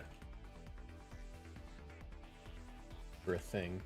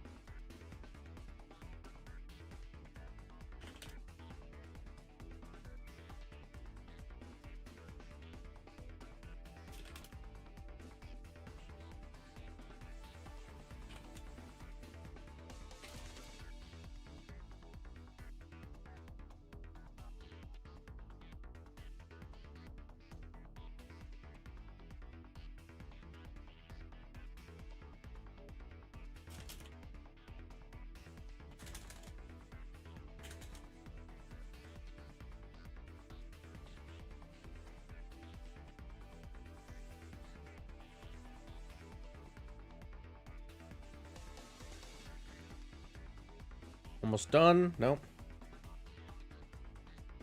There was a Milotic recover stall 1v1 on stream earlier. Ew.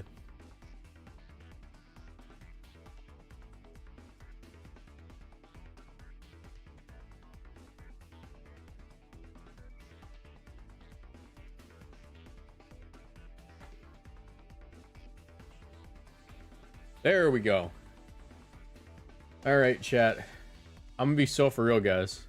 My enthusiasm after that last game is shattered. I have no other way to put it. It is shattered. Like, I want to do good, but also I'm just ugh. That was crushing. I want to go for a walk now. You know, I want to be outside.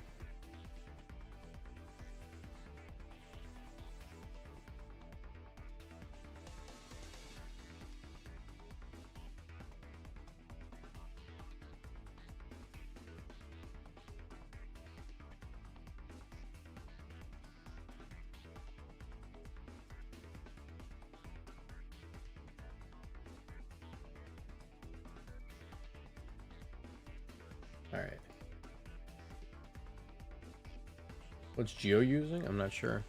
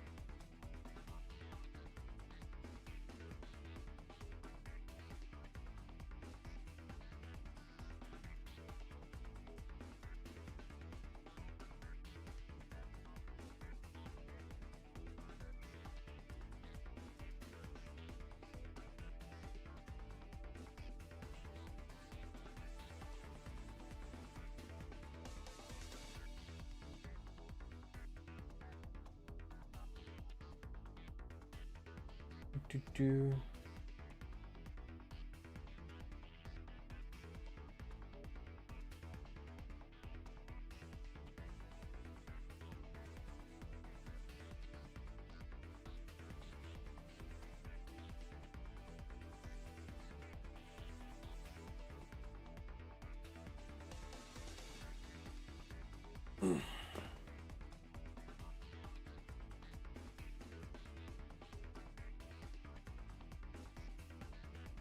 Any second now.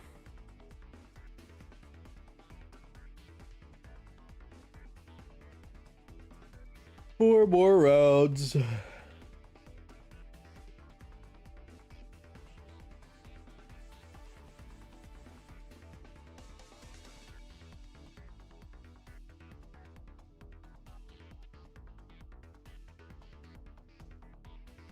Yeah, this round went way over 73 minutes.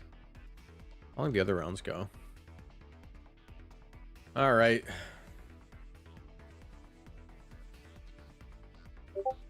Before we start, I'm gonna run to the bathroom.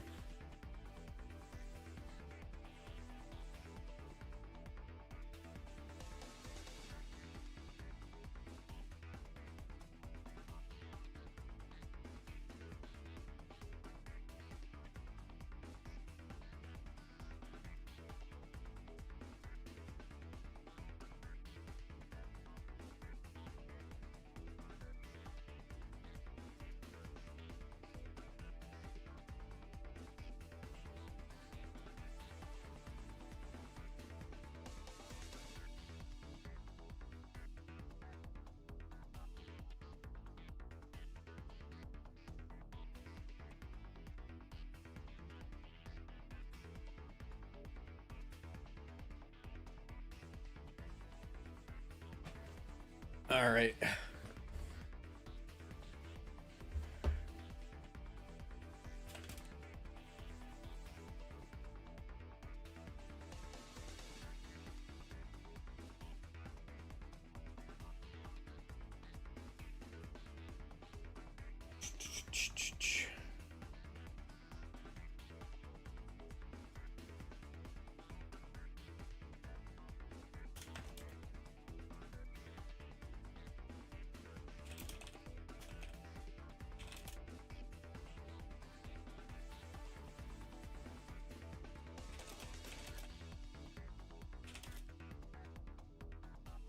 All right.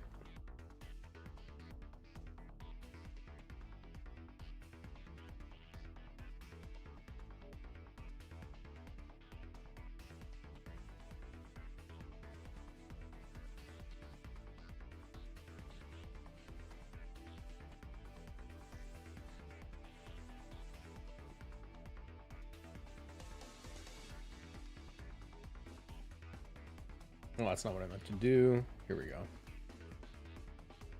Your menu, invite friends, low tier Larry, and then room code.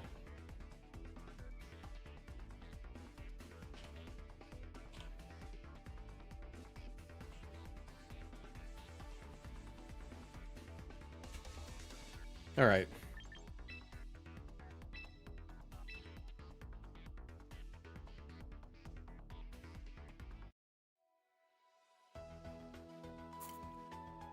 See what the matchup is.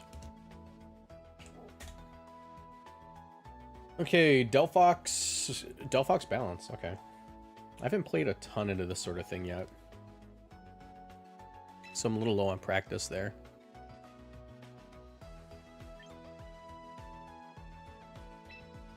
All right.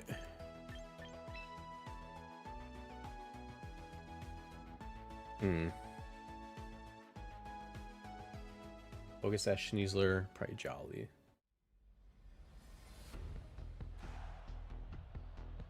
I almost forgot to hit record. Hopefully that doesn't crash the stream. Come on. Uh-oh. Gonna lag. There you go. Okay.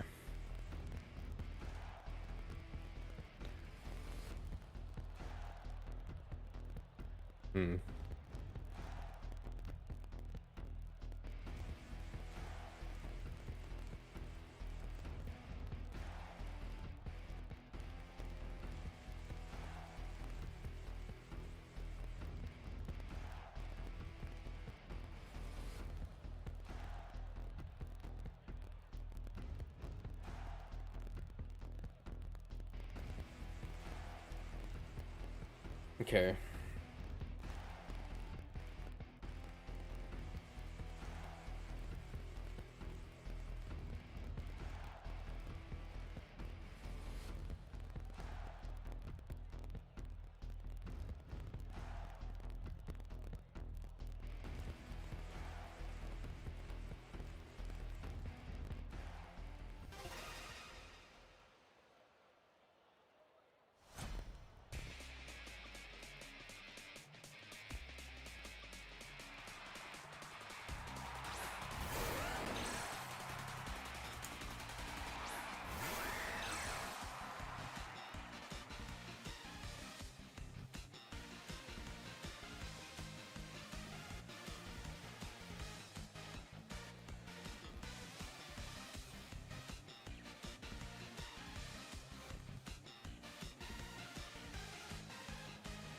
Okay, but imagine...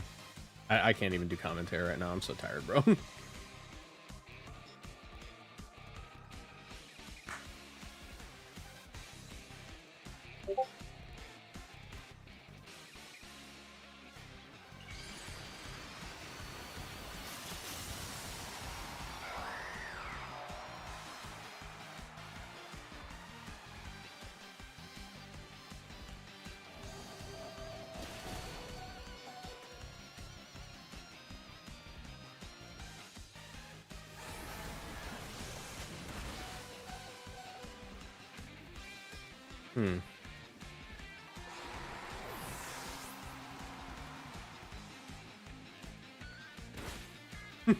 That's actually really funny.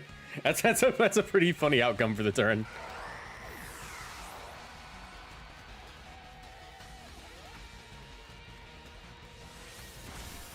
Don't love that.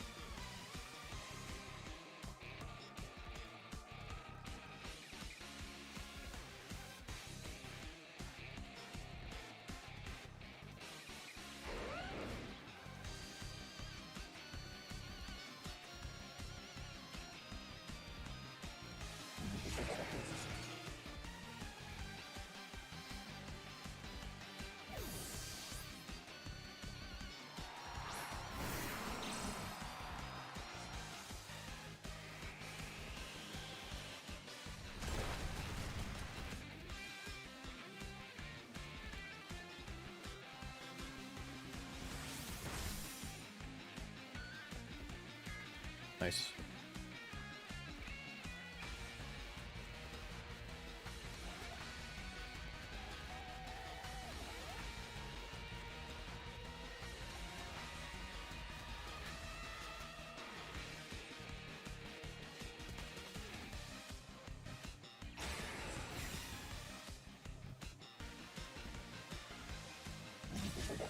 Double protect. Or I guess not double protect. Whoops, that's stupid of me to say.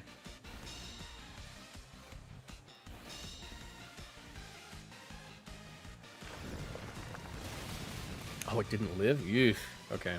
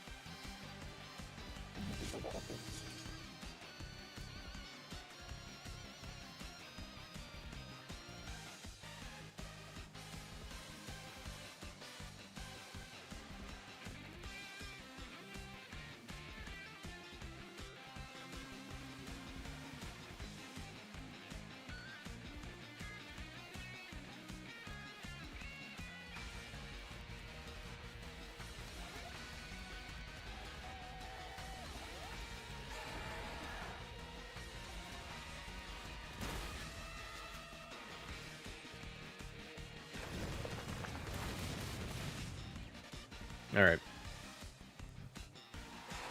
Yeah, I lost that one like 3 turns ago.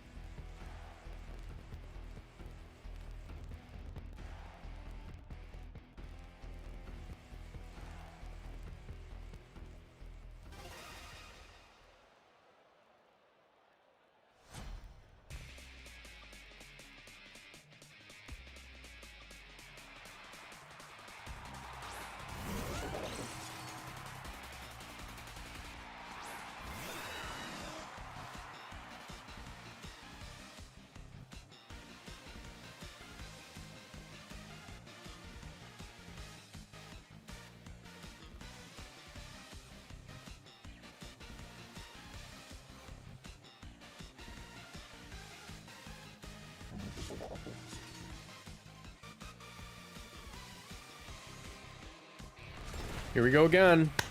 Here we go again. Oh man, I love these moves. These are my favorite moves in the game. These are my favorite moves in the game.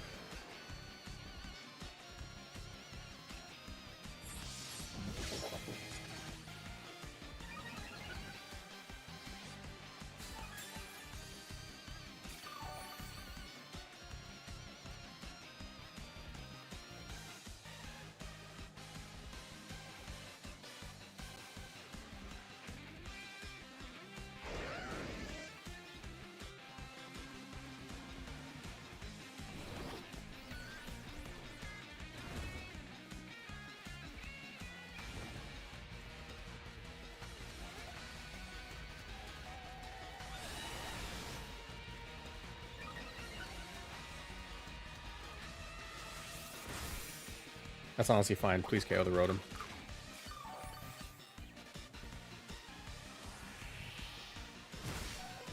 I almost would have preferred if it went down.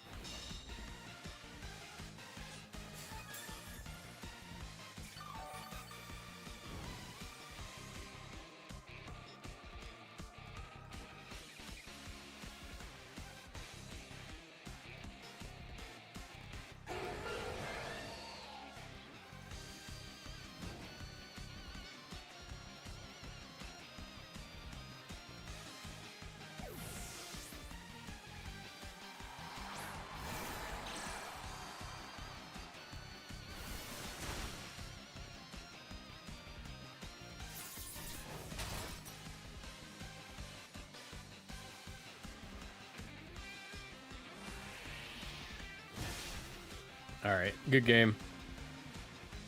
I definitely just got outplayed that round. Did not do great. I should have cross-chopped the King Gambit when I had the chance, but I didn't think they would let me. I really think that if I got to cross-chop that King Gambit when it was right there, I would have just kind of cleaned up, actually. So I kind of threw there, I think. Yeah, I needed to cross-chop King Gambit that turn or I lost. But I figured they would protect. But I think that was just a bad turn regardless, because like even if like they didn't protect, right? Like KOing Garchomp and Landing coming in for free was really dumb. What I was trying to accomplish there was calling out like protect on King Gambit, switch in Delphox. I was trying to cover for that option, but I got it wrong. I should have just hit King Gambit every time. That was a throw. All right, we're now 4-2, and if I lose the next one, I will be dropping because I want to go do stuff tonight. Does Corf have body press? No, I don't. All right. Well, I will be back next round. I'll just kick you guys to the live stream. A little bit more likely We've than unfortunately you think. If you're not been Warriors, doing the great Rotom Wash, the just last two walling out rounds. your entire team. It seemed like All right. Michael read that pretty perfectly. Just brought the Pokemon that would beat the Tyranitar really well. If those same Pokemon come, the Mega Meganium, Weather Ball knocks out the Ninetales, Solar Beam for the Rotom, and then a lot of damage with Weather Ball, even though you are potentially answered back by a Sludge Bomb on the All right, Gengar. I'm gonna go chill. Could be an option. Hey, people are saying that Mega Meganium stocks are up, and we're gonna go Oh, it's ahead and MDB. see them match back up together. It seems like Dylan is a big Meganium fan as well, which makes me super happy to see. But now we're gonna have to see how they're gonna switch it up. For Dylan, I do think that I would bring the Mega Meganium, not as a bias, but for Michael, their team and their structure really worked well into Dylan's. So I'm not sure if there needs to be any large shifts in their game plan moving forward. Yeah, I think the 4 that Michael selected covered the Meganium relatively well as just about positioning, which really shouldn't be a struggle with the Volt Switch and the Parting Shot. It's just going to be a little bit easier to face the Tyranitar, just because you at least can stop it, mitigate its damage control, or mitigate its damage output, whereas you can't do the same for the Meganium. I think, yeah, Dylan could push the advantage with the Tailwind Aerodactyl. It should outspeed everything but the Choice Scarf Garchomp on Michael's team, and then allow that Meganium to kind of take the advantage off of that. At that point, you are a little bit weak to the Incineroar, kind of stalling out your Tailwind turns just because it does resist the strongest attacks on the Meganium, but it could be an option if you can kind of pin the Incineroar down to, yeah, get that Meganium in a strong position in Tailwind. But you're going to see the leads. It is a Gengar and Rotom lead, the Mega of choice on Michael's team, versus the Milotic and the Aegislash once again. I'm kind of surprised to see the Milotic. It didn't prove to be that effective in the last game, but maybe there's going to be some attempt to force the Incineroar out on the field to give it a competitive boost, which actually didn't happen in the last game, or at least not. It didn't allow the Milotic a chance to do a lot of damage if it did. Yeah, I'm actually very shocked by this as well. I think that Rotom Wash is still just having such a threatening aura with that Will-O-Wisp, just because of how many times it did land in the last match and just how catastrophic that was to Dylan's Aegislash. Milotic can take you a little bit more, Aegislash not so much. So it's going to be very interesting to see how Dylan is going to play this out, and we're going to go ahead and see on Michael's side that they are going to go ahead and Mega Evolve their Gengar, of course. Makes it just a little bit more fun for everybody.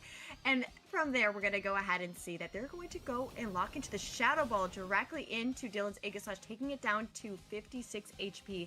A massive shift from the last game.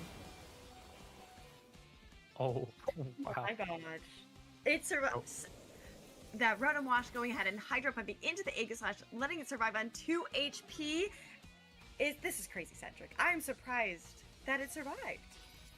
Yeah, I mean, in previous generations, Aegislash actually was... Oh, there's no... Okay, cool. It was another animation, but it did connect on the Mega Gengar, so aggressive play from Michael. Expected, you know what, King Shield really shouldn't come out here, given that I can just Will-O-Wisp through that, which I revealed in the first game to be, you know, my initial option. So just goes for the double up and does connect the Hydro Pump, but surprising to pretty much everyone, both of us for sure, survives the Hydro Pump Shadow Ball double up and answers in turn by knocking out the Mega Gengar. If it was Mega Meganium in the back, like you were saying, its stocks are looking all-time high. I'm just saying, everyone keep an eye out for Mega Meganium, but I thought that was a really incredible play, and also really incredible to know for Dylan if they are able to take this into a game 3. However, we do see a switch up on Michael's side, now opting into bringing in the Garchomp, something we did not see the last round. Now keep in mind, this is a Choice Scarf Garchomp, so it is definitely going to be the fastest Pokemon on the field. Yeah, fastest Pokemon on the field, but I feel like that Milotic's presence was really felt. If it wasn't Incineroar in the back, the Milotic just fully dispelled it from coming onto the field. We see the Aegislash is going to take a defensive turn this turn, just getting into that shield form, which I feel like we've seen so many Blade forms just go for it in this today, but yeah, it doesn't want to do that in the face of the Earthquake. Yeah, and we do see that Michael is going to go ahead and opt in for the Earthquake from their Garchomp, only actually hitting into their Milotic, but doing a lot more damage than I thought they were. However, Dylan is going to head and target down that Garchomp, land an Ice Beam, and take it out as a one-hit KO. Man, this Rotom is a lot slower than I would have expected. Typically, Milotic are trained slower. Did it hit an Icy Wind in the previous turn? Maybe. I don't entirely recall, but yeah, able to outspeed, make sure that even if there was a crit on the Earthquake, it's slower. It's outspeeding the Volt Switch, so you don't get knocked out there, and you can actually KO the Garchomp in the back, and now this Milotic is sitting very pretty with the competitive activating in the face of the Intimidate, and now a Scald potential 1-hit KO threatening in this Incineroar that was really the thorn in Dylan's side in the last battle, in addition to this Rotom Wash. What a change of pace for this game too. Dylan really identifying, hey, maybe my leads weren't that bad. It was just how I actually played that.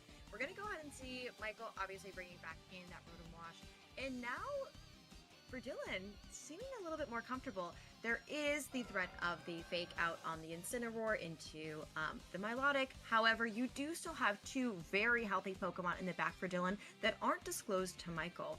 Being able to be a little bit more pivotal and being able to say, hey, maybe I want to have this one for a little bit later, or maybe just letting them both get knocked out and going ahead and bringing in the last two. We are going to go ahead and see the Milotic go for a Protect to make sure that that fake out is definitely not coming its way, and seeing the stance change on the Aegislash going for a Shadow Sneak into the Rotom Wash. Yeah, chips it down a little bit lower, and we see the Rotom goes for the Volt Switch and the Milotic. The Rotom at the start of this turn had a little bit of chip damage on it, so I do think in the previous turn there was Icy Wind present on the field, so I think realistically it should be a Rotom moving before the Milotic on this turn and just Volt Switch taking that KO. But interesting choice on Michael's side, going for Parting Shot and not a knockout, a Throat Chop or whatever its Dark type move is. Sorry about that.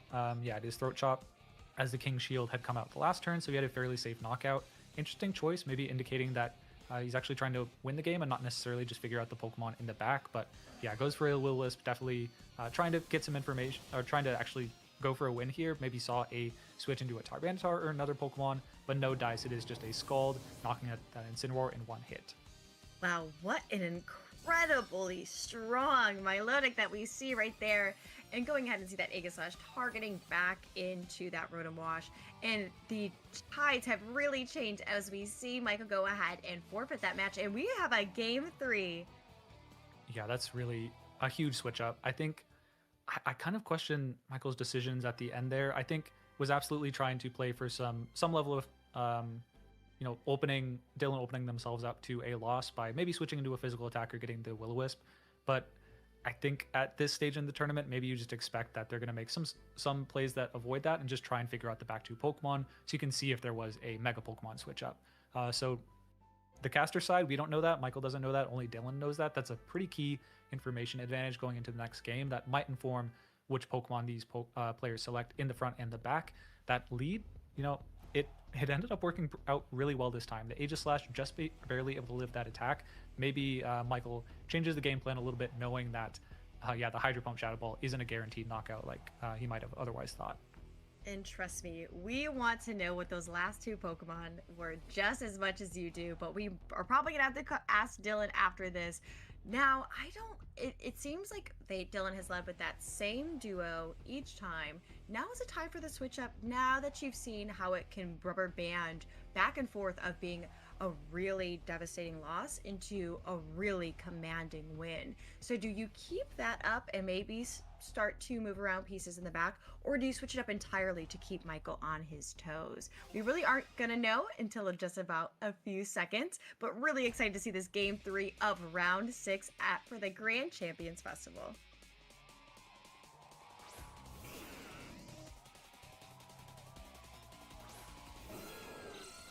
So as you can see on that side of things, you're going to go ahead and see on Dylan's side the Aerodactyl with the Meganium. So a slight switch up on the actual lead, while Michael is still running the Rotom Wash with Gengar. Yep, we see the Meganium is finally coming out and just matching up so well against this Rotom on the field. The Gengar is going to be dangerous, but maybe you could, if you delay, maybe go for a Protect this turn and then go for a Tailwind the next turn, maybe a Rock Slide and a Weather Ball.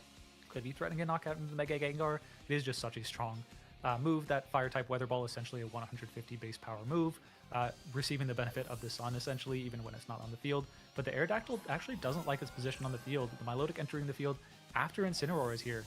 After really preempting the Incineroar coming out, actually, as the Rotom switches out, and because the Aerodactyl was the faster of the two Pokemon switching, it is able to enter the field first and get that competitive boost. Really heads up play by Dylan. Also pivoting the Meganium out of pressure, doesn't want to take a Sludge Bomb, and goes into the Tyranitar, which would also be resisting that attack. Wow, really incredible turn 1 down by Dylan, swapping out both of their leads into a very strong duo as well. We're going to see on Michael's side that they're going to Mega Evolve their Gengar, of course, and go for the Sludge Bomb into what previously was that Meganium slot, which the Tyranitar eats that for breakfast, lunch, and dinner. Really, really smart play on Dylan's part. Yeah, we see both Mega Pokemon being brought to this matchup. I'd imagine the Meganium is ultimately going to be the prime candidate for that, unless the Tyranitar gets into a really, basically a game-winning position where just that stat buff will allow it to win the match. But Meganium probably what we're looking at. Because of that, you're not threatening as much damage potentially with a Crunch. With the Intimidate, you might... Oh, the speed order actually working in Dylan's favor once again. Intimidate isn't active on the Tyranitar, so the Gengar pressured to switch out into the Garchomp. Won't love taking a Crunch or an Icy Wind if that comes out, but it is going to be the Fake Out to at least stop the Ice-type move from coming out. Yeah, and we're going to go ahead and see that Tyranitar going for the Crunch actually onto the Incineroar slot, not doing too much damage. So not a bad swap in for Michael. Seems like it was pretty safe, especially since that Fake Out hit on that Milotic.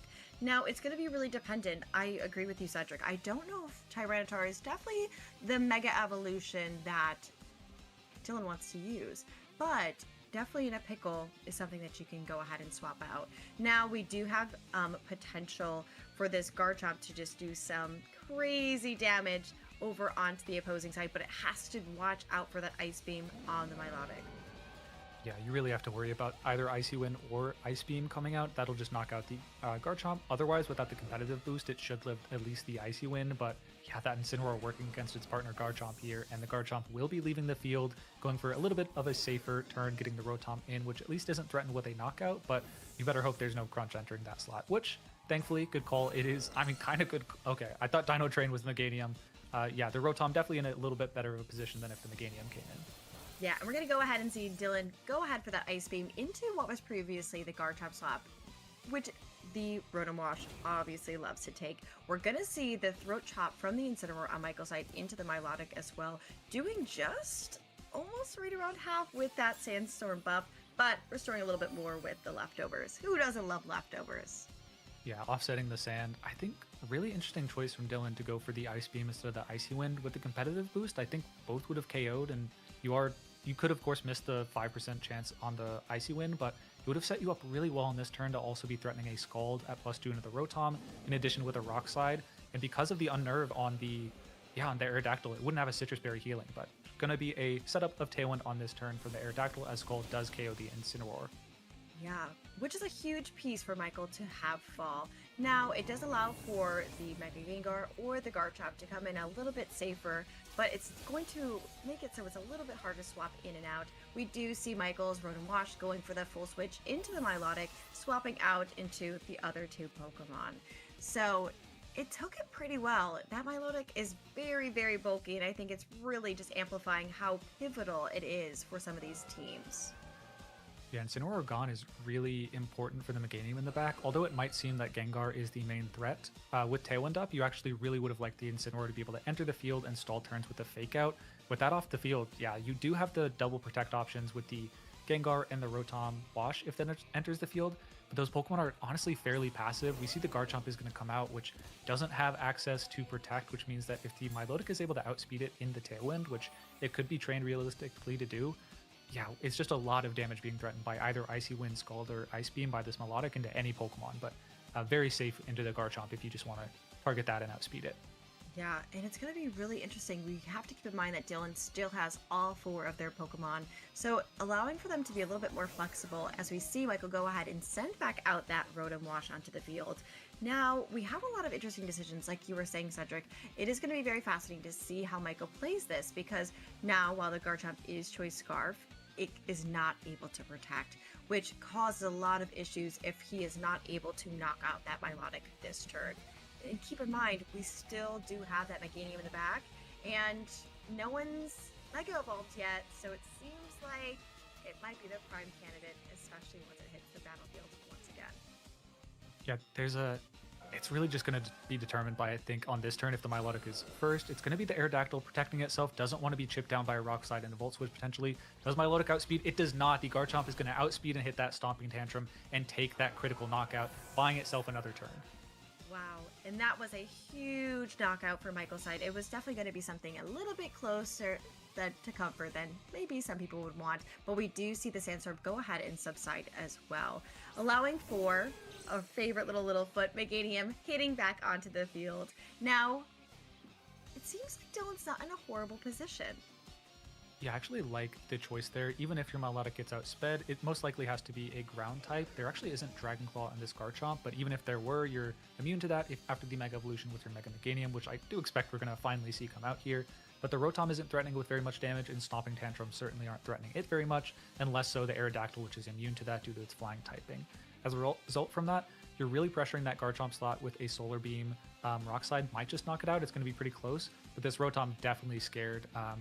It probably wants to switch off the field or go for a Protect. Yeah, it went for the Volt Switch on the previous turn, so that option is available to it, but that's such a easily projectable play for Dylan that you could just target a Solar Beam into the Garchomp, unless the Mega Gengar gets very cheeky and switches in on that Grass type move. Yeah, and as we can see, that Dylan's Meganium is going to Mega Evolve into that beautiful floral piece. And we also saw that Michael went ahead and swapped out his Gengar his Garchomp for his Mega Gengar. We are going to see the Dual Wing Beat from the Aerodactyl on Dylan's side go into the Mega Gengar, taking it just almost down to half HP, and a devastating Dazzling Gleam coming out of the Meganium, taking both Rotom and Gengar into a range that they're really not that comfortable with. Yeah, I think a solid play from Dylan. The Dazzling Gleam, like the flashier moves are of course the Mega Soul boosted Solar Beams and the Weather Balls, but the Dazzling Gleam in that situation in combination with the Dual Wing Beat, super effective into the Garchomp, should have taken a knockout, and also has the benefit of not really being an independent play of Protect, where if Michael protects there, that's totally fine. You most likely knock out the Garchomp or deal a lot of damage to the Gengar on the next turn, and can Solar Beam the Rotom next one. But Michael kind of getting the best you could expect from that turn by getting the Gengar on the field not knocked out, and the Rotom still at least able to live another day, didn't go for a Protect, not really a free slot for a Solar Beam this turn.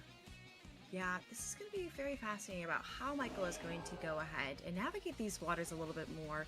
The Aerodactyl, there's still one turn of Tailwind still up over on Dylan's side, but the Aerodactyl is not going to be able to take too many more attacks also. Now, keep in mind, Dylan still does have their Tyranitar in the back, but we are going to see Michael swap out that Garchomp for the Rotom once again.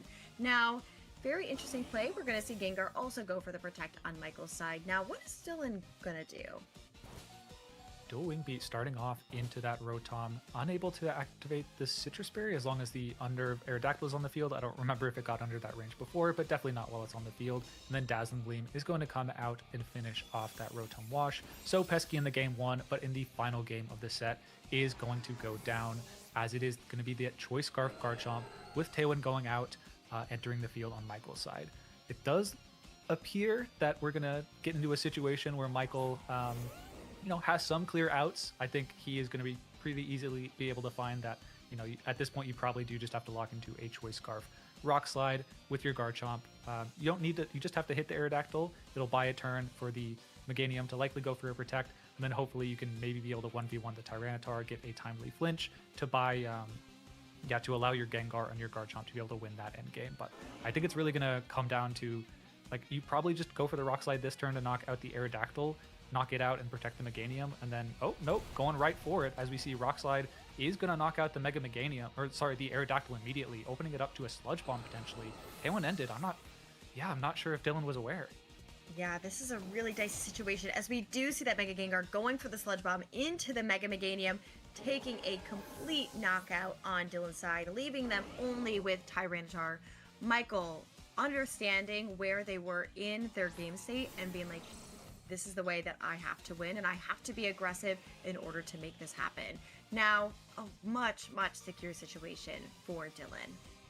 Yeah, I think the Tyranitar it's not in a bad spot. It's still winnable for sure. You could get some Rock Slide misses, and as long as you don't get flinch, you're not being threatened a whole lot by the opposing Mega Gengar. But it'd be nice if the Mega Gengar had to spend a turn actually Sludge Bombing into the Mega Meganium. Doesn't have that luxury anymore. The Mega Gengar does have the ability to go for a Disable, so maybe you protect this turn, get a little bit of Rock Slide chip, and then bait out a Crunch from the Tyranitar, which you can disable on the next turn. But yeah, I think the Meganium going down, a little bit annoying, and now Michael's path is pretty clear. You're just going to go for the Rock Slides and try and play the turns adequately against this Tyranitar with Disable, or just get your damage with Sludge Bomb and Shadow Balls in the future turns.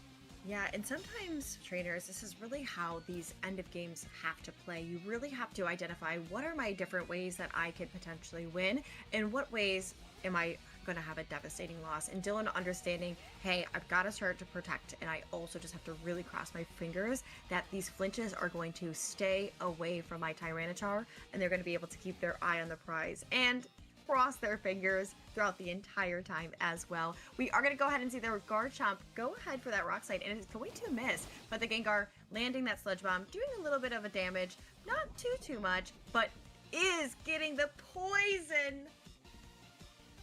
Yeah, that poison's really important. We see a Rock Slide instead of a Crunch, so maybe open themselves up to a miss, but is able to connect, so ends up just being the better play overall. I think on the previous turn, it was a good call to go for a Protect in the face of the Mega Gengar so that you don't get Disable locked into Crunch.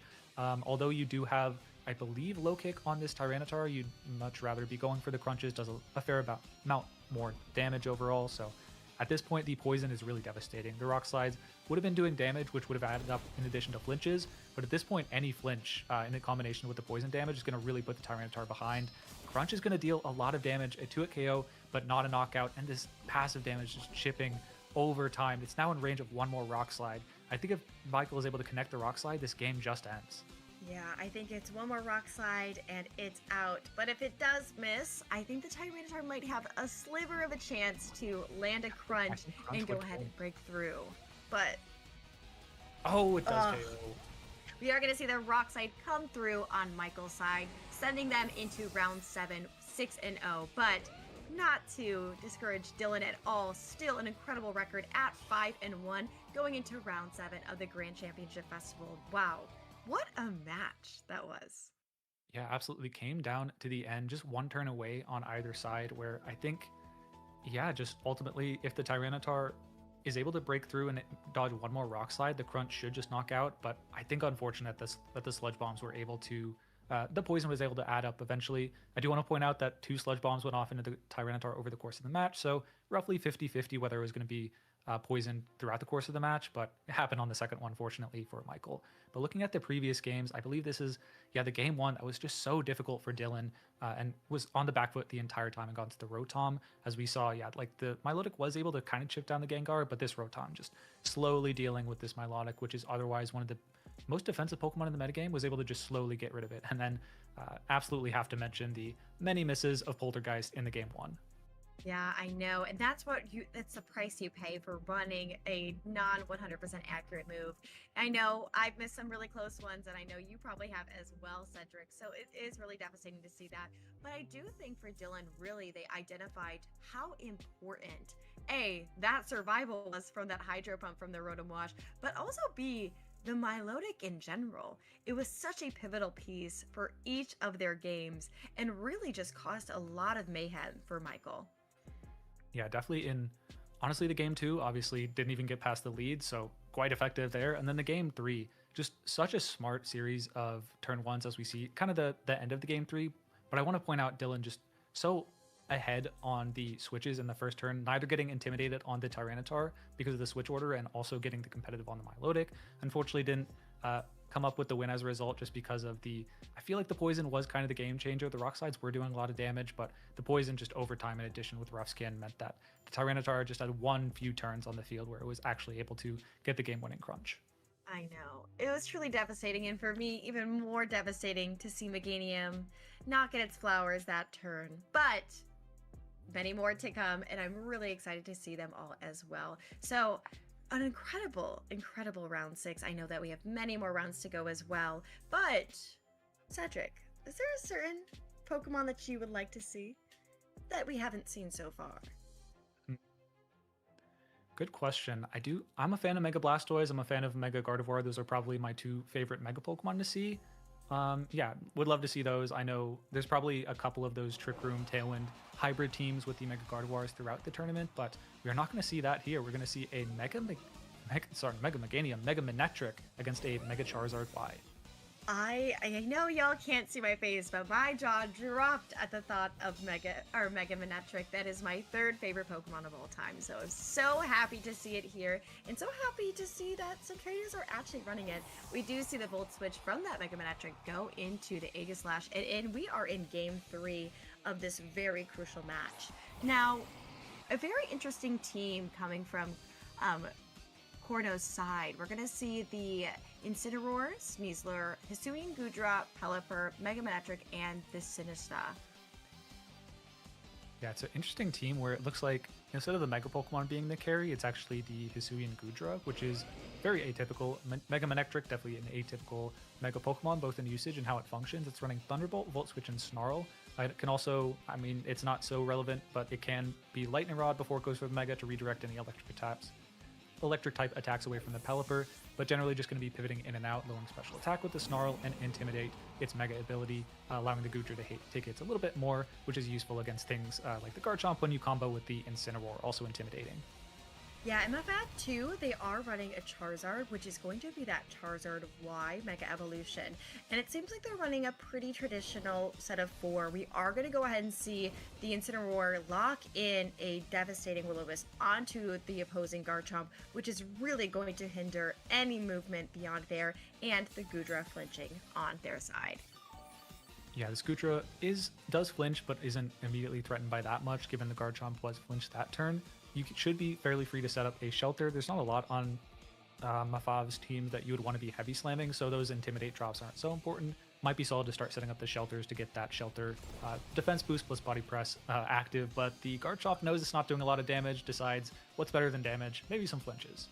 Hey, it's as Oprah says, you get a flinch, and you get a flinch, and you get a flinch. And so that is really what they have to play out with right now. We are going to go ahead and see that Incineroar go back on Fuss's side to see maybe a newcomer or bring back that Mega Manectric.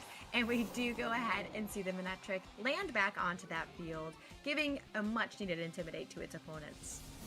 Yeah, just okay, Darkest Lariat. That's interesting. I believe that cuts through any defense raises, but it's not going to deal with the Intimidate drops, which, smart to get the Manectric on the field. However, with the Shelter now active and the leftovers, I believe healing the Goodra up consistently, even with the Darkest Lariat, yeah, the Goodra's not really going to be taking that much damage, and you threaten it back, the Incineroar back, with a Body Press, which should one-hit knockout. It is not Chople Berry, it is a Citrus Berry Incineroar, but we do see it is a Aegislash and Charizard in the back, so potentially 2 strong switches for that Body Press. Yeah, I do think this Hisuian Goodra is going to cause some issues, especially with that shelter move. We do see the Manectric go ahead and for that full switch into the opponent's Incineroar, going ahead and really playing that pivot game that we so much love nowadays. We're going to go ahead and see the Incineroar on their side land back onto the field, getting another Intimidate drop, really making sure that the opposing Incineroar and Garchomp can really do as little damage as possible. For its own Incineroar? That's crazy. That is unfortunate. We saw the Earthquake come out, maybe just trying to get a little bit of chip on the opposing Manectric, Incineroar, and Gudra, but unfortunately the most damage actually went into its own Incineroar partner, which is kind of tragic. It's like, on one hand, okay, that's annoying, but also realistically later in the battle, you're going to try and clear that with a body press in one hit regardless, so quite funny to see, but maybe less impactful than it would be in other situations. However, the Incineroar did survive the turn, does get Departing Shot the Gudra, and bring in the Mega Charizard Y, which is under threat from a Fake Out from Fuss's Incineroar's Fake Out this turn to cause it to flinch and maybe buy another turn from the Gudra to go for a body press into the partner, or even the Charizard, but yeah, we haven't seen the fourth Pokemon revealed on Fuss's side. If it's the Pelipper, that will be really important in dealing with this Charizard's offensive damage output by overriding the Drought with the Drizzle in future turns. Although on this turn, or rather its first turn active on the field, if it doesn't want to go for a... Like, it could easily just go for Protect this turn and not go for the Mega Evolution so that you can actually use your Drought setup on the turn that you move, so you're not susceptible to the Drizzle just overriding on switch later on. Yeah, and we're seeing on Mavav's side that they're going to go ahead and bring back their Garchomp, knowing that it is extremely weak at this point, and opting in to bring in their Aegis Slash. We're going to go ahead and see the Mega Evolution as well on their Charizard, going into that Charizard Y and bringing up the Sun. Now, Incineroar is going to go ahead and fake out that Charizard to make sure it's not going to do anything crazy, while bulking up and finding some shelter for the Hisuian Gudra. It is spring season, it is a little stormy outside, so taking shelter isn't always a bad thing. Yeah, the Aegis Slash comes in, which defensively is a great counter to the Gudra, but this is not a Sacred Sword Aegis Slash. It's running Poltergeist, Iron Head, and Shadow Sneak, so not able to cut through the defensive boost that the Hisuian Gudra has gotten so far. I think that was an interesting option from Mafav, really aggressive and expected to be able to get an attack off with the Charizard. If there's a Pelipper in the back, there's no better opportunity than now to bring it in to get the to override the Sun and maybe get a really strong body press into that Charizard. Probably not a knockout, but still would chunk it a fair amount as we see a switch into the Incineroar. Yeah, no Pelipper switch in on that side as the Incineroar just enters the field on the Fav side. Yeah, this makes me really think that Pelipper might not be back there, which is very interesting to see on that side. We're going to see the Gudra go ahead and go for that Protect, while Incineroar's trying to go for that Parting Shot. So maybe trying to make a much smoother transition into Pelipper, or maybe just a different Pokemon as a whole. Mega Manectric maybe could be potentially the Sneasler, but it's a very interesting situation. Pelipper would be the belle of the ball if it was here, but I'm just not quite sure that Fuss has that in the back. Yeah, it's possible that Fuss just wanted a bit safer of a switch in the face of the Aegis Slash, maybe didn't want to take the combination of a Fire move and a Poltergeist, but yeah, with the Incineroar on the field, not a lot of threat of big damage this turn, as the Pelipper is the reveal, delayed it like 2 turns, relative to when we might have expected, but yeah, absolutely stuffs the Heat Wave, dealing very little damage, dealing not a lot to the Pelipper. Does burn, but I think the better of the two to burn. If you burn the Gudra, you're also limiting its damage output. As the body press, I believe +6. How much does that do to Charizard? It is a 2-hit KO, as the Incineroar is, yeah, not going to deal a lot of damage. It can go for the Darkest Lariat that turn, but just opts for the Parting Shot to reposition. But this Pelipper is looking very good. It's a burn Garchomp in the back and an Aegis Slash, which is probably just going to get outsped by this Pelipper, although it does have a strong spell tag boosted Shadow Sneak. Maybe that in combination with a Weather Ball would knock out this Pelipper, but I think if you knock out the Charizard, it's going to be really challenging to beat the combination of Manectric and Gudra with the Aegis Slash and Garchomp and Incineroar. I completely agree. I think that Pelipper is really such an ace for this game, and as they always say, better late than never, and I think it really made a great splash coming into the turn that it did, just especially because of that Heat Wave doing such little damage both to it and its partner Hisuian Gudra. Now, I agree, Cedric. I think if this Charizard Y does go down, it is going to be a very, very sticky situation to get out of it, especially for how boosted the Hisuian Gudra is and how much Mafav's Incineroar really, really does not want to take a body press, and also the fact that their Garchomp is severely burned, causing a lot of issues to its gain momentum in this current state, especially facing down a hidden Incineroar and Mega Manectric.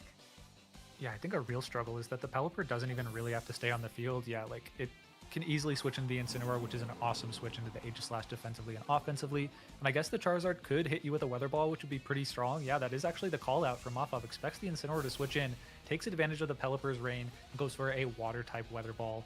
Not an option typically available to Mafav, but good identification to know, you know what, if Incineroar comes in here, let's use the Drizzle against them, and yeah, gets that clean knockout, making one more option for this Aegislash off the field. The Poltergeist is going to come out, but it is a +6. Gudra, is it going to crit? Otherwise, yeah, not a lot of damage, unfortunately. But yeah, excellent call from Mafav's favor to take the knockout into the Incineroar. But on the other hand, you did win the play, like you were able to take that knockout. However, I think it's still going to be really challenging, as we mentioned, to deal with Manectric and Gudra together. The Manectric to deal with the Aegislash, able to hit it with a strong Thunderbolt, and then Pelipper later on to maybe clean it up. And then the Garchomp and the Incineroar are both susceptible to +6 body presses, which will get pretty close to knockouts on the Garchomp, even if it is at a high level of HP, given the burn tick. And the Incineroar is going down, no question. Yeah, and we're going to go ahead and see Fuss bring back out that Mega Manectric while Mafavs brings out their burned Garchomp. One of those things, we are going to see the Intimidate go down again on the Garchomp and Aegislash, which is just causing it to be detrimented even worse. I think this Hisuian Gudra has been a real problem for Mafav, and maybe we don't know how the last 2 games were, but maybe it didn't make an appearance, and maybe it wasn't as critical as how much of an annoyance this Hisuian Gudra can be. Yeah, at this point, like maybe in a previous game, if the Whimsicott was just encoring that steadily, or maybe Will-O-Wisping it with the Rotom, that would have been able to like at least make it a little bit less of a nuisance. But yeah, this Aegislash King shielding, but the Gudra, as we've said, it's so boosted up, and we only have physical attackers left. Earthquake's coming out, but I think this might do laughable damage. Yeah, I think instead of Earthquake City, we're seeing Earthquake Township? Street? I don't know. From how little damage that does and how much big damage that Hisuian Gudra does with that body press onto that Garchomp, taking it out and leaving Mafav with just 2 Pokemon remaining. Yeah, I mean, it was rough skin damage that did the bulk of the damage there, so I think this is looking extremely difficult for Mafav to actually close this out. You can at least go for a fake out to stall a turn against the Gudra, and then maybe, although you are intimidated on your Manectric, you might be able to land a critical hit with the Poltergeist to knock out the opposing Manectric in one. But after that, I mean, the Pelipper comes in, although it maybe with the remaining amount of rain turns, you might be able to close that out. But yeah, I feel like it's just very safe. There's a lot of safe routes for Fuss to actually close this game out. But first off, you just have to get this Incineroar off the field, and then try and 3v1 the Aegislash, which you can't beat with the Gudra, but the rest of your Pokemon should have a rain to actually beat. Yeah, I think the Mega Manectric is looking really good here, and especially with swapping it out into the Pelipper, allowing Fuss a little bit more options just because they do have the ability to switch. We're going to see the Gudra go ahead and protect on their side just to make sure that it's not going down quite yet, as the Incineroar goes for the fake out onto that Pokemon, trying to protect from that body press. We are going to see the Aegislash go to a stance change and target into that Gudra once again, which giving Fuss a clean switch in to their Pelipper. Yeah, I think that was an interesting double up into the Gudra. I feel like even like you need a crit, and then even then I think you probably need another one on top of that, given the Intimidates onto the Incineroar to actually take a KO with Darkest Lariat, which would, to its credit, ignore the defense boost. But yeah, seemed a little bit hopeful. I think maybe a better route could have been to try and target down that Pelipper swap. At Intimidate, it maybe gets close to a KO with the Spell Tag. Maybe you crit the Manectric if it stayed in, but I think at this point, losing 1 turn of ground might just be a little bit too much ground to lose on Mafav's side, as the Pelipper can kind of just go for a Protect, or just go straight on the offensive, knocks out the Incineroar in one hit with the Weather Ball, doesn't even care about resetting rain for later in the battle, is confident in the ability of the Gudra and the Manectric to close this out, even if the Pelipper does go down this turn to a Poltergeist. Yeah, and I think the Gudra going ahead and putting up a quote-unquote shelter, even though it is max defense, and the Aegislash missing the Poltergeist once again. I'm just saying, once again, Cedric, I don't think I will ever run that Pokemon move just because of these few sets that we've commentated together has missed far too much in my eyes. Yeah, I mean, it's such a strong move outside of the miss chance that people are starting to run it over Iron Head, just because with the combination of the Spell Tag and the higher base power, it gets close enough on a lot of Pokemon that Iron Head is even super effective into, that Shadow Sneak would get the follow-up. But yeah, we have absolutely seen the disadvantage where you're seeing the miss just essentially make it do no damage on the turn, which is really unfortunate. The Manectric is going to enter the field, get that Aegislash down to maybe -2, but at this point it's all the same against the Gudra. Heavy Slam is also quite low, so even in Blade form, the Aegislash is going to tank that pretty well. As we can see, it's going to be really important for the other Pokemon to actually deal with the Aegislash, but the Poltergeist finally KOs. Do we get the crit finally? Nope. No. Unfortunately, not the case. So I think the big disadvantage on the Aegislash, just beyond the lack of damage and it being in a 3v1, is the Gudra does have leftovers. So even though it's dealing piddly damage to the opposing Aegislash, it's permanent. Whereas the Gudra, even if it gets crit, it might just even 1v1, it would probably still be able to heal it back up to full shy of multiple consecutive crits. Yeah, and the Mega Manetric still being full HP is still also Yeah, a exactly. massive problem with that Aegislash, is that I just don't know if there's an actual way out of this for MadFab, especially with the ability that not only that Manetric has Thunderbolt, but also Snarl. We're going to see the Thunderbolt land into the opposing Aegislash and allowing Fuss to go into round 7, 6, and 0. Yeah, really cool match. I don't think we were expecting. You asked me which Mega Pokemon we were expecting to see coming into this one. I wouldn't have expected to see a Mega Manectric Hisui and Gudra combination at the 6-0 record, 5-0 before this, but now 6-0, and one match away from progressing to the day 2. We are playing 9 rounds of Swiss today, so unlike typical rounds where we do 8, you do need to actually progress to the 7-2 record to confirm your spot in the second day of the Grand Champions Festival. Looking back on that game 3, yeah, we can kind of just see, I think roughly when we hopped in, not exactly, yeah, we see the Earthquake turn with that Incineroar, adding insult to injury and not being able to really stand up to this Gudra defensively just puts it right over the edge, puts it at a mild 43 HP plus Citrus Berry, and then yeah, just throughout the rest of the battle, just struggling to break through that Gudra's defenses.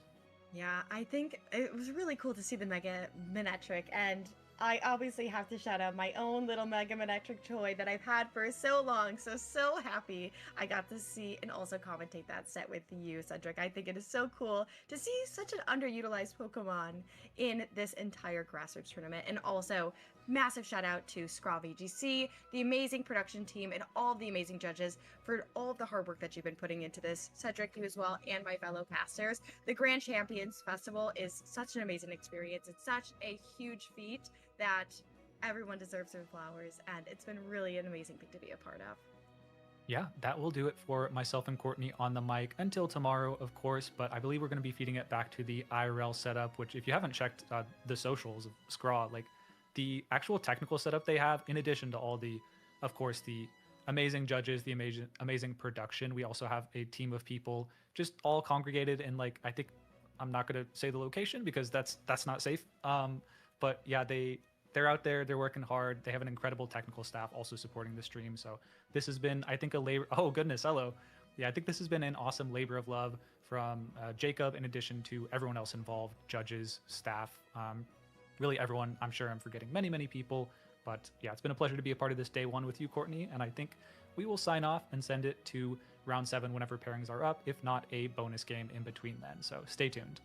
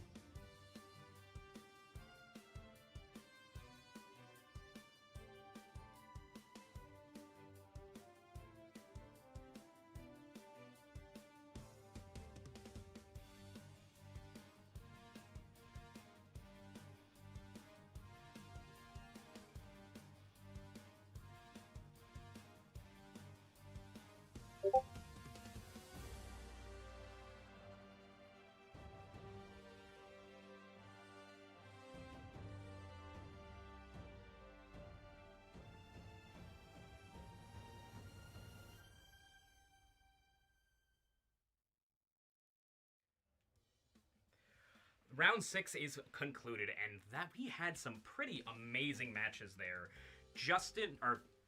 Mikael versus Dylan was amazing, coming down to that last turn. A rock slide miss here, a crit there, would have been different. Phenomenal match. And then we got to see Mega Manetric and Hisui and Gudra, 2 Pokemon that I really did not expect to see at 5-0 in this tournament. And we have one more piece of news, the news I'm sure you all really care about.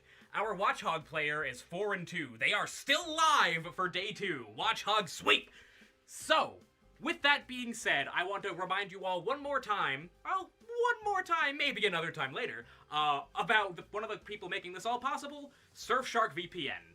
How often does this happen to you? You have to buy something pretty specific, to say a type of tape or a tool or something on your favorite online retailer. And all of a sudden, for the next month, 2 months, 3 months, 4 months, every single I went to go take a nap. you see is... I took a nap. But how are we doing?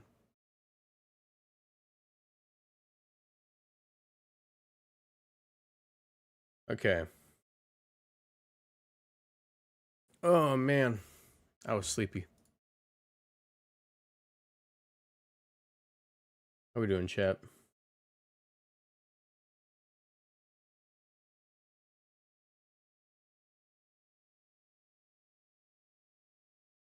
All right.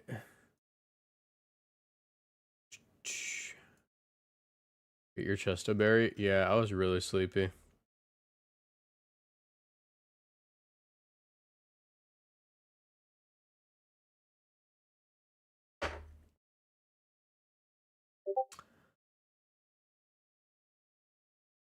Let's see. Round 7 is live. Okay. Let's do this. Oh, my phone.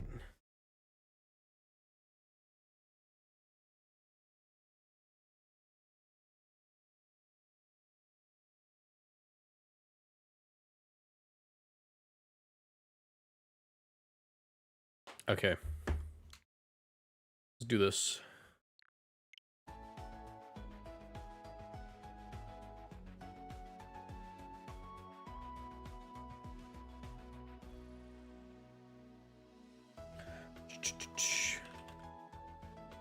All right, Fen Ken.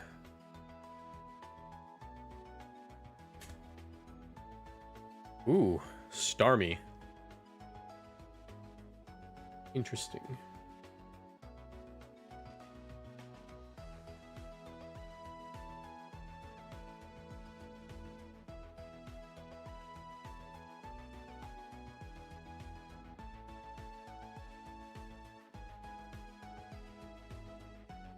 All right, we're just waiting.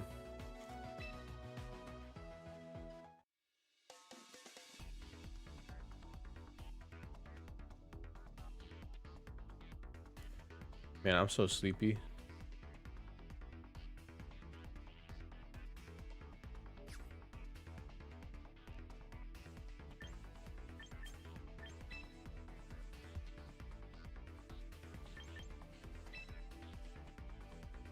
We're at X2.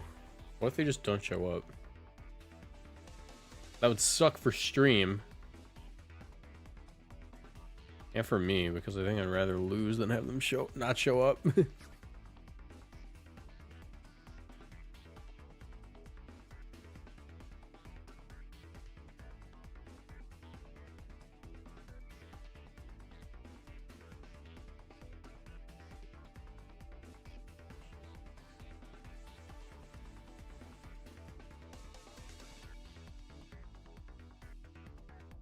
All right. Still waiting on them. They haven't quite checked in.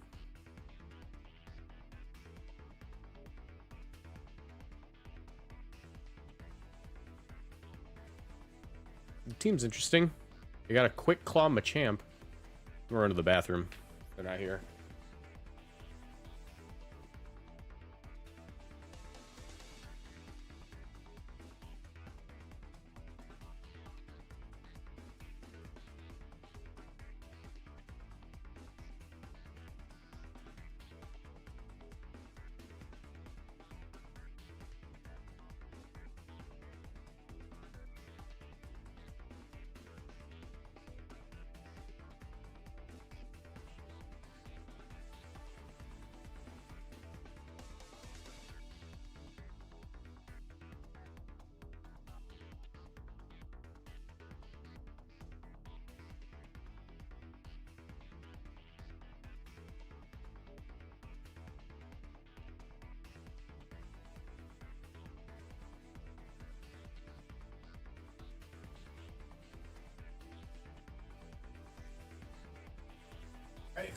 They're still not here.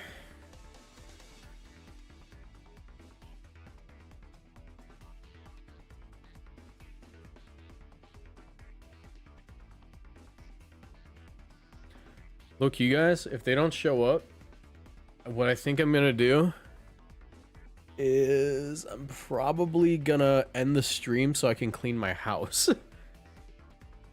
And then play the rest of this tournament off camera. I'll probably sit down and record like my games when they happen, but I'm probably gonna, if they don't show up this round, I'm gonna play the rest of the tournament off camera. We got 5 minutes for them though.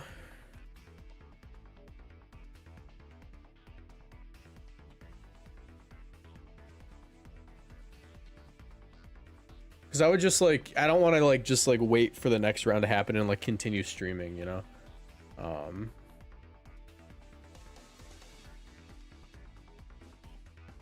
But I guess in 5 minutes we'll figure out what we're doing.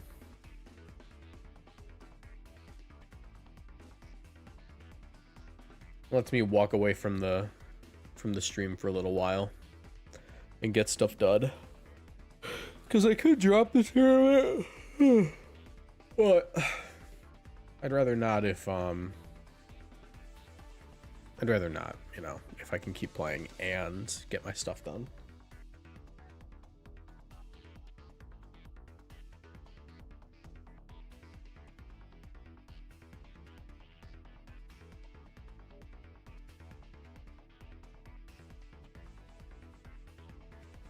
All right.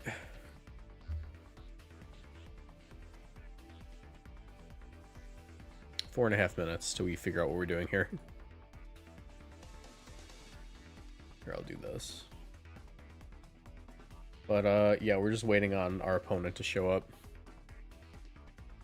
They may not show up because it's X2. You know, I think they probably... Did they lose the last round?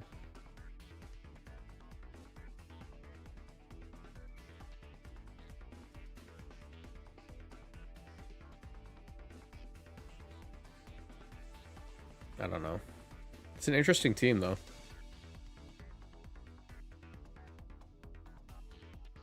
Let me see.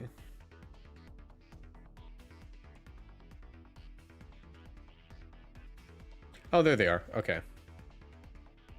Okay. Took them a while to get here, but they're here. All right. Hello.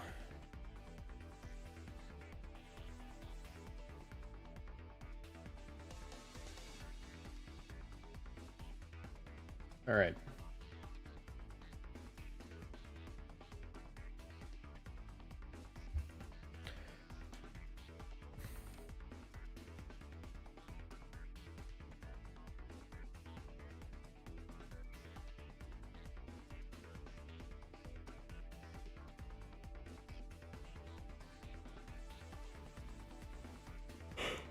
Okay.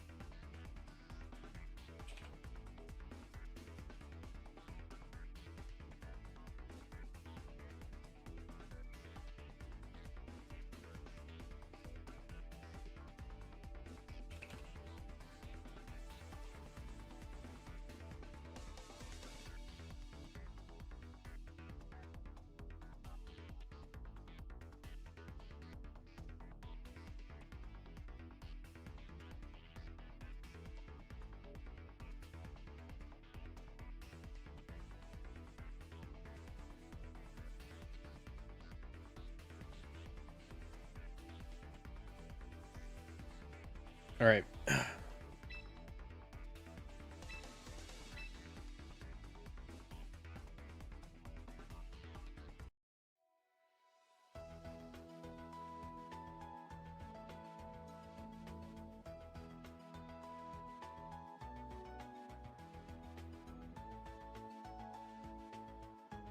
Yeah, Mega Starmie is interesting. Playing Mega Starmie here. Oh, I need to hit record. Let's see if this lags the stream. Yep. Alright. Oh my god, I'm so tired, dude. I've done nothing but play Pokemon all day. Ugh.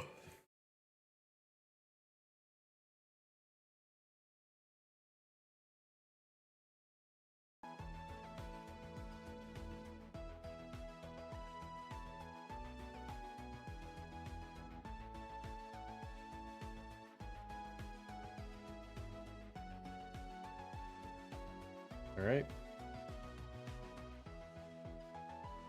Might be off my game for this one, low-key.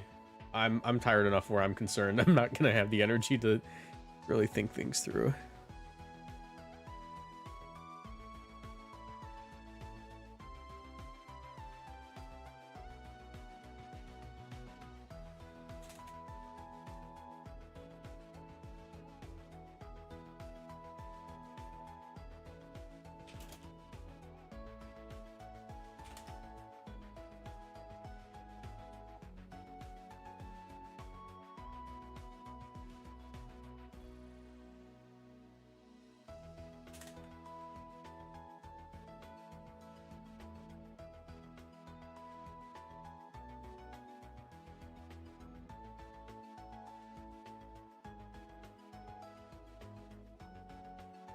Okay.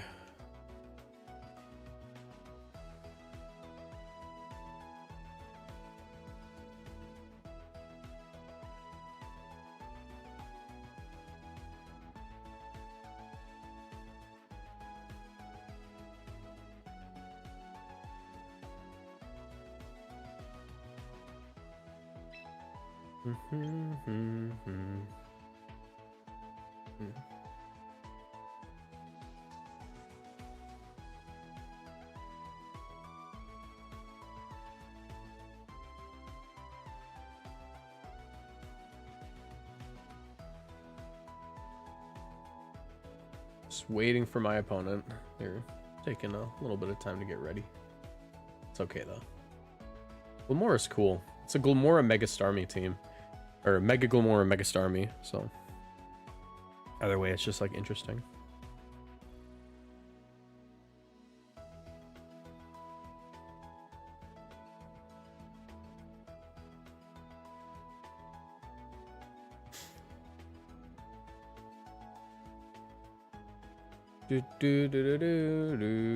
Okay, there we go. Spectate.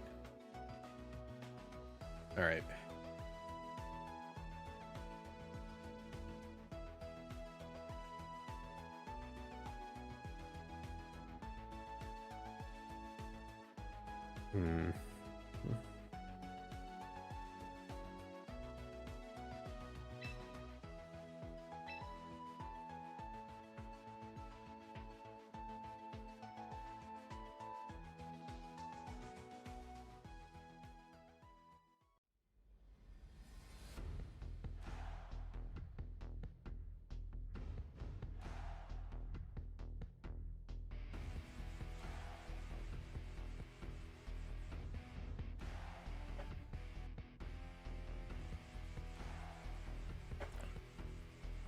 Oh, my current record's 4-2.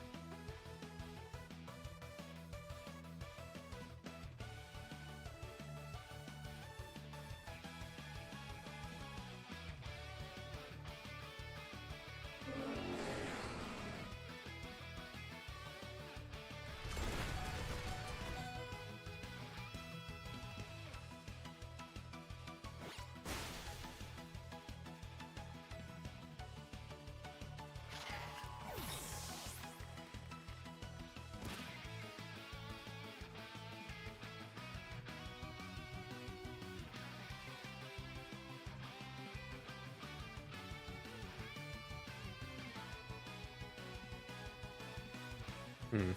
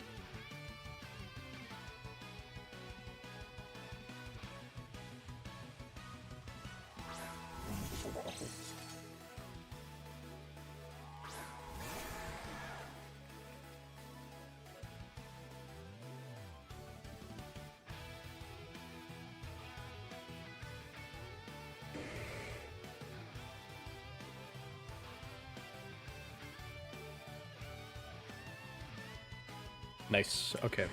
Still got it. That's why.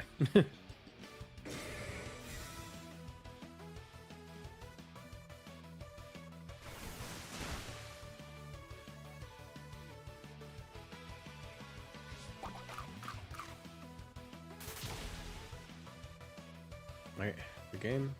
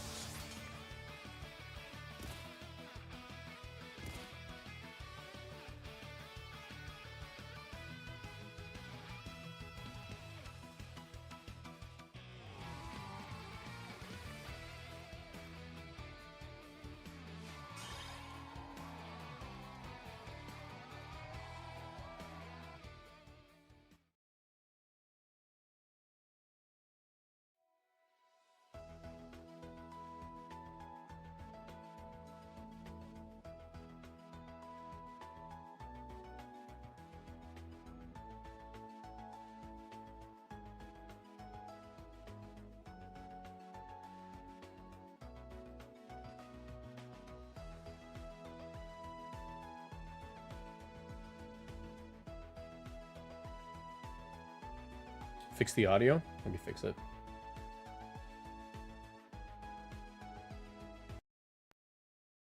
I think that should fix it.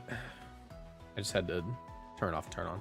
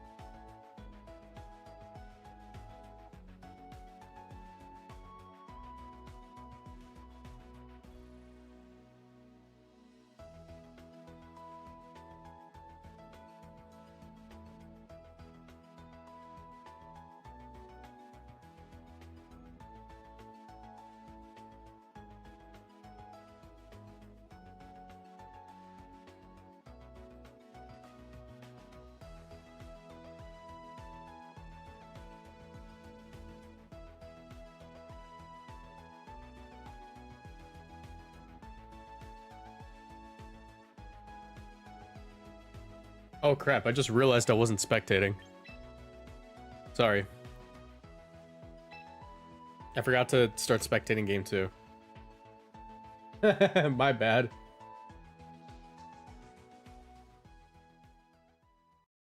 Oopsies.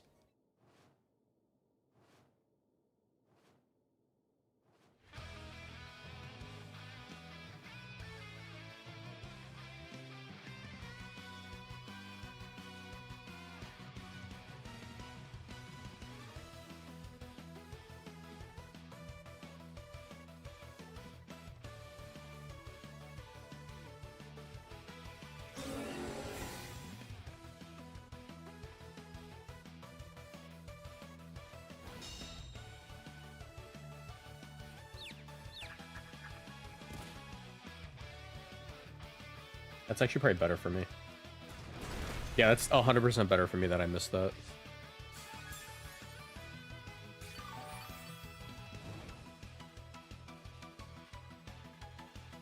Can I stop being confused?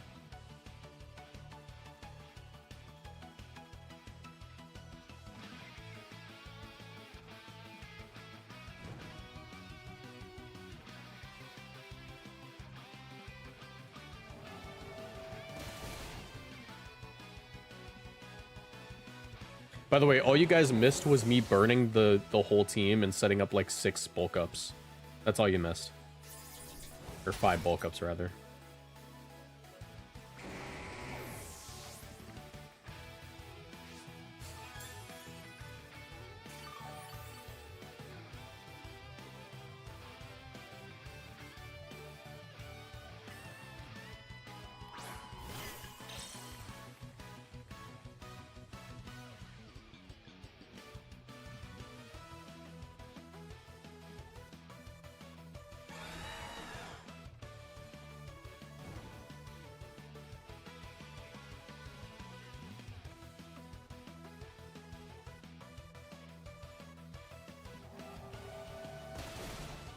Alright, good game, well played.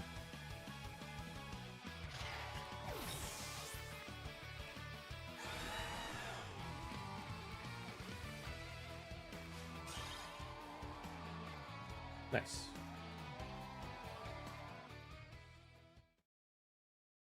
Alright. So, that was fun. Oh, Scraw was watching that match. Yeah.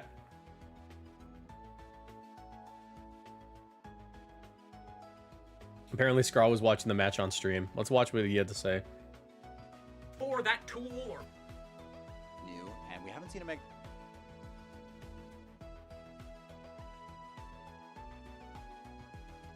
In a picture.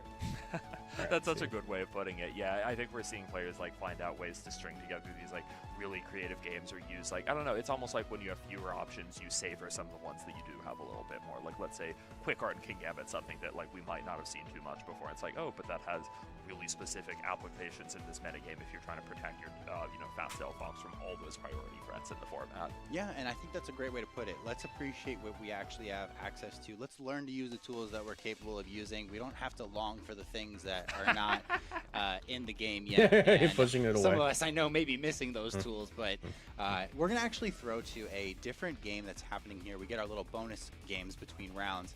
We're going to see Marcos, Moxie Boosted, playing against, I believe this is another Marcos on the other side as well. And we got to see a little bit of gameplay from Moxie Boosted early on with his Halucha, Rotom Corviknight team, and it's exciting to see more of it. Halucha's another one of those megas that I don't know if there's that many other people at the top tables using it right now. No, Halucha's an interestingly unexplored mega right now. I thought that people were going to give it more of a shot, especially seeing that it was one of the few no-guard Pokemon that get access to entrainment, which is actually a little bit more clever than just your typical gimmick. But here, actually on the other side, we're going to see something else new, and that's going to be a different fighting type, Machamp, coming out from our... I don't want to get that name wrong. Somebody in production give me how to say that name, please. The other Marcos on the other side. Yeah, let's see. I'm just pulling up some of the sets on Fenken's team here. All right, thank you. Oh, here's that dynamic punch with that guaranteed accuracy due to no guard. However, it looks like due to that Will-O-Wisp, it's not going to be enough to knock out the Rotom, just enough to confuse it. And we won't have to play the game of whether or not the Rotom is going to get to attack next turn. Instead, this King Gambit going to take the KO. Rotom is down for the count, at least for now in this game 2. Corviknight going to recover a little bit with that leftovers. I'm not entirely certain of these sets here. While we are pulling that up, Machamp is such an interesting call to me.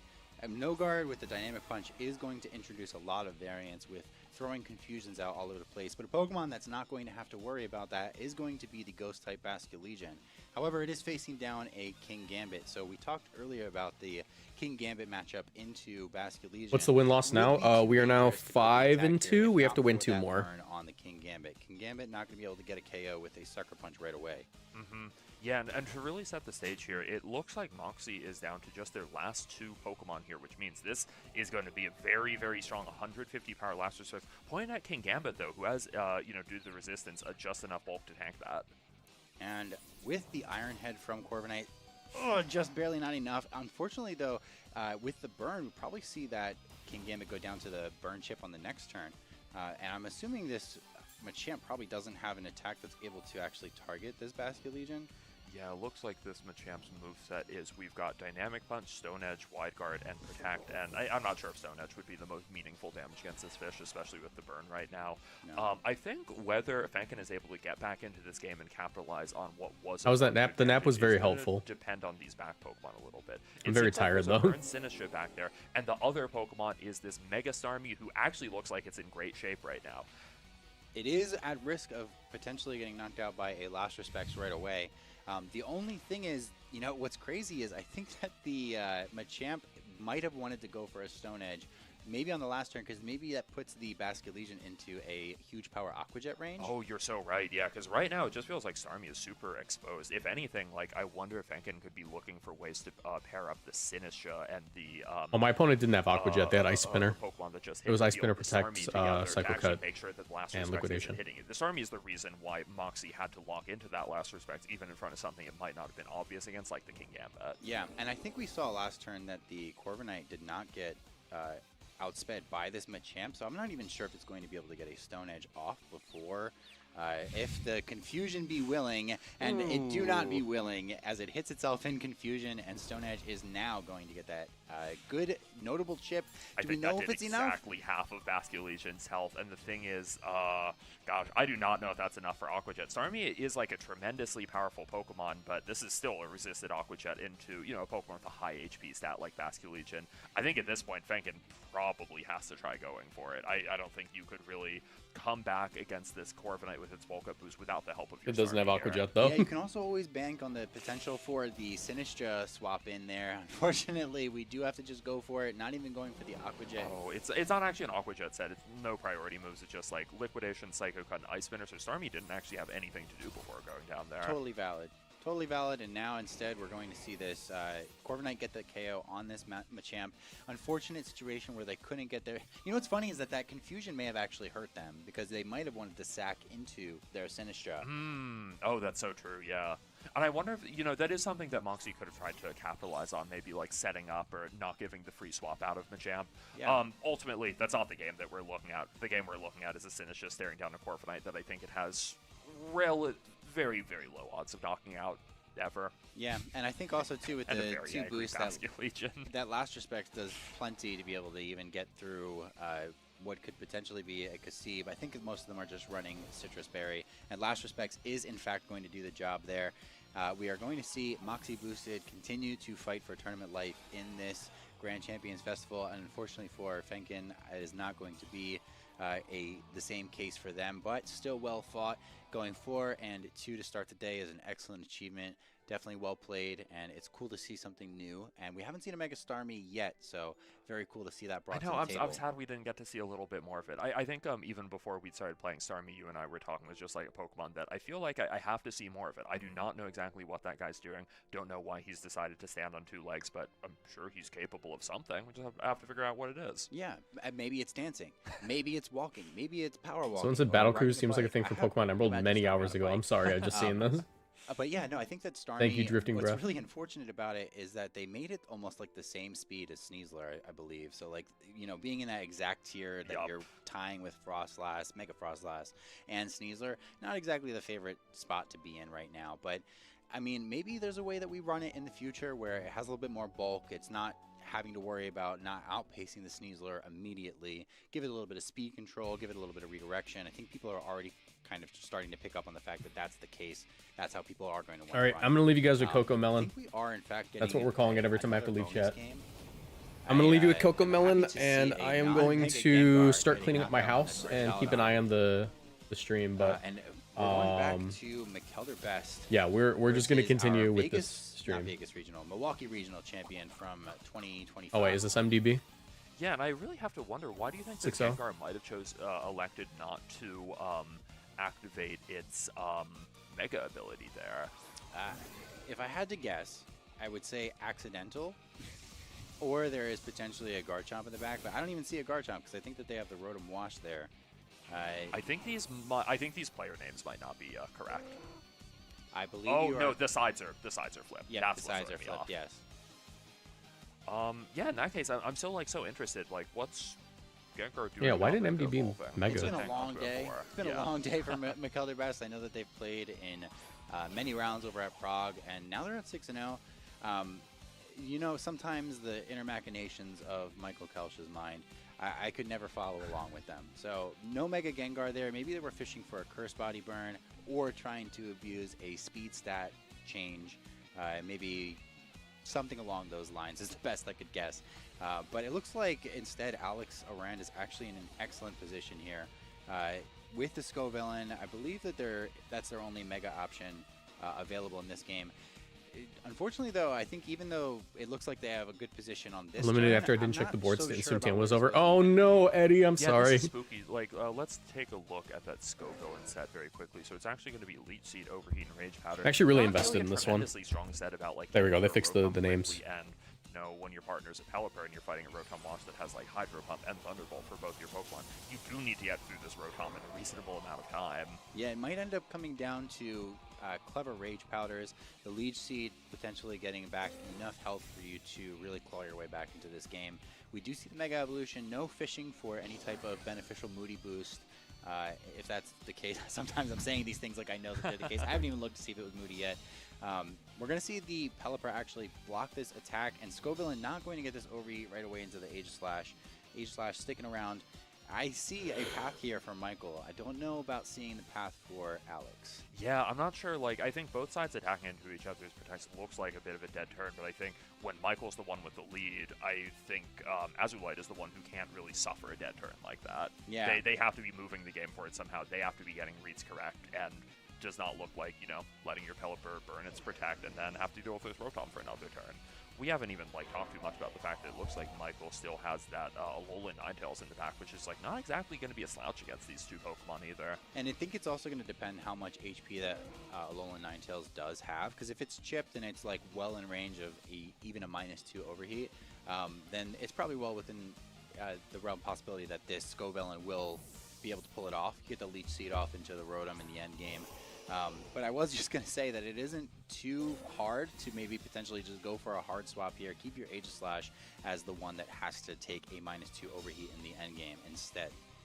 Yeah, okay, that's going to be another Volt Switch into Pelipper. Okay, Ooh. neither side able to accomplish anything. Pelipper, because it got that double protect in front of Volt Switch, and Scovillain not able to connect an Overheat into Ninetales. I think that's game. I think that that's Ninetales just not a wraps very up. opportune time for the snow to go out. It means that Ninetales isn't going to have access to accurate I mean, Blizzard maybe anymore. for It's gonna have to rely Ninetales, it just missed all of Freeze its Dry or hits, but Blind Blizzard. Yeah, and yeah, I don't think unfortunately, Scovillain it's has not it. a very Maybe if high it has accuracy Leech move. Seed, it can Could endgame. be some variance at play here. It can endgame Rotom, but Thankfully, Rotom I has a think really at low least HP in stat, so Michael's it's not going to favor, help it too the much. Pelipper not having any rain up is going to make it a little bit less likely to really get anywhere with damage.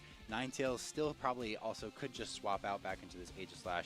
Unfortunately, with Rotom still being on the field, it would have been nice to have eaten that overheat. I don't know if you saw, but Alex actually had targeted the overheat into the Rotom slot. Oh, really? Yeah. Pelipper finally Yeah, it goes for failing the a protect, triple. only had a 1 in 9 chance of getting it that time. And Ninetales is going for an encore on the Scoville and saying like, hey, I'm actually content with Overheat being the move that you're going for here.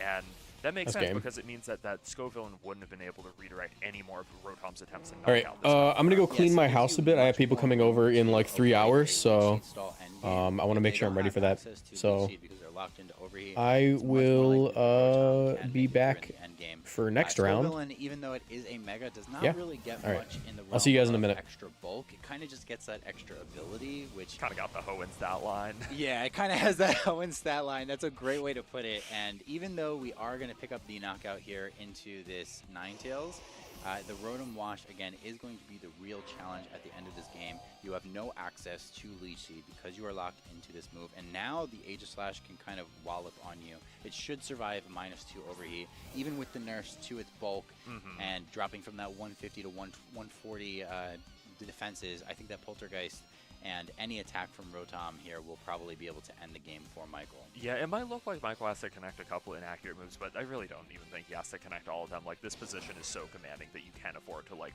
probably miss 1 or 2 of your moves and still come out on top. The King Shield on Aegislash is interesting, maybe just saying, like, hey, I know this is going to be the target of the first overheat. Let me load up a little bit of Hyper Pump damage first. And I think that it's smart that he went for the King Shield here first. Let's block this 1 overheat that I have before this Encore ends. And let's try and get that Hydro Pump off. Now it is almost 100% in the range of a Poltergeist or a Hydro Pump and Shadow Sneak combination. So it's really cool to see that this team, this relatively, I would say a team that draws on a lot of ideas from past formats from Michael, is proving to be so effective. But also still cool to see stuff like Mega Scovillain, something that we haven't really seen yet, pop out, do really well. Is this overheat going to get the critical hit is the question. Maybe all this talk about how the That Michael... wouldn't have even been enough to knock out Aegislash if it was at neutral? Oh my gosh. And you said Hoenn stat line. There it is. There's your proof in the pudding. Aegislash turning into its attack form. Let's see what it's going to be. Scovillain being attacked by its Scovillainite in the form of Poltergeist. That is going to be Michael Kelsch advancing to 7-0 and locking up his spot in day 2 of the tournament. Yeah, and now Michael did make a tweet that he would win the Prague Regional this weekend, but he may have just picked the wrong tournament that he was entering, because right now it's looking like he's much more well-positioned to take an excellent placing in this Grand Champion Festival. Cool to see the tail end of that game there. Unfortunately, we didn't see any of like the earlier positioning. I feel like with that matchup, it's always cool to visualize how players move their weather pieces. Pelipper versus Ninetales, not something that, you know, Ninetales, for the fact that it has a weather ability, not as popular as I expected it to be in this metagame. Yeah, Ninetales like relatively strong, but I think like how you're talking about with Starmie, like speed time with Sneasler and that being a big issue. I think Ninetales kind of has it even worse, being slower than Sneasler and being weak to that Dire Claw and having to roll the dice with status on a Pokemon that is on more than half of the teams in the format day 1. I think that number is probably only going to go up in day 2 of the competition. Really something that Ninetales has to contend with. I remember back in the day, it was annoying to even have to speed tie things like Cortana, which was even a little bit slower at the time than Sneasler is. What is going on with some of these base stats? We're going to different stages of the game. I mean, Ogrepon is an interesting example too from back in Scarlet and Violet DLC eras, but yeah, I think that with the way that the speed stats are kind of shaping up right now, it's cool to see how people are kind of bulking out maybe some of their faster stuff. But yes, certain things in the metagame are getting pushed out. So for Ninetales to still kind of make its way into this day 2 scenario, it's one of the best performing teams we've seen so far. I'm happy to see it. Yeah, and I'm sure this isn't going to be the last we're going to see of any of the Pokemon on Michael Kelsch's team. Something that I'm really excited to see more of now that he's locked up his spot in day 2 of the competition. With that, I think we are going to head to a break soon. We will be back with you guys very soon for round 8.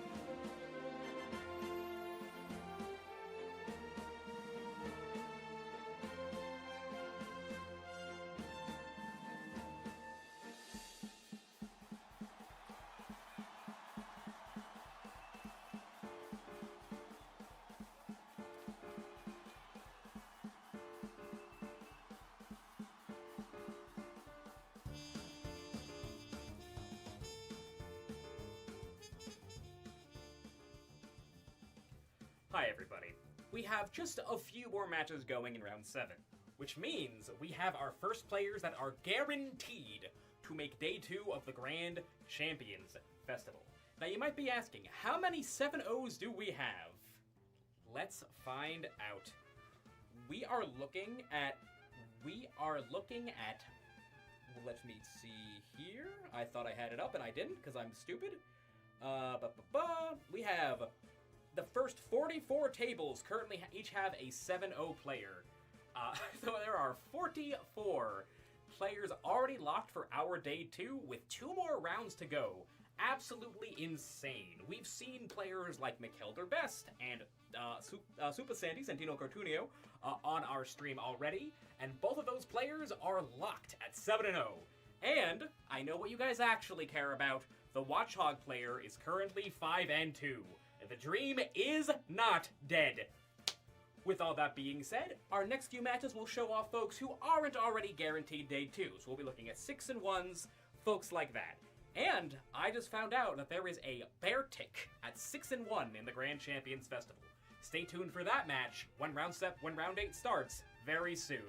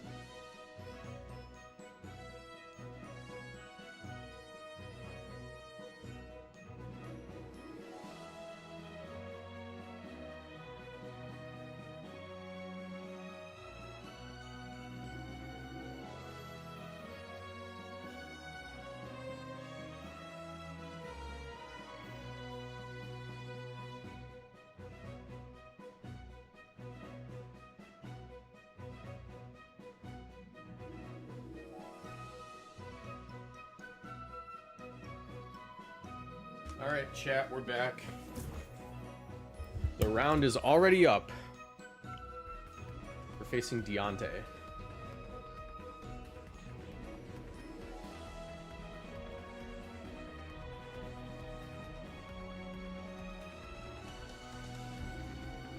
All right.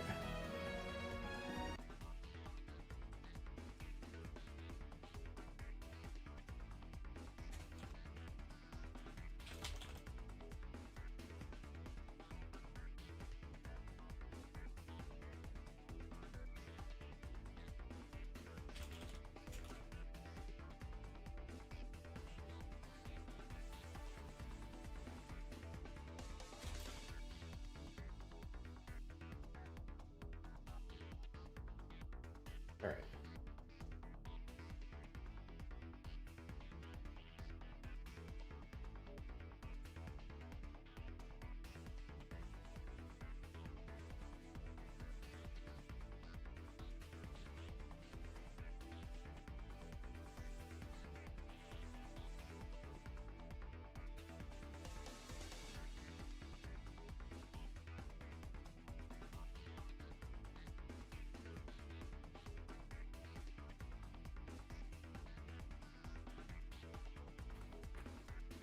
All right.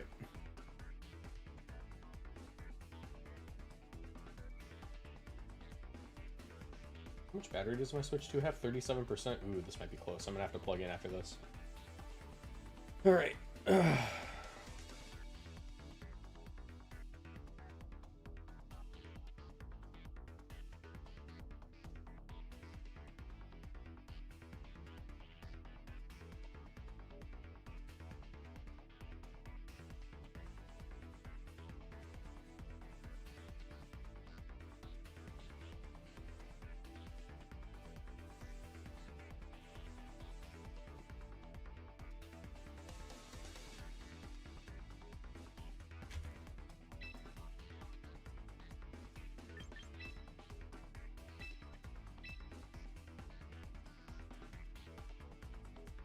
Guys, I want to give a shout out to my opponent. It's their first tournament and they're at X2 on round 7.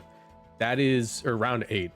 That is incredible for a first tournament run. If you don't know, like that is actually incredible for a first tournament.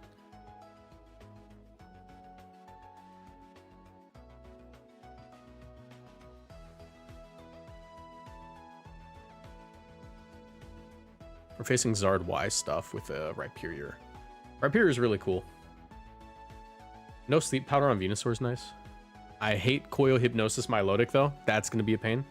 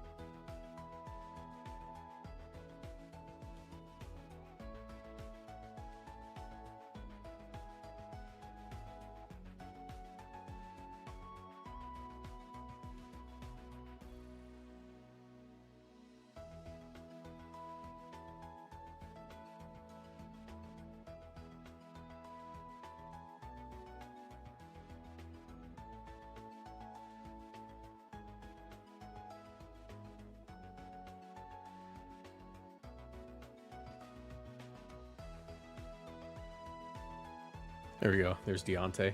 This matchup seems pretty difficult, to be honest. Pretty difficult for me. Not sure what I gotta do here. All right. Recording. Hopefully it doesn't lag. There we go.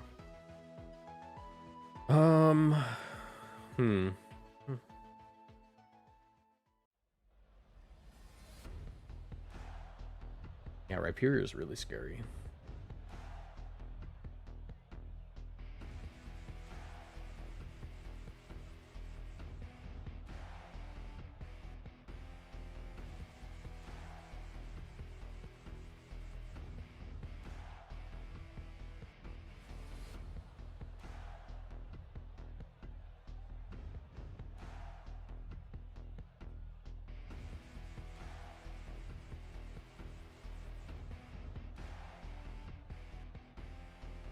Give him a GLHF.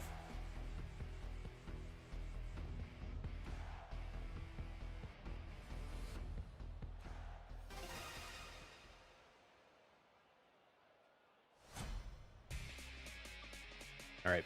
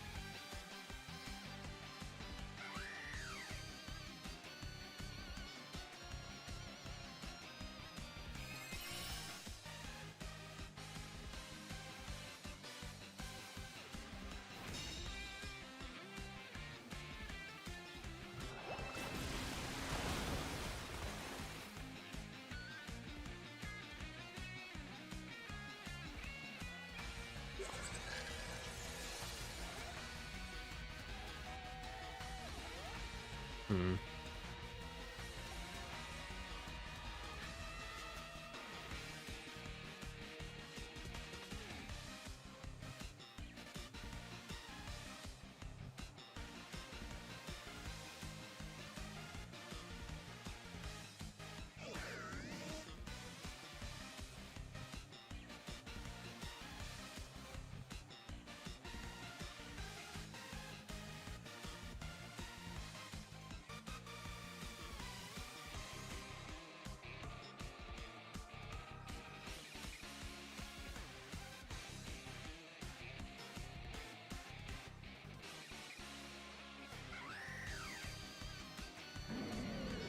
Ah, dang it. Okay. I think that's fine as long as my first move went through. Because I tried to protect here. Okay, yeah. It went through. It went through. Glad that I have protect as my first move. I didn't get it off in time.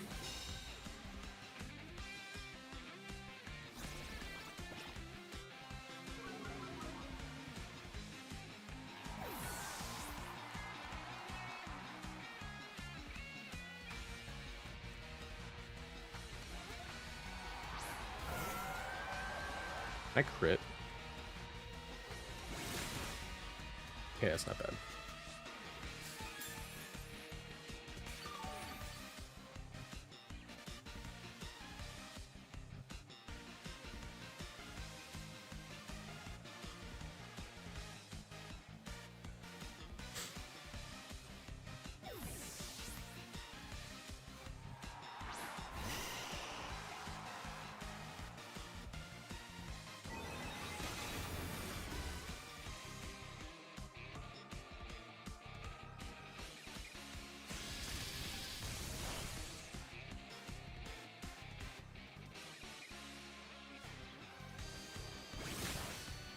Nice. Good crit.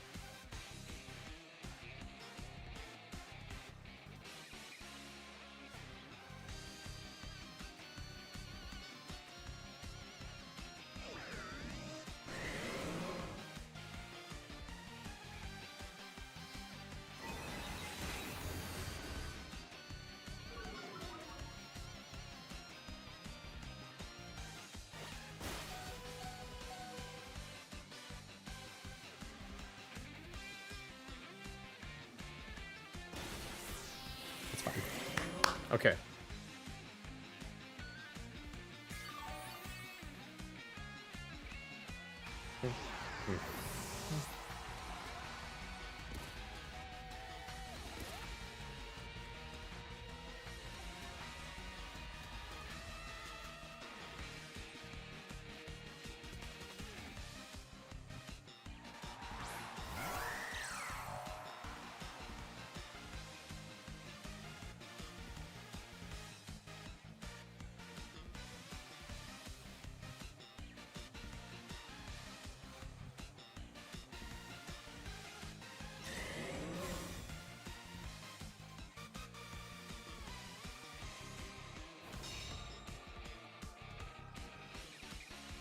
Don't miss.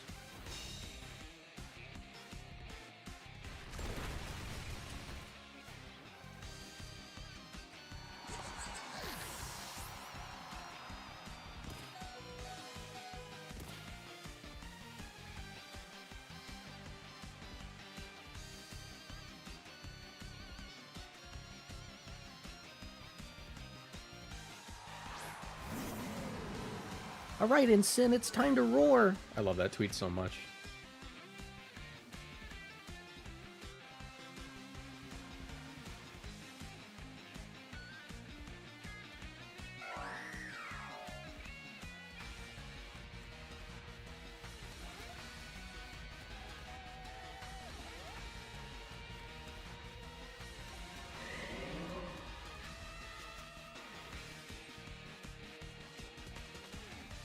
Yo, call out the quick guard for no reason. Oh my god, they called out the quick guard for no reason. That actually worked. That actually happened. I didn't think that would happen. There's no benefit to that. Yeah, that's entirely for me. And now you might just be cooked.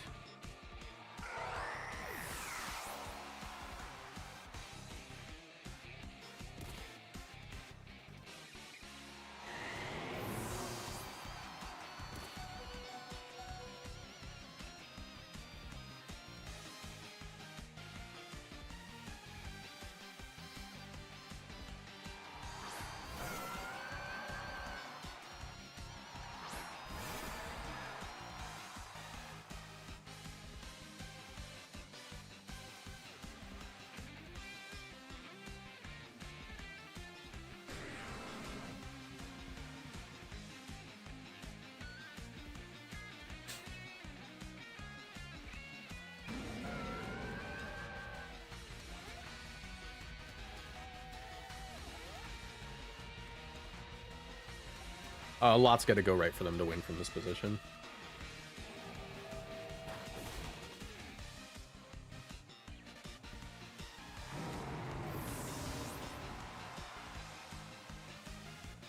Oh, they actually got it. Well, that's step one. That's step one for them. Still a few more steps, though. Especially since they lose leftovers there.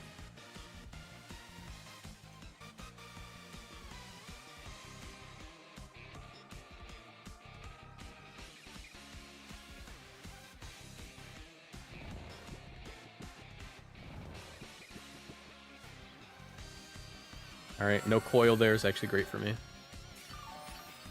I think they're in range of just the double up now. I think if I wake up either this turn or next, I'm still fine, because they don't really have any counterplay. I'm doing too much damage.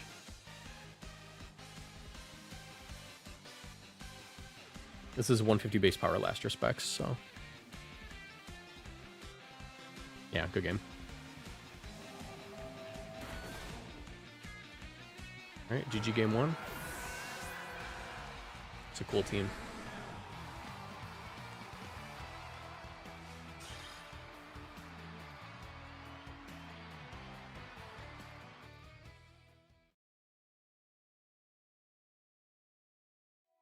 Remember to spectate the game. I always forget to do that.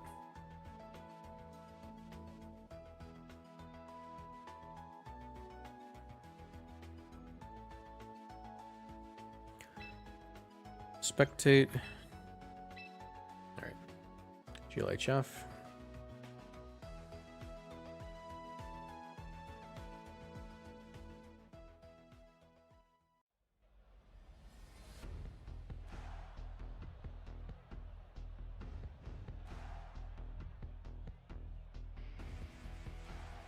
Oh.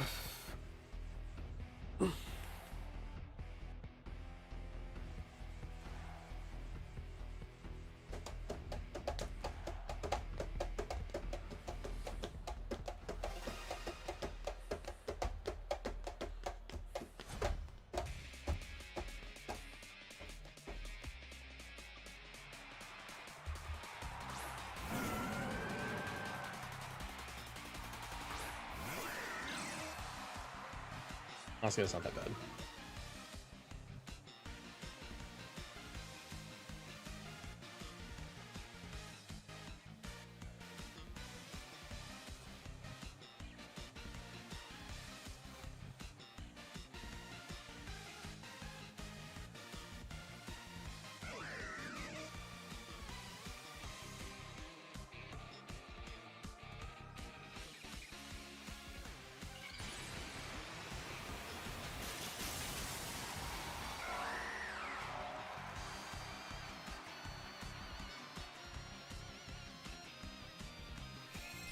Fake out, please. Nope. Still saw damage. Or just parting shot.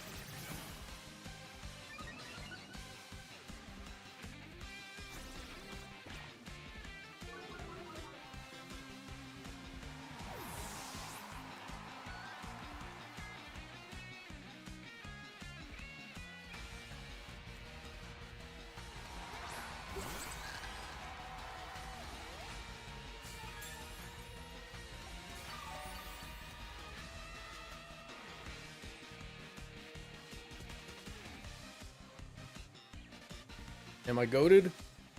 Am I goated?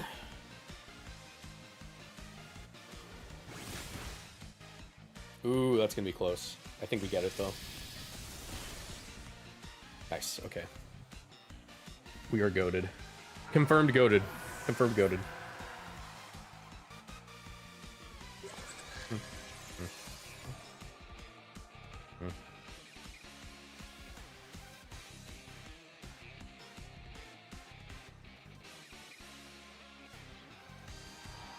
Is Venusaur.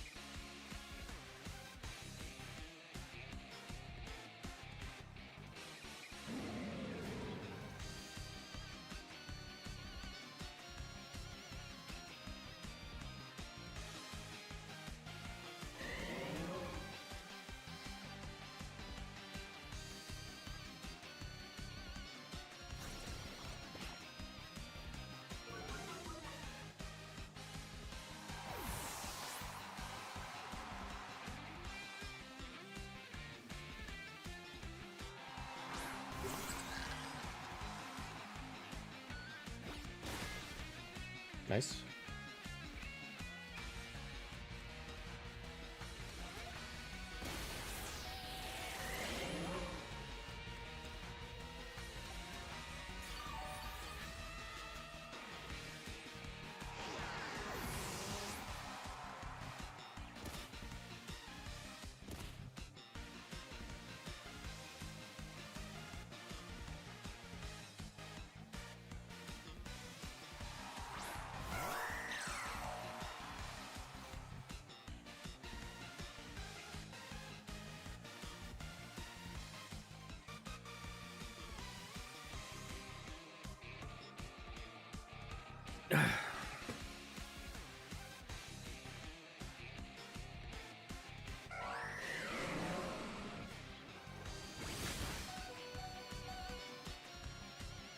Consider this trick room prevented.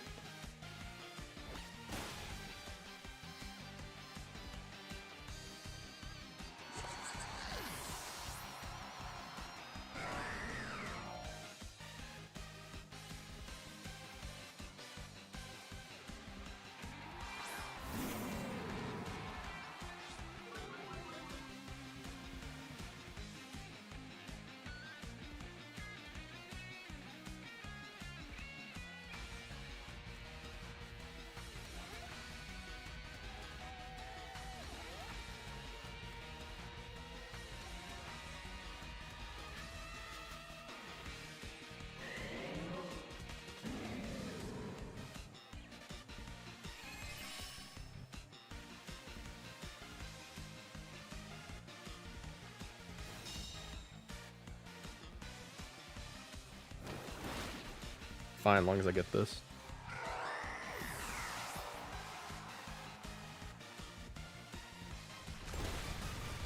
Alright, good game. Good game. I think. It could be close.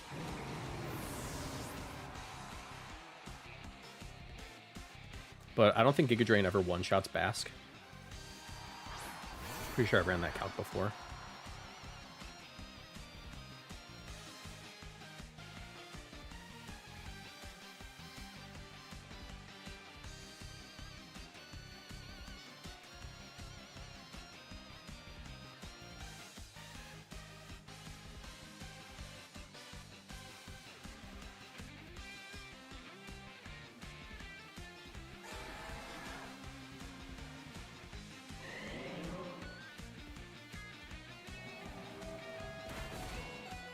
Ooh. Okay, we got it. We got it. That was terrifying. That was actually the... I knew it didn't one-shot, but I was scared it was gonna crit.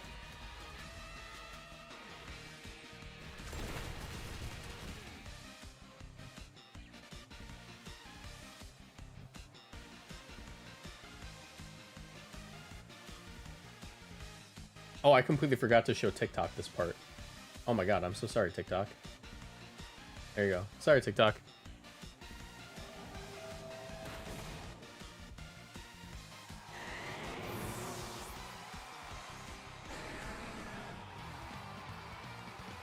I got thousands of viewers on TikTok. They were just sitting through that. Thank you so much for supporting everybody. Sorry about that. Oops. Oops. Anyways, we won. Good game. Well played.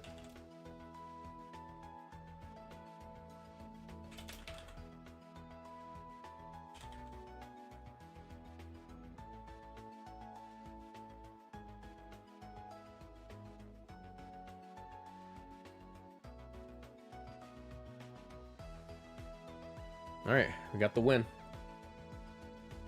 One more round, everybody.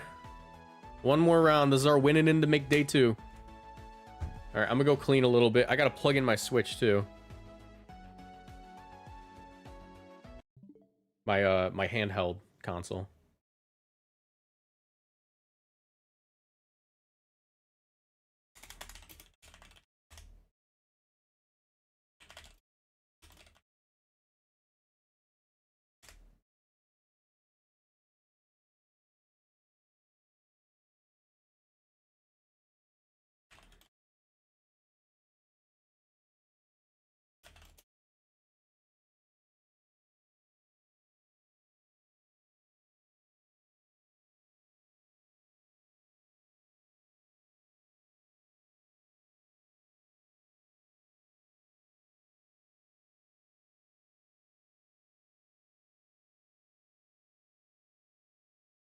All right.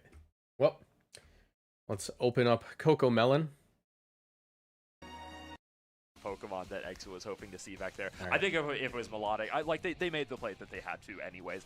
I also don't know if Charizard ever had very much hope of beating this Garchomp. However, we're gonna see. Maybe Rock Slide not a move that hits Well, every single I time. am going to go clean up a little bit and plug in my Switch, so we will be back in a minute. Ogerpon, Cornerstone, and Iron Boulder.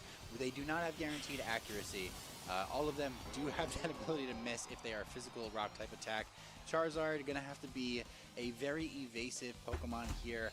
Pull out the Fighter Jet, barrel rolls, see if they can dodge, and not even going to have to risk it because Dragon Claw is going to be a 2-hit KO. Yeah, I think that's a really clever thing that I realized as I was talking about the Rock Slide. Just like when you have a full health Garchomp against a already low HP Charizard, just get it with a double claw. You don't have to worry about accuracy, and that's something that some of these top players are really going to be showing off, is that they know when they don't have to rely on the inaccurate moves and all these side effects that Pokemon is known for. You don't always have to rely on them when you built up such a huge lead as Daniel Yu has, and that is why they're going to be another one of our players advancing to that 7-1 record and locking in their spot in the competition tomorrow. I absolutely am so happy, and I absolutely love seeing the Mega Tyranitar calc come into play there. I'm sure very few people were ready to see that wave crash, not KO that Tyranitar, but it just has such an overwhelming amount of stats. When I was starting to build Tyranitar in the builder, I immediately thought, I was like, wow, I don't even know if I need it to be adamant. It's not going to benefit from speed. It has the special defense boost from the sand.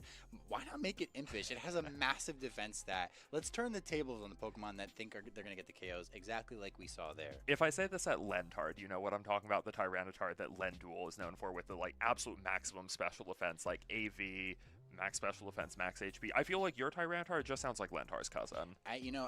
I want to say I'm flattered that you don't think I'm old enough to know that, but I am old enough to know what Lentar is. And also I am a student. I am a disciple at the religion of Tyranitar, so of course I know what Lentar is. Nowadays, on the physical side, however, for those that don't know, take it away. Oh, about Lentar. Oh, no, I was just saying, it's a set really known for the high special defense, like I was talking about, really just for that absolute bulk. I think being able to take silly moves on the special side is one thing, but Tyranitar just a Pokemon known for such high stats all around, and I think this Impish set that you're talking about is just the other side of the coin. You can customize that Tyranitar to do exactly what you want, and being able to take those Basculegion hits when it's such a key player in the metagame, if that's something your Tyranitar can do, go ahead and EV it to do that. It sounds like a great call. Yeah, give one of your Pokemon support there too. If you have Intimidate, it can live a close combat from a Sneasler, barring it's not a White Herb. Maybe we don't want to reveal too much of the sauce of Impish Tar.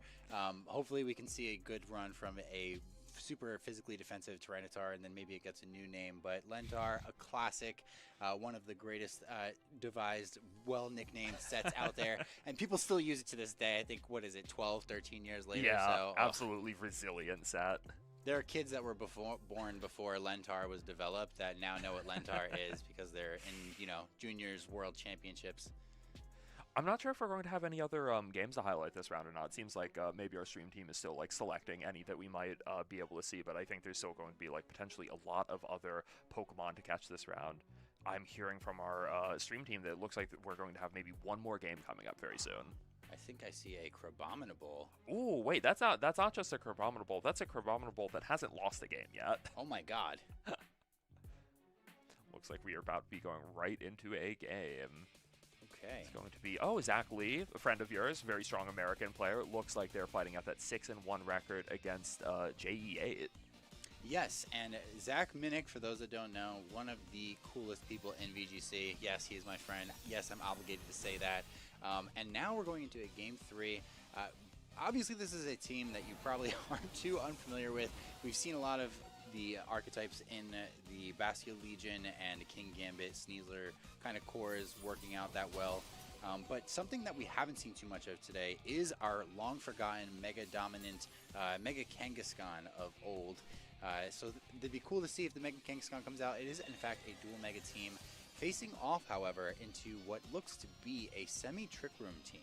Oh yeah, this is such an interesting team from JE. I feel like Hatterene is a Pokemon that some people probably weren't expecting that much of in this format just because it's lost its good friend of Indeedee, who's not in the game just yet. Maybe Mr. Boach will be here a bit later. However, Hatterene's still able to find success and able to set up Trick Room for Pokemon like this King Gambit. Like you said, bit of a semi-room team, just not relying on that Trick Room mode all the way. And a clever item choice there, a cool tech to kind of get around this King Gambit. I don't know if with the partner help from Hatterene, one of the Pokemon that can go for a set and then also start to dish out damage, I feel like it will go down to this Dazzling Gleam, but not before the Basculegion is able to get a Aqua Jet for its troubles and take the King Gambit KO. Fortunately, we're seeing an interaction there with the Encore and the Magic Bounce. Oh, Zach, no. If Whimsicott was going to go down anyway, that's a funny way to do it. What happened there was Magic Bounce, a move that's able to redirect any status move point at Hatterene. So normally going for Encore against a Trick Room setter is an absolutely deadly tech move that Whimsicott can go for. If you're a Trick Room setter, you have to fear Whimsicott because of it. Hatterene is essentially the exception to the rule. And showing off why it and that signature Magic Bounce ability are so strong. We are going to see a Charizard and a King Gambit in the back for Zach Lee's side, and on JE8, it's going to be Rotom Wash coming out with one more unrevealed Pokemon in the back. We surveyed 20 VGC players in the meantime, and 18 of them actually said that they didn't know that Encore got redirected by Magic Bounce. So, unfortunately, if it's going to be somebody, I'm sorry it was you, Zach, but this game is not over yet. King Gambit still under Trick Room, going to probably punish more Pokemon than JE8 is going to be able to bring in. And the Hatterene has already kind of played some of his cards there, right? Yeah, it's kind of funny to see the King Gambit on JE8 side go down just to be replaced by the one on Zach Lee's side. King Gambit, if your opponent's using Trick Room, this is probably one of the more accessible Pokemon to work as like an anti-Trick Room Pokemon. In this case, it's going to have a favorable matchup against the Hatterene based on typing. And Rotom, it's very possibly just going to be slower than and threaten with things like, those boosted Kowtow Cleaves and Sucker Punches. Yeah, unfortunately, I do think we're going to end up in just a small bit of a Protect coin flip here. If the Charizard is able to Protect and save itself, spare some damage here, JE8 can go for the double target into the King Gambit. And we did just see that the Charizard does not, in fact, go for the Protect. Yeah, no Protects coming out. That King Gambit actually taking an awful lot from the Fairy Feather boosted Dazzling Gleam. Returning with the Kowtow Cleave, not actually doing quite as much in Hatterene as we would have expected. And Rotom going for a Thunderbolt on Charizard, not enough to knock it out. Let's see how Charizard responds. Oh my god, I can't believe it survived that. I know that it has the extra bulk from the Mega Evolution, but now this is looking way more doable. Solar Beam should get the KO on this Rotom Wash. Ooh, all of these Pokemon just living, some of our tankier, slower Pokemon in the yellow and some of our faster Pokemon in the red. Yeah, I was wondering there, I'm like, wait a minute, I said that, but I don't know. I feel like that's one of the moves that I would EV for. But still, there is the chance that now this Charizard can kind of do a little bit more work. You can use your potential Sucker Punch pressure from King Gambit to threaten both the Rotom and the Hatterene. Charizard could potentially Protect on this turn. And I think that if you kind of get through this turn specifically, depending on what comes in the back, you might have a chance if you're Zach, but I really do think that the Trick Room here has been used to, its full potential. JE doing excellently with this Hatterene. Yeah, Charizard going for Protect. Let's see what King Gambit wants to do. This is going to be a Sucker Punch pointed at Hatterene. That is going to be a Connect and a Knockout on the Hatterene, putting this down to a 2-2 score. Let's see if Rotom is able to get its targeting right and put some more chip on the King Gambit. No, it's going to be an attack into Charizard. If you're JE8, I wonder if this was sort of a safe play to say, okay, I'm going to force Charizard to go for Protect here, maybe do something like Dazzling Gleam and try to Thunderbolt at the same time, and open the room for this Garchomp in the back to come out. Yeah, and what's only scary about this is that I was thinking that it would be 100% guaranteed if it was the Sneasler in the back. Not 100% because you could go for a double Protect, but the Garchomp being the last is still excellent. I think that, did we see that it was a Citrus Berry Garchomp? It is, in fact, a Citrus Berry Garchomp. Honestly, one of the coolest and most useful techs about Citrus Berry is how it matches up into King Gambit. Pokemon that doesn't take 2 Kowtow Cleaves comfortably does, in fact, with the Citrus Berry and a little bit of bulk. Yeah, I think Citrus Berry is more or less exactly the item that you'd want to have here if you're a Garchomp, because you can do something like maybe an Earthquake to knock out the King Gambit, knowing that you're not going down this turn, and then just Protect to stall out the Trick Room. I think if this Garchomp has as much bulk as it seems we both expected to have, this could actually be a pretty secure win for JE8, but we're going to have to see. Yeah, and unfortunately the Charizard going to go for that double Protect, not going to succeed. And I am seeing Zach is probably trying to call this Rotom to go for a protect here, not taking the KO that's on the board. Citrus Berry going to come into play immediately, and Rotom going to knock out this Zard. Now it is a King Gambit versus a Garchomp, and we do not see enough HP for it to survive the oncoming Earthquake that I expected to take. Yup, here's an Earthquake. Rotom completely immune to that due to Levitate. No Shuka Berry to speak of on this King Gambit. That's going to be a knockout, giving the set win and the 7-1 record to JE8. And they will be moving on to day 2 over a very, very strong player. Somebody that actually just came off of a top 32 berth at Worlds last year. Oh, that's not JE8. That's Jeb. I feel silly now. Which Jeb? Oh, that's just the trainer name, Jeb. Jeb. It's not JE8? I don't think so. Well, we I said guess not JE8 like 8 times at least, so you're JE8 now, Jeb. Oh, no, that is JE8. Okay. Make up your mind. What is it? It's going to be a 7-1 record. 8-1, still have to work for that. Okay, good. And honestly, going to day 2 with a 7-1 record, we were talking about it a little bit before we jumped into this match. It's such an advantage. I think that trying to get that last 8-1 too, really, really important. So don't let your guard down now. You did just get a pretty high profile win, but good luck going into that next round. I will say I'd never expect something like a Hatterene without any redirection as like a semi trick room setter to do as well as it performed, but it definitely helped secure that game 3 there. Quite the excellent piece. A little bit unfortunate on Zach's side. Somebody that has so much experience in Pokemon to still click that Encore into the Magic Bounce. We are all susceptible to it. There is a lot of information to know in Pokemon, and even in an open team sheet era, some of us are still bound to make mistakes like that. I see it happening all the time, in my own gameplay especially. I think if anything, it's good that players are having a chance to learn more about some of those mechanics right now rather than at a live event. Right now it's like, this isn't you have to catch your flight home from Indianapolis because you encore to Hatterene. It's you get to play another game like Yeah, Zach does. absolutely. Still at that 6-2 record. Absolutely not out of this tournament yet. And with such a strong player, especially not someone that we can count out, even if he's playing with his tournament life on the run. Yeah, and I think too the fact that this is happening, kind of in the online space in a grassroots setting, that's not something that you really kick yourself over. I don't think that that's something that will rattle a player like Zach Minnick. I wouldn't be surprised to see them clutch out their last round and move on to day 2. This is a huge tournament. There's still a lot of Pokemon left to be played, and there's someone that likes to play Pokemon. But now I think we're moving on into our next game. Yeah, this looks like it's going to be Zero Blaze against Fair. It seems like Fair is down to just a Pelipper and a Sinistcha. Maybe not the Pokemon that you want to have against a Basculegion, who's able to go for last respects, knocking out that Sinistcha. I do not know if there's going to be very much more gameplay left for us to capture the here. same thing. I'm like, we just locked in on a completely done game. Okay, that's so funny. Like getting to watch the player literally click the forfeit button. But hey, great win for Zero Blaze. Happy to see another really strong player from the same region as Exactly, I believe, move on to that 7-1 record. Yeah, that Atlanta representation, very strong. I think at least just the Georgia region. Maybe I shouldn't just say Atlanta. That's the only city I know in Georgia. I'm sorry.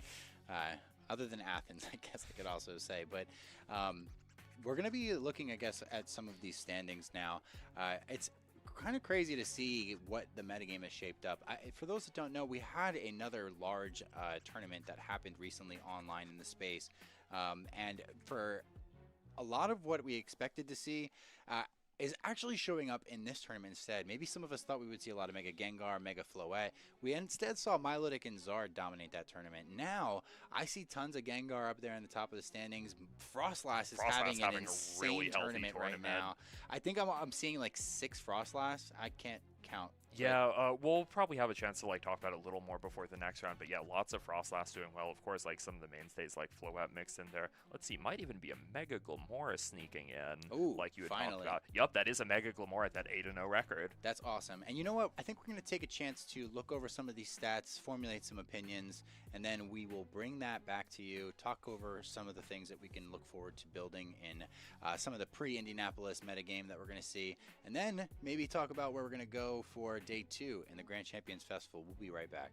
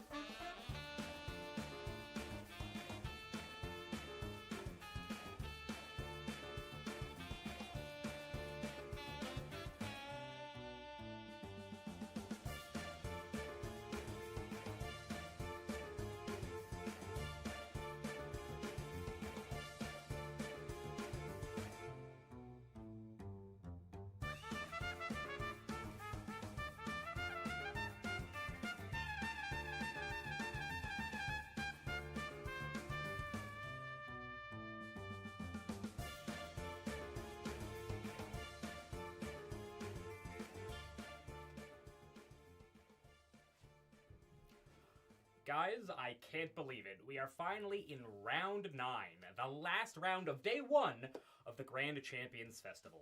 We have had some absolutely absurd games so far, but before I tell you about round 9, one more time, we gotta give a thank you to Surfshark VPN. Now, I like to wind down after a long day of running the largest Pokemon tournament of all time by watching some of my favorite shows, but streaming services are expensive. But I know a little trick. Did you know that certain shows will show up on different websites depending on where you're located? A streaming service may have a show you want to watch in Europe, but not where you are in the United States. With Surfshark VPN's GeoVPN feature, you can swap around and get to watch your shows, saving you tons and tons of money. Thank you once more to Surfshark VPN for making the Grand Champions Festival possible. But now, let's get into the last round here. Now, the win and in for day 2 that we'll be showing this round is with somebody who's very near and dear to my heart, my very good friend, Aaron, who you'll see as Rapti. Now, Aaron actually has an extremely impressive accolade. Aaron has top-8'd the World Championships, but not in Pokemon. He top-8'd the Yu-Gi-Oh! World Championships a few years ago. Can Aaron show us all that he's just as good as Pokemon as he is at Yu-Gi-Oh? Let's find out. Justin, Chuppa, take it away.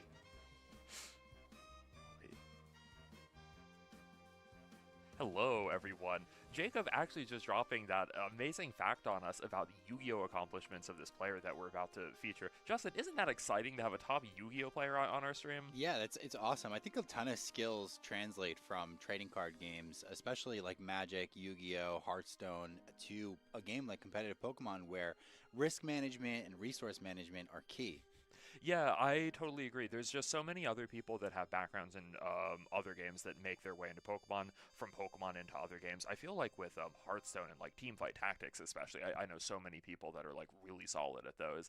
And I think it's so interesting to get the perspectives that someone who's like an expert at another game like carries over into Pokemon, just like throwing around ideas that like I might have never heard of before, but also like absolutely have applications in Pokemon. Yeah, and you know what's fun, I think, especially with the card game players, is they really tend to show off as team builders, like kind of in like a naturally talented, I'm jealous of them way.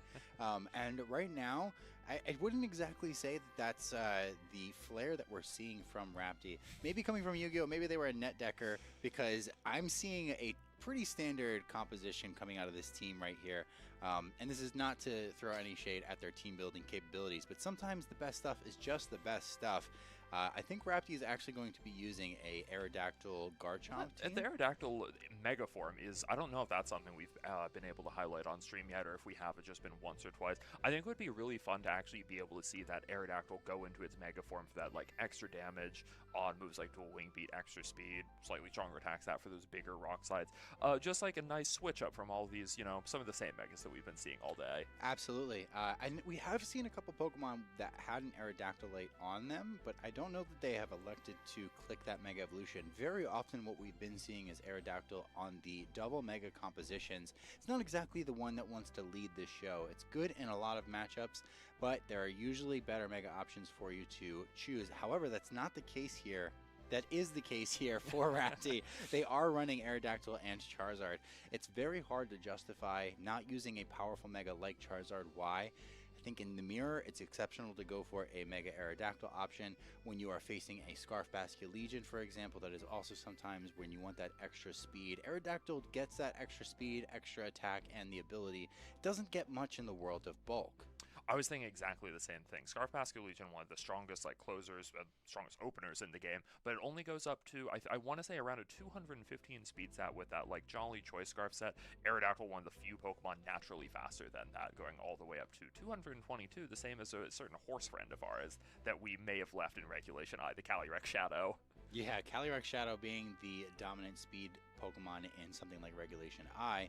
But here, as we see, Scarf Basculegion is kind of at that tippy top of the speed tier charts. Mega Aerodactyl is one of the few Pokemon that can get around it. However, it doesn't exactly have a move that is going to threaten a one-hit knockout. So there is going to be some early game positioning, you're going to have to do a little bit of chip. It may not even be the Aerodactyl going for the outspeed option. It may just be wanting to click Tailwind. Having the ability to go for Tailwind right away, outspeeding the Basculegion, very, very important, especially with things like, you know, Sneasler pairing up with that Basculegion to go for like a fake out, flip turn. That's something that Aerodactyl doesn't love to see. It can be a massive tempo loss at the beginning of the game. As for their opponent, however, I don't know that we have the exact pairing yet. But depending on like what they end up matching up into, you know, this core that we're seeing out of a lot of our players, King Gambit, Basculegion, there's no Sneasler on this piece. Instead, there's a lack of fighting coverage. Where are they making up that difference?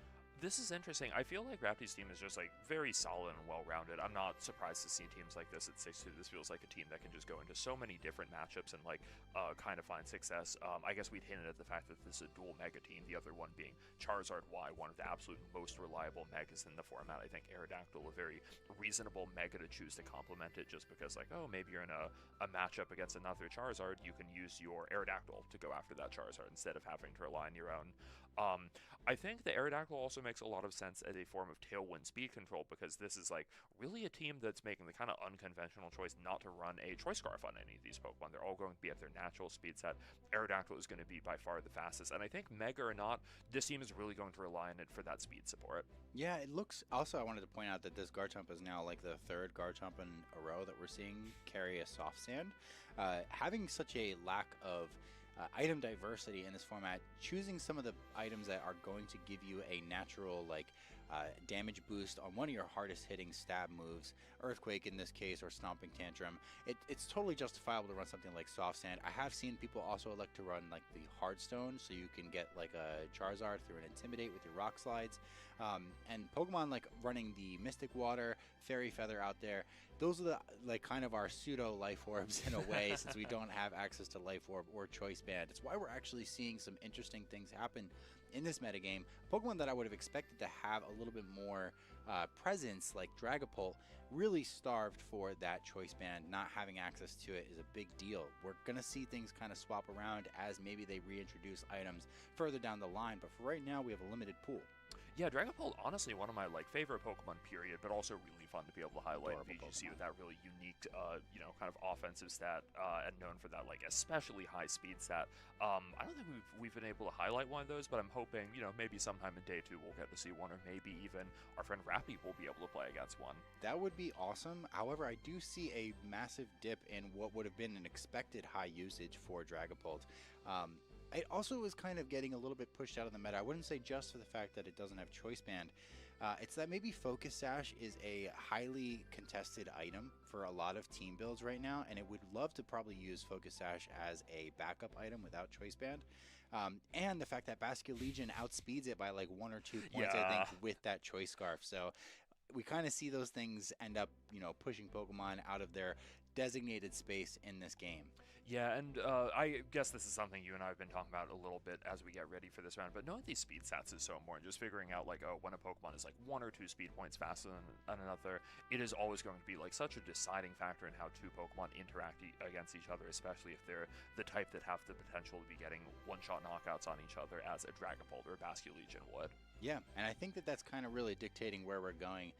It's why something like Aerodactyl, I think, is seeing so much usage. Even the non-mega variants, it has such a great matchup into Charizard. It has such a powerful Rock Slide, and also just being able to get Sneaslers with dual Wing Beat. The fact that not only is it getting those Zards, but it's also getting one of the other most popular Pokemon in the metagame in Sneasler is very, very valuable. So I love to see, you know, the development on that front.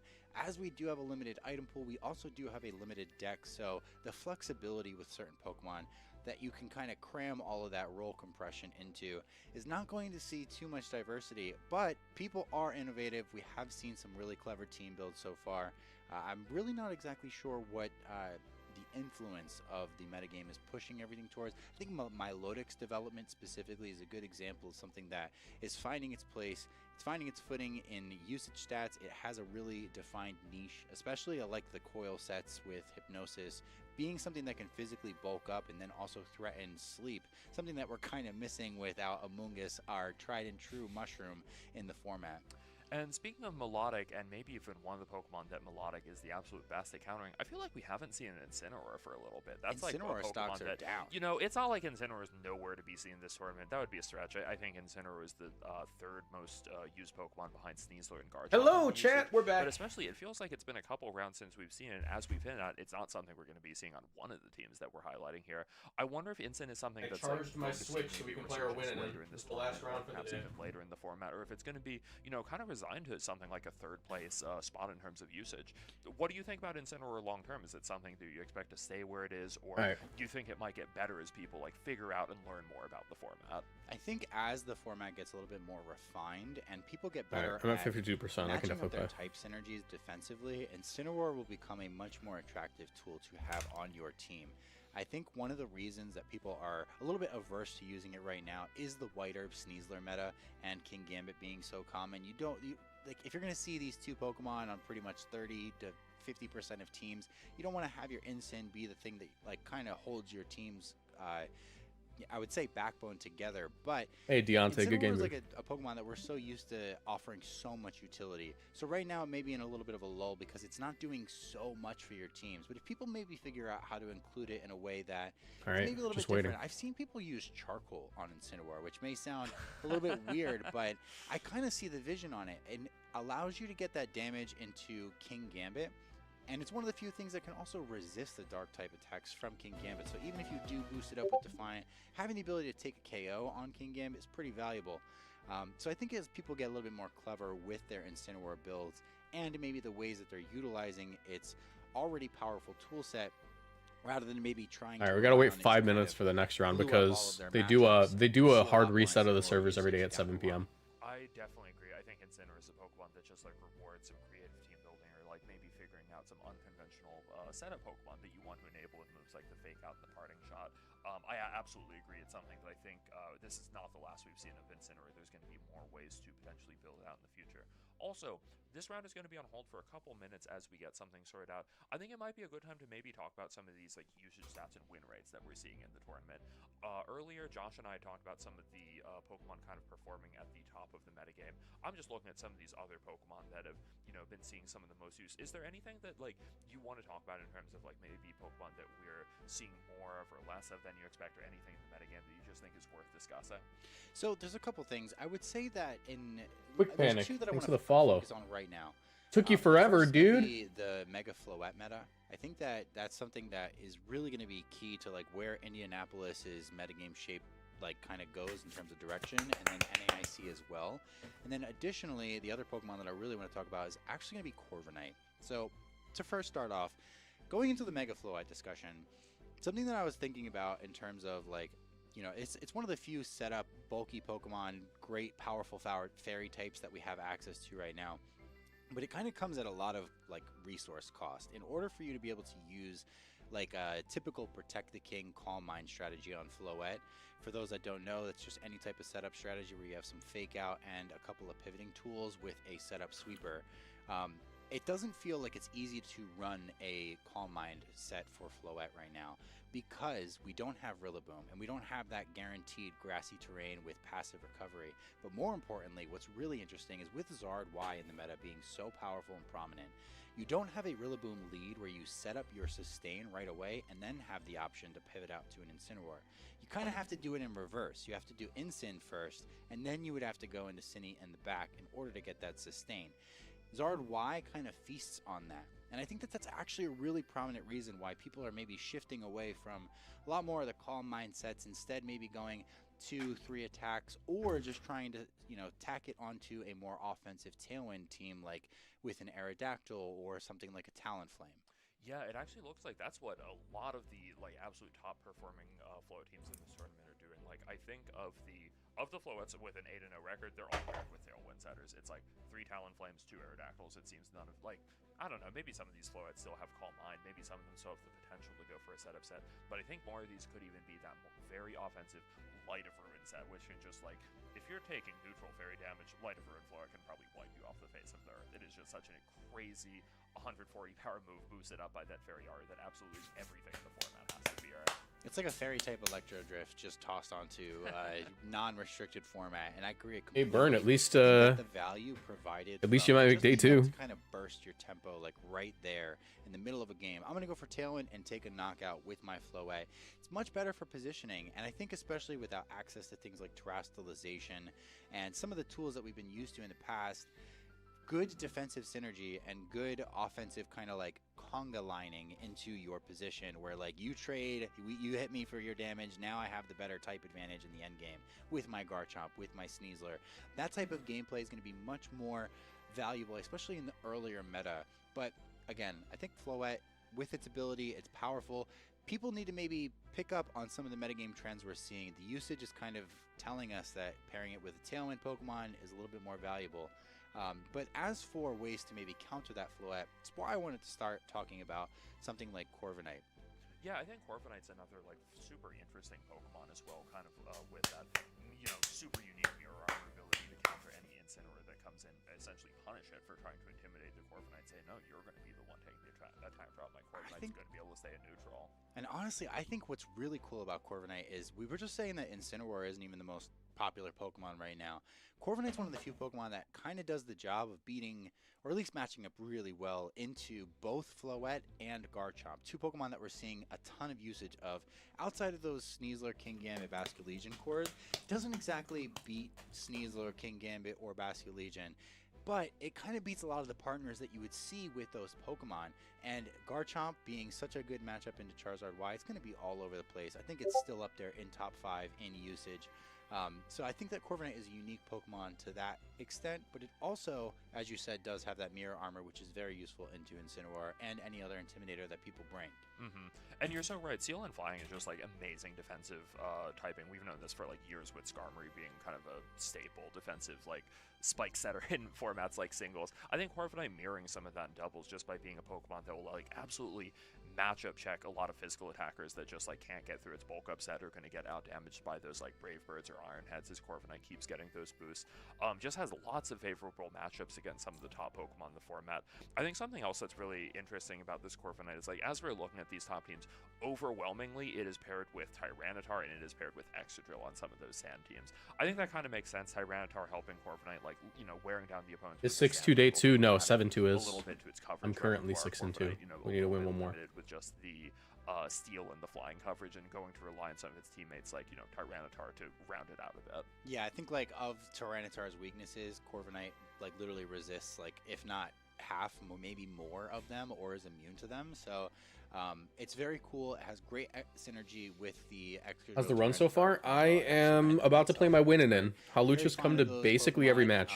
I do think that the interesting thing though is when you end up running a duo like that, you get so weak to Sneasler. You have so many Pokemon that are just going to be blown up by close combat and also the ground type moves. So that's where Corviknight kind of comes in. It's a very physically bulky Pokemon. At least that's how the server should be reset now. And it has access to Tailwind, one of the few things that kind of lets your Pokemon outspeed those super speedy Sneaslers. And then, you know, in a lot of cases, what they're going to be doing is they're going to go for that Tailwind. If they can prevent that close combat in some manner, they're going to be able to go for a Brave Bird, take that Sneasler out, and then your Excadrill and Tyranitar are free to run away with the game. Yup, that Tailwind kind of letting your partners turn the tables and maybe be able to outrun and suddenly win interactions against Pokemon that they couldn't have without that kind of support is just super interesting. You know, before we stop talking about Seal and Flying types, Alright, final switch round is live. For just a second. Not necessarily because it's one of the absolute strongest Let's Pokemon, do this. but because it's one that... Final round. This is what determines if I make day 2 or not.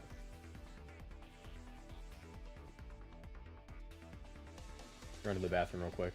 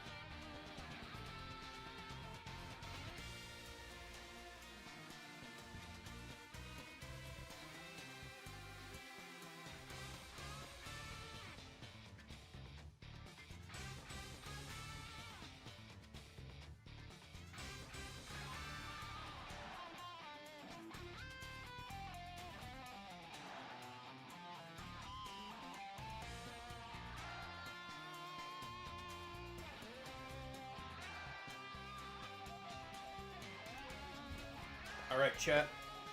A third Topo Chico has arrived. That's right, baby. A third Topo Chico.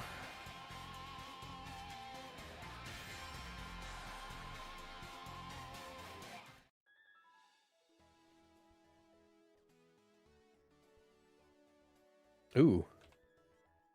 Aerodactyl. Mamoswine. Ooh, Mamoswine's crazy. This team looks cool. A lot of physical attackers.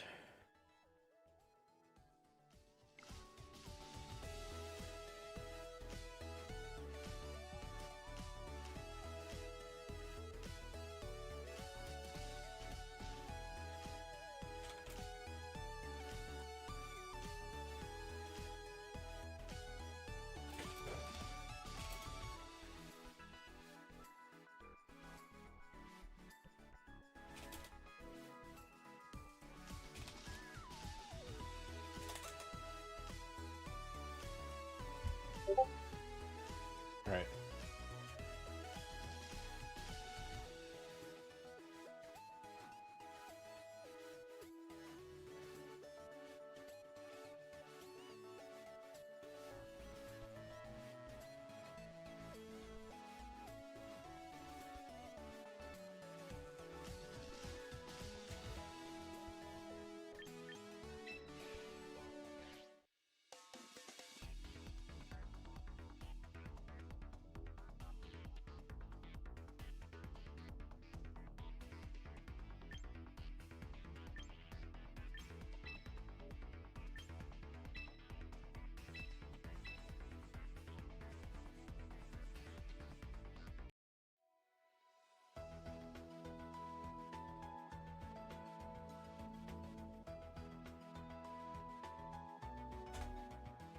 All right, guys, final round.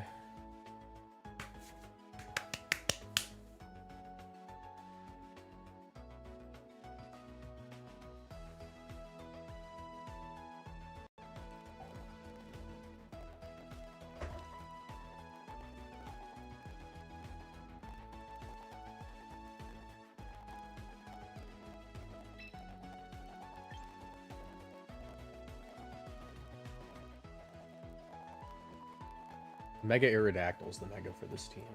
Interesting.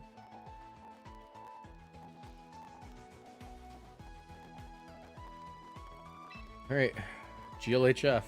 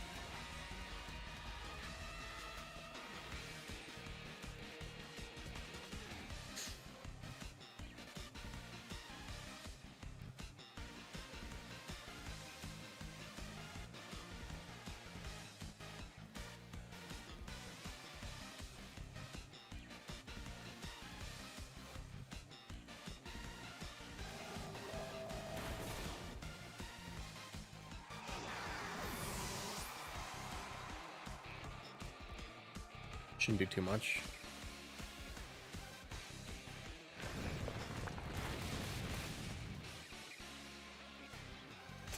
Damn, okay. Sucks.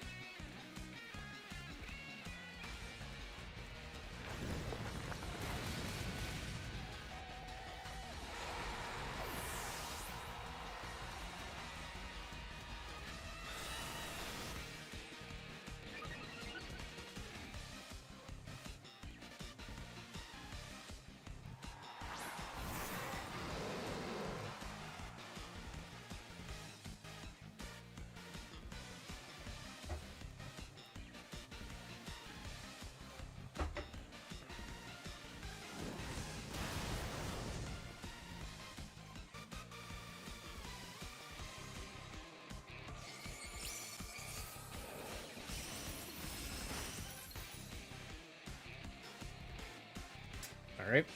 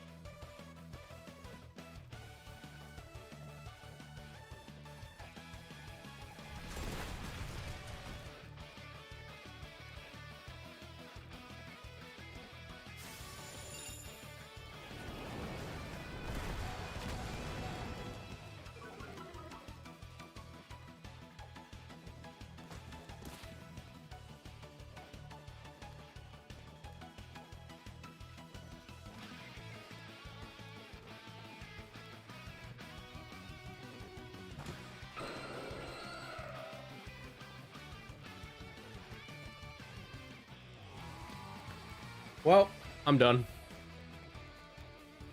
I'm done. I'm done.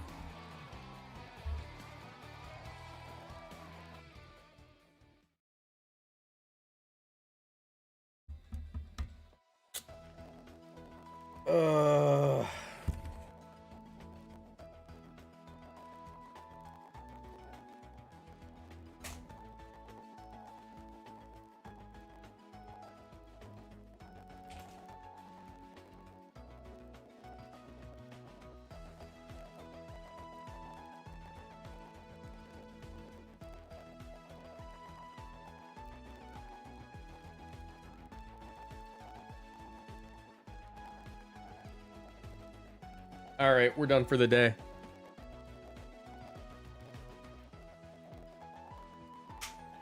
That is frustrating. That is really frustrating because I had that. I genuinely had that. If I landed my Rock Slide, how much does Rock Slide do to Mega Aerodactyl from Mega T-Tar? I'm max attack T-Tar.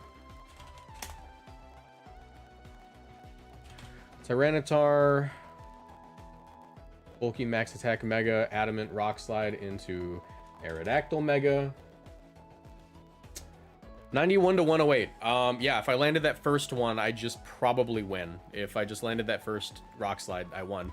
If I didn't get flinched, I probably won. It was a 50% chance to just win there. Yeah, no, I don't know what happened to this run. I think I played phenomenally this whole time. Frankly, I've been mitigating the hacks as much as I can, but I kept getting flinched. I need someone to go back and count all the flinches I had today. All right, we're done for the day. We're done for the day. I am so happy to not play Pokemon for the rest of the day. I am going to hang out with my friends. Thank you all for coming out. I really appreciate you. If you're watching on Twitch, thank you so much. Make sure you follow, join the Discord, do all that. I'm going to call it there. I'm not even going to do a sign off. All right, goodbye, everybody. Thank you so much. Thank you for coming out.